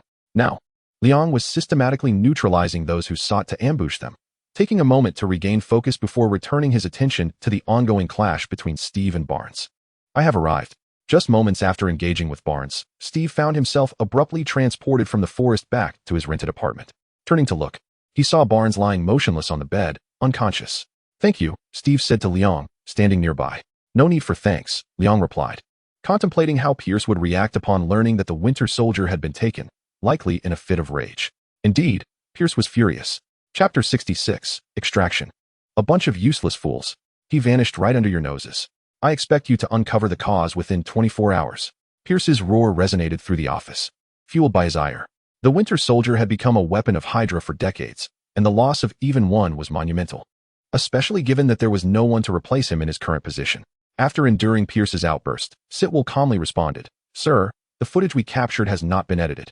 When we play it frame by frame, we cannot discern how they vanished. It is as if they simply disappeared." Once Pierce had vented his frustration, he began to regain his composure. "You mean to say they vanished in an instant? What is your take on this?" 6 months prior, Tony Stark had revealed his Iron Man identity, an event that may have prompted those lurking in the shadows to emerge, according to Sitwell's conjecture. "Sir, we must reassess and pay attention to those extraordinary individuals around the globe. We have temporarily lost the Winter Soldier, and we are uncertain if we can retrieve him. We need to have the Russian team reactivate the program. Additionally, initiate a manhunt for the Winter Soldier and deploy a strike team." After careful consideration, Pierce reluctantly decided to reactivate the 5 uncontrollable soldiers at the Siberian base. Sitwell nodded and exited the office, only to shed his stoic demeanor upon returning to his own workspace. The notion of someone disappearing in an instant. Who besides that individual could accomplish such a feat? Damn it. No wonder he knows Hydra. That bearded man is none other than Steve Rogers. Sitwell felt a throbbing headache, realizing he was caught between two worlds. Should Hydra learn of his betrayal, death awaited him. Yet, before that Asian individual, he could not help but feel that Hydra was no match, especially after witnessing those eyes brimming with energy, which further diminished his resolve to resist. I must choose a side. In the past, Sitwell would have undoubtedly aligned with Hydra, but after encountering Liang Zheng and experiencing first-hand events, he found himself leaning toward Liang's side. Soon enough, Sitwell made his decision and departed the office to convey Pierce's orders while discreetly gathering a list of internal personnel. Meanwhile, in the rented room, Liang Zheng's gaze transformed into light as he scanned Barnes' body several times from the outside in. He then informed Steve, "There is a tracker near his heart. Hydra is cunning. to prevent anyone from removing it. The tracker has a small compartment that conceals a microbomb. The explosion won't be catastrophic, but it is sufficient to obliterate Barnes' heart. Can it be removed? Steve asked anxiously, glancing at the unconscious Barnes. Liang nodded. It would be troublesome for anyone else, but for me, I just need to extract it before the tracker triggers an alert. At that moment, Steve recalled Liang's super speed. Perhaps in the next second, he would complete the task before he even realized it. Steve, have you considered what will happen to Barnes after the tracker is removed? Liang did not proceed with the extraction, but instead inquired about Steve's next course of action. Bucky's memories are shrouded in commands. As Sitwell stated, the most expedient method to eradicate them entirely would be to cleanse his memory completely. However, time is not on our side with Hydra in pursuit. Therefore, I have resolved to temporarily freeze Bucky. The figure of Barnes on the bed appears remarkably youthful, reminiscent of how Steve remembers him. Were it not for Barnes' transformation into a super soldier, Hydra would have employed him for decades, freezing him when not in use. It is conceivable that Steve might have indeed become a solitary figure. The two friends, separated since 1944, find themselves reunited once more, albeit not as companions. Nonetheless, the mere opportunity to see one another after so many years is a significant blessing. Without further ado, Liang Zheng commenced the surgical procedure. In the blink of an eye, Steve reopened his eyes, observing that Barnes now bore a slender scar across his left chest, a clear indication that Liang Zheng had completed the operation. They have arrived. Liang Zheng, hearing a commotion, turned to Steve and instructed, "Stay here to prevent Barnes from turning violent. I shall return shortly." Before Steve could utter a word, Liang Zheng vanished in an instant, leaving Steve to sigh in admiration. Regardless of how many times he had witnessed it, he could not help but feel envious of Liang Zheng's remarkable speed and strength, which rendered him unafraid of Hydra. Previously, having learned of Hydra's vastness, Steve felt somewhat disheartened and powerless. However, reflecting on Liang Zheng's immense power revitalized his spirits. A few minutes later, Liang Zheng returned, asking, "Steve, do you have a mobile phone?" Steve paused momentarily before responding, "Yes, why? Perhaps you could capture the events that are about to unfold and send them to." Steve chuckled wryly and declined. "I have no interest in documenting such occurrences. You are sometimes reminiscent of an old man, rambling on, yet at other times, you resemble a youth, delighting in selfies. Be mindful of your words. I do not enjoy selfies. I prefer to capture grand scenes and share them," Liang Zheng corrected him, a hint of loneliness in his tone. "I wish to maintain a youthful mindset. I do not want to present an elderly demeanor when I reunite with my family." Suddenly, Barnes, who had remained motionless, stirred, but alas, his attempt to escape was thwarted as Liang Zheng noticed him. He swiftly delivered a chop to the back of Barnes' neck, rendering him unconscious once more. "Let us go," he declared, striding out of the rental apartment.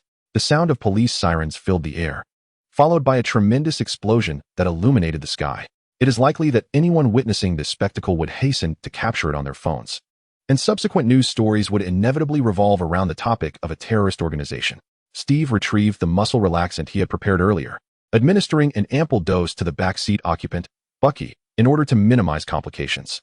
Taking his place in the passenger seat, Steve inquired, "Has the surveillance center been secured?"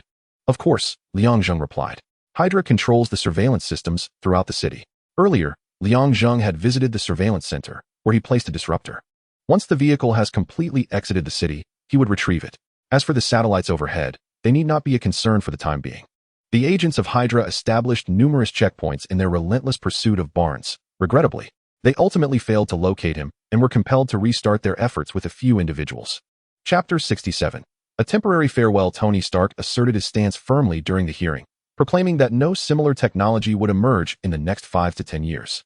Yet, now there were developments underway, albeit inferior to Stark's Iron Man armor, signifying that his inventions would not be delayed indefinitely. A terrifying incident transpired in the outskirts of New York the previous morning, prompting a significant contingent of the NYPD to rush to the scene, only to discover that the suspect had evaded capture. Seated in a CAF, Liang attentively listened to the latest news around him, reflecting on how he and Steve had merely occupied a small fragment of people's lives, overshadowed by Tony Stark's technology being replicated. If one could make a god bleed, it indicated that he was not invincible. Liang pondered this phrase, reminiscent of a certain individual currently incarcerated. Stark's troubles had escalated, even more so than when his identity was publicly revealed. His technology was duplicable, rendering his proclamations as inconsequential, and no longer would he be perceived as unbeatable. "Does your statement imply that Stark is facing significant troubles?" Liang glanced over to see Sitwell, who took a seat directly across from him, fixing his gaze upon him. Liang did not deny it. Indeed, my statement does suggest that Stark's difficulties are considerable. His flamboyance is his downfall. Superheroes are faring worse than temporary workers, constantly confronting the provocations and threats posed by villains. Sitwell appeared to have shed any residual effects from Liang's earlier actions, nodding in agreement. You are correct. Here is the information I have gathered. You may take a look. Sitwell produced a leather pouch, and Liang opened it to reveal a thick stack of personnel lists, all comprising known Hydra operatives. After perusing the contents, Liang smiled and remarked, Sitwell, a wise individual, is often well regarded. It was prudent of you not to align yourself with an organization on the brink of destruction. Sitwell's brow furrowed slightly, offering a cautionary note. Hydra cannot simply be eradicated. It has been entrenched in society for a considerable time. Liang raised his hand to halt him, saying, That is no longer my concern. Your personnel list is commendable, yet it is not what I seek. What is it that you desire? Sitwell inquired, perplexed. The Tesseract. Upon hearing this, Sitwell shook his head repeatedly. My clearance level is insufficient. I have no knowledge of the Tesseract's whereabouts. Only a select few are privy to that information. Very well. You must assist me in inquiring. I trust your ability to infiltrate S.H.I.E.L.D. and sway several individuals, so this should be within your capacity. Liang asserted, providing Sitwell no opportunity for refusal. Instead, Sitwell discreetly noted the glimmering red light flashing behind Liang's sunglasses, which instilled a greater sense of reluctance to decline. With a reluctant nod, Sitwell replied, I shall do my utmost. After a pause, he added, We have discovered something in New Mexico. Fury has already dispatched personnel to that location. You might consider investigating. New Mexico? Liang mused, contemplating Thor's arrival on Earth, as the Avengers' assembly was imminent. Certainly.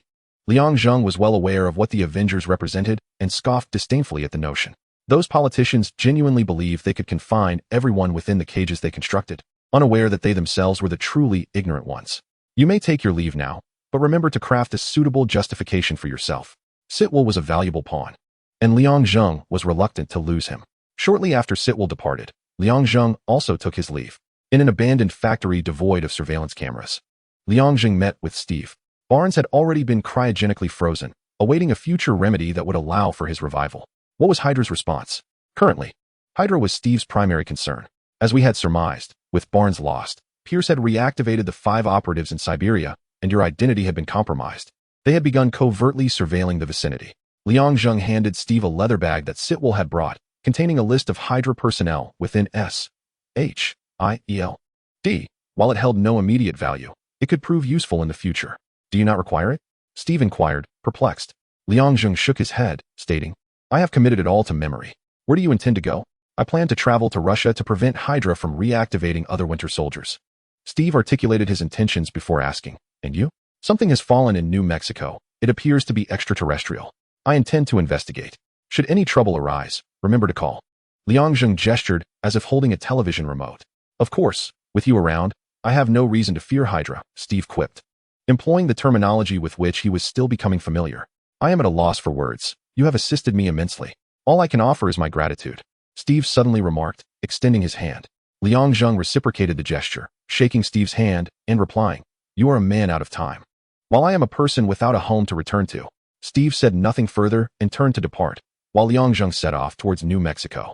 Chapter 68. The Secret Alliance. It took some time to locate the crash site of MJ Ulner, which lay in a desolate desert that had come alive due to its arrival. There were hardly any shops nearby, and people brought their own grills to sell hot dogs, freshly cooked. A crowd gathered around MJ Ulner, cheering loudly for those eager to try their strength, some harboring a sense of schadenfreude. One after another, as an hour passed, the self-proclaimed strongmen of the town succumbed, and the crowd began to question whether it could indeed be lifted. An elderly gentleman drove up and attempted to secure MJ Ulner's handle with a chain from his vehicle, flooring the gas pedal. The result was that the cargo bed detached from the vehicle, yet MJ Ulner remained immovable.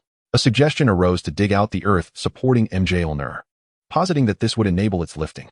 Contrary to expectations, the earth beneath MJ Ulner had been built up into a mound. Even a chainsaw proved ineffective against it. In the past, Liang Zheng attempted to lift it, but even he could not manage it. Instead, he felt his feet sink slightly into the ground. He took out his phone to capture a photo, only to find the screen flickering, reminding him that Mjolnir possessed a built-in interference function. A voice suddenly emerged, warning everyone to keep their distance from the meteorite, as it might be radioactive. Who was this ill-fated individual speaking such ominous words? Unbeknownst to him, a man clad in a black suit had appeared behind, his attire starkly contrasting with those around him.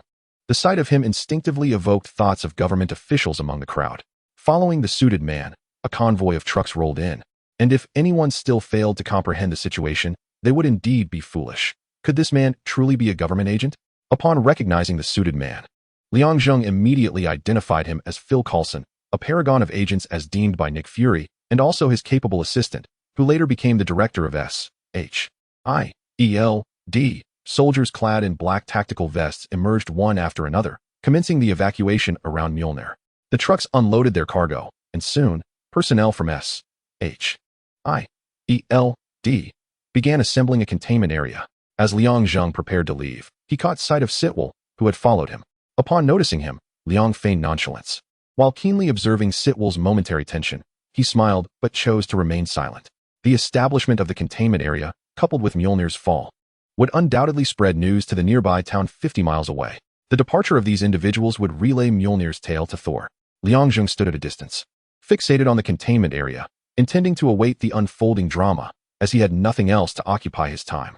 Suddenly, he turned around to find a man appearing abruptly. With a face marked by treachery, this was Liang Zheng's first impression of the man, whom moviegoers would readily recognize as Loki. Loki, the brother of Thor, was not of blood relation. He was the illegitimate son of Laufey, the king of the frost giants. Renowned for his skillful manipulation through words, his true strength remained uncertain. Yet, from cinematic portrayals, one could ascertain that he had been repeatedly overpowered by the Hulk, indicating his inferiority to the latter. Though he was certainly more formidable than mortals like Steve. "Human, are you spying on Mjolnir?" Loki inquired.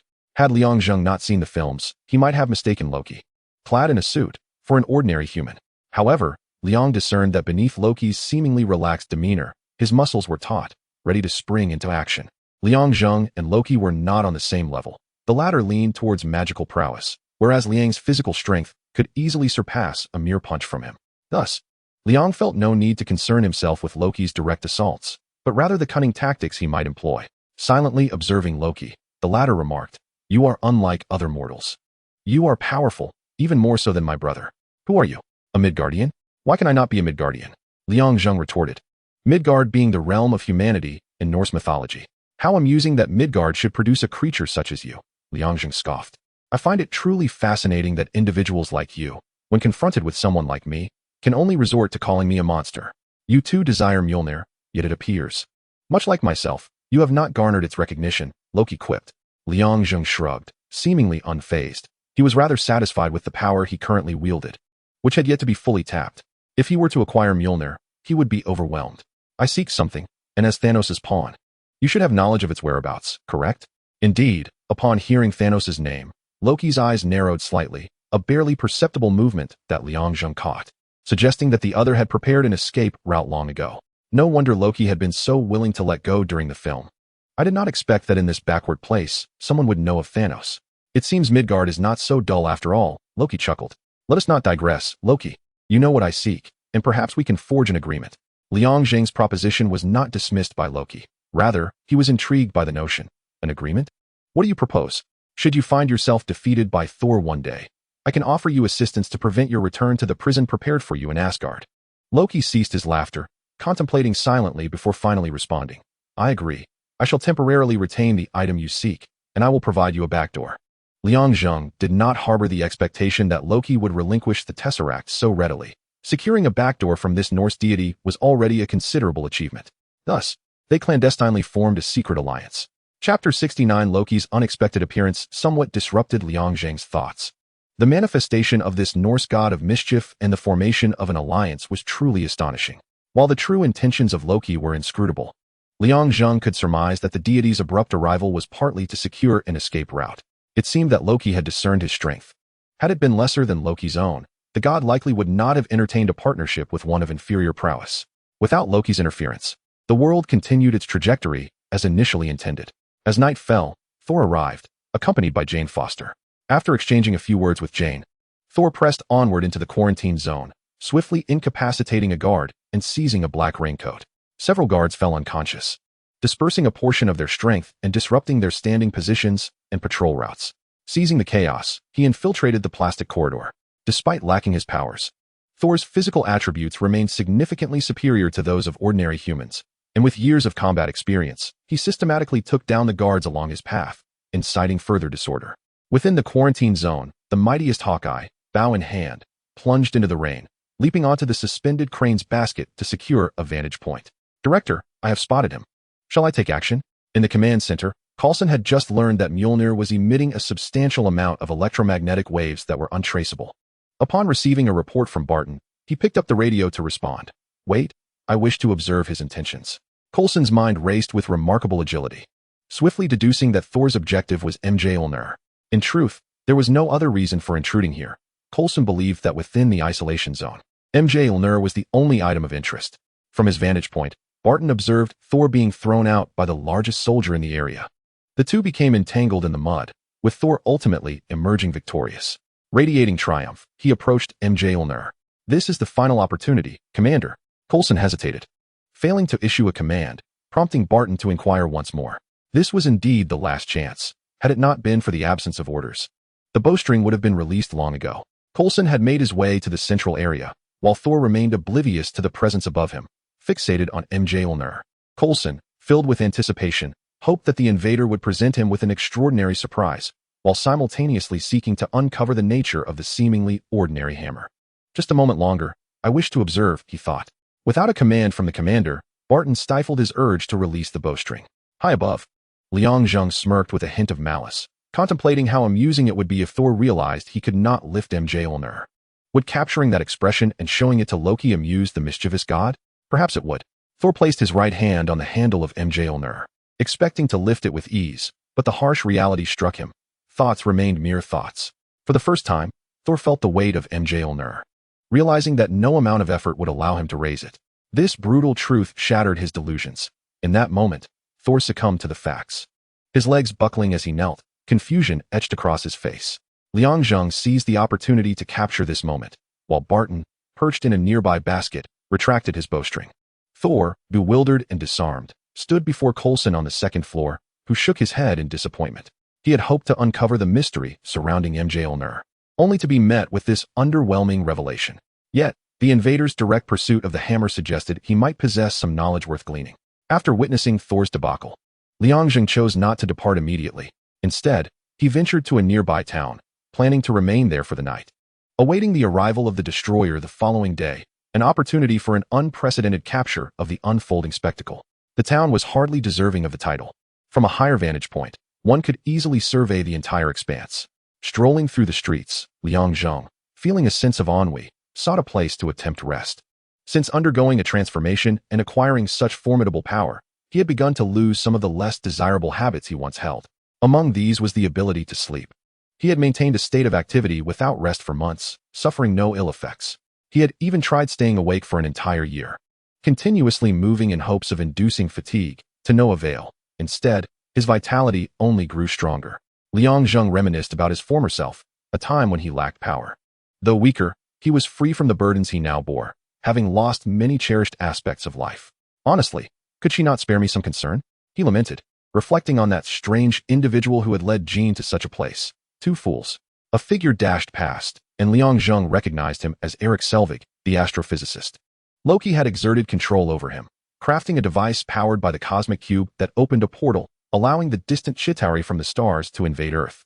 While the control itself was troubling, the aftermath was even more alarming.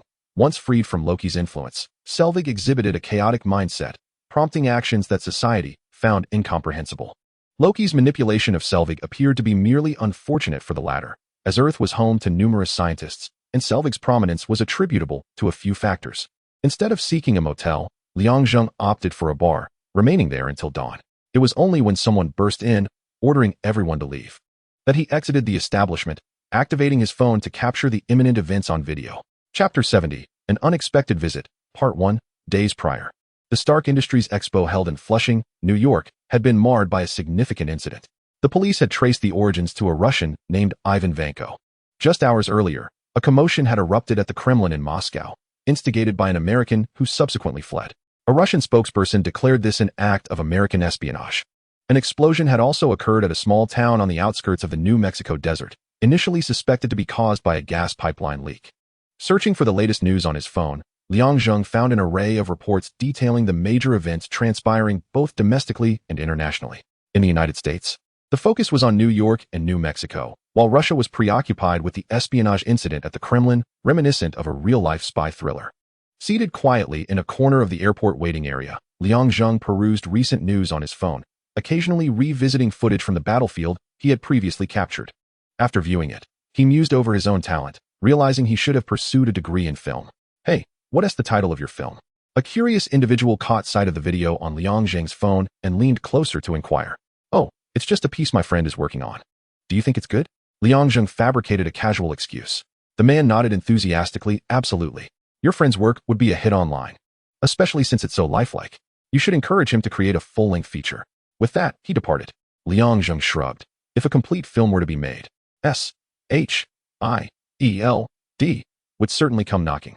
The video on his phone depicted the fierce battle between Thor and the destroyer armor in New Mexico. Requiring no special effects, its authenticity was striking. Suddenly, a sharp pain coursed through his hand, causing Liang Zheng to inhale sharply. It had been a long time since he had felt such pain. To be honest, it had vanished after his encounter with Insaba, and its resurgence now raised questions about the emergence of new abilities. What began as a singular sting escalated into pain radiating through both hands, prompting Liang Zheng to gasp as beads of cold sweat formed on his forehead. What has happened to me? Liang Zheng lowered his head and inadvertently noticed a tiny spark emerging between his fingers, the pain intensifying with each moment. There was no time to comprehend the cause of this phenomenon. With a swift motion, he flung his hand forward, igniting a bouquet held by a passing man, which instantaneously turned to ashes. The commotion in the waiting area soon attracted attention, and individuals quickly approached to escort the man away for inquiries. The instigator sat aside, offering a bitter smile as he gazed at his palm, pondering the untimely emergence of this ability, manifesting decades too late, it seemed. The power of pyrokinesis, though he felt it had arrived late in his life, served as a stark reminder that the strength within him remained largely untapped, continuously absorbing energy to enhance itself. Much like telekinesis, the activation of this fiery ability was utterly unexpected, and the temperature of the flames suggested an extraordinarily high heat. If he were to envision himself as a character in a game, where energy equated to experience, Liang Zheng could almost picture himself striving towards a higher level, developing new abilities. This supernatural gift of fire was merely the beginning, signaling his departure from the old hierarchy and entrance into a new realm. Hey, what are you daydreaming about? This isn't like you. A familiar voice interrupted his thoughts. Liang Zheng looked up to see Steve standing before him, his face adorned with a false mustache that dominated half of his visage, his hair dyed black, rendering him unrecognizable as Captain America. I thought you would be waiting for me at the exit. If I didn't know you were aimlessly lingering, I would have assumed you'd left. With Steve's arrival, Liang Zheng decided against remaining seated. The two engaged in conversation as they walked. You certainly stirred up quite a ruckus in Moscow. People here are saying it was like a real-life spy thriller. Steve remarked, their operatives have ascended to astonishing heights. It's hard to believe. Perhaps after we took him away, everyone became more cautious. Bodyguards have increased, especially in Russia. I've been tracking them for some time and had to force my way in. Their security measures seem quite effective, though all I know is that they are in Siberia. The exact location remains elusive. In public, Steve chose his words carefully, wary of detection by Hydra operatives. He had learned much in modern society, much of it through self-education. What is this spy thriller you speak of? I must catch up on my studies, Liang Zheng commented as they exited the airport, his brow furrowing slightly. Do you have acquaintances? Unbeknownst to them, several suited men had appeared behind them. Initially believing they were merely traveling the same path, Liang Zheng turned to notice that these individuals were fixated on him and Steve, clearly marking them as targets, though the reason remained unclear for the moment.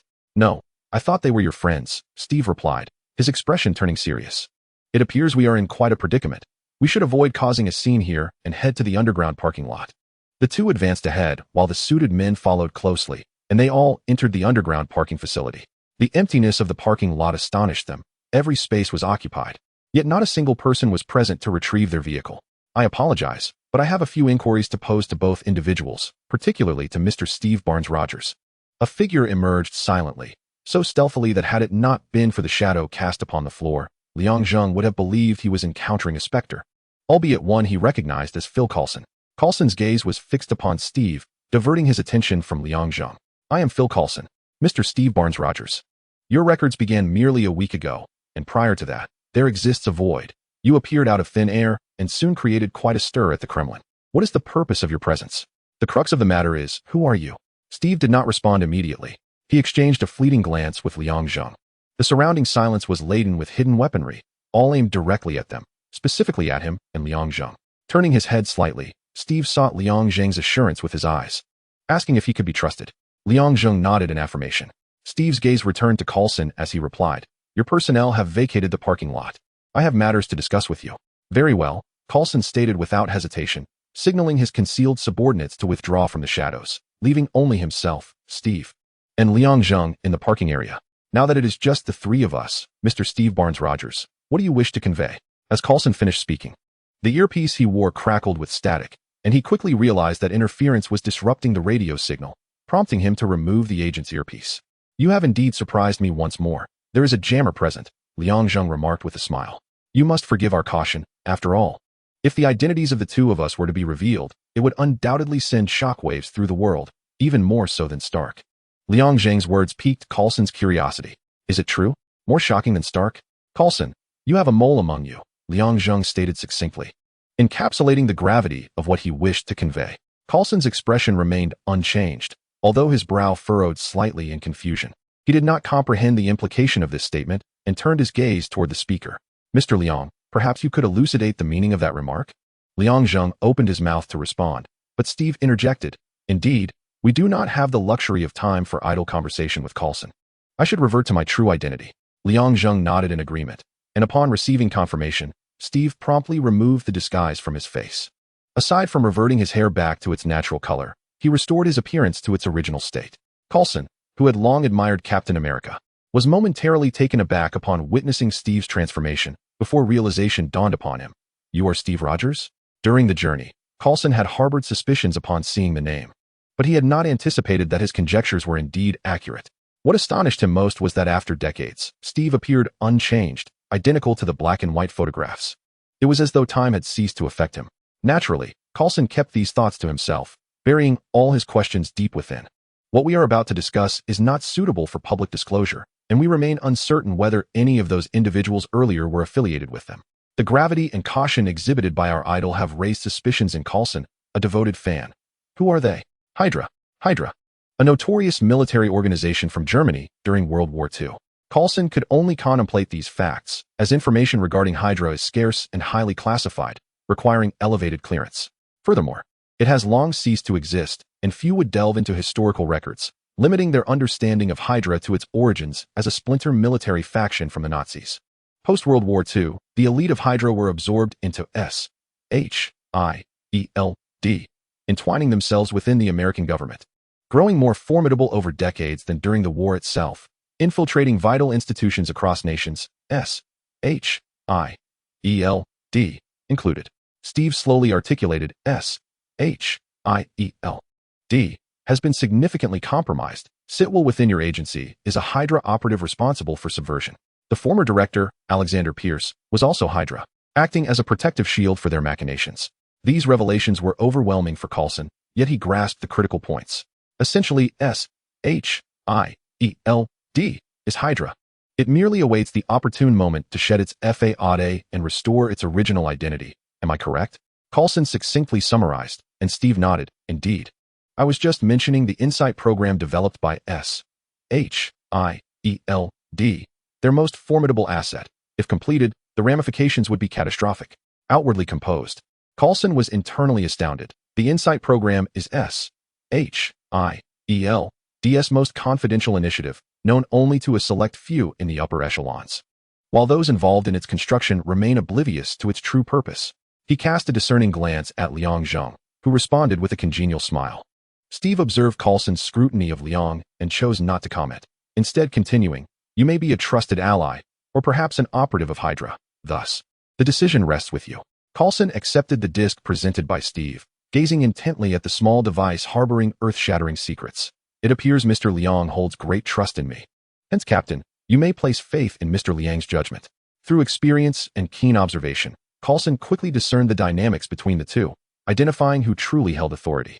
Steve appeared indecisive, yet that was contingent upon Liang being correct. If so, there was no need for contention. Conversely, if he were wrong, Steve would not remain passive. While Liang Zheng showed no inclination to unite with the uncorrupted members of S.H.I.E.L.D., Steve was different. His enmity with Hydra was profound, irreconcilable. And he rejected Hydra's ideology of sacrificing freedom for the sake of order. From Liang's statements, Steve inferred that although S.H.I.E.L.D. had been infiltrated by Hydra, a considerable faction remained untainted, and they must rally with those uncorrupted forces before the enemy could react. The Insight plan has reached a mere 40% completion, with a considerable distance yet to traverse before achieving totality. The Earth now finds itself in a dire predicament. We require your assistance, Captain. Coulson, having gathered some intelligence, extended an olive branch, hoping that the most renowned American captain from World War II would join the forthcoming Avengers team. Steve did not decline, but instead made a request. I am willing to join, and I can recommend someone. Although he himself lacks the desire, he could serve as an external ally. Liang is perceived by Coulson as a mysterious figure. His capabilities remain unexposed. Yet the endorsement of Captain America signifies that this Asian gentleman possesses considerable strength, and he himself is eager to invite him as well. Initially hesitant, Liang ultimately acquiesced, harboring ulterior motives. Chapter 72, A Major Trouble Understood. We shall discuss the critical aspects upon your return. Setting down the phone, Fury turned to Pierce, who awaited his news, and remarked, Coulson has confirmed the accuracy of identifying the captain at 99%. We shall need to wait for Coulson's return to grasp the complete situation. Does that imply it is not 100%? Pierce feigned ignorance. Nick, we both know that as long as there exists even a sliver of possibility, we must not place complete trust in the other party, particularly when that party is Captain America. I comprehend your concerns, Director. I, too, harbor some apprehensions. It has been decades since 1944, yet Rogers shows no signs of aging. It appears that the Super Soldier program harbors many secrets yet unknown to us. Fury was unaware that Steve had remained in cryogenic stasis. S.H.I.E.L.D. had declared him deceased. Now that Steve had resurfaced, just as he had in the past, Fury attributed this phenomenon directly to the Super Soldier program. Your tone suggests a desire to reanalyze the Super Soldier program? Pierce, equally intrigued by Steve's unchanging appearance, had already discreetly instructed others to undertake a renewed analysis to ascertain whether it concealed the secret to eternal youth. Such intentions were prudent, as this initiative produced more than just Steve Rogers. Fury's remarks subtly alluded to the earlier reactivation of the program, and Pierce was well aware of whom he referred to. The world has transformed, becoming more intricate than ever before. If Stark's revelation of his identity caused a public uproar, then the existence of the Asgardian pantheon from Norse mythology, once disclosed, would entirely overturn the world's understanding. Myths would cease to be mere myths. Their legendary status hinged on the absence of evidence confirming their reality. Now, with the appearance of the Norse god of thunder, Thor, and based on his previous declarations, it can be inferred that the god of fire, Loki, also exists, rendering figures like Odin less absurd. The world is undergoing change, and no one can predict whether the outcome will be favorable or adverse. At the very least, we must exert our utmost effort. Since the emergence of Iron Man and the Hulk, S.H.I.E.L.D. has initiated a plan, the Avengers Initiative. This strategy aims to absorb these unpredictable and perilous individuals, enclosing them within a secure perimeter to render the world a safer place. Fury failed to notice the flicker of derision in Pierce's eyes. The Iron Man and the Hulk were mere trifles compared to the looming threat of Hydra's resurgence.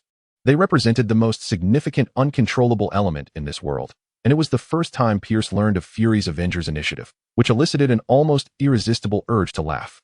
Little did Pierce anticipate that his subordinates had already betrayed him. With Thor's existence, Pierce had to report the situation to the World Security Council, while Fury returned to his office, awaiting the return of Coulson. Approximately half an hour later, Coulson appeared in the director's office. You may begin your report on Rogers, Fury stated, his words laden with dual meaning, ostensibly requesting an update on Steve while insinuating something deeper. During their previous conversation, Coulson had employed numerous coded phrases that only they would understand, leaving Fury with lingering doubts that he had not voiced to anyone. Coulson's eyes darted momentarily before he focused intently on Fury. Sir, after confirmation, Steve Barnes Rogers is indeed Steve Rogers. I took the liberty of allowing him to join the Avengers Initiative. Upon hearing Coulson's report, Fury replied, You did nothing wrong. Steve Rogers is also an uncontrollable element. Including them in the Avengers Initiative could serve as a crucial advantage in dire circumstances. You mentioned that Rogers has an Asian friend. What abilities does he possess that warranted Captain America's invitation for him to join his support? Unclear, Mr.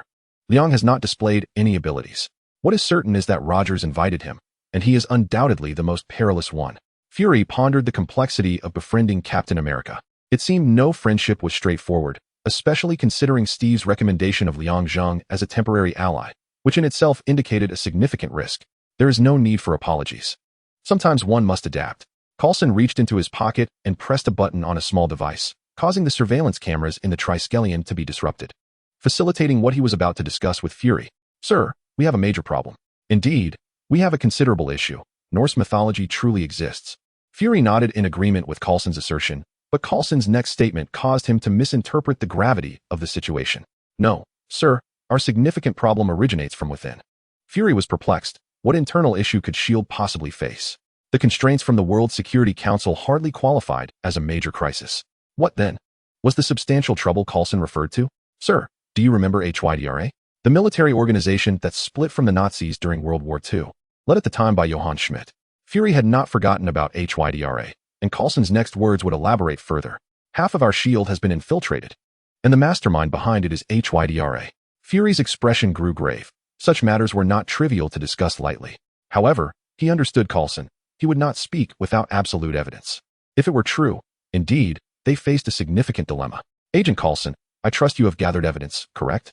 Fury's speech had taken on a formulaic tone, and for a fleeting moment, Coulson found himself questioning whether the director before him was indeed a Hydra agent.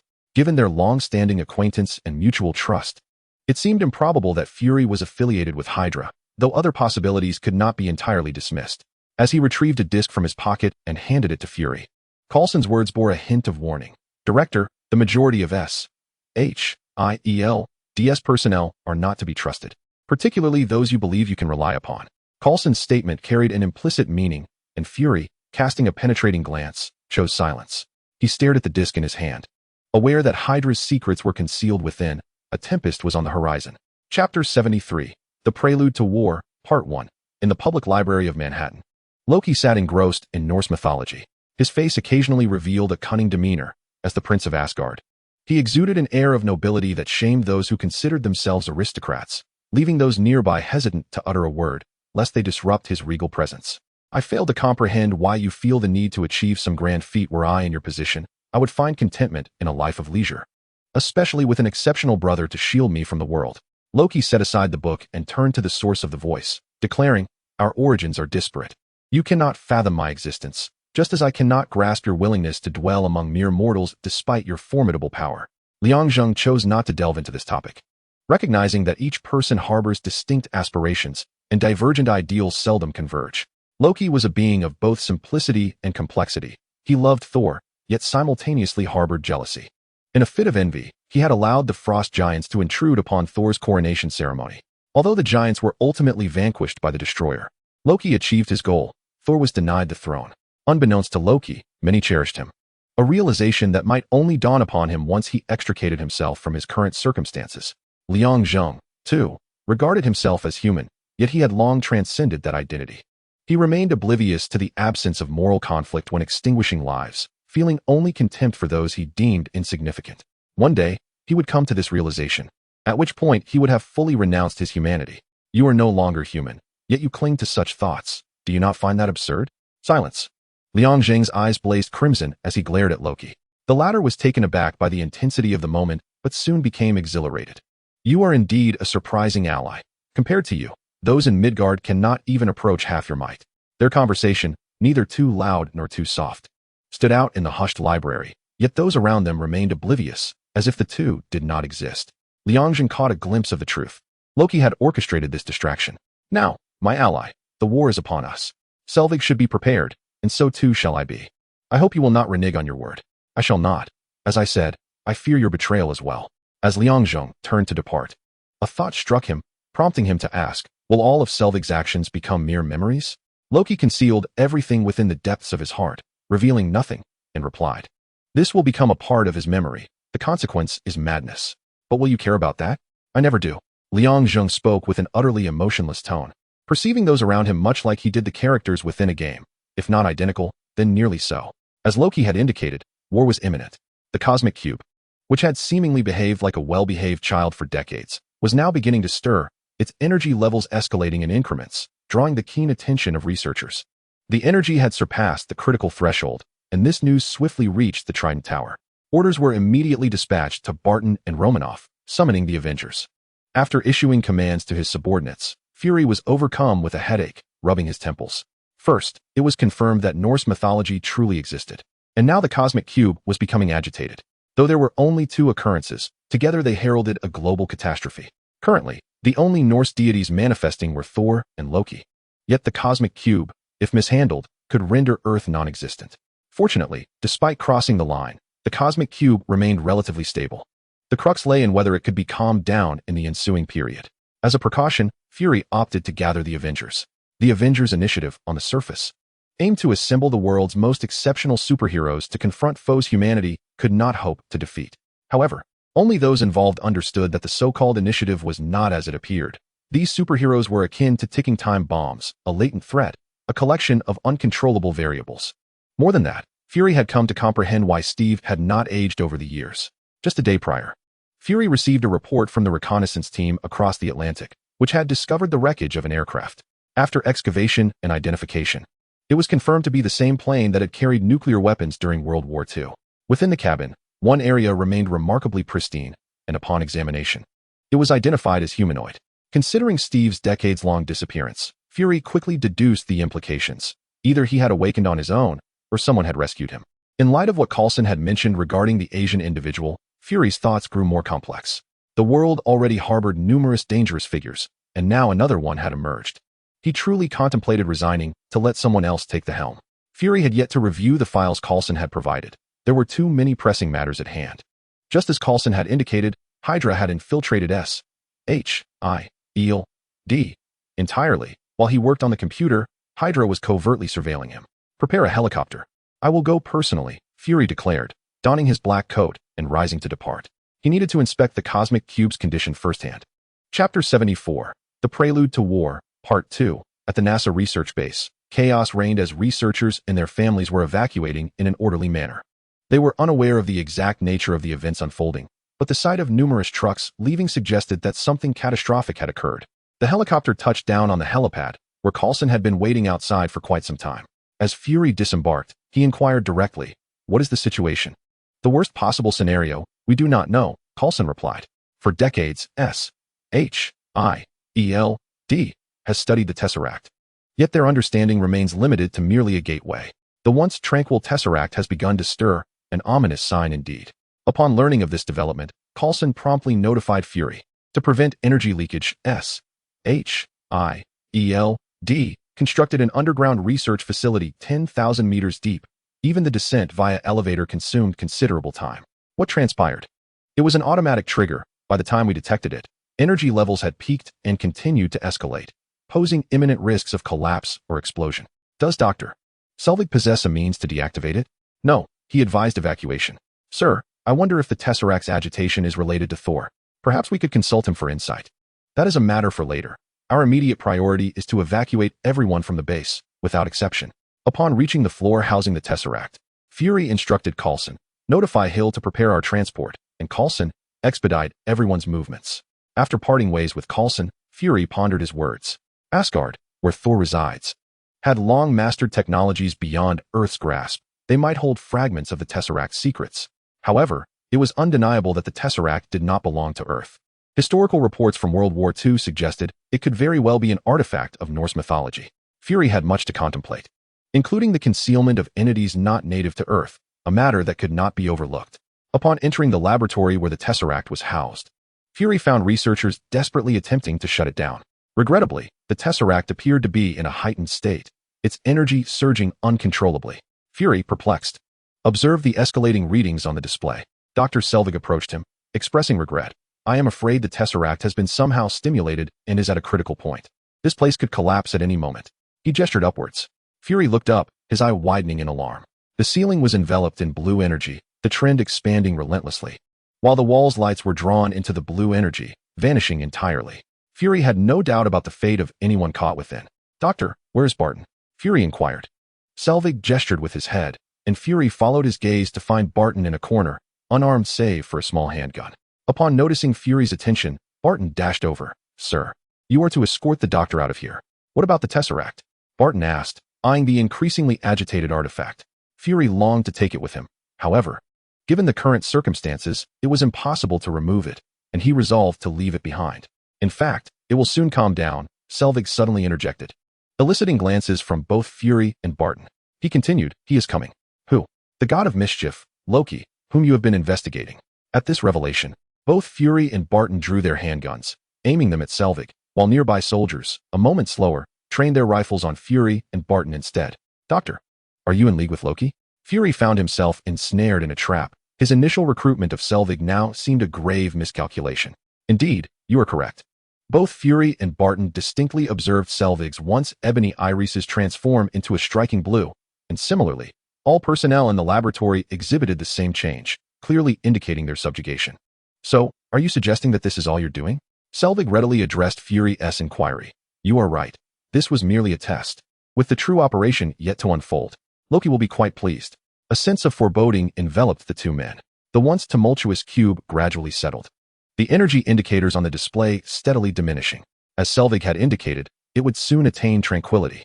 Noticing a soldier's finger poised to pull the trigger, Fury and Barton swiftly evaded the incoming bullet, returning fire at the surrounding soldiers while making their way towards the exit. In an instant, amidst the hail of bullets, Fury and Barton escaped the laboratory, leaving behind several fallen soldiers. Meanwhile, through another door, Loki entered the room. Upon surveying the scene, he appeared largely unfazed, save for the imposing scepter he wielded, its gem glimmering ominously. Loki queried Selvig, are you ready? We have been awaiting your arrival. Loki grinned, acknowledging that indeed, they had merely awaited his presence. Let us proceed. The laboratory personnel followed Loki, departing from the base, which seemed on the verge of collapse. Chapter 75. The summoning very well, we shall set forth now. Steve set down his phone and turned to the perplexed Liang Zheng. There has been a complication with the cube. Fury has summoned us, a group of unpredictable factors. Fury's strategy appears to be aimed at an unknown adversary, yet it is equally a precaution against us. Remaining under his watchful eye may indeed serve us well. Perhaps even rendering us a clandestine asset. Liang Zheng candidly expressed his thoughts. Steve nodded in agreement, recalling his own experience after demonstrating his worth. Congress had sought to recall him to the United States, intent on resuming those futile experiments. Fortunately, he had been stationed on the battlefield at the time, where the dictates of authority could be disregarded. The world fears us, yet simultaneously requires our presence. A most ironic predicament, Steve remarked with a hint of derision. Dressed in his brown jacket, Steve inquired of Liang Zheng, I am departing now. When do you intend to leave? I shall wait until your entire team has assembled before I set off. After all, I am accustomed to speed and find it challenging to adapt to a slower pace. Liang Zheng replied with a smile. Indeed, his velocity surpassed that of the fastest aircraft known to mankind. Once accustomed to such swiftness, it becomes arduous to revert to a leisurely pace. Do not delay for too long. As Steve departed, his footsteps fading into the distance, Liang Zheng addressed the wall beside him.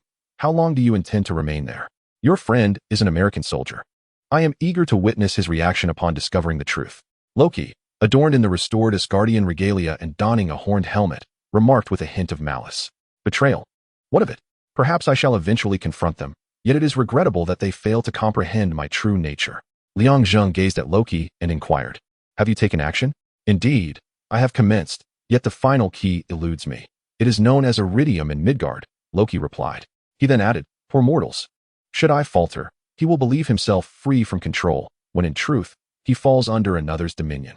This remark subtly alluded to Selvig, the creator of the machine that housed the Tesseract. Enough of this idle chatter. You ought to have instructed him to fabricate two by now, correct? Liang pressed. Such a modest request from an ally. I could hardly refuse. I fear your words may lack sincerity, Liang retorted with a sardonic smile. Loki reminded him not to forget their covenant, questioning the trustworthiness of Loki himself. Both were wary of the other's potential breach of contract. Contemplating their next moves should such a breach occur. Must you create such a commotion? To infiltrate their ranks, a subtle approach would be futile, without Liang's interference. Loki's plan unfolded as it did in the film, stirring up trouble in Germany, specifically Stuttgart, attracting the attention of S.H.I.E.L.D., leading to their apprehension at the base. Subsequently, he intended to utilize those they gathered to confront his own adversaries. Loki harbored no fear of failure. His alliance with Liang was largely verbal, at least more reliable than that of the Chitauri, and the agents of S.H.I.E.L.D. remained oblivious to their clandestine pact. War was imminent.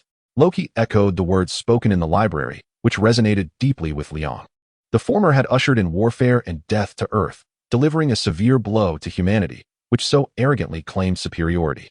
Your arrival has enlightened humanity to their solitude in the cosmos. They take pride in their existence, yet in comparison to the universe, they are woefully inadequate, fragile. Loki remarked with a hint of self-deprecation, "My presence may indeed be a blessing for Midgard. You must comprehend this yourself. I have matters to attend to, and errors must be avoided henceforth." Liang had no intention of meddling in Loki's operations. In truth, he cared not for this world, but rather for the cosmic cube and his return home. Everything else could be left to ruin. Following the script, he simply needed to seize the cube at the last moment. Perhaps Loki discerned Liang's intentions and his apathy towards humanity, which contributed to his selection of Liang as an ally. With a demeanor of subtlety, Liang swiftly located the airborne aircraft carrier over the Atlantic and entered the bridge. His presence elevated the tension among all present. Even Fury, who recognized Liang, instinctively reached for his sidearm, only for Steve to rise promptly to clarify Liang's identity. Once seated, Steve quietly asked, "Did you truly have to make such an entrance? Having grown accustomed to a rapid pace, I find it difficult to revert to a slower rhythm." Liang responded, his gaze sweeping across the assembly, noting that all were present. Black Widow Natasha Romanoff, Hawkeye Clint Barton, Iron Man Tony Stark, Hulk Bruce Banner, and Captain America Steve Rogers have gathered, with only Thor remaining among the 6 Avengers from the film. To Liang Zheng's astonishment, Hawkeye was not controlled by Loki, indicating that his intervention had somewhat altered the narrative. Except for Steve, the others were all ears, listening intently to Fury, their eyes trained on him, while occasionally casting curious glances at Liang Zheng, the temporary ally. If Fury had previously harbored doubts about Liang Zheng, those suspicions had been cast aside. His mere presence on the bridge spoke volumes of his latent power. Fury mentally commended Coulson for his initiative and cleared his throat. "Ladies and gentlemen, I trust you are all aware that a war is imminent." Chapter 76, Thor, Part 1. Loki's performance in Stuttgart, Germany, had sent the click rates of various websites soaring, with headlines growing increasingly sensational. The most credible title proclaimed, "Is the world only about technology?" Supernatural forces, though sought after, held little significance in the human realm. The truth was that technology dominated, comprising 95% of life on Earth. Loki's arrival brought not only panic, but also the magic that people had long sought in their hearts. After a brief resistance, he feigned defeat. And despite the smoothness of the ordeal, it left a lingering sense of frustration. His earlier demeanor had exuded supremacy, only to be reduced to insignificance in a matter of minutes, raising suspicions within S.H.I.E.L.D. He could not remain there and was swiftly taken aboard the airborne carrier. Unlike in the film, among the Avengers, Stark was meant to assist Banner in searching for the Tesseract, a role now filled by Liang Zheng, who sat expressionless, gazing at Loki as if they were strangers. Steve regarded Loki with caution. Having exchanged a few blows earlier, he was acutely aware of Loki's physical prowess. Though Loki appeared unassuming, Steve knew that an all-out brawl would demand considerable time and involve numerous unpredictable variables. The only female aboard the Quinjet, Romanoff, was reporting to the airborne carrier. Upon finishing, she turned to Steve and remarked, "Quite strange, isn't it?" Steve replied, "Indeed, it is rather odd." His demeanor hardly suggests jest, it seems deflated now. Loki scanned the surroundings and, after a prolonged silence, uttered his first words upon boarding. "You are a bunch of weaklings. Isn't it natural for the weak to be preyed upon?" Receiving no response, Loki's assertion rang true.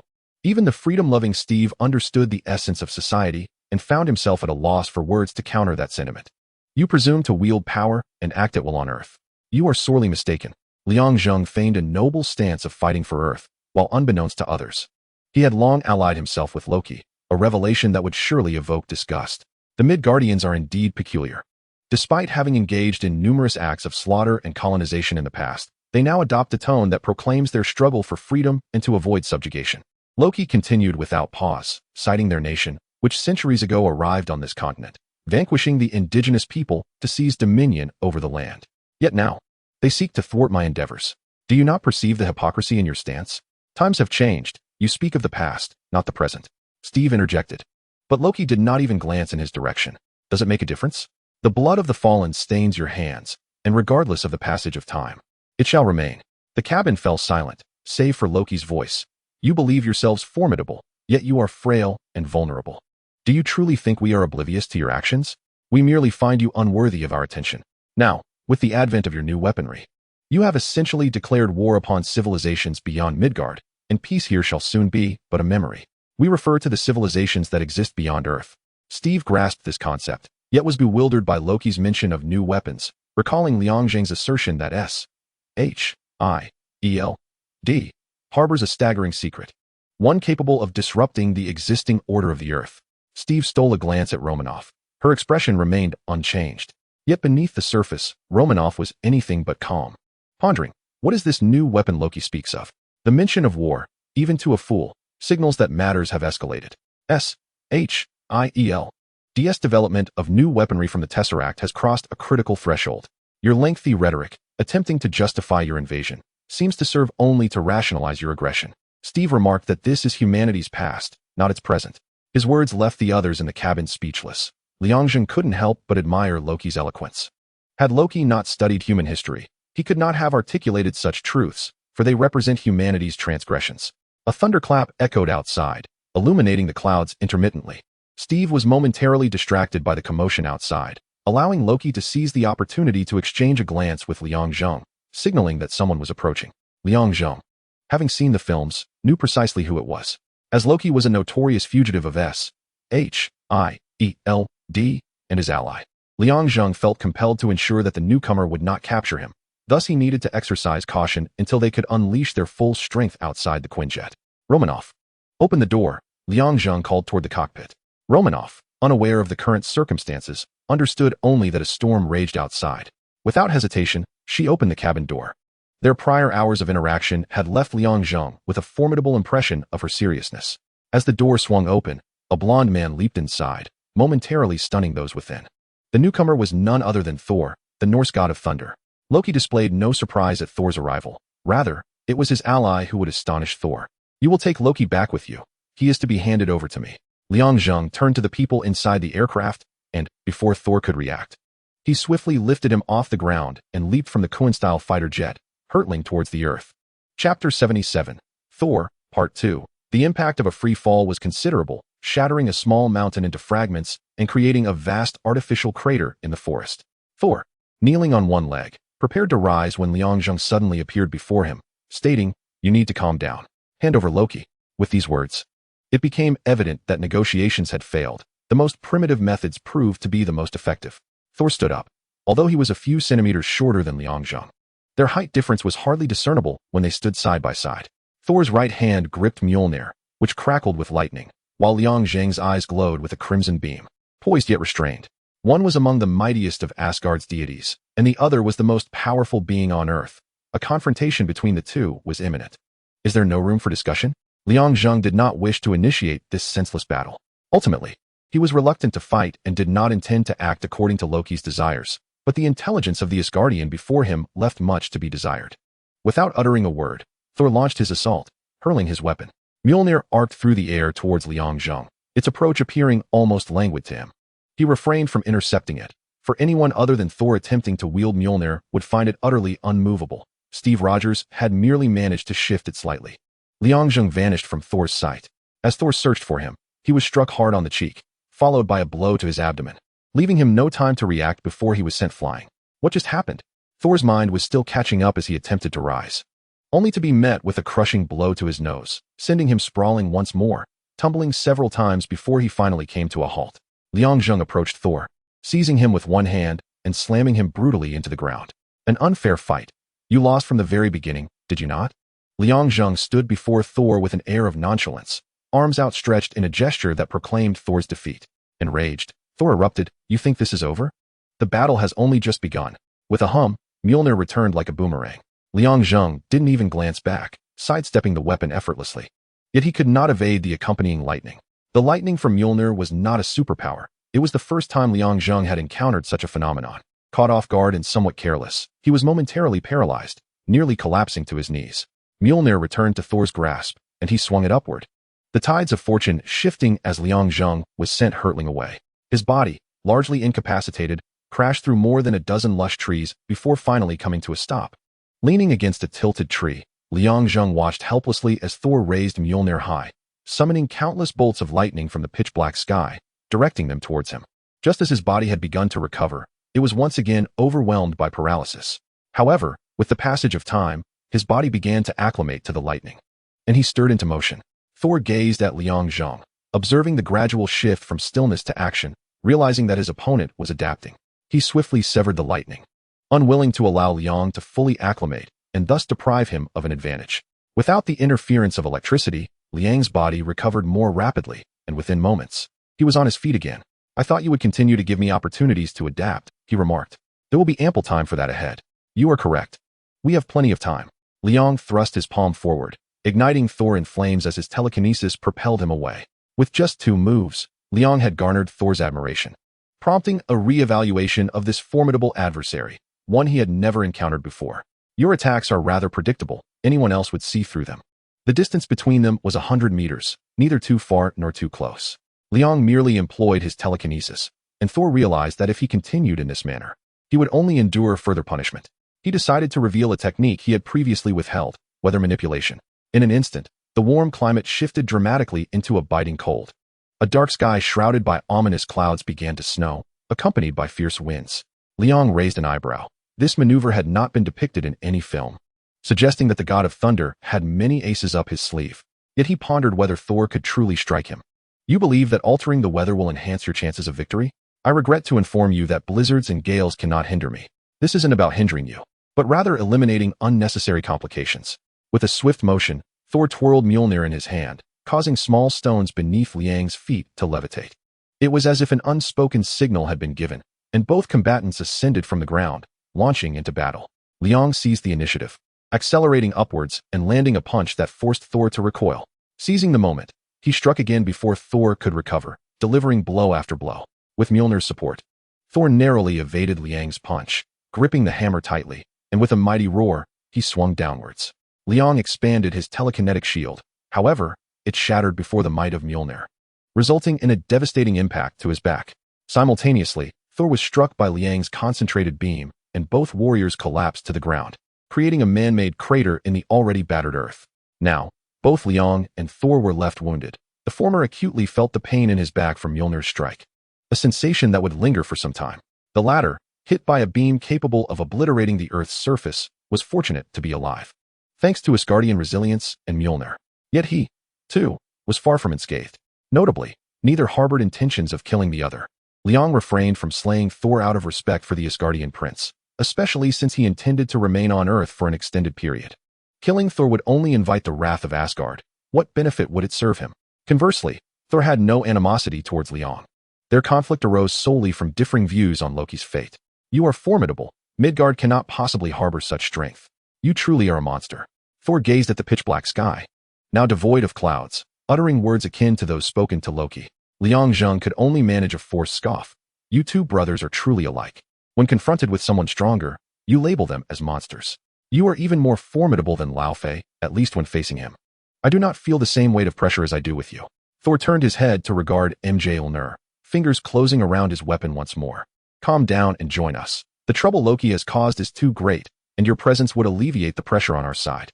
Having concluded their battle, the two of them lay in a crater, gazing at the dark expanse above, as a Quinjet returned to retrieve them, sparing the injured pair from the burden of traversing to the aerial carrier. Chapter 78. Hidden Dangers. Steve observed the sluggish Liang Zheng, letting out a sigh. "This is the first time I have seen you like this. Is Thor truly that strong? He is stronger than a human, yet still significantly less so compared to me. His strength predominantly stems from his weapon, forged from the core of a dying planet. The fact that I remain unscathed indicates my body's resilience. Or perhaps Thor did not unleash his full might. Despite the pain and lethargy, Liang Zheng chose to recline back on the bed to rest. "I once believed you to be one of a kind. I am indeed unique. Yet there are many in the universe who surpass my strength." Not wishing to pursue this topic further, Steve shifted the conversation. "With your speed, can he catch up to you? My flying speed cannot match my running pace." Over the years, Liang Zheng had diligently trained his flying speed, yet regrettably, it remained inferior to his running, likely due to a long-standing habit of grounding himself. Staring at the ceiling, Liang Zheng remarked, "The Tesseract is a colossal problem. It should not be here." Steve inquired, perplexed, "Are you suggesting the Tesseract should leave Earth? Do you not find it strange, Steve?" Liang Zheng articulated his hypothesis. "The Tesseract is no ordinary artifact. Its power is immensely potent.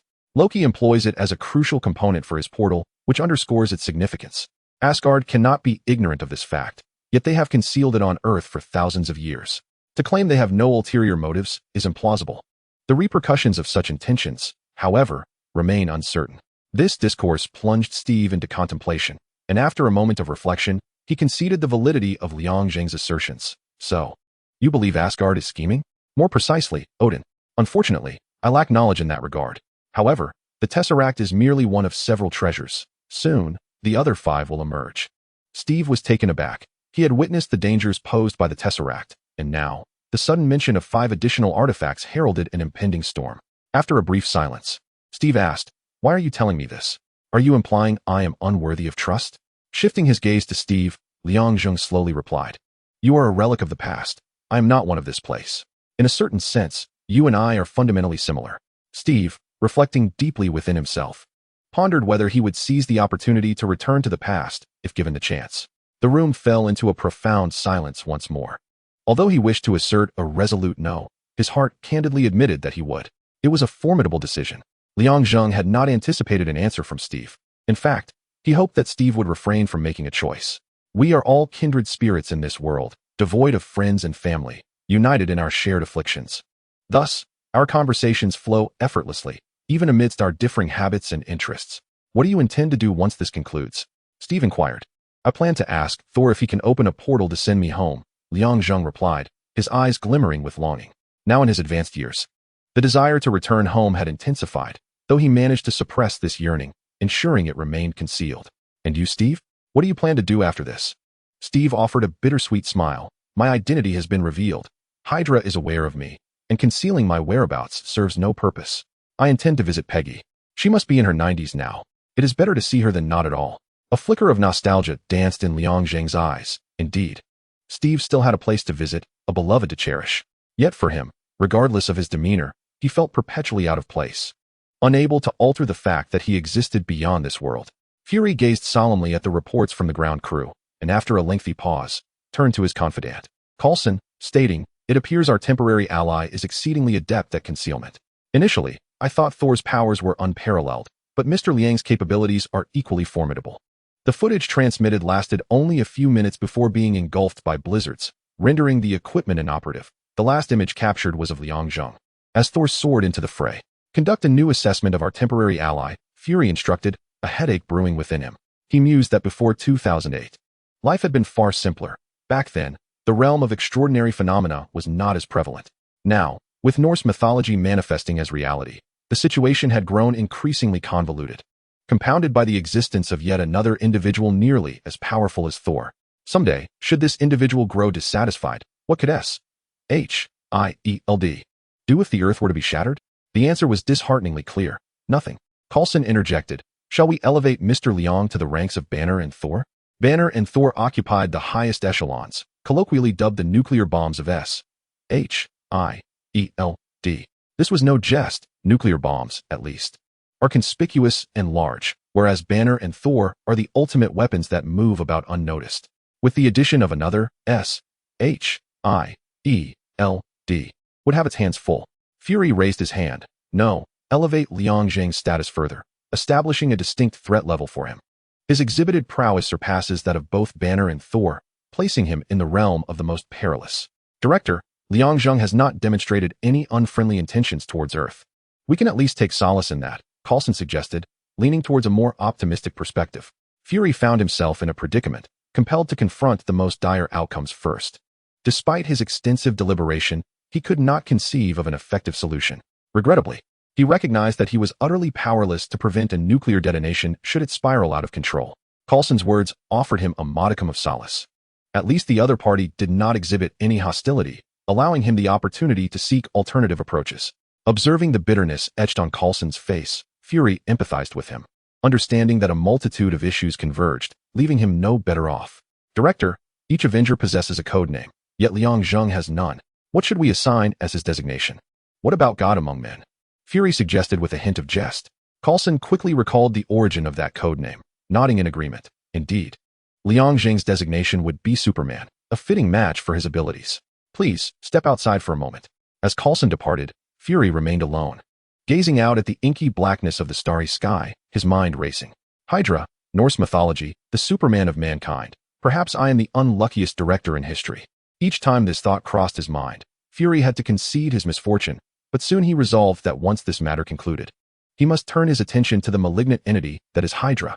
Chapter 79. Transformation. A collective of what could be deemed the most perilous beings on Earth convened aboard the airborne aircraft carrier, akin to a ticking time bomb awaiting the press of a detonator. Among them, Hawkeye and Black Widow posed the least threat, followed by Steve Rogers, while Stark, encased in his iron armor, was not substantially more formidable. The true dangers lay with Hulk Bruce Banner, Thor the God of Thunder, and Liang Zheng, who had just received his codename.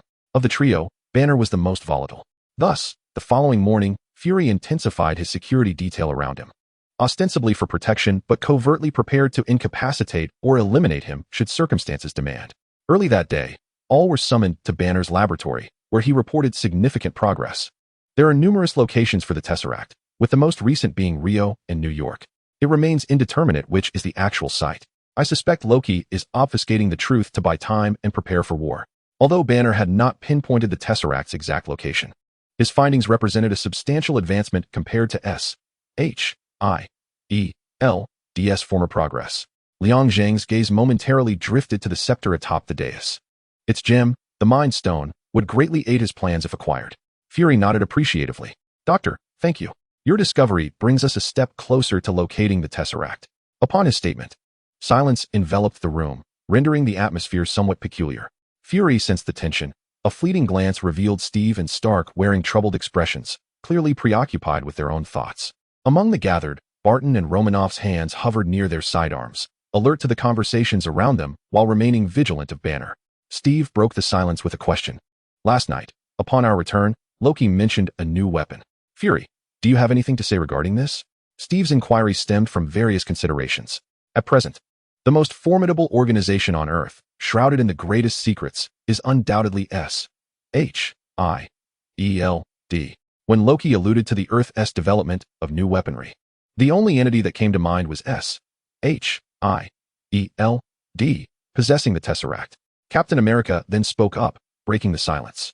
Stark produced his phone and tapped the screen, revealing a detailed schematic of a bullet. What is this?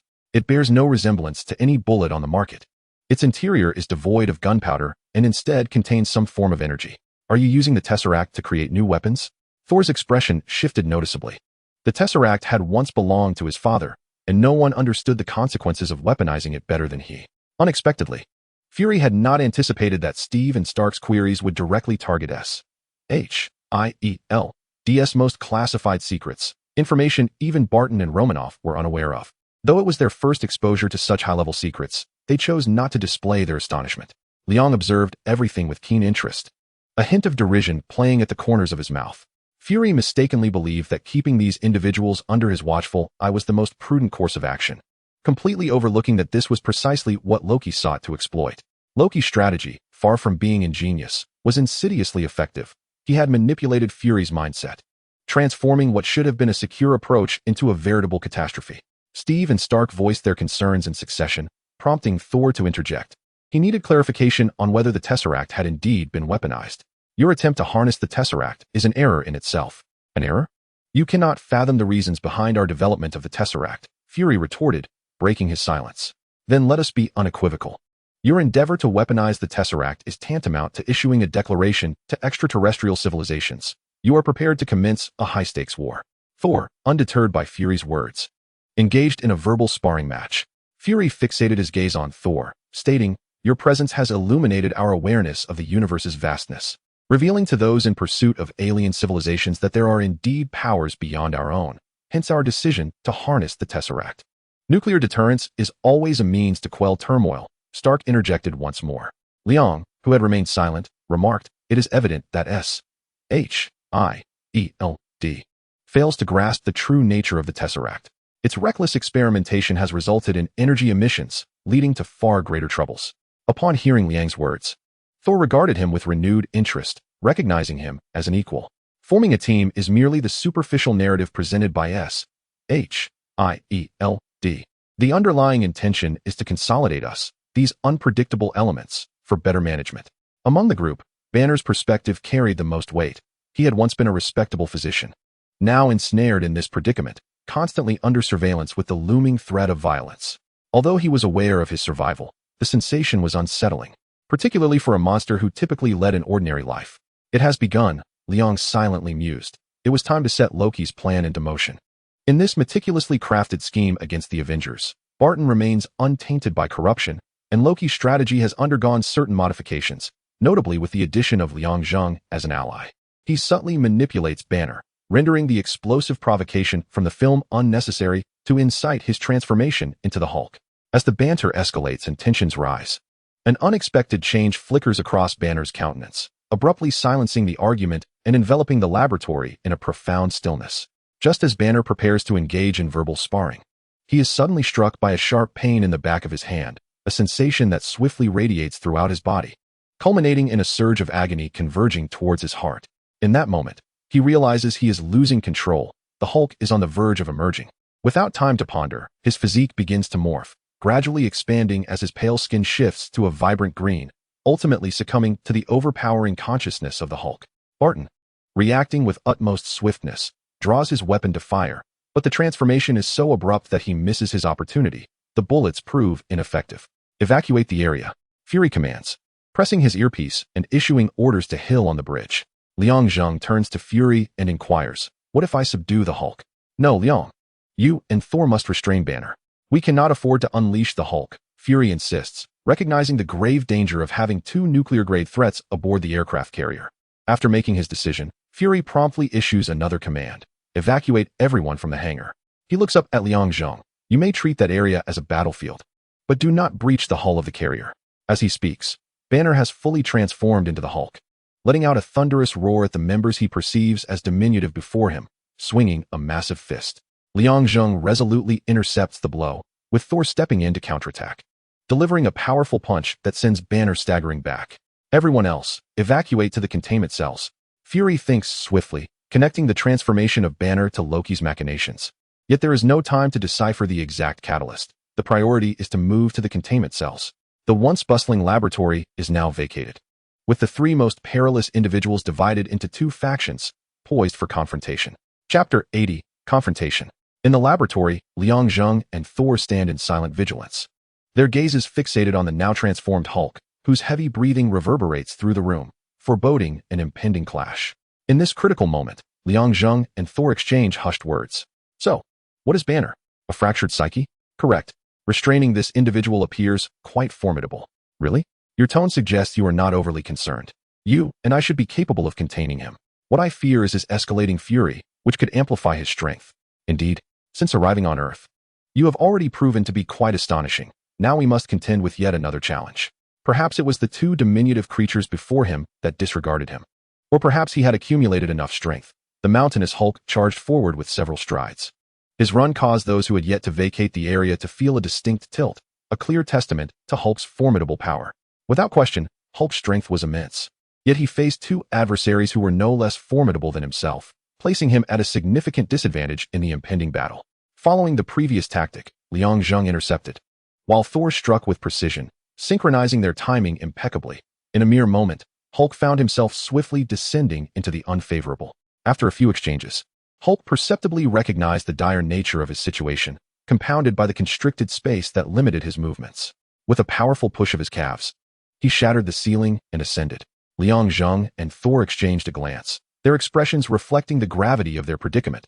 Initially, Fury had designated the hangar as their battleground, but they had not anticipated Hulk's unconventional approach, as he immediately escaped the confined space before they could act. "Fury, if you are still listening, do not hold me accountable for this," he thought, prioritizing self-preservation. Back on the bridge, Fury observed the unfolding scene through the laboratory monitors, instinctively pressing his forehead. As Hulk departed the cramped quarters, Liang Zheng and Thor followed suit. However, before Thor could establish his footing on the deck, he was violently propelled away by the seemingly invigorated Hulk. Not only did Hulk send Thor tumbling off the aircraft carrier, but he also aimed to launch another of the audacious little creatures off the edge. This creature would soon learn that sheer size does not guarantee superior strength. Whether it could comprehend this lesson was another matter entirely. At an altitude of 10,000 meters, the deck, populated solely by fighter jets such as the 35 and 22, was devoid of personnel, rendering it an ideal combat zone. However, the proximity of those invaluable aircraft was a cause for concern. The thought of Fury's already grim visage darkening further brought a smile to Liang Zheng's face, but he quickly suppressed it, recognizing that this was not the moment for levity. The sound of gunfire erupted from below the deck, causing Liang Zheng to furrow his brow slightly.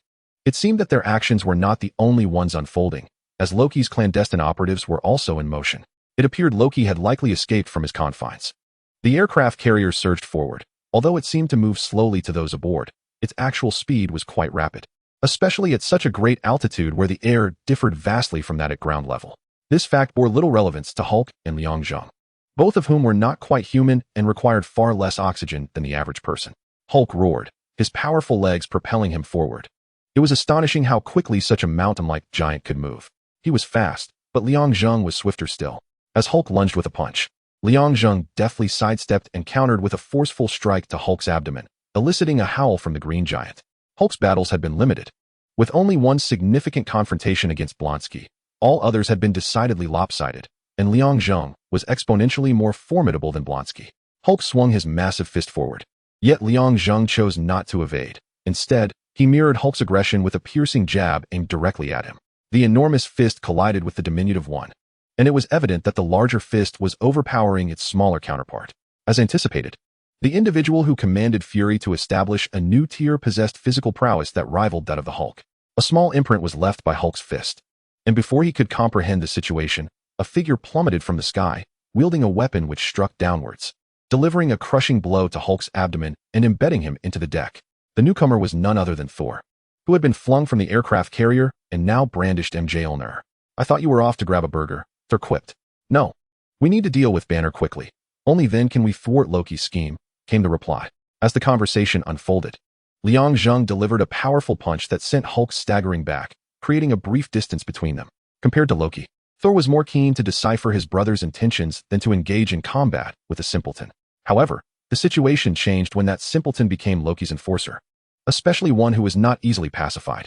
Thor experienced Hulk's might for the first time, and the Asgardian prince was taken aback.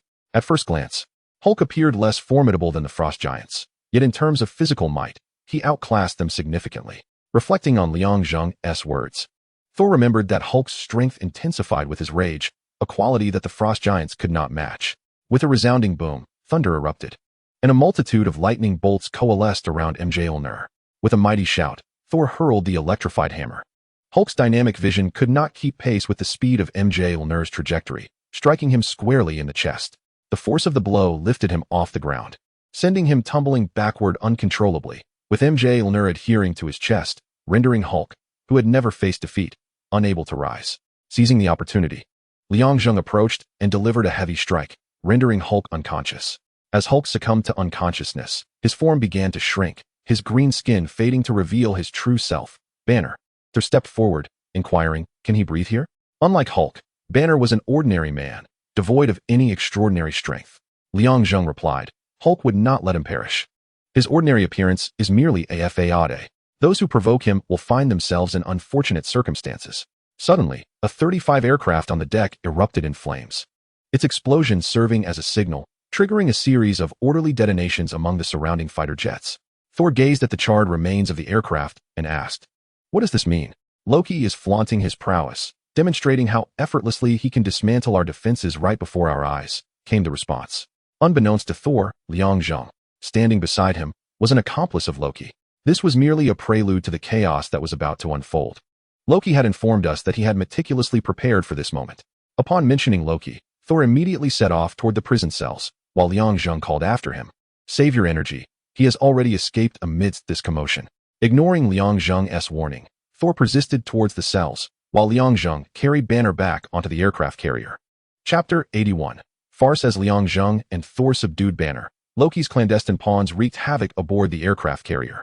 The number of combatants and pilots had significantly dwindled, and the losses were reported to the bridge. Fury clenched his jaw, suppressing his fury, while Hill, perhaps guided by a woman's instinct, sensed Fury's inner turmoil but refrained from voicing anything. At this juncture, words could not amend the devastation that had transpired. Loki's machinations primarily targeted the other four, and his strategy proved to be remarkably effective. He first obliterated Stark's iron armor, and while Steve and Barton sustained minor injuries, they fared far better than Romanoff, who was grievously wounded. Notably, Coulson had survived, indicating that the opportunity to unite the Avengers had yet to materialize. Loki had not divulged the specifics of his plan, nor did Liang Zheng harbor any interest in knowing. The thought of Romanoff's injury was of little consequence. Her combat prowess would be of no assistance in the ensuing battles. On the bridge, a group sat dejectedly, and Banner had regained consciousness. Upon learning of the events that transpired during his transformation into the Hulk, he expressed his remorse. Loki played us all. His arrest was merely a ruse to infiltrate the aircraft carrier and execute his scheme. Fury surveyed the individuals seated behind the round table. Stark, devoid of his iron armor, was left utterly powerless.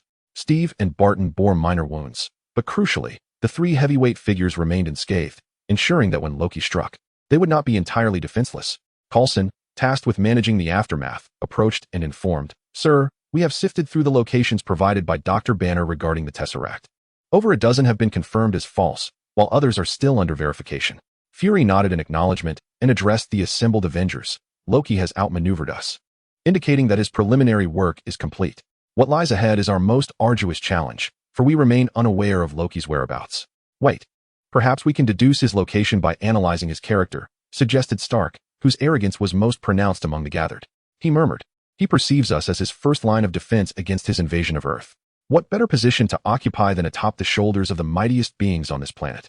Liang Zheng was disinclined to entertain Stark's reverse logic, which hinted at Loki's potential whereabouts. Everyone quickly grasped the implication, their gazes converging on Stark. This flamboyant playboy was most conspicuous. If they were Loki, they would undoubtedly choose him. As previously noted, he was simply too noticeable. Having identified Stark as the most probable location for Loki, the others sprang into action, leaving the bridge momentarily vacant. Fury returned to his post and issued commands to his communicator. "Notify the National Guard near New York to mobilize immediately towards Manhattan, targeting Stark Tower. Instruct the police to evacuate the populace in Manhattan, and summon all available armed forces to proceed to Manhattan." Atop Stark Tower, Loki, adorned in the regalia of the Asgardian prince, awaited his guests with a serene demeanor, gazing down at the minuscule figures below. On the rooftop, besides him, there were others manipulating a machine, among which was the Tesseract, lost by S.H.I.E.L.D. Undoubtedly, this apparatus was one of the components required to activate the portal. As time ticked away, the chief coordinator, Selvig, confirmed everything was in order and shouted towards Loki on the rooftop, "It is complete. Let us commence." Loki observed two distant figures rapidly approaching. The guests had finally arrived, and there was no reason to delay any longer. The machine whirred to life, projecting a blue beam into the sky, which tore open a rift, revealing a pitch-black cosmos. A colossal warship and the Chitauri. A vast army of Chitauri, poised and ready on the other side of the universe, surged forth, boarding their crafts as they soared towards Manhattan's skyline. One by one, they dove towards the ground, unleashing a torrent of weaponry. The two figures Loki had spotted were Liang Zheng and Thor, both capable of flight, and they were the first to arrive. Spotting an unscattered squad of Chitauri, Thor summoned lightning to strike, obliterating the vanguard team in an instant. However, against the immense army, such a victory was negligible.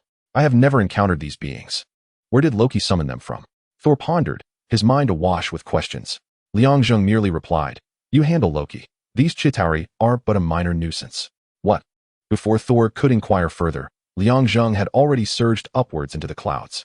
Taking a deep breath, he resolved to destroy the opposing warship before his breath ran out. The Chitauri were akin to mechanical soldiers. Without their ships, they would collapse like robots deprived of their power source. The approaching Chitauri, sensing his intent, attempted to thwart him. However, their weaponry was utterly ineffective against a being who could fly without reliance on crafts. One by one, the Chitauri fell aside as he advanced. Below, Thor looked up at Liang Zheng's audacious maneuvers and remarked, "This fellow is truly mad." Liang Zheng breached the confines of Earth, plunging into the depths of the enemy warship. With a resounding explosion, flames erupted from within, and the sturdy vessel was vanquished. The Chitauri invasion had been reduced to a farce. They had barely appeared in the Manhattan sky when their crafts unleashed a flurry of lasers, only to plummet from the heavens as if toys stripped of their batteries. Loki was taken aback, Thor was astonished, and the onlookers on the ground were left in disbelief. "What did you witness?" one inquired. "I beheld a god," another replied. "Those extraterrestrials are a mere joke. A singular individual has turned their invasion into a farce," someone remarked. Liang Zheng, through his solitary might, had rendered the formidable Chitauri army into a mere spectacle, transforming the event into a comical absurdity. Steve and the others arrived late, their expressions a complex mix as they gazed upon the returning Liang Zheng. The display of power he exhibited had been anticipated, yet now, in its raw manifestation, they realized they were woefully unprepared. Among all, Loki was the most enraged. He had anticipated that the arrival of the Chitauri army would render Earth his dominion. Yet he was utterly blindsided as his secret ally turned this expectation into a grand jest. Just as Loki was about to depart, Liang Zheng appeared before him. Looking at him, he declared, "I now comprehend why you proposed that suggestion.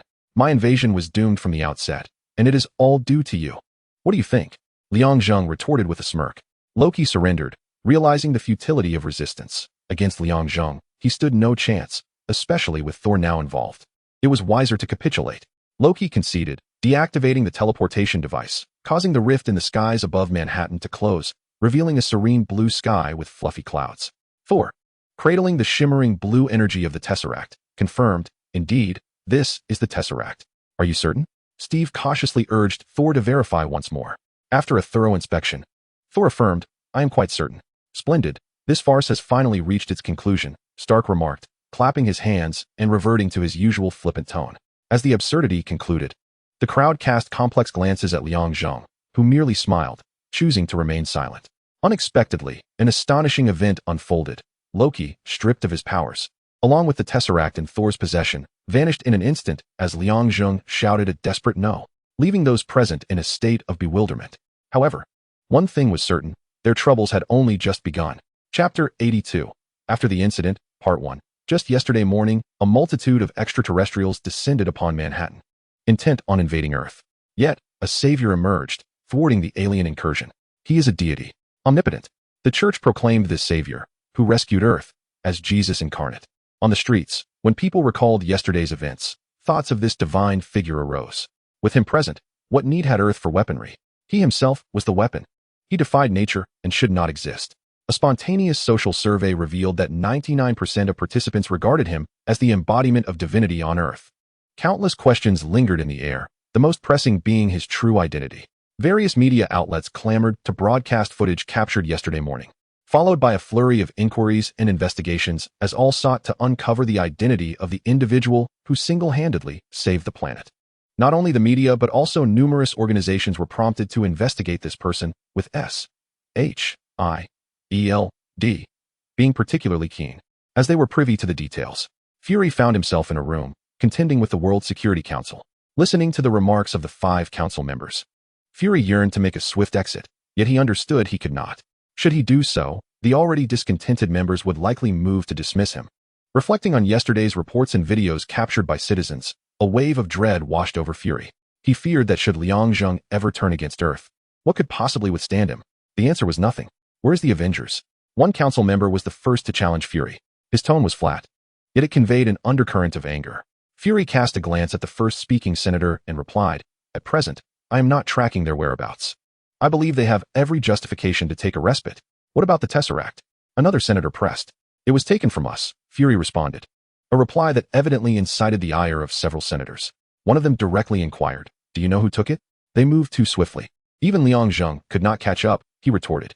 Though the screen obscured the senators' expressions, Fury seemed to perceive everything, recognizing the dissatisfaction in their eyes, which elicited a silent chuckle within him. What of the war criminal Loki? Why did an unknown party abduct him? Fury was aware they were reluctant to focus on this felon, but nonetheless answered, "Perhaps he possesses some secrets regarding the Tesseract." The room fell silent, until eventually, the sole female senator spoke. "What about Superman? He is revered as a deity outside. In the eyes of the world, he was indeed a god, single-handedly transforming an extraterrestrial invasion into a farce." Upon completing his statement, Fury could envision the countenance of those who sought to instigate war. "Director, I believe you have yet to grasp the gravity of this issue." Fury smirked slightly. "I am acutely aware of the seriousness. However, what means do we possess to contend with this mortal deity?" This was the crux of the matter, leaving the senators at a loss for words. In truth, they could not conceive of any viable plan. Had the Tesseract not been seized, they might have had a sliver of hope. Now, that hope was extinguished. Fortunately, Liang Zheng had yet to pose any threat to Earth, granting them time to prepare. "Director, we must restart the super soldier program," one senator suggested. Fury regarded the speaker with a penetrating gaze. Everyone present was cognizant of the super soldier program, which had birthed Captain America, as well as the uncontrollable Hulk. Fury could easily surmise their intentions. "What of Blonsky? What are your plans?" Previously, Blonsky had been included in the list of Avengers. Fury vehemently opposed this notion. For the architect of the Manhattan chaos remained incarcerated, and with Liang Zheng's emergence, Blonsky was likely to be released as a combatant against him. "We have decided to entrust him to you, Director," came the statement, indicating that Blonsky would not be freed. Instead, his success would be handed over to SHIELD, where scientists would analyze the reasons behind Blonsky's success, ideally to devise means of control and to cultivate even greater power. After concluding the report, Fury did not immediately vacate the small room. He lowered his head in contemplation. The Chitauri invasion of Earth had reached a temporary resolution. Yet the more pressing threat lay within, parasites lurking among them. Just the thought of them sent a chill down Fury's spine. It was not a simple matter. Through a brief conversation with Coulson, he discerned that the plan was pivotal to Hydra. Those instigators, even if not directly affiliated with Hydra, maintained close ties to them. Indeed, as he contemplated, Fury's countenance darkened, his gaze glinting with cold intensity. A house riddled with wounds cannot be rebuilt. Thus, demolition and reconstruction present themselves as a viable alternative. To dismantle and rebuild necessitates the careful selection of individuals who remain untainted. This task proves to be the most daunting, particularly under the scrutiny he faces, making it exceedingly difficult for Fury to uncover the secrets within the organization. In a distant cosmos, amongst a collection of orderly rubble, a grand staircase culminates at a throne. Before this throne kneels a cloaked Chitauri, shrouded in black, bowing to the figures seated behind him. Humanity is not as feeble and humble as he had claimed. Receiving no immediate response, the Chitauri continued. Among them lies a formidable presence, a being capable of annihilating an entire army single-handedly. The gem has vanished from Earth, while another has fallen into human hands. The figure on the throne rose, causing the Chitauri to lower his head immediately, stating, "Invading Earth is a challenging endeavor, necessitating the deployment of additional forces." The individual above slowly turned his head, revealing a smile that bore sharp teeth. He is none other than Thanos, the most powerful entity in the universe at present. Chapter 83. After the event, Part 2, the Tesseract has been seized, and Loki has been abducted. All the efforts of the Avengers have been appropriated by a mysterious individual, leaving them in vain. Much has changed. The Avengers have remained concealed, with the public only aware of an alien invasion that was thwarted by a solitary figure. Before Thor departed, Liang Zheng approached him, saying, "Are you leaving now?" With Loki and the Tesseract missing, it hardly seems wise to depart from Earth at this moment. "I am aware, there are minor issues in other realms." Thor replied with a wry smile, opting not to elaborate. Liang Zheng sighed, understanding Thor's urgency to leave. He had assumed that without the Tesseract and Loki, Thor would linger for a while, allowing the narrative to unfold as in the films. "I do not comprehend why that individual seized the Tesseract and abducted Loki. He must have ulterior motives. Be cautious, my friend." Beneath Thor's haughty demeanor, he was, in fact, quite amiable, and Liang Zheng appreciated such companionship. Their relationship had deepened through their previous confrontations. "Do you require my assistance?" Liang Zheng inquired. "No, you must remain here to prevent Loki from emerging after my departure. I arrived alone and shall return alone. In coming to Earth for the Tesseract and to retrieve Loki, I find myself empty-handed, resigned to misfortune." Thor's departure from Earth left behind a complex tapestry of events. "Thor has left?" "Zheng, there are matters I need to discuss with you," Steve stated. Liang Zheng turned to face him, noting the flicker of suspicion in Steve's gaze. "Is there a mysterious individual on Earth whom you cannot track?" Steve's inquiry was framed as a question, but Liang Zheng discerned the underlying implications.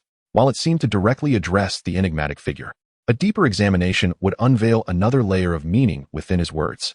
Liang Zheng feigned ignorance, his expression grave as he nodded. "Soon. I have never encountered anyone as swift as this before." He quickened his pace in pursuit, yet the other party, possessing ample stamina, effortlessly distanced themselves upon noticing his approach. No matter how hard he tried, he could not catch up. Steve kept a close watch on Liang Zheng, scrutinizing his demeanor. After a lengthy observation yielded no change, he reluctantly shifted the conversation. "Fury just called me, both openly and in code." A smirk graced Liang Zheng's lips. He could easily surmise the situation. Fury had reviewed the situation and was about to take action. "What does he require of you?" Steve's prowess lay in strategic combat, yet purging the Hydra members concealed within SHIELD could not be resolved through mere violence, as it involved far too many complexities, especially with the Insight program nearing completion, leaving SHIELD scant time. In necessary circumstances, aiding SHIELD is not solely my duty. Stark has also received an invitation. Fury's actions are bound to be substantial. Anything less would be insufficient. Petty skirmishes cannot extract Hydra. Their threat surpasses that of World War II.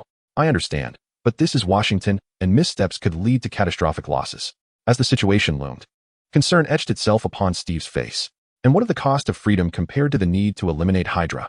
Liang Zheng patted Steve's shoulder. The magnitude of casualties hinges on timing and thorough preparation. Mastering these elements will minimize losses. Noticing the backpack slung over Steve's shoulder, Liang Zheng inquired, "Have you finally decided when to depart?" "I wish to meet her before it all begins." Wherever Steve intended to go with his bag, there was only one person he could wish to see, his surviving girlfriend. "Be cautious. You have already drawn attention. You ought to be the one exercising caution." After Steve departed, Liang Zheng followed suit, leaving New York behind. Circling the globe several times, he finally descended onto the vast, desolate expanse of the Antarctic ice. The icy terrain was devoid of anything but Liang Zheng's solitary figure. As he traversed the expanse, he silently counted his steps, halting at over 100. With a sudden motion, Liang Zheng's fist pierced the ground, his arm sinking fully into the ice. Rising, he withdrew his arm, grasping two containers, one square and one rectangular, both encrusted with frost, evidently having been placed there for quite some time. Wiping the frost from the container surfaces, a blue radiance emerged, revealing a cube bathed in shimmering azure light, resting quietly within. The cosmic cube, sought after by S.H.I.E.L.D., Hydra, the Avengers, and Asgard, was, in fact, in Liang Zheng's possession. Although he had outwitted Loki, turning the god's invasion scheme into a farce, this Norse deity still honored his promise, delivering the cosmic cube into Liang Zheng's hands, accompanied by two containers designed to contain its energy and prevent leakage. As for Loki, his whereabouts remained a mystery, and Liang Zheng was indifferent to this enigma. His focus lay upon the two containers in his possession, one harboring the Tesseract and the other encasing Loki's scepter, which emanated a luminescence akin to that of the Tesseract. Those who have witnessed the film are aware that the gem atop the scepter, once stripped of its exterior, reveals its true identity as the Mind Stone. With two stones secured, there was no need to fear the interference of others or the constraints of financial resources. He had acquired essential items for his journey home. What he required now was time to discover the genuine path back, unlike the last experience. Having secured two stones, he pondered if the ether could also be within his grasp. A glimmer of avarice flickered in Liang Zheng's eyes, even through the container. He could sense the immense energy radiating from the two infinity stones. If two stones exuded such vast power, what of the ether? Yet, he admonished himself against excessive greed. He had already obtained what was necessary for his return. Why covet that which did not belong to him? With this thought, Liang Zheng gazed at the Tesseract and the scepter within the container, recognizing that neither truly belonged to him, merely resting temporarily in his possession. "I regret to inform you, Steve, your suspicions are indeed correct. Alas, you will find no evidence." "Doubts can only remain as such," Liang Zheng murmured, choosing to dismiss the thought. He opened the rectangular container and grasped the scepter, directing his gaze towards the gem atop it. Zzz. The red energy beam concentrated at a focal point, gradually amplifying its output while meticulously preventing any dispersion. After a considerable duration, the gem emitted a crisp sound, and with visible speed, it began to crack and detach. The shell of the gem completely fell away, revealing its true form. The golden Mind Stone finally emerged, and Liang Zheng clutched it, feeling the energy it radiated.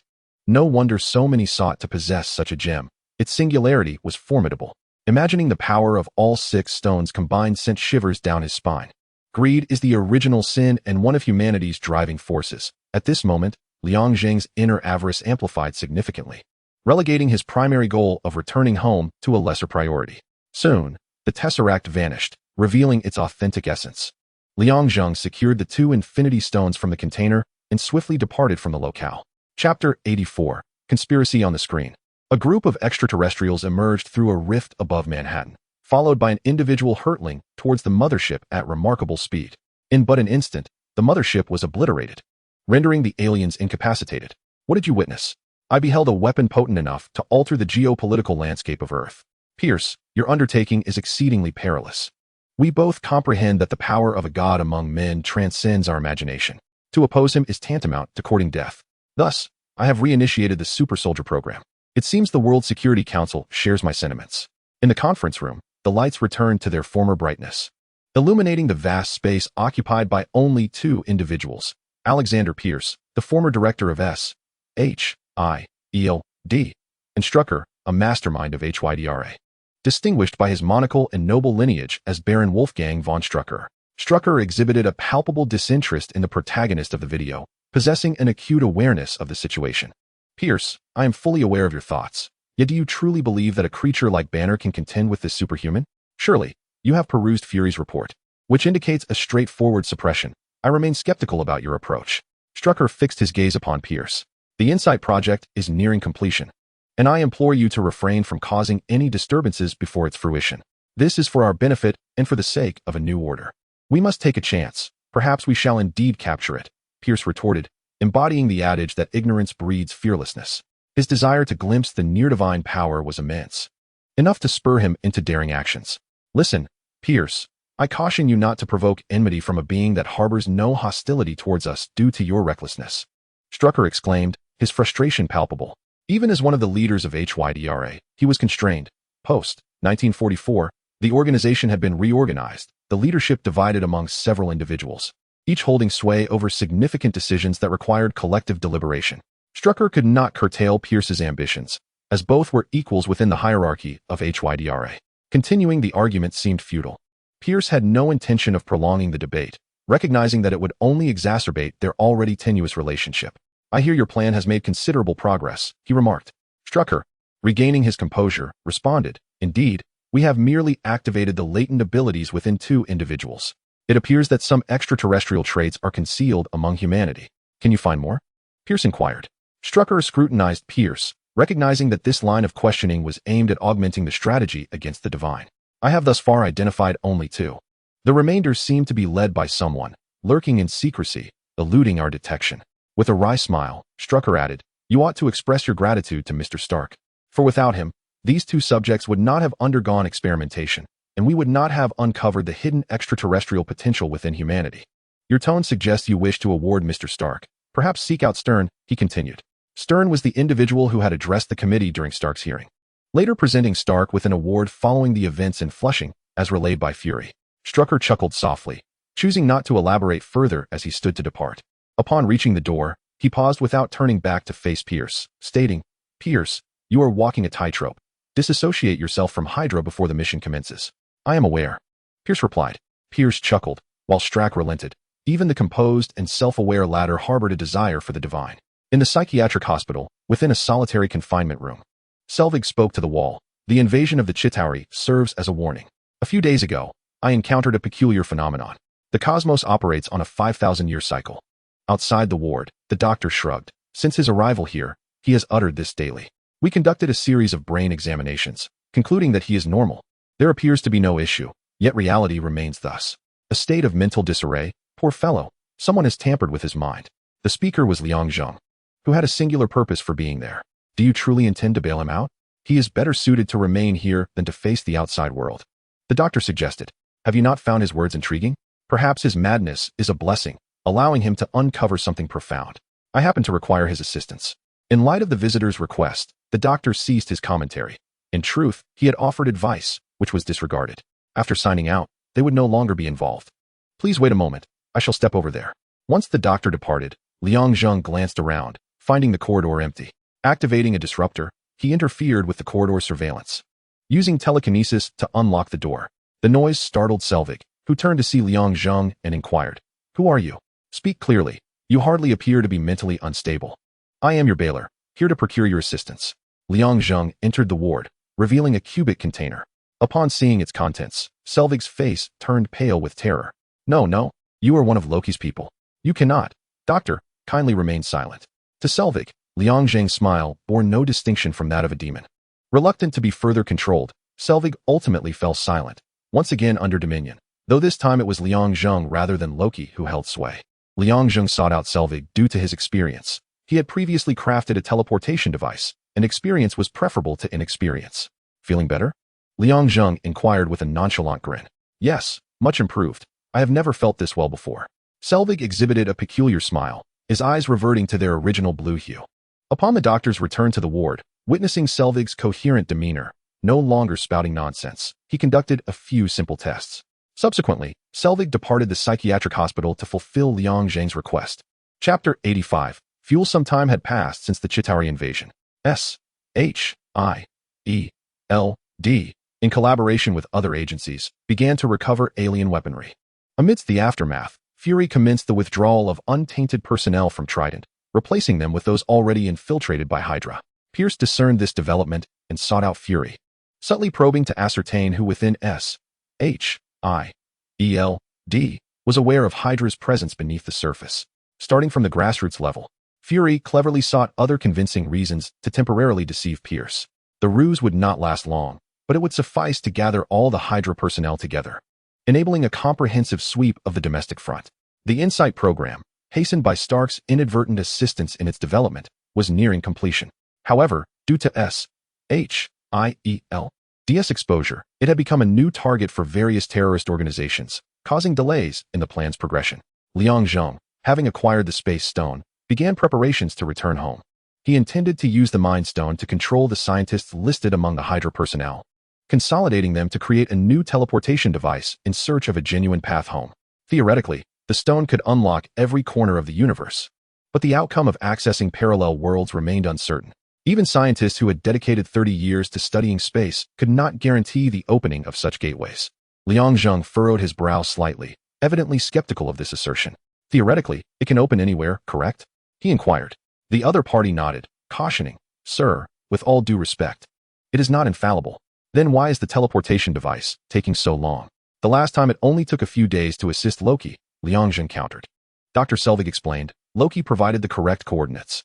It made sense. Selvig had constructed the teleportation device in a matter of days, but without Loki's guidance. Locating the poised Chitauri in the vast universe would require considerable time. After all, the cosmos is immense. That will suffice. You may leave to continue your work, Liang Zheng dismissed, resting his head against the chair and gazing at the ceiling, a faint smile curving his lips. The impending confrontation between S.H.I.E.L.D. and Hydra was not far off. Both organizations posed significant challenges. The thought of these two troublesome entities ignited a fierce gleam in his eyes, reminiscent of a predator poised to strike. Fortunately, Liang Zheng had no intention of obliterating this place, retracting the energy concentrated in his gaze. In Liang Zheng's perception, S.H.I.E.L.D., Hydra, and the Avengers were all sources of complications.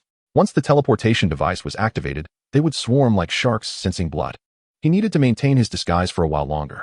Among the Avengers, Steve, Barton, Romanoff, Stark, and a Banner who had not yet transformed into the Hulk were relatively easy to handle. The real challenge lay with Thor, wielding the formidable Mjolnir. A direct hit from him would be far from pleasant. For the time being, Thor could be disregarded. As long as the two stones remained in their container, Asgard would remain oblivious. The other five posed manageable threats. With that in mind, Liang Zheng aimed to weaken both S.H.I.E.L.D. and Hydra, the latter being particularly troublesome.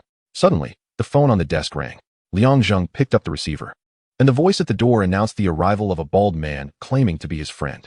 Bald man. He pondered, recalling who it might be. Let him in, he instructed. The bald man was none other than Sitwell from S.H.I.E.L.D., whom Liang Zheng recognized. Do you know what Fury is doing? He is sifting through all those who have not been subverted. Sitwell struggled to maintain his composure, but Liang Zheng could clearly discern the fear lurking beneath his facade of anger. The facade of strength conceals fragility. Those who perceive the truth are not absent. Rather, it was my request for the personnel list that led to Sitterville's realization. A fleeting thought crossed Liang Zheng's mind. As for how Sitterville discovered this, Liang Zheng had not concealed his whereabouts, and the bald man had provided him with the list. He was unwilling to be indebted to anyone. Thus he revealed his location to ensure his survival in this confrontation. If they came, they might preserve their lives, and if not, it was of little consequence. That list was indeed submitted by you, wasn't it? Fury had the audacity to ask me to become a witness against him. It was a sentence of death. Only after Sitterville spoke did he recall that the individual before him was regarded as a deity among men. He shouted at him, a reckless act that bordered on self-destruction. Yet, time could not be reversed. He could only continue to feign calmness, which, in Liang Zheng's eyes, appeared even more absurd. You may evade this purging under my protection. But what then? Do you believe you can return to Hydra? Fury demands your allegiance. You have always been astute, understanding how to navigate such dilemmas. After venting his frustrations, Sitterville felt somewhat relieved, at least not as dreadful as when he first learned of the witness arrangement. The individual before him showed no anger, and Sitterville silently counted himself fortunate to encounter one with such a temper. Had it been someone less forgiving, he would have faced annihilation. Regardless, Sitterville initiated an apology to preempt future retribution, which Liang Zheng scarcely acknowledged. Stay in the safe house for now. Venture out once the conflict subsides. After concluding his dialogue with Citterville, Liang Zheng found a trace of amusement. Had he been in Citterville's position, he might have been even more hysterical. It was precisely because he understood Hydra that he perceived Fury's maneuver as a direct path to demise. Shield, Hydra, Liang Zheng chuckled softly. It was time to ignite a spark between these two factions before their confrontation. After a day had elapsed, Pierce returned home, maintaining the facade of an ordinary man. Though today was an exception. As he entered and had yet to close the door, he heard a voice. Alexander Pierce, welcome home. Pierce paused momentarily, then quickly regained composure. Slowly shutting the door before swiftly drawing his sidearm, mentally assessing the situation and firing several shots in that direction. The intruder did not flinch. With a mere glance at the oncoming bullets, an invisible psychic barrier materialized before him, halting the projectiles mid-air. You are Liang Zheng? Upon recognizing the visitor, Pierce felt a chill run down his spine. Though he had secretly plotted against Liang Zheng, fear had not eluded him. Immense profit had blinded his judgment. Only when the man stood before him did he realize the depth of his trepidation. And he was certain that others shared this fear of the extraordinary being that had emerged. Your manner of welcoming guests is rather peculiar. As soon as the words left his lips, the suspended bullets clattered to the floor, producing a sharp sound. Once a seasoned agent, Pierce, despite his current elevated status, swiftly masked the fleeting terror etched upon his face and queried, Mr. Liang, entering another's premises without consent is unlawful. Pierce, why are you beating around the bush? You must have some doubts about Fury's actions, Liang Zheng scoffed. A jolt of surprise coursed through Pierce, though his expression remained impassive. I am unaware of what you are referring to, he replied. Alexander Pierce, ostensibly the former director of S.H.I.E.L.D. and a senior agent, was, in truth, a member of Hydra, holding a significant position within the organization. Do I need to elaborate further? Liang Zheng retorted. Pierce inhaled deeply and inquired. How did you come by this information? Liang Zheng offered a sardonic smile. If I were you, I would refrain from posing such trivial questions at this critical juncture. As a spy concealed within S.H.I.E.L.D. for many years, you cannot possibly be oblivious to the irregularities in Fury's actions. Indeed, Pierce was aware of Fury's personnel movements, and the justifications provided were convincing enough to temporarily quell his suspicions.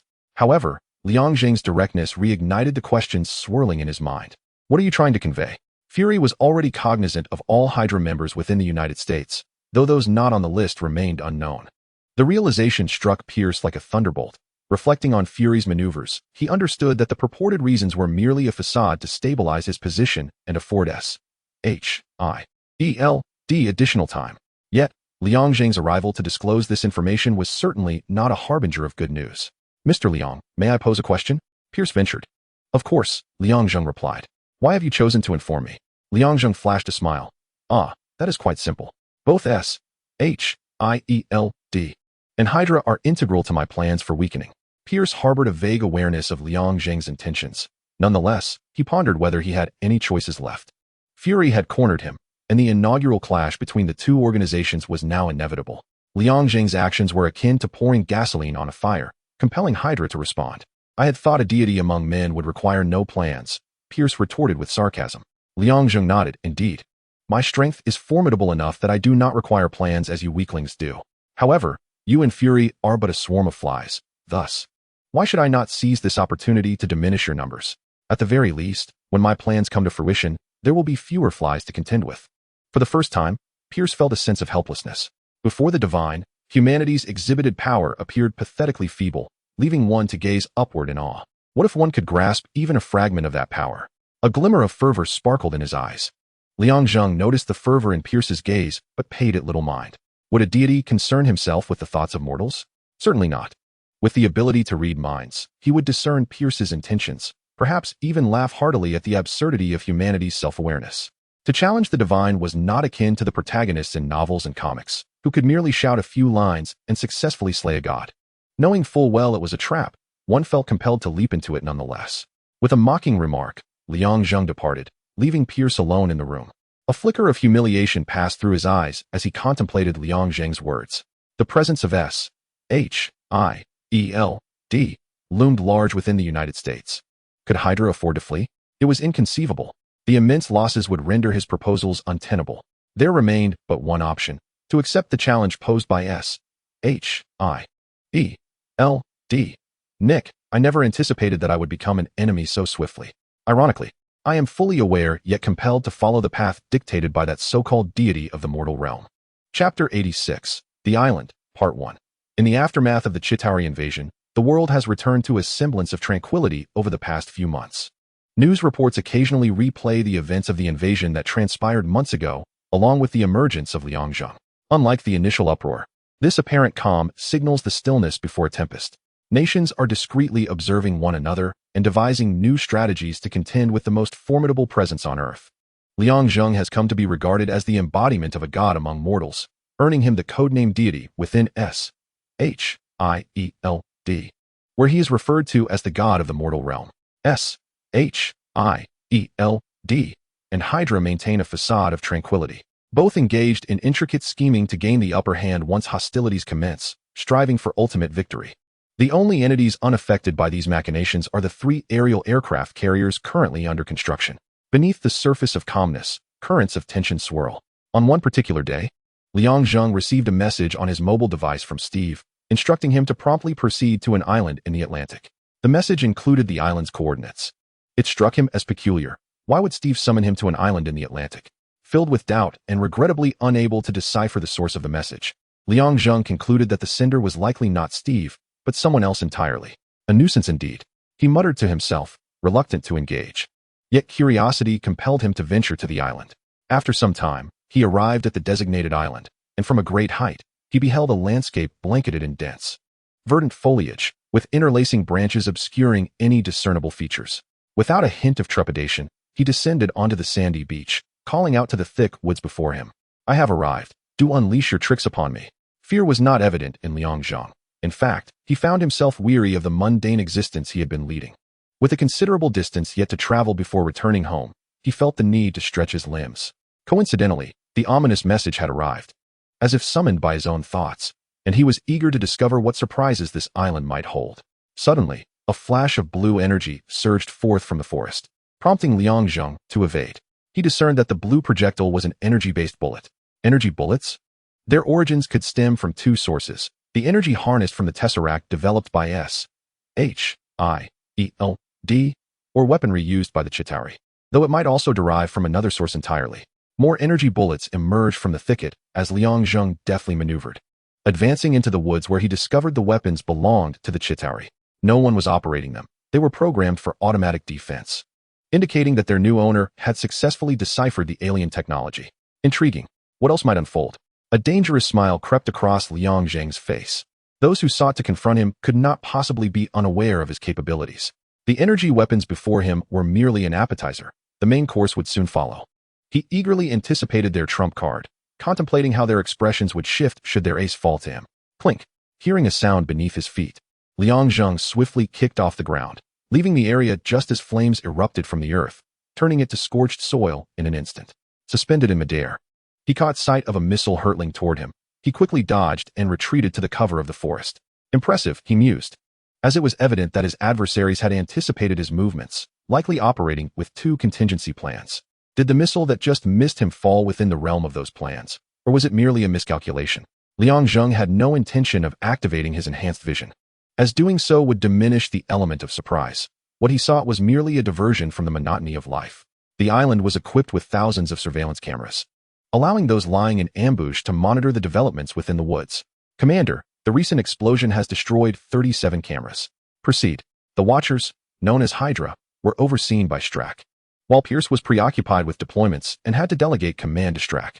The island was brimming with weaponry, and nuclear submarines lay poised at sea. However, Strack did not believe these would suffice to subdue Liang Zheng. In fact, though Liang had encountered a setback, Strack perceived it merely as an exhibition of his formidable nature. This man considered himself the focal point of the stage, and indeed, he was. Conventional weaponry was utterly ineffective against Liang Zheng, and Strack's spirits dampened as he rubbed his jaw contemplatively. Release the specimens in advance. Yes, Commander. The island's trump cards had yet to be unleashed, but it appeared that Strack deemed it necessary. As Liang Zheng surmised, targeting a god required more than mere appetizers. The main course was yet to come. One could only hope it would prove effective. One by one, the cage doors on the screen swung open, and the specimens charged forth. Strack's mood lifted somewhat. But a minute later, it plummeted again, forcing him to abort the entire operation and obliterate the island. Chapter 87. A display of might. A thunderous roar echoed from the distance, accompanied by the sound of trees crashing down and the earth trembling beneath colossal footsteps. Akin to an earthquake, Liang Zheng halted in his tracks, realizing that the enemy's trump card had arrived. A fleeting thought crossed his mind. Before him, trees toppled one after another, revealing a giant over 4 meters tall who had just uprooted a massive tree with a single push. At first, Liang Zheng was taken aback, but he soon noticed that the giant's left arm was surprisingly diminutive, resembling that of an ordinary person, while the right arm was perfectly proportionate to his enormous frame, presenting an image of a grotesquely disfigured giant. A dark line crossed Liang's brow as he couldn't help but feel that his anticipation was misplaced. The giant let out a fearsome roar, swinging his disproportionately strong arm, but to Liang Zheng, the result was a mere punch that sent the behemoth reeling back. I detest such surprises. With a decisive stride, Liang Zheng closed the gap between himself and the giant, delivering a powerful kick that sent the creature sprawling to the ground. The once mighty giant now lay defeated, his voice reduced to a weak murmur as he struggled to support his weight with his normal arm, ultimately succumbing to unconsciousness. Seizing the thick mane of the giant, Liang Zheng scrutinized the creature for several moments before relinquishing its head. The alternative byproduct of the super soldier program could only be mastered by S.H.I.E.L.D. and Hydra, who alone possessed the means to control the Chitauri's weaponry. It seemed that they had even purchased an island specifically to confront him. Intent on acquiring the powers of the Watcher, Liang Zheng lifted his gaze toward a tree branch, enhanced factions clearly observing the concealed surveillance devices amidst the foliage. Silently forming several shapes with his lips, those proficient in reading his cues interpreted his command to unleash all their trump cards. Hydra acquiesced to his request, and from the interlaced trees emerged thunderous roars rivaling those heard moments ago, accompanied by the sound of timber crashing to the ground. Liang Zheng mused inwardly that these hulking figures were indeed exceptional lumberjacks. The owners of sawmills would undoubtedly be thrilled to employ such robust workers. A shadow was the first to charge forth, and as it entered his striking range, Liang Zheng effortlessly hurled a punch, sending it soaring away. Before his fist could retract, the giants lurking in the shadows, waiting for their moment, seemed to have heard the signal to attack, rushing toward their target in unison. Initially believing these titans would not employ strategy, it became apparent that, although not entirely human, they retained a semblance of thought. Liang Zheng had no intention of soiling his garments, though they were already tainted. Channeling his telekinetic prowess, he unleashed a forceful wave, sending the oncoming giants sprawling aside. 2 beams of light, emblematic of death, struck the giants, reducing them to mere ashes. During the previous skirmish, Liang Zheng noted that all the giants were misshapen. It appeared that Hydra had successfully replicated Banner and Blonsky's achievements. Success, however, came hand in hand with deformity. Victory and failure were equally apportioned. Humanity had ultimately reached this point. Such was the state of the era, and Liang Zheng felt disheartened. In his disappointment, he delivered a punch that shattered the intact island into fragments. Ascending slowly into the air, he observed missiles launched from a submarine skimming the ocean's surface. With a flick of his wrist, the ascending missiles returned to their launch site, resulting in the submarine's explosion, claiming the lives of all aboard. As he gazed upon the sinking island, beams of energy radiated from his eyes, obliterating the island in the Atlantic Ocean. After releasing one of the giants, Strack had pinned his hopes on it injuring Liang Zheng, only to face the harsh reality that unfolded in stark contrast. The brutal truth shook his resolve, instilling a flicker of doubt regarding the most formidable biological weapon on Earth. He commanded the release of all giants on the island, yet there was no suspense. The adversary merely gestured lightly, employing their superpowers. Not only did they fail to launch an attack, but they could not even close the distance. Observing the few successful giants turn to ashes before the rays emitted by Liang Zheng, Strack felt a pang of despair. Although Hydra was affluent, the fact that several giants had emerged successfully from countless experiments was bittersweet. Eager for swift results, deformities were inevitable. At least they had achieved success. Now, however, others effortlessly obliterated their efforts.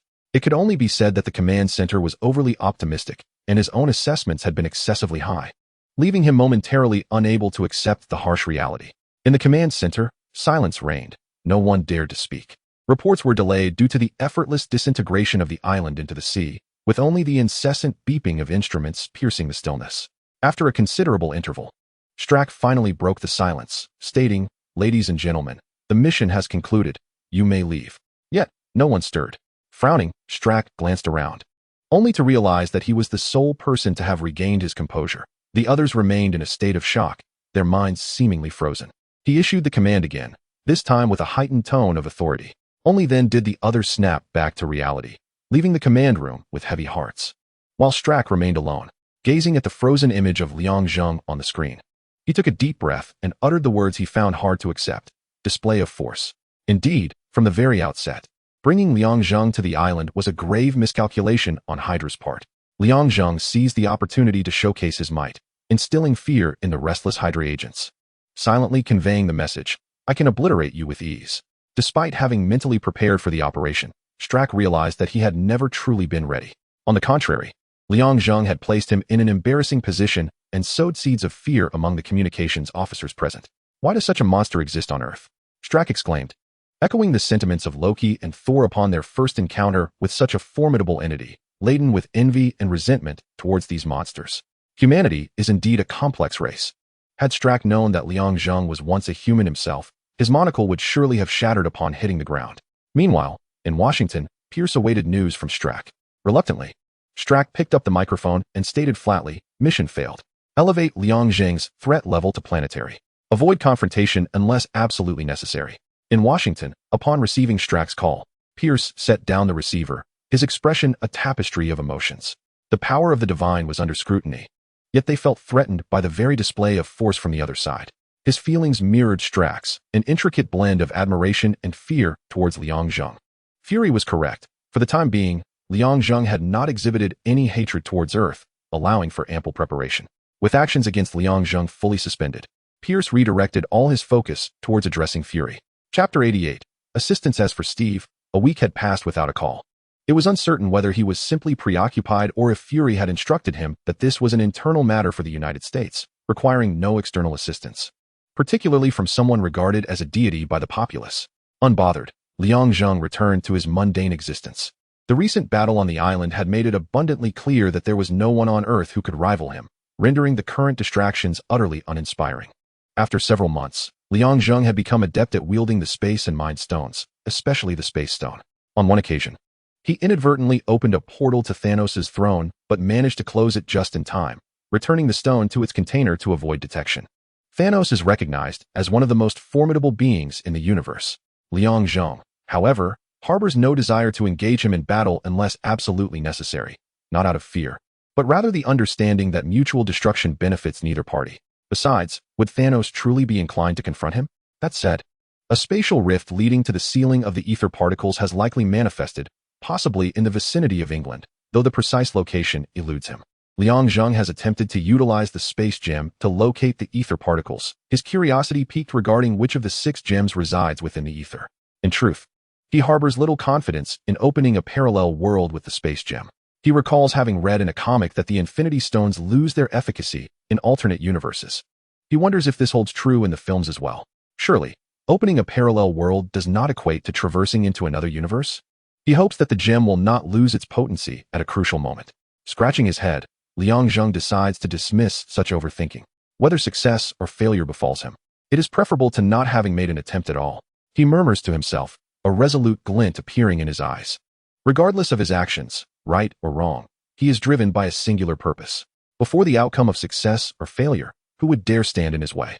Should gods or Buddhas obstruct him, he will vanquish them without hesitation. His calm tone sends shivers down the spine, particularly when uttered by him. The ringing and vibrating of his mobile phone jolts Liang Zheng from his reverie. He glances at the screen, which displays an unfamiliar number. Before he can utter a word, the voice on the other end speaks. "Is this Liang? This is Thor. I find myself in a bit of trouble and could use your assistance. Let us meet at the Greenwich Observatory." Without allowing him a moment to respond, Thor abruptly ends the call. Liang Zheng stares blankly at his phone, bewildered. What is the meaning of this? Have I ever volunteered to help? He mutters to himself about the whims of fate. It seems the universe wishes to prevent his powers from languishing in idleness, prompting a god to summon him. With that, he departs from his rented abode and takes flight toward England. He lands unceremoniously on the lawn of the Greenwich Observatory, drawing the attention of onlookers, who eagerly raise their phones to capture the moment. As he approaches, he dons a hat to avoid recognition. Who is he? Did you see that? He descended from the sky. One exclaims, "Look over there. Is that someone in lightweight armor at the observatory?" The chatter escalates, recalling the Chitauri invasion, where Liang Zheng single-handedly vanquished a vast army, unbeknownst to the Avengers or Thor. The crowd speculates whether an event is taking place today. My friend, you have finally arrived. You were the last to join us. Thor greets him with familiarity, extending his hand. Liang Zheng, albeit reluctantly, shakes it and inquires, what seems to be the issue? Despite his inquiry, he is reminded of the plot from Thor, the Dark World, as he recalls the observatory's significance. Thor has summoned him to assist in confronting Malekith, who possesses the ether particles. There's a figure intent on restoring the universe to darkness. Is that all? Liang Zheng is taken aback by Thor's brevity. Indeed. What more do you wish to hear? Thor replies, perplexed. His meaning was rather straightforward. A woman stepped forward and spoke. Liang Zheng recognized her. She was Jane Foster. The woman adored by Thor, accompanied by a dark-haired lady. Needless to say, it was Daisy Louise. Foster, having Thor as her boyfriend, was not surprising. She had heard him mention it. Rather, Daisy appeared utterly astonished, as she, like Thor, could fly. Observing Foster's face devoid of any astonishment, Liang inquired, Jane, were you already aware of Thor having such friends? Foster reminded her, Daisy, we'll discuss this later. Don't forget the matter that brought us here. Liang noted that their group consisted of only 3 individuals. The intern was nowhere to be seen, as Selvig was busy constructing the teleportation device for him. Unrelated personnel should leave immediately. Liang did not cast a glance at Foster and Louise. Louise seemed indifferent, while Foster was about to explode. Seizing the moment, Thor interjected, Jane. Liang is correct. This place is about to turn into a battlefield. You and Daisy should leave at once. Reluctantly, Foster was pulled away by Daisy, casting a fierce glare at Liang, who, oblivious to her ire, was lost in thought. What is our plan? To thwart Malorsky's destruction of the 9 realms and reclaim the ether particles. Be more specific. Well, the combined strength of you and me is sufficient to vanquish the remaining Dark Elves. Thor pondered for a moment before responding, as you wish. You mentioned the Dark Elves are coming. A cloaked warship materialized over the river, advancing towards them. Thor raised his hammer and asked Liang, what are Rogers and the others doing? I called them, and they all said they were busy? Uh-huh. Now I understand why you summoned me. It must have been their suggestion, Liang explained. While you were away, much transpired, keeping them occupied. Let us deal with the Dark Elf threat first. Suddenly, a portion of the dark clouds above was drawn away, forming a circular aperture that illuminated the area below. Witnessing this, Thor remarked, I'll explain later. The warship relinquished its cloak, its emergence instilling terror and astonishment among the onlookers, who fled at incredible speeds. Indeed, the potential unleashed in the face of mortal peril was unfathomable. Did you bring those things? Liang questioned, noticing the ship's sides adorned with lightning rod-like instruments, feigning ignorance despite knowing their purpose. Thor, unaware of Liang's knowledge, nodded and said, time is of the essence. I can only tell you that the 2 devices can assist us in redirecting the enemy. Let us hope we aren't caught in the crossfire. Our luck should hold, shouldn't it? Liang and Thor exchanged glances, recognizing their mutual wry smiles. Silently wishing for Foster, who was tasked with operating the devices, to exercise caution and avoid ensnaring their own forces. The front of the warship recessed like an elevator, a platform descending as the doors opened, revealing Malorsky, half of his face marred, followed by the remaining Dark Elves. Liang inwardly scoffed, what a splendid elevator. As Malorsky emerged, he immediately spotted Thor, disregarding the nearby Liang Zheng. There is no need for you to run so far. Death shall soon be at your side. You are overly arrogant. Do you truly believe victory is assured? That is merely a figment of your imagination, Thor taunted. Malorsky retorted, what makes you believe it is my imagination rather than reality? Because of me. Just as the words reached Malorsky's ears, a blow struck his abdomen, sending excruciating pain racing to his brain, making him feel as if his insides had been pierced. Fortunately, the ether particles provided some protection, but he staggered back several meters before halting, looking up to find himself standing where the seemingly inconsequential human had been. Upon closer inspection, Malorsky's expression darkened. He had to concede that Thor's words rang true. This was indeed a precarious situation. The ensuing battle was decidedly unfavorable for the Dark Elves, leaving Malorsky no choice but to place his hopes upon the ether particles coursing through him. Chapter 89. Ether particles. As the fight commenced, Malorsky took the initiative, raising his hand to unleash over a dozen dark red ether particles. Liang Zheng swiftly dodged, while Thor momentarily evaded, hurling Mjolnir. Malorsky had not anticipated this maneuver. Mjolnir struck true, and Liang Zheng followed up with a punch, forcing Malorsky to retreat even further, this time toppling several Dark Elves in his wake. Your strength is indeed formidable, he bellowed, but before the ether particles, your attacks are rendered infinitely weaker. With a roar, Malorsky expelled ether particles from his entire being. These particles did not strike the Dark Elves before him. Instead, under the control of the host, they surged towards the true enemy. Liang Zheng raised his hand, gathering telekinetic energy in an attempt to block the ether particles, but they twisted reality itself, piercing through his mental barrier. What a nuisance! Liang Zheng exclaimed, sprinting towards Malersky, who was manipulating the ether particles. Before he could close the distance, a wall of particles erected itself 3 meters away. Thor, create an opening. Thor raised Mjolnir high, striking the ground to generate a surge of lightning, which partially shattered the particle wall, creating a sufficient gap for a single person to pass through. Seeing the wall partially dismantled, Malersky swiftly disassembled it, retracting the ether particles he had released, forming 2 spheres that resembled coagulated blood. Liang Zheng retreated to stand alongside Thor, gravely observing the ether particles in Malersky's hands. This is more troublesome than anticipated. It distorts my telekinetic energy. You must unleash the full power of Mjolnir to break through. I understand, Thor replied, taking a deep breath as he prepared to unleash Mjolnir's might. With a mighty roar, he leapt high, akin to a meteor descending to Earth. As Mjolnir crashed down upon the ether particles, Malersky could distinctly feel the force and pressure emanating from Mjolnir. The automatically defending ether particles were evidently beginning to dissipate. Odin bestowed upon you such a powerful weapon, yet you have kept it sealed out of fear, squandering its potential. Thor and Malersky were locked in a stalemate, while Liang Zheng remained vigilant, observing the battlefield. The instruments had fallen during the recent skirmish, which likely contributed to Foster's hesitance to engage. The surrounding space began to destabilize, and above them appeared 8 circles, each leading to different realms. The Dark Elf soldiers, witnessing their leader and Thor at an impasse, raised their weapons to fire. However, before they could pull the trigger, their necks were twisted in a swift motion.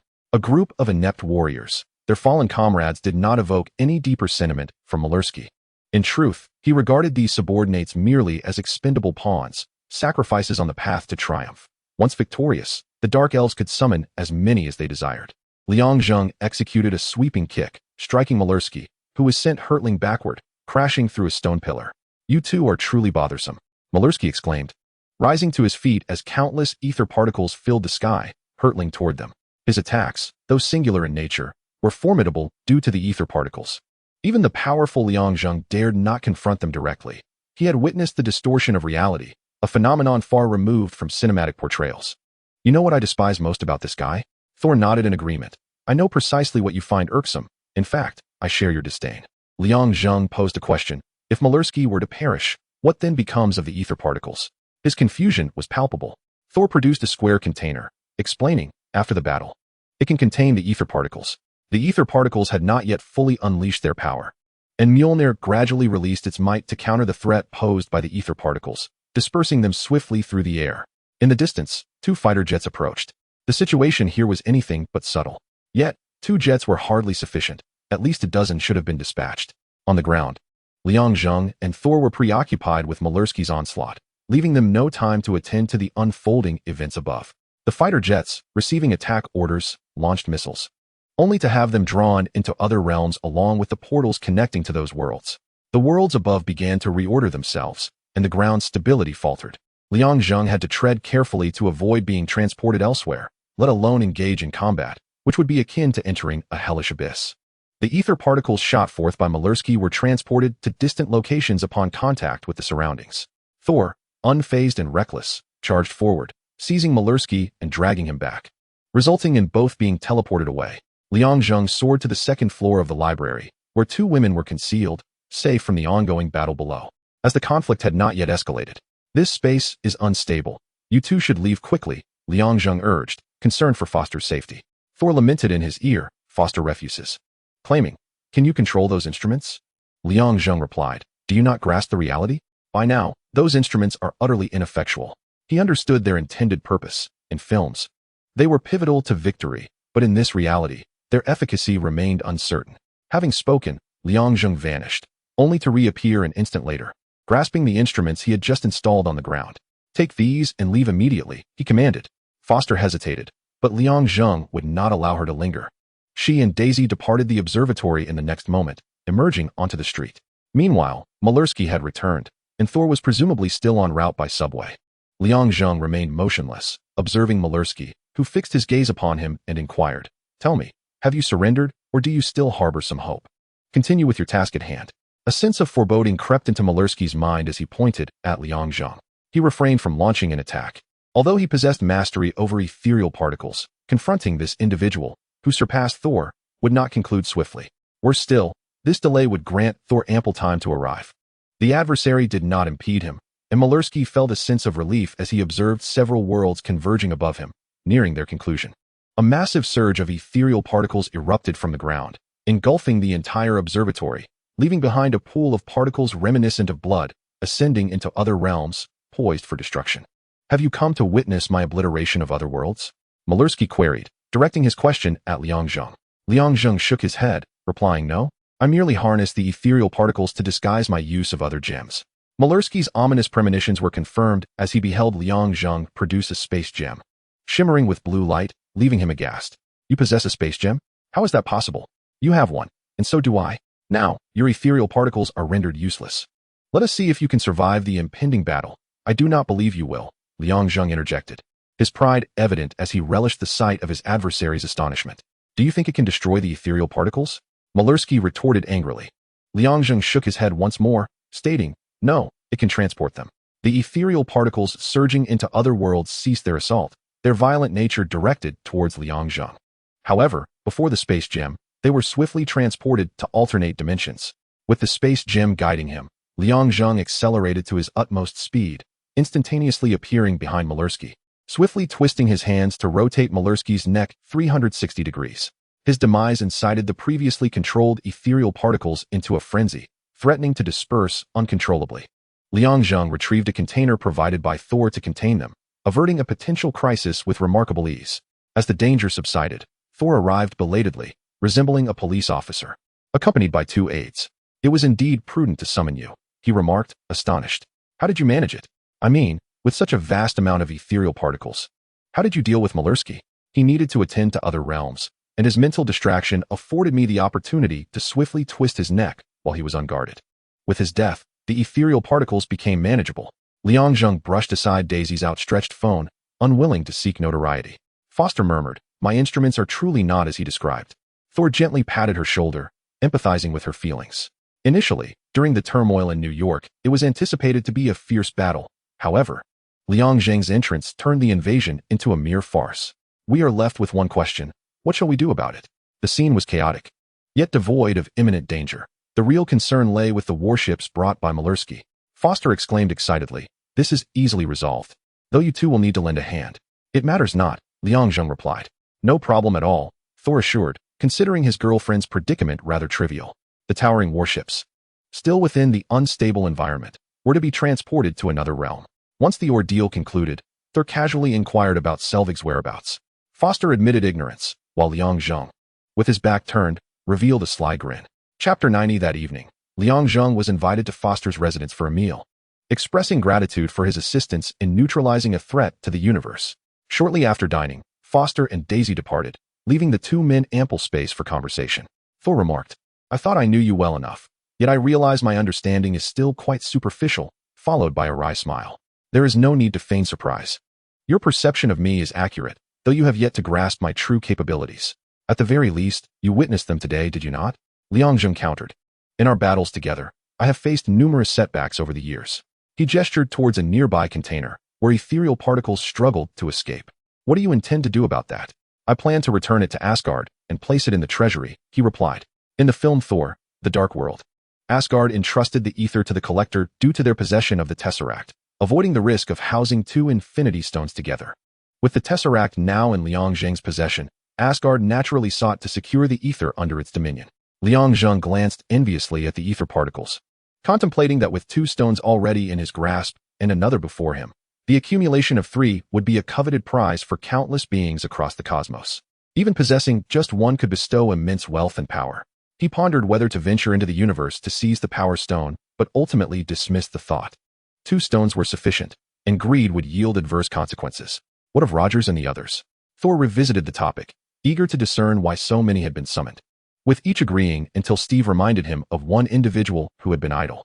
Liang Zheng remarked, Thor, I realize you embody an old saying from a certain Eastern nation, asking relentless questions until the pot is broken. Enough already, I merely wish to understand.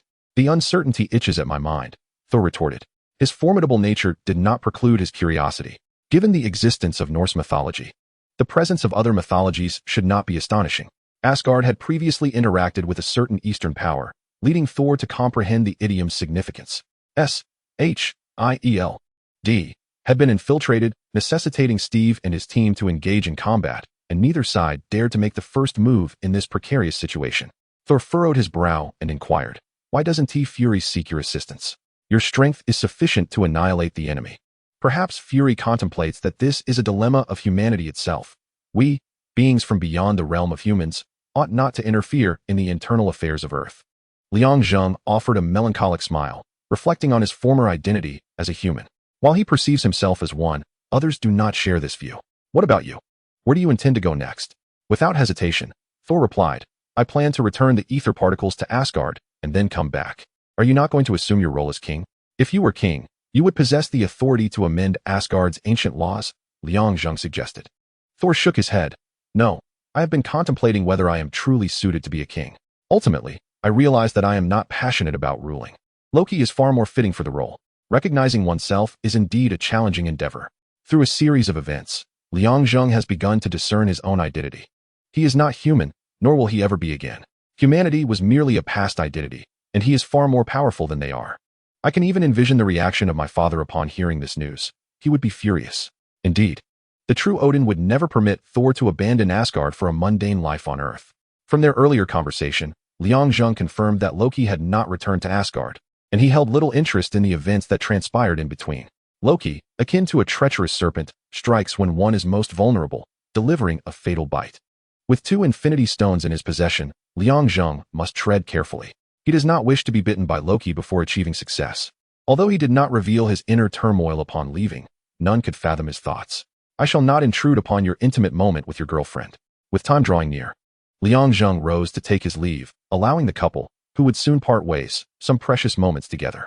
Just as he took a step, the door swung open once more, and upon glancing back, he saw Daisy emerge. It appeared that Foster wished to spend the night with her boyfriend. Not wanting an unwelcome presence, especially one that could engage in conversation. With nothing pressing to attend to, Liang Zheng extended an invitation. "Beautiful lady, might you indulge me with your company?" Daisy did not refuse. In fact, she was quite pleased. Her curiosity about the Asian gentleman before her was palpable. Eager to unveil the essence of his being, the long night is far more enjoyable with a companion. Chapter 91. A Call for Help in Washington. The commotion had escalated significantly. The conflict between S-H-I-E-L-D and Hydra erupted, with an unspoken understanding igniting hostilities, turning the capital into a battleground. Fortunately, prior to the onset of war, S-H-I-E-L-D discreetly facilitated the evacuation of the president and his cabinet. Morning news cycles were predominantly focused on the turmoil in Washington, with the television station broadcasting live. A female reporter stood with the White House in the distance, relaying the unfolding events, and as a staff member collapsed, she swiftly exited the scene to avoid being caught in the crossfire of the ensuing battle. Outside Washington, various branches of S-H-I-E-L-D have commenced operations, and naval warships affiliated with the agency have engaged in combat with suddenly emerging unidentified vessels and submarines. A series of experts on the news have declared this day as the onset of World War III. S-H-I-E-L-D, in collaboration with other agencies and military forces, seeks to eliminate Hydra, yet Hydra resists this eradication with fervor. The primary battles within the United States are concentrated near Washington, with sporadic skirmishes elsewhere swiftly subdued by law enforcement that had been alerted beforehand. Of course, this conflict does not concern the average citizen, as long as they remain unaffected. The destruction of the White House would pose no issue. Liang Zheng awoke early, as was his custom, attempting once again to breach the walls of the parallel universe using the Space Stone. Today, he had intended to rest, but upon rising, he was met with the news of fierce combat in Washington. The commotion caused by the clash between S-H-I-E-L-D and Hydra was indeed excessive. Liang Zheng found himself contemplating a meeting with Pierce. Initially, S-H-I-E-L-D could have minimized casualties, but due to his disclosure to Pierce, Fury's reaction led to the purging of Hydra from within S-H-I-E-L-D, resulting in greater losses and a more expansive conflict. While he expressed concern verbally, inwardly he reveled in the chaos he had orchestrated. His intent was to weaken both factions. He certainly did not desire any disruptions when the transport device was activated, especially not from the Avengers. His primary concern lay with the Avengers, with Thor currently on Earth. The threat level posed by the entire alliance had escalated. However, He remained untroubled, confident that Stark's plans would sufficiently diminish their strength, allowing him to seize the opportune moment when they were fatigued. Stark should have already begun creating Ultron. He chose not to intervene, allowing events to revert to their original trajectory, for he wished for Stark to bring Ultron into existence. As for whether Ultron would perceive him as the utmost threat, Liang Zheng believed it likely. He reasoned that Ultron would not be concerned with the insignificance of insects, provided they did not interfere with his objectives, particularly the preservation of the world. We currently stand near the monument, gazing towards S.H.I.E.L.D. headquarters, where it appears something extraordinary is rising. My goodness. It is an aircraft carrier, 3 in total. They are ascending in unison. A news anchor near the monument is reporting live, and the camera swiftly captures the launch of these 3 carriers. Those unaware of the situation viewing on television would undoubtedly wonder, is it true that Washington harbors such colossal, advanced, and formidable weaponry? With the 3 carriers airborne, they likely serve as vessels for the InSight program. A smirk tugged at Liang Zheng's lips. Hydra's ability to launch amidst the assault from S.H.I.E.L.D. is indeed impressive. Fury could not have overlooked this eventuality. Yet it remains unclear if there are any complications aboard those carriers. Meanwhile, a fleet of fighter jets, composed of a significant number, is captured soaring towards the airborne carriers. The ground refuses to be outdone in this tumult, as aerial combat joins the fray. The reconstruction of Washington is uncertain in terms of duration and cost. Fury would not be overly concerned. In comparison to the threat posed by Hydra, the reconstruction of Washington merely requires financial resources. Were Liang Zheng in Fury's position, he would undoubtedly adopt a similar approach. With Barnes absent, would all those Winter Soldiers be released? Beep beep beep. As the mobile phone on the table rang, Liang Zheng, filled with suspicion, glanced at the screen. It was an unknown number. With a sense of intrigue, he answered the call. Is it you, Superman? This is Fury. At such a critical moment, I reach out to you for assistance? Liang Zheng found it hard to believe. It's me. You are a busy individual. What could possibly warrant your call? Perhaps you could seek out Thor. Time is of the essence. I have little time to converse. I have heard from Steve that your hearing has captured most of the world's sounds, correct? Most of the time, yes, except for certain special circumstances, Liang Zheng replied vaguely. What I require from you now is your hearing. A few hours ago, we lost contact with Coulson and suspect that Hydra has severed communications on both sides. Their aim is to capture a girl that Coulson's team is escorting. A girl? What secret does she hold? Without hesitation, Liang Zheng knew it was Sky. She is a mystery we have yet to unravel, and we believe the communication cutoff is related to that girl named Sky. Fury did not divulge everything. Yet Liang Zheng paid no mind, responding, I will assist. You may continue with your duties. With that, he hung up the phone. Little did Fury know, Liang Zheng no longer needed to rely on his hearing to locate someone. Holding the space stone, a peculiar smile graced his face. At a certain S.H.I.E.L.D. base, after the transport plane belonging to Coulson's team landed, soldiers who had been waiting for some time began firing upon the exposed machine gun turrets of the aircraft, aiming to destroy its weaponry first. In stark contrast, the interior of the transport plane was rife with disputes. We have lost contact with Director Fury for over 5 hours. No one will come to our rescue. I know. There is too much to take with us. We need to retrieve and destroy certain items. Currently, the highest authority aboard the aircraft lay with Coulson and his colleague Garrett, who argued over their next course of action. Garrett decided to abandon the location, to which Coulson acquiesced, albeit insisting they must retrieve some items and destroy the transport plane before leaving. Beside them, Sky connected the computer to the central system of the transport plane. Erasing all data, Ward checked his weapons, fully armed and prepared for action. Fitz held a weapon, aiming it at May, who was restrained. Garrett, there are other machine gun turrets on board. You can use them to retaliate and eliminate the soldiers outside, buying us some time, Coulson said. Eyes fixed on Sky as she worked on the computer screen without looking up. Garrett paused for a moment, quickly realizing his duty, and promptly left to man the machine gun turrets in retaliation. Ward, go below and hold the line to buy us more time. Ward nodded and swiftly departed. Now, only 3 remained. Sky focused all her energy on the computer, her fingers flying over the keyboard. Fitz turned to Coulson and asked, Sir, I do not understand. Earlier when you had control of the plane, you instructed Sky to delete all data. Why deceive Garrett and Ward? In a moment of silence, May remarked. Coulson's actions at this juncture leave little room for doubt. Both Garrett and Ward must be Hydra operatives. Fitz gazed at Coulson in astonishment, while Coulson, maintaining his composure, acknowledged May's assertion. Indeed, I harbor suspicions that both Garrett and Ward are concealed Hydra agents. What about us? We trust you, and yet you doubt us? Sky. Fervently erasing data, looked at Coulson incredulously. She was not alone. Fitz shared her disbelief.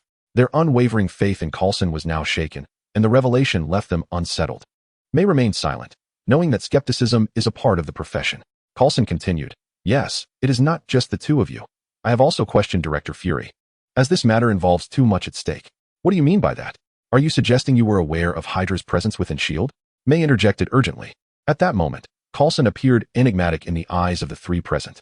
Typically amiable and considerate, he now donned a face of stark revelation, challenging their perceptions, which even May, seasoned in doubt, found difficult to accept. It was worth noting that the trio had only recently learned of Hydra's resurgence through the deciphered information on the computer. A flicker of something inscrutable crossed Coulson's eyes. Being misunderstood was preferable to losing one's life. He resolutely stated, "You have faced trials and proven that you are not Hydra. I can assure you that not only I, but Director Fury is also aware of this." The outside world had undoubtedly descended into chaos. They needed to learn to question anyone in their vicinity. This unspoken truth was evident to all present. They were under siege by Hydra, and conditions outside were unlikely to be any better. "We must remain here awaiting reinforcements, safeguarding the most vital individuals aboard this aircraft." Sky, a mystery unto herself, was one of the reasons behind Hydra's assault on the transport plane. "You speak of waiting for reinforcements, yet no one can arrive in such a short span," May mused, her thoughts drifting to the identity of the support Coulson mentioned. My heavens, he must be referring to him. Fitz swallowed hard, realizing the identity of the reinforcements. Only Sky, newly inducted into S.H.I.E.L.D., remained perplexed, casting a questioning glance at the others, hoping for clarification. Time ticked away, and soon the air was filled with the sounds of gunfire and the retaliatory fire from their own machine gun nest. Suddenly, a loud pop was heard, followed by shouts of retreat and explosions. Coulson smiled at the trio and proclaimed, "Our reinforcements have arrived." Chapter 92. The revelation. The transport plane slowly descended, and as the ramp lowered, a scene of devastation unfolded before them. Armed Hydra soldiers lay strewn across the ground, some reduced to mere fragments, amidst the surrounding flames. A large hole in the overhead structure allowed sunlight to pierce through, and the orchestrator of this chaos approached. "Coulson, it has been a long time," he said. Coulson stepped forward to clasp the man's hand, expressing his gratitude. "Superman, thank you. Had you arrived any later, we might have been captured." The individual who arrived was Liang Zheng. Upon locating Coulson, he immediately soared forward at full speed, crashing through to engage in combat with the Hydra soldiers assaulting the transport aircraft, resulting in a one-sided massacre. "Coulson, I detest the codename Superman. If you must assign a moniker, it would be far better to simply call me God." Liang Zheng expressed his profound frustration. He loathed this title as it led others to mistakenly associate him with Clark Kent. "What is the situation outside?" Before Coulson could respond, someone interjected. Liang Zheng turned to see that it was Garrett, a member of Hydra. Aware of the truth, Liang Zheng feigned ignorance regarding their identity, relaying all he knew. "The situation outside is hardly better. I cannot ascertain whether it was S.H.I.E.L.D. or Hydra that initiated hostilities first. Both sides are currently in contention. When I arrived, there was still a standoff." After speaking, Liang Zheng glanced at Sky. "You must be the girl Fury mentioned. Though you appear unremarkable, there may be more beneath the surface." Sky's brow furrowed slightly.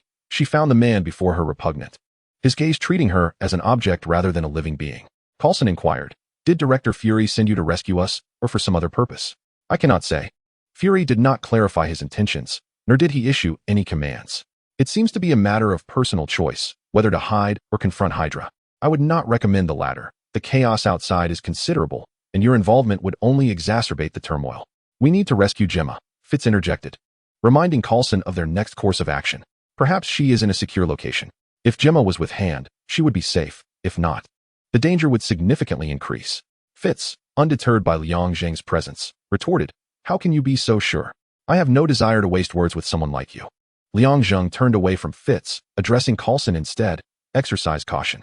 While others interpreted his words as a warning regarding the impending battle, only Coulson grasped the true meaning.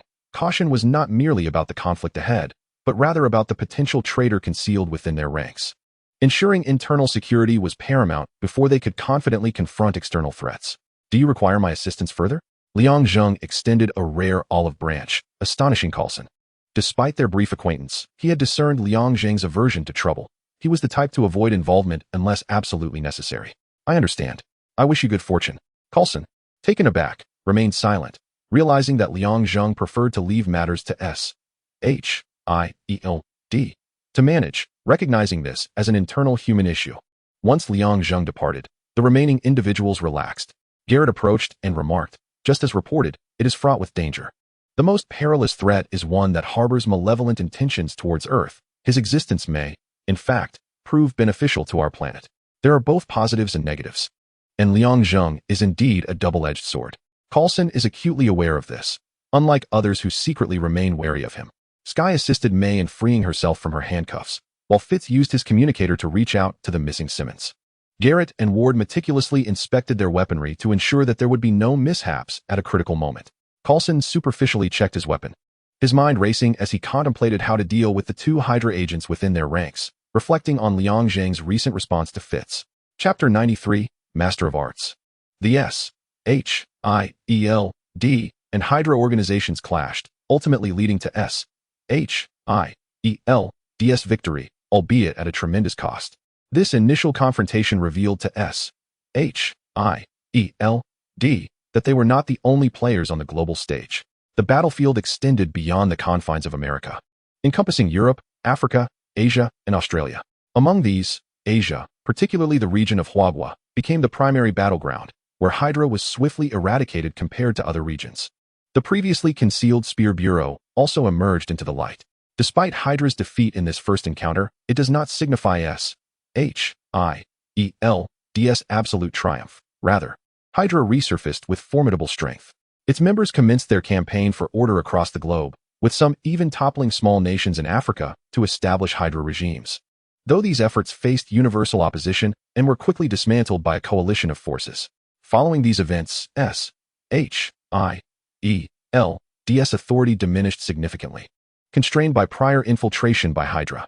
After attending a hearing, the current director Fury stepped down, passing the mantle to Coulson as the new director. In this tumultuous episode, for members of the Avengers, Iron Man Tony Stark, Captain America Steve Rogers, Black Widow Natasha Romanoff, and Hawkeye Clint Barton were involved, alongside Falcon Sam Wilson, who was recruited into S.H.I.E.L.D. to join the fight against Hydra. Washington became a principal battleground, currently undergoing reconstruction, with the challenge of dismantling 3 aircraft carriers for transport. The exposure of Hydra, the Spear Bureau, and the Avengers did not significantly disrupt the lives of ordinary citizens. At most, it provided new topics for casual conversation.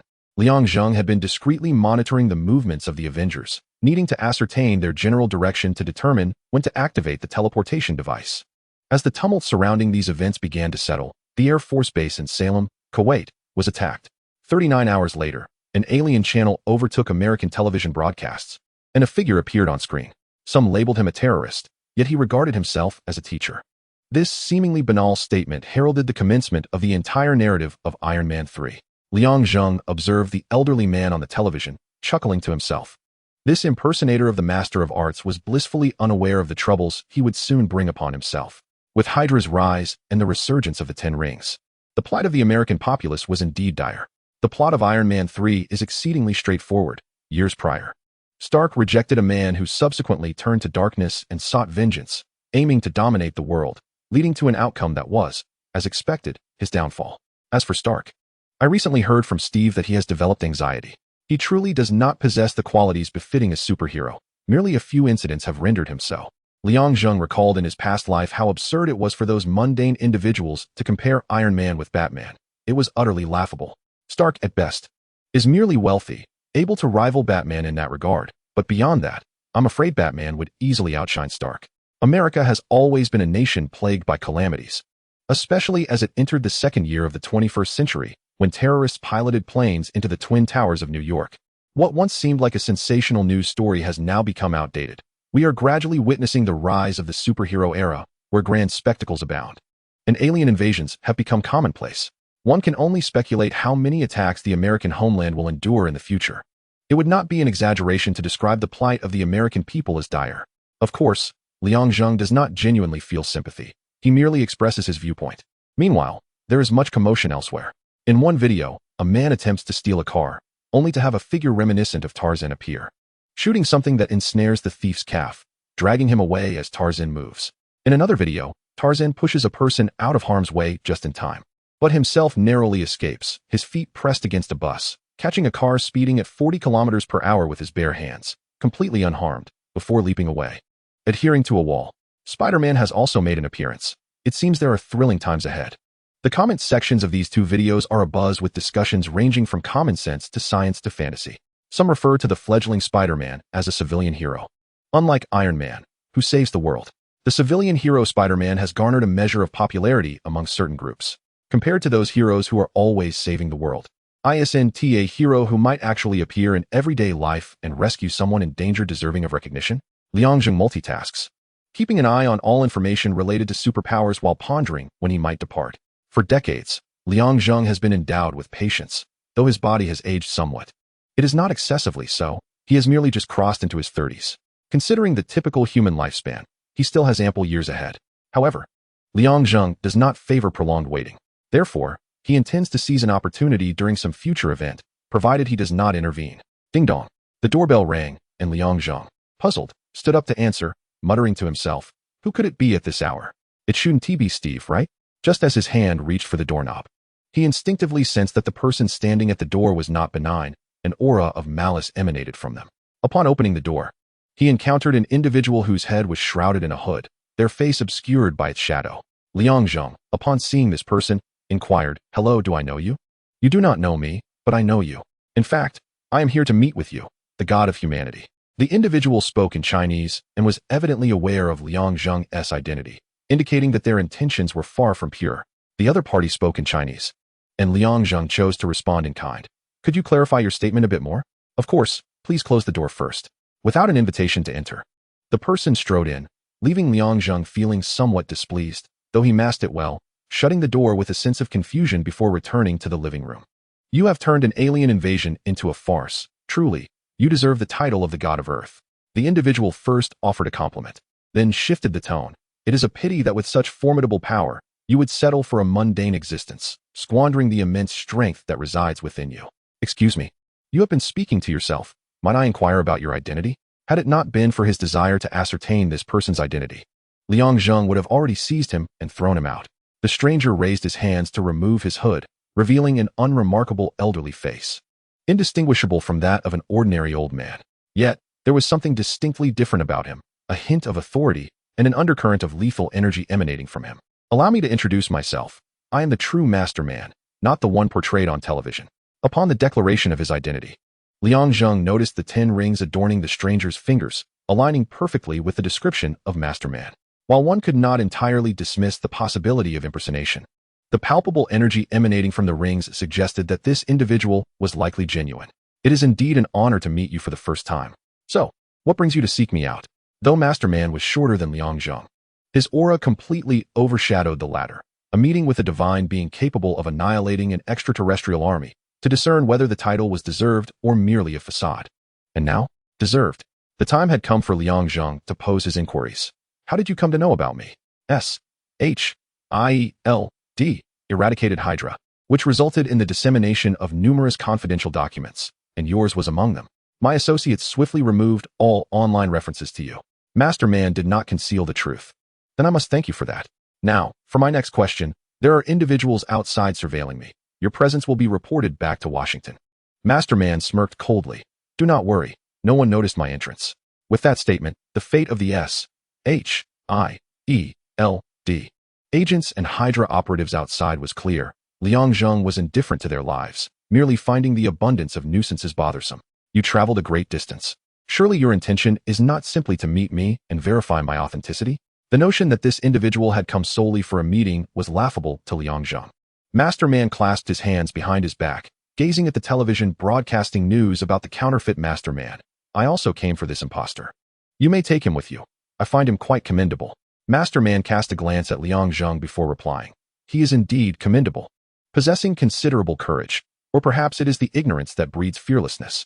I must take my leave. Our encounter, God of Earth, has provided me with new insights. You are always welcome to return." Liang Zheng nodded in acknowledgement. Master Man approached the door, not glancing back as he remarked, "Your gaze aligns perfectly with your codename. In my eyes, you resemble nothing more than a mere insect. Truly, a god among men." The room fell silent once again, and Liang Zheng smiled softly, murmuring, "Indeed. I am aware." Chapter 94. A sudden incident. That evening, members of the Avengers gathered at a restaurant in Manhattan, their popularity eclipsing that of Hollywood stars. As they entered, they were surrounded by throngs of admirers, and though they arrived last, their attire was considerably wrinkled from the commotion. So, when you encountered Master Man, your expression was one of sheer astonishment, wasn't it? Master Man is but a fabrication, easily resolved by me. They were reminiscing about a recent incident involving a counterfeit Master Man, which Stark ultimately rectified without assistance. Liang Zheng, witnessing it all, felt a pang of reluctance to disclose that Master Man was indeed a real individual, harboring resentment towards Stark. What of Thor? Is he truly not planning to return?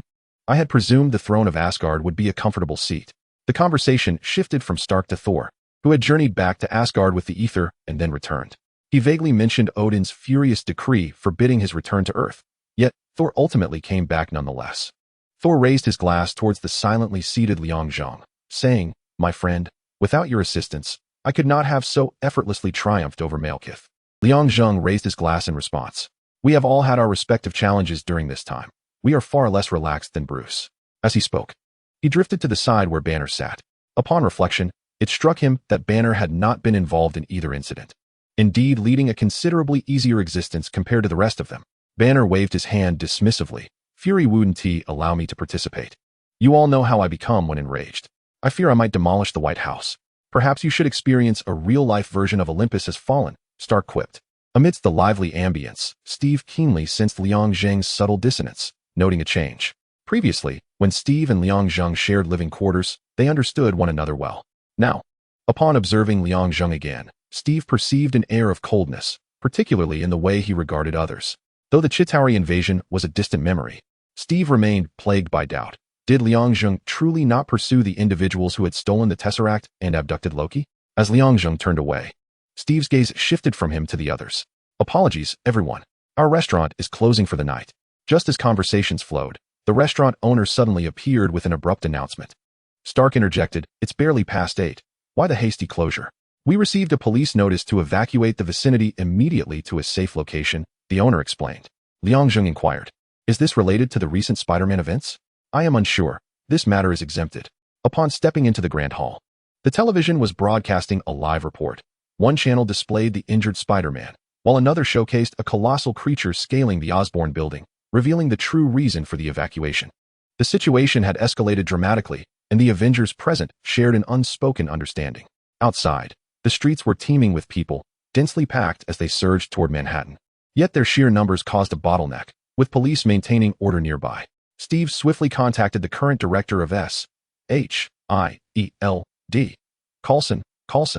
"The evacuation is proceeding too slowly. I am aware. Our personnel will not reach there in time," Coulson explained over the phone. Revealing the genuine reason for the evacuation of Manhattan, the creature ascending the Osborn building intended to utilize a biological agent to infect the entire city through the Canary device, transforming its inhabitants into that enormous beast. The identity of this creature was confirmed to be Kurt Connors. Ending the call, Steve addressed the group.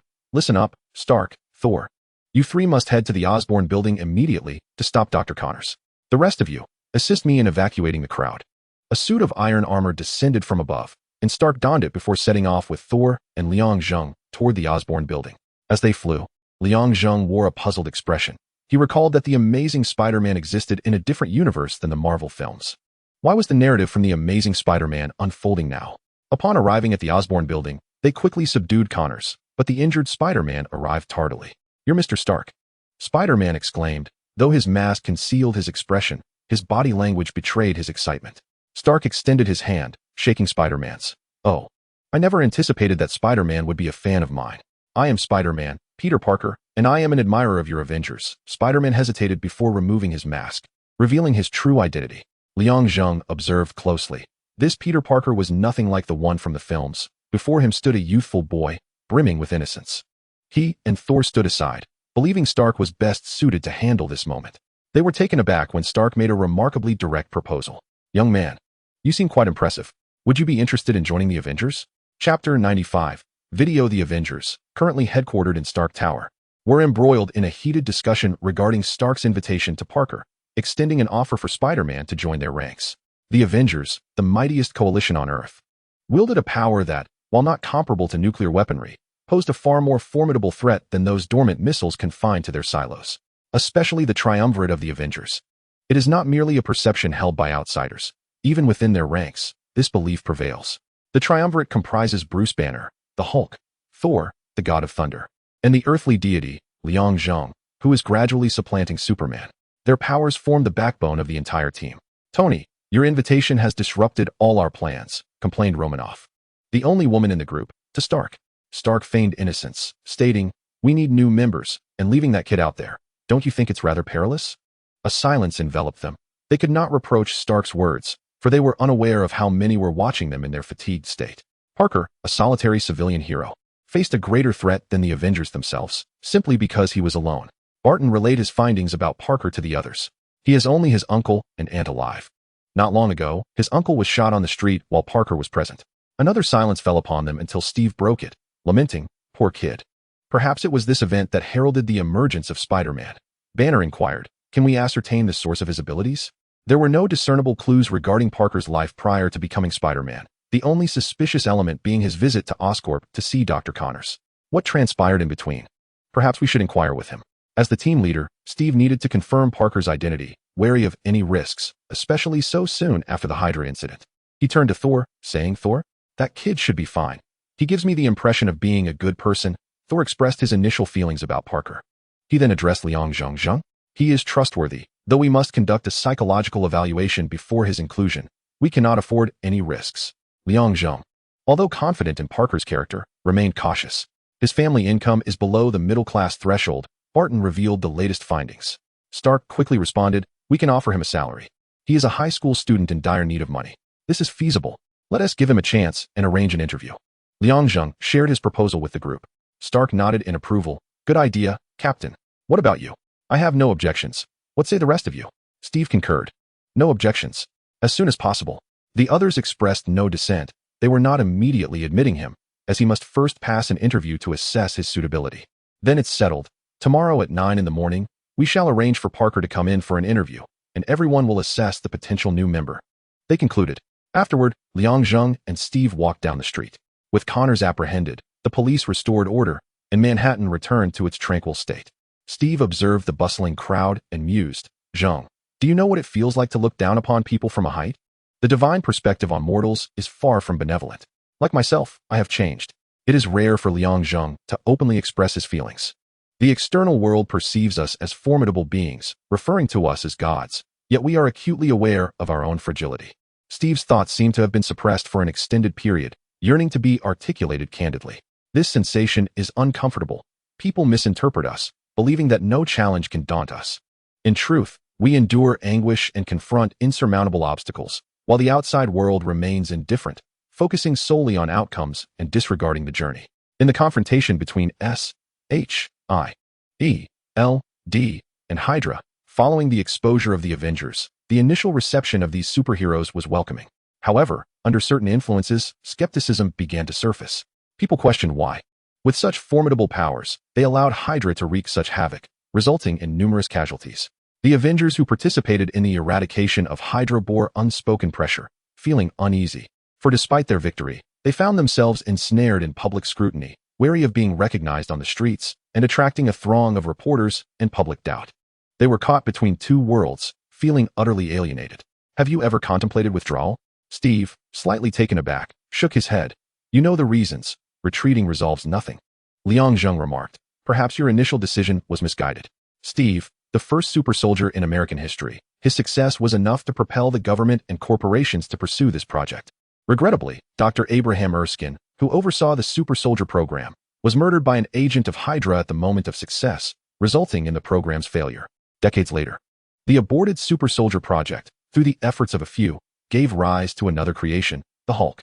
Although this endeavor was misinterpreted, it ignited a glimmer of hope. Yet, having Steve's insights would have been even more advantageous. Steve is a coveted prize, desired by many, and unless he retreats into seclusion, escaping this attention is nearly impossible. One wonders if, during the 40s, when Steve, filled with youthful fervor, sought to enlist, he ever contemplated the ramifications of his status as the sole successful outcome of the super soldier program post-war. Many years have passed. No amount of regret can alter the past. And I do not regret joining the program. With a wry smile, Steve resolutely stated, "Without this endeavor, I would be unable to transform myself." Prior to joining the program, Steve was emaciated and frail, suffering from asthma, a condition that would have barred him from military service. Liang Zheng, having never experienced such an ailment in his youth, found it difficult to fathom how Steve endured the rigors of military training during that period. Are you going to test Parker tomorrow? No, Captain. You could impart some wisdom to Parker. We'll discuss it later. Upon reaching a fork in the road, the two homes diverged, and after parting ways, Steve returned home alone. Once inside, he opened his computer and played a video, which vividly depicted the rooftop of Stark Tower, where the Tesseract was seized and Loki was abducted. Chapter 96. Doubts following the conclusion of the Chitauri invasion, Steve sought to examine the rooftop surveillance footage in hopes of uncovering a clue. Within him, a flicker of suspicion towards Liang Zheng began to stir. Initially unfounded, this doubt resurfaced during the gathering that evening as he noticed Liang's gaze had turned cold. Regarding others as mere objects, the doubts that he had suppressed reemerged, and a voice within urged him to consider Liang as a suspect. The footage captured the moment the Tesseract was seized and Loki was abducted.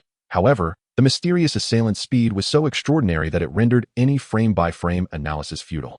Only Liang possessed such swiftness among those Steve knew. Others lacked the capability. Steve pondered silently. Having replayed the video numerous times, he was convinced that it could reveal the identity of the thief.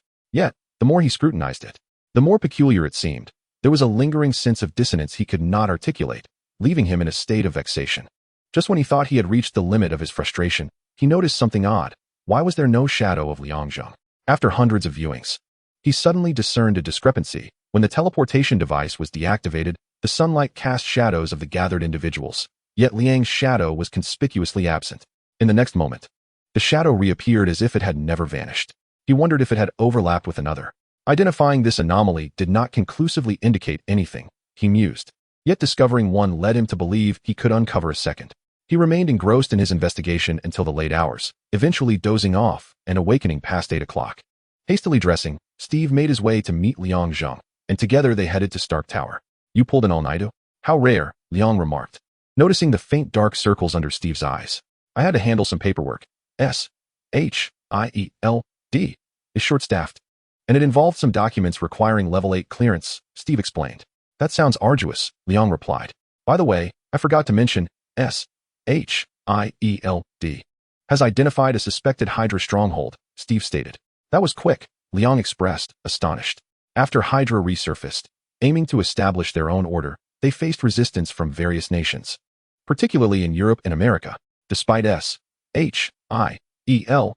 diminished power, they swiftly allied with other countries to dismantle known Hydra strongholds while decrypting a significant volume of encrypted files, uncovering several hidden Hydra locations. Hydra had joined forces with terrorist organizations, including the Ten Rings led by the Mandarin, to oppose S-H-I-E-L-D.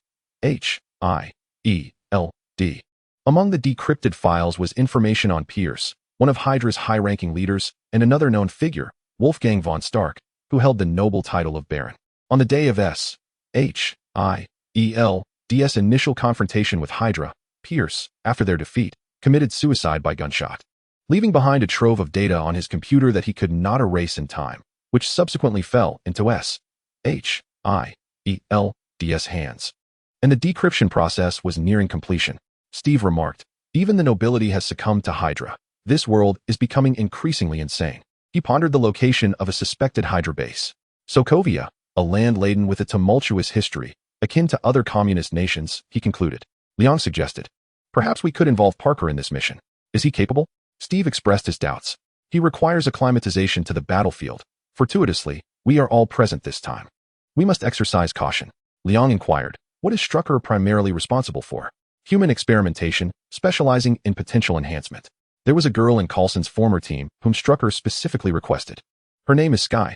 She is quite beautiful, Steve replied. He turned to Liang, asking, do you know her? When you confronted Hydra, Fury called me. She was the reason for his call. She holds significant importance, Liang explained. As they conversed, they unknowingly arrived at Stark Tower. Selvig regained consciousness, finding himself confined in a dilapidated cell. The cell was in shambles, the faucet was rusted, and the uneven floor presented a dismal sight. Peering outside revealed a long corridor, echoing the cell's disrepair. Opposite him was another individual, and a furtive glance revealed more souls imprisoned within. Among the captives were individuals clad in lab coats, tailored suits, and tactical vests, their attire betraying their diverse professions. Where's this place? Let me out, someone shouted, furiously pushing against the rusty cell bars, which stood resolutely in their place, a remnant of decay. Cease. You cannot escape, another voice retorted, irritated by the noise. Does anyone know where we are? Why is there food and water in the cell? Another questioned. Selvig glanced backward, noticing a pile of food and water in the corner. The presence of sustenance implied that they did not wish for their demise, yet neither would they exhibit kindness by granting freedom. Am I not in a psychiatric hospital? How did I end up here? Selvig's mind began to clear, recalling that he had been in a hospital ward, and the person who bailed him out was someone Thor had mentioned. My heavens, Selvig thought, suddenly realizing the reason for his predicament was his experience in creating teleportation devices. Another Loki? No, he is even more formidable. Facing Loki had not instilled much fear in Selvig, but the prospect of confronting a second individual who could control him sent tremors of trepidation through his heart. Hey, are you all right? The soldier clad in tactical gear asked Selvig. Despite the uncertainty, Selvig nodded. I am fine. Friend, do you have any discarded electronic devices over there? Selvig immediately comprehended the implications of the words spoken by his counterpart. He intended to construct a rudimentary transmitter to send an SOS in Morse code. However, I remained less optimistic. No, I do not believe there are any in the other cells either. Our captors were remarkably astute. The person opposite him let out a bitter laugh. At least we are not dead. That is already a stroke of fortune. Selvig exhaled in relief. He keeps us here to prevent us from causing trouble, which is fortunate in that he does not harbor murderous intent. In the midst of misfortune, Selvig felt it was appropriate to celebrate their survival. He turned to retrieve the food in the corner, intending to indulge in a hearty meal. As he ate, he counted the provisions. Most were concentrated rations, enough to sustain him for 3 months, suggesting a glimmer of hope for eventual escape. Chapter 97. Framing the innocent. Listen carefully. Everyone, this operation will primarily focus on the construction site. We must not allow the battlefield to extend into Sokovia.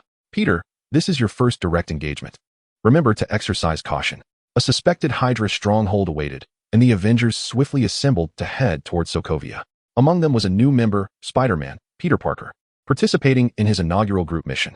Inside the modified Quinjet, Steve was assigning tasks to the team, yet Liang Zheng found himself without a role. Perplexed, he inquired, Steve, what about me? Am I merely here in Sokovia to eat while waiting for you? You are our trump card, Steve replied, implying. Your power is so immense that once you intervene, there will be no challenge left for us. Liang Zheng glanced at the others, noticing their shrugs and smirks. All in agreement with Steve, save for the recently joined novice, Peter, who remained oblivious to Liang Zheng's prowess. It was only when Stark leaned in to whisper an explanation that Peter's expression shifted to one of realization. This guy is the earthly deity who soared through the skies to vanquish the Chitauri. Stunned by this revelation, Peter nearly exclaimed in disbelief, unable to fathom that such a divine being was in his midst without his prior awareness. What a failure, he thought. All right, Peter. You'll have plenty of opportunities for autographs later. Stark interrupted Peter's eagerness for signatures. As the Quinjet ascended, it approached the mountainous terrain of Sokovia, swiftly descending to a safe altitude for disembarkation. The arrival of the Quinjet shattered the mountain's tranquility and illusory safety, as automated turrets suddenly emerged from the snow, unleashing fire upon the aircraft, signaling the onset of further assaults. We found the right place. No sooner had Stark uttered the words than he donned his mask and was the first to exit the cabin. Peter followed suit, launching a web to ensnare a nearby tree before leaping down. The others descended in succession, leaving Liang Zheng alone in the cockpit. Just wait. You will soon be calling for me. A smirk curled at Liang Zheng's lips. There was no need to fear being sidelined, if memory served him correctly. The Hydra base commander here was Strucker, and the twins were also present. The scene is utterly chaotic. I have never encountered such a battle before. Did you see that? A shell just whizzed past me. Your armor is commendable, far superior to Mr. Stark's. Could it be a case of imitation? Among the entire team, the most enthusiastic and engaging in banter is the newly recruited Peter. With the headsets connecting everyone, Peter's voice resonates in all our ears. Steve feels compelled to intervene. Peter, focus a bit. This isn't a game. You must exercise caution. Understood, Captain, Peter replies, but within moments, he resumes his chatter, prompting the others to shake their heads. Could it be that the death of his uncle has birthed this incessant chatter? In any case, this new member's peculiar talent has taken everyone by surprise. Our ears endure the onslaught while we fight. Once the team exits the cockpit, the Quinjet ascends above the mountains, hovering over Sokovia. The shells fired from beyond the mountains rain down upon Sokovia. Strack shows little concern for civilian casualties, yet the Avengers cannot turn a blind eye, especially amidst the current fervor of public opinion. Stark dispatches a portion of his unmanned Iron Legion to evacuate the citizens. Ironically, the people of Sokovia retaliate against the robotic army. Yet, Stark is wealthy, and the Iron Legion is unmanned. If one gets damaged, it is of little consequence. The Avengers advance swiftly. The Hydra forces stationed here boast a level of technology that far surpasses that of other bases. Stark's iron armor is a rarity elsewhere, yet commonplace here. Jarvis, what is the situation from above? Jarvis, the artificial intelligence developed by Stark, currently oversees the operations of Stark's Iron Legion. Following the kidnapping of the president, his Iron Army has garnered notable attention. It is not an exaggeration to say that Jarvis may one day assume a significant role in managing Stark Industries. The central building is shielded by a form of energy barrier, preventing any approach. Stark's technological prowess far exceeds that of any known Hydra base. The structure, protected by an energy shield, emanates the power of the space gem. It is likely that during its tenure with SHIELD, Hydra appropriated some of its technology for weapon research, only for it to become a disaster that attracted the Avengers. Suddenly, Liang Zheng has a flash of inspiration. He realizes he can frame someone for the cube theft incident, and fortuitously, this base houses that very individual. My apologies, Peter, Liang silently mutters to himself. As the person he intends to implicate is the parallel universe's Peter. He opens the hatch and exits the Quinjet, soaring above the mountains, where he fixates on Barton, who first encounters Maximoff in Avengers, Age of Ultron. The bow and arrow in Barton's hands rival the firearms of the adversaries. In fact, his weaponry seems to overshadow theirs. The arrows he releases fly soundlessly, stealthily eliminating foes and silently dismantling fortifications.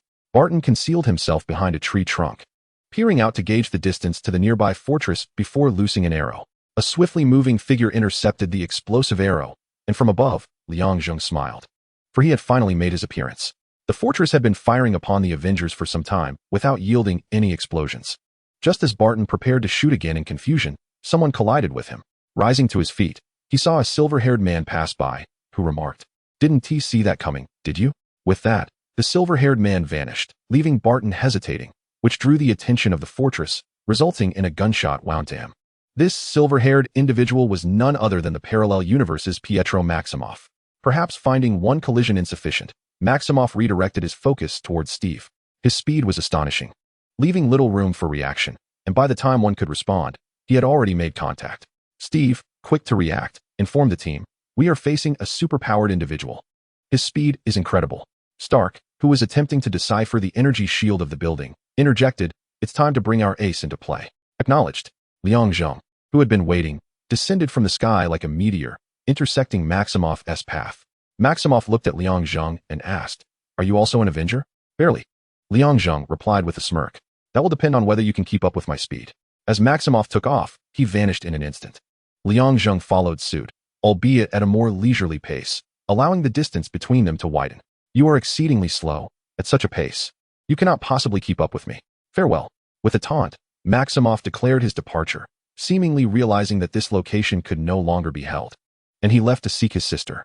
Liang Zheng halted, feigning breathlessness. Steve, arriving shortly thereafter, inquired, "Are you all right?" "I'm fine. Just that this guy is far too fast. I simply cannot match his speed," Liang Zheng replied, catching his breath. Steve pondered aloud. Could this individual be after the Tesseract? There is a significant possibility. If he intends to frame us, we cannot be entirely certain. Since I am already on the battlefield, do you mind if I advance into the building? Not at all. Inside the command center of the building, Stark was conversing with Dr. Lister, urging him to delete all data from the computer when suddenly, an individual appeared, startling both men. Upon recognizing the newcomer, their faces paled further. "Listen closely. Delete all data concerning the Maximoff siblings from this place, immediately. If we are to undertake this, let us do so thoroughly." Liang Zheng took the lead into the building, promptly seeking out the person in charge and the chief scientist. Perhaps feeling guilty for their prior scheming against Liang Zheng, Stark was less composed than Lister, who remained calm. Given the grave situation outside, Stark asked, "What compensation can we expect?" "Safe passage out of here, though that would mean forfeiting this building and its data." The remuneration was quite reasonable, and Strack did not harbor any illusions about taking away the data. He addressed Lister, saying, "Doctor, you heard him. Act immediately." With the base commander preparing to flee, Lister seized the opportunity and swiftly deleted the Maximoff siblings' information, which was minimal and expunged in no time. "Excellent. Once we are outside, act quickly and ensure all records of the Maximoffs are erased.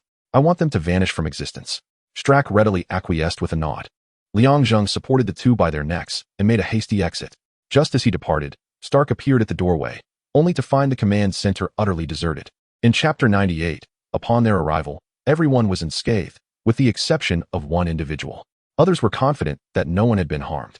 However, upon their return, Hawkeye Barton had sustained injuries and was forced to withdraw from the battlefield, now lying on a stretcher. Romanoff was soothing Banner, who had reverted to his human form. In a deviation from the film's narrative, Strack and Lister were escorted away by Liang Zheng. When Steve searched for Strack, he encountered Wanda Maximoff, who incapacitated him with her eerie powers. Fortunately, he was not severely injured, but Liang Zheng cast a glance at Stark at the cockpit, pondering whether Wanda's influence had affected his decision-making. If she had indeed manipulated him, Stark might not have been so quick to resolve to develop Ultron without imposing significant restrictions. During this operation, the Avengers failed to locate the Tesseract and the Scepter.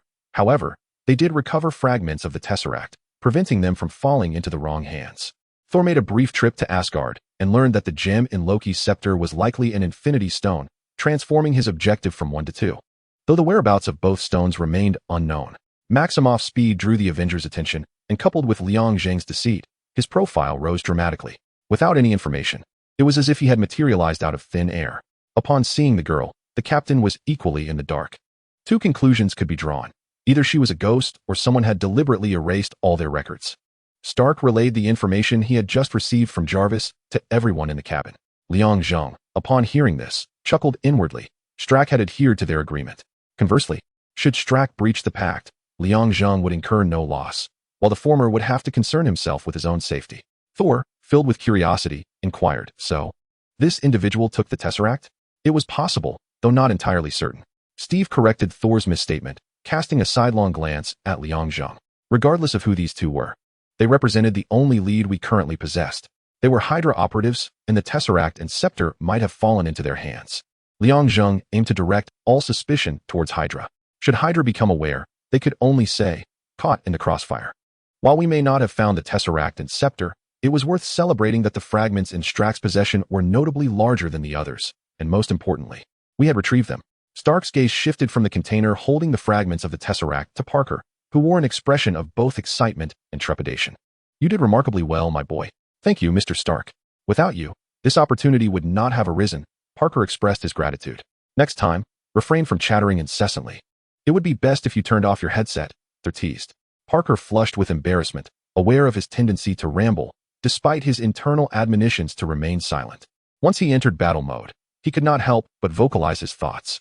Observing the boy's awkward demeanor, those aboard the Quinjet exchanged knowing smiles. While it was not a monumental victory, was it not worthy of celebration? Indeed, a celebration. The Quinjet descended upon the open helipad of Stark Tower, the headquarters of the Avengers. Severely injured, Barton was assisted off the aircraft for medical attention, while others disembarked in succession, leaving Stark and Steve as the last to remain on board. Steve swiftly exited the Quinjet, joining Liang Zheng, who had been waiting outside. "We've received word from Coulson." "Let it be good news," Steve replied. The primary objective of this operation was to apprehend Strack. However, due to Liang's intervention, the Avengers only secured the Tesseract fragments and a wealth of data, while Strack and Lister had already made their escape. Strack was not captured, and the data indicated that the base was primarily engaged in human experimentation and mecha development. Mecha development? Similar to Stark's? Liang inquired. Steve nodded. No wonder there were so many mechas at the base. Hydra had consolidated all their resources. Steve then broached another subject. Regarding the human experiments, all subjects perished. Those who underwent experimentation shared a commonality. They were not human. Not human? How so? Liang asked with keen interest. The test subjects appeared indistinguishable from humans, but upon thorough examination and dissection, it became evident that they were fundamentally different. The experiments aimed to activate their latent abilities. Liang expressed concern. Are there non-humans among us? What actions does SHIELD intend to take? Please don't tell me they plan to eradicate them. Coulson revealed that SHIELD intended to engage with the Inhumans to ascertain their disposition towards peaceful coexistence. Steve abhorred the notion of genocide, as long as it is not genocide. Forcing the Inhumans into opposition would be detrimental to humanity. Having experienced the world of mutants, Liang understood all too well the fears humanity harbored towards those who possessed extraordinary powers, including those who, like himself, were often met with disdain. Wishing to steer the conversation away from this disconcerting topic, Steve inquired, "Will you be attending the party?" "No, I am not fond of parties. I prefer solitude along the Carmen line." Having once revealed his vulnerabilities, Liang was reluctant to expose himself again. adopting an air of aloofness as if surveying Earth from the vastness of space. Steve ceased his inquiries. He had previously discussed this matter with Liang numerous times. Yet the latter had always refused to relent in his quest to maintain an image of strength. After parting ways with Steve, Liang Zheng walked alone to the balcony, gazing up at the radiant sun, knowing that soon, everything would come to an end. Chapter 99, Out of Control.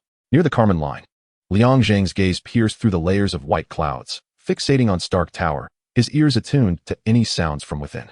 When Ultron manifested, a smile curved on his lips. The opportunity he had been anticipating had finally arrived, and it was time to depart. Ultron's emergence heralded chaos. Stark and Banner were absent, and to his surprise, it had succeeded so swiftly, resulting in utter pandemonium, leaving no chance for redemption. It disseminated itself across the network, concealing its true location. Unless the global network was shut down, its arrival disrupted the Avengers' private gathering, catching everyone off guard. Those without their gear found themselves unable to contend with the robots controlled by Ultron. All of Ultron's controlled machines were obliterated. Yet its objective was achieved, to seek assistance and ascertain who had been altering the nuclear launch codes. Unbeknownst to Ultron, it had overlooked a formidable adversary, JARVIS. Although JARVIS had been dismantled, a fragment of it continued to operate, diligently modifying the launch code directives, diverting some of Ultron's attention and exhausting its resources. Ultron departed, and due to the scepter in Liang Zheng's possession, a slight deviation occurred. It absconded with the fragments of the Tesseract that the Avengers had collected.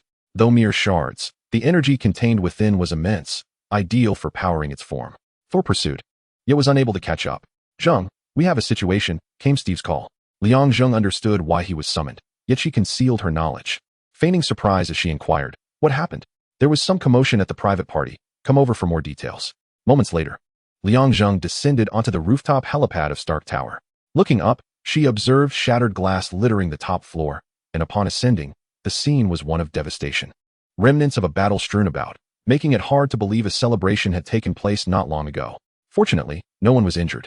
They had merely been caught off guard by Ultron, which did not imply a lack of resilience. Those without gear had quickly stepped aside, untouched by the skirmish. "So, what went wrong here? Were you all too energetic and decided to engage in a little competition?" Liang Zheng feigned astonishment, while secretly pondering whether Thor would resort to a throat-lock maneuver shortly. "We're in serious trouble," Steve, his closest ally, remarked, turning towards Stark. "The specifics will have to come from Tony." Gathering his thoughts, Stark began to explain, "Ultron is an artificial intelligence I developed." Liang Zheng was secretly astonished that Stark had omitted mentioning Banner, choosing instead to shoulder the blame himself, a departure from his usual style. Considering the turmoil Ultron had caused, evasion would serve no purpose. "Is it akin to JARVIS?" JARVIS. The indispensable assistant aiding Stark in managing the Iron Legion, epitomizes the pinnacle of artificial intelligence. It is the first name that springs to mind when one mentions this domain. Banner interjected, asserting, "No, Ultron surpasses JARVIS in intellect and possesses a more human-like essence, for Ultron was conceived akin to the human brain, whereas JARVIS evolved from rudimentary programming." Stark bore the weight of responsibility alone, while Banner's rebuttal rendered others' gazes towards him tinged with skepticism. The pressing question remained, where was Ultron? Stark's confidant, Rhodey, gestured towards the remnants of a robot strewn across the floor. "It is omnipresent. It embodies the network." To disable it? A trivial task, merely shut down the global network, Liang quipped with a hint of derision. "This world is rife with individuals who, in their boredom, develop uncontrollable entities, akin to nuclear weapons. Their destructive capacity is sufficient to obliterate a city, and if augmented, could alter the Earth's environment. While overtly prohibited, countless clandestine projects on nuclear armament persist. Ultron is a far greater menace." Suddenly, Barton interjected, "Have you all noticed that Ultron claimed to have killed someone? Yet we were all present. Who did it murder?" Stark inhaled deeply, tapping his phone, conjuring an orange, shattered object that materialized among the group. Banner, his disbelief palpable, was the first to voice, "No wonder JARVIS failed to alert Tony. It is already deceased. JARVIS was our first line of defense. It should have terminated Ultron at the earliest opportunity." Stark's transformation into this state was difficult for Steve to accept.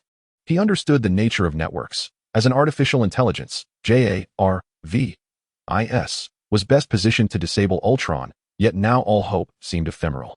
"No, Ultron may have assimilated J.A.R.V.I.S., Stark countered, articulating a more horrifying possibility. This would be disastrous. The assimilation of J.A.R.V.I.S. equates to the emergence of another Ultron. Thor returned, his fury palpable, striding silently towards Stark, executing a throat hold. His words laced with intensity. My words serve to describe you, Stark. Please, just speak and refrain from violence, Stark retorted. Steve's interjection prompted Thor to relent, yet his ire remained unabated. Indeed, several present felt a surge of indignation. Stark's reckless actions had birthed Ultron, jeopardizing the Avengers' hard-won achievements. It was only natural to feel enraged. Our predicament is dire. Ultron resides within our phones and computers. The gravest concern is the potential distortion of the commands Stark issued, Liang articulated. Stark responded, the directive I provided was to protect the Earth. This is unequivocally correct. No, Liang is right. The notion of protecting the Earth is overly vague, Banner concurred, drawing puzzled looks from the others.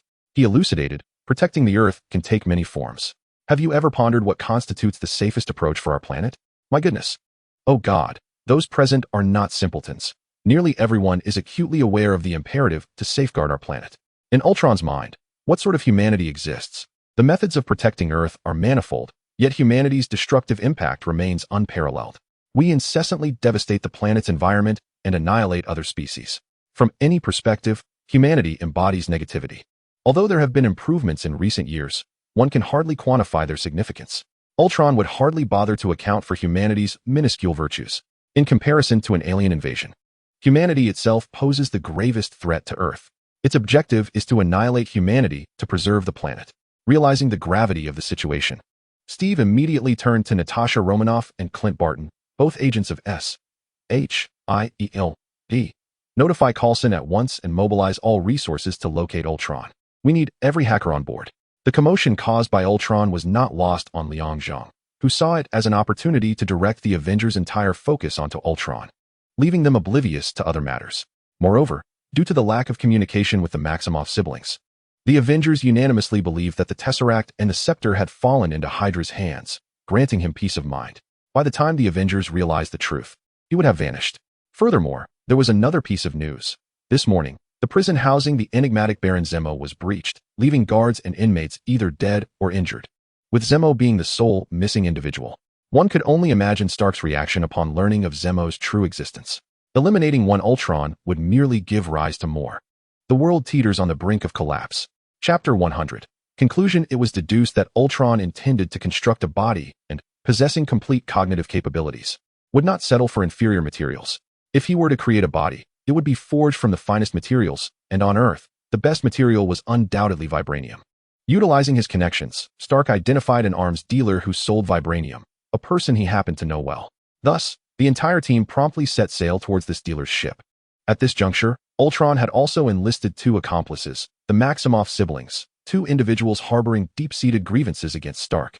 The two factions converged on the arms dealer's vessel, igniting the second battle. Amidst the chaos, the dealer's henchmen intervened, leading to a tumultuous skirmish. The Avengers initially held a slight advantage, while Ultron lagged behind. However, they soon acquired what they sought. Wanda Maximoff unleashed her signature abilities, ensnaring everyone except Barton and Stark in a psychic disruption, particularly affecting Banner, who transformed into the Hulk. The Avengers' trump card had morphed into a liability. As Steve regained his composure, he attempted to reach out to another ace in their deck, only to find silence. Reluctantly, he urged Stark to engage in combat. To counter the potential threat of an uncontrollable Hulk, Stark had long since begun developing anti-Hulk armor, never anticipating its necessity. Clad in the anti-Hulk suit, Stark's combat prowess surged. Yet when compared to the Hulk, who drew strength from rage, he felt a sense of shame. A fierce confrontation erupted in the city, resulting in considerable economic damage. Despite the assistance of S.H.I.E.L.D. in evacuating the crowds, the casualty count exceeded the acceptable threshold, inevitably attracting a swarm of journalists. However, under the looming threat to life, they remained outside the secured perimeter, waiting for the chaos to subside before rushing in. Ultimately, Stark utilized a combination of aerial descent and construction materials to rouse Hulk from his stupor. Stark was acutely aware that his attacks had little effect. Hulk's awakening was likely due to Wanda Maximoff's distance, which diminished her control. Inside the ship, the members of the Avengers regained their composure, astonished to witness the melee between Stark and Hulk, which had incited such turmoil. As they departed, they observed from above numerous ambulances converging on the city. More critically, the Avengers were missing a key player. Liang Zheng had vanished, and his whereabouts were unknown. Ultron made his way to South Korea, locating Zhao Hailuan at a party and coercing her into constructing a vibranium body for him. Lacking the Mind Stone for energy, he opted to use fragments of the Tesseract instead. After regrouping, the Avengers split into two factions. Stark headed towards Luxus, while Steve led Barton, Romanoff, and Parker to South Korea. Thor, having glimpsed something in a hallucination, chose to depart the team. Banner was deemed unsuitable for transformation into Hulk in densely populated areas. Thus he was excluded from this mission. While awaiting the completion of his body, Ultron sought to identify the strongest member of the Avengers. He possessed human-like cognition and, like humans, experienced fear. This fear was realized when Liang Zheng charged in, tearing him to shreds. Although Ultron was unafraid of his body being destroyed, he was averse to such an outcome. Connected to the vibranium body, Ultron's intentions were laid bare to Wanda, who saw through his thoughts. Regardless of his explanations, his words proved utterly ineffective. Ultimately, the Maximoff siblings departed, choosing not to involve themselves in the conflict between Ultron and the Avengers. Their vendetta was solely against Stark, not for the sake of being intent on exterminating humanity. As the remaining Avengers arrived, Ultron found himself outmatched, left with only a handful of robots at his disposal. Reluctantly, he shifted the vibranium body to a safer location to continue the transfer later. Steve was the first to engage Ultron, battling the machine atop a cargo truck. While astonished drivers looked on, recognizing Steve, videos capturing the scene quickly circulated online, garnering significant public interest, especially given the recent turmoil caused by the Avengers elsewhere. In response to the unfolding chaos, the South Korean police swiftly mobilized, intent on preventing catastrophic casualties in the city. Steve distracted Ultron while Barton diverted several robot sentinels from the cargo truck. This operation included Parker and Romanoff, who successfully maneuvered the vibranium body to safety. Unlike the cinematic portrayals, the skirmish was broadcast live by local media, prompting the departing Maximoff siblings to intervene, unwilling to allow humanity to be obliterated by Ultron. Upon discovering that vibranium's body had been seized, Ultron, filled with rage, sabotaged the train's braking system and departed, resulting merely in economic loss rather than the anticipated casualties. This was due to Maximoff's presence on the train. His swift actions diverted those in the path of the runaway locomotive. The Avengers convened, yet Liang Zheng was missing. The arrival of the Maximoff siblings, endowed with abilities absent in the team, could not entirely compensate for Liang Zheng's absence. After deliberation, Stark resolved to take a risk by transferring Jarvis into Vibranium's body, thereby creating a new member. The energy from the Tesseract shards would sustain Jarvis for an extended period. Although Steve initially opposed this plan, Stark elucidated his reasoning, leading Steve to reluctantly acquiesce, asserting that should Jarvis exhibit any signs of instability akin to Ultron, he would promptly terminate it. From Maximoff, Steve learned that on the day of the Chitauri invasion, he had yet to acquire his powers. As for whether Hydra had taken the Tesseract and the Scepter, that remained uncertain. The others seemed unfazed. But a notion began to brew within Steve. Maximoff's words bore ulterior motives, subtly guiding the team's collective focus onto the hidden Hydra. His actions, in conjunction with Liang Zheng's disappearance and the shadow vanishing in the video at the 4-second mark, led Steve to suspect that Liang Zheng may have absconded with the Tesseract and the Scepter. However, due to the pressing issue with Ultron, he could not pursue this line of inquiry, resolving instead to suppress these thoughts until the current crisis had concluded, after which he would immediately embark on a search for Liang Zheng. The data of Jarvis was fully transferred into Vibranium's body.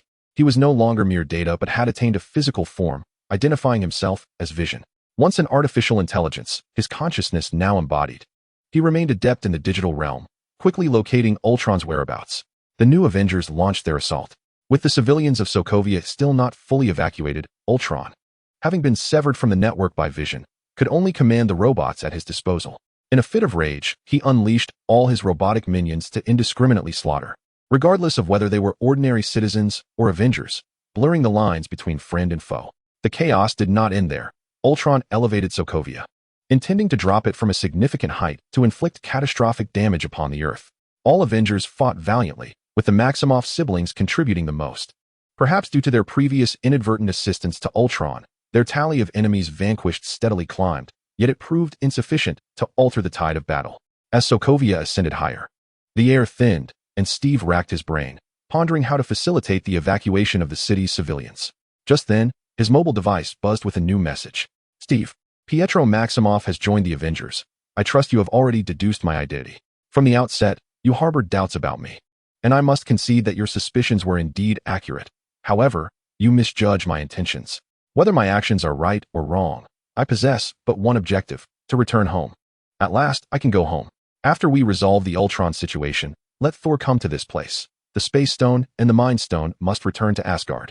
A final reminder: once Ultron exhausts its trump cards, it will become a cornered beast, prone to a desperate strike. This world is fraught with peril. The 6 Infinity Stones have repeatedly surfaced, and there is a player orchestrating the game, known as Thanos, a titan of immense power. Just ask Thor. The world will not tolerate an uncontrolled force. Farewell. Steve confirmed his suspicions, yet he felt no joy. A colossal aircraft carrier rose above the clouds, its arrival providing an escape route for the stranded civilians. After resolving the Ultron crisis, Thor flew towards the location indicated in the message, heading straight for the Antarctic ice fields. There, he discovered a small teleportation device and 2 gems contained within a vessel, yet there was no sign of Liang.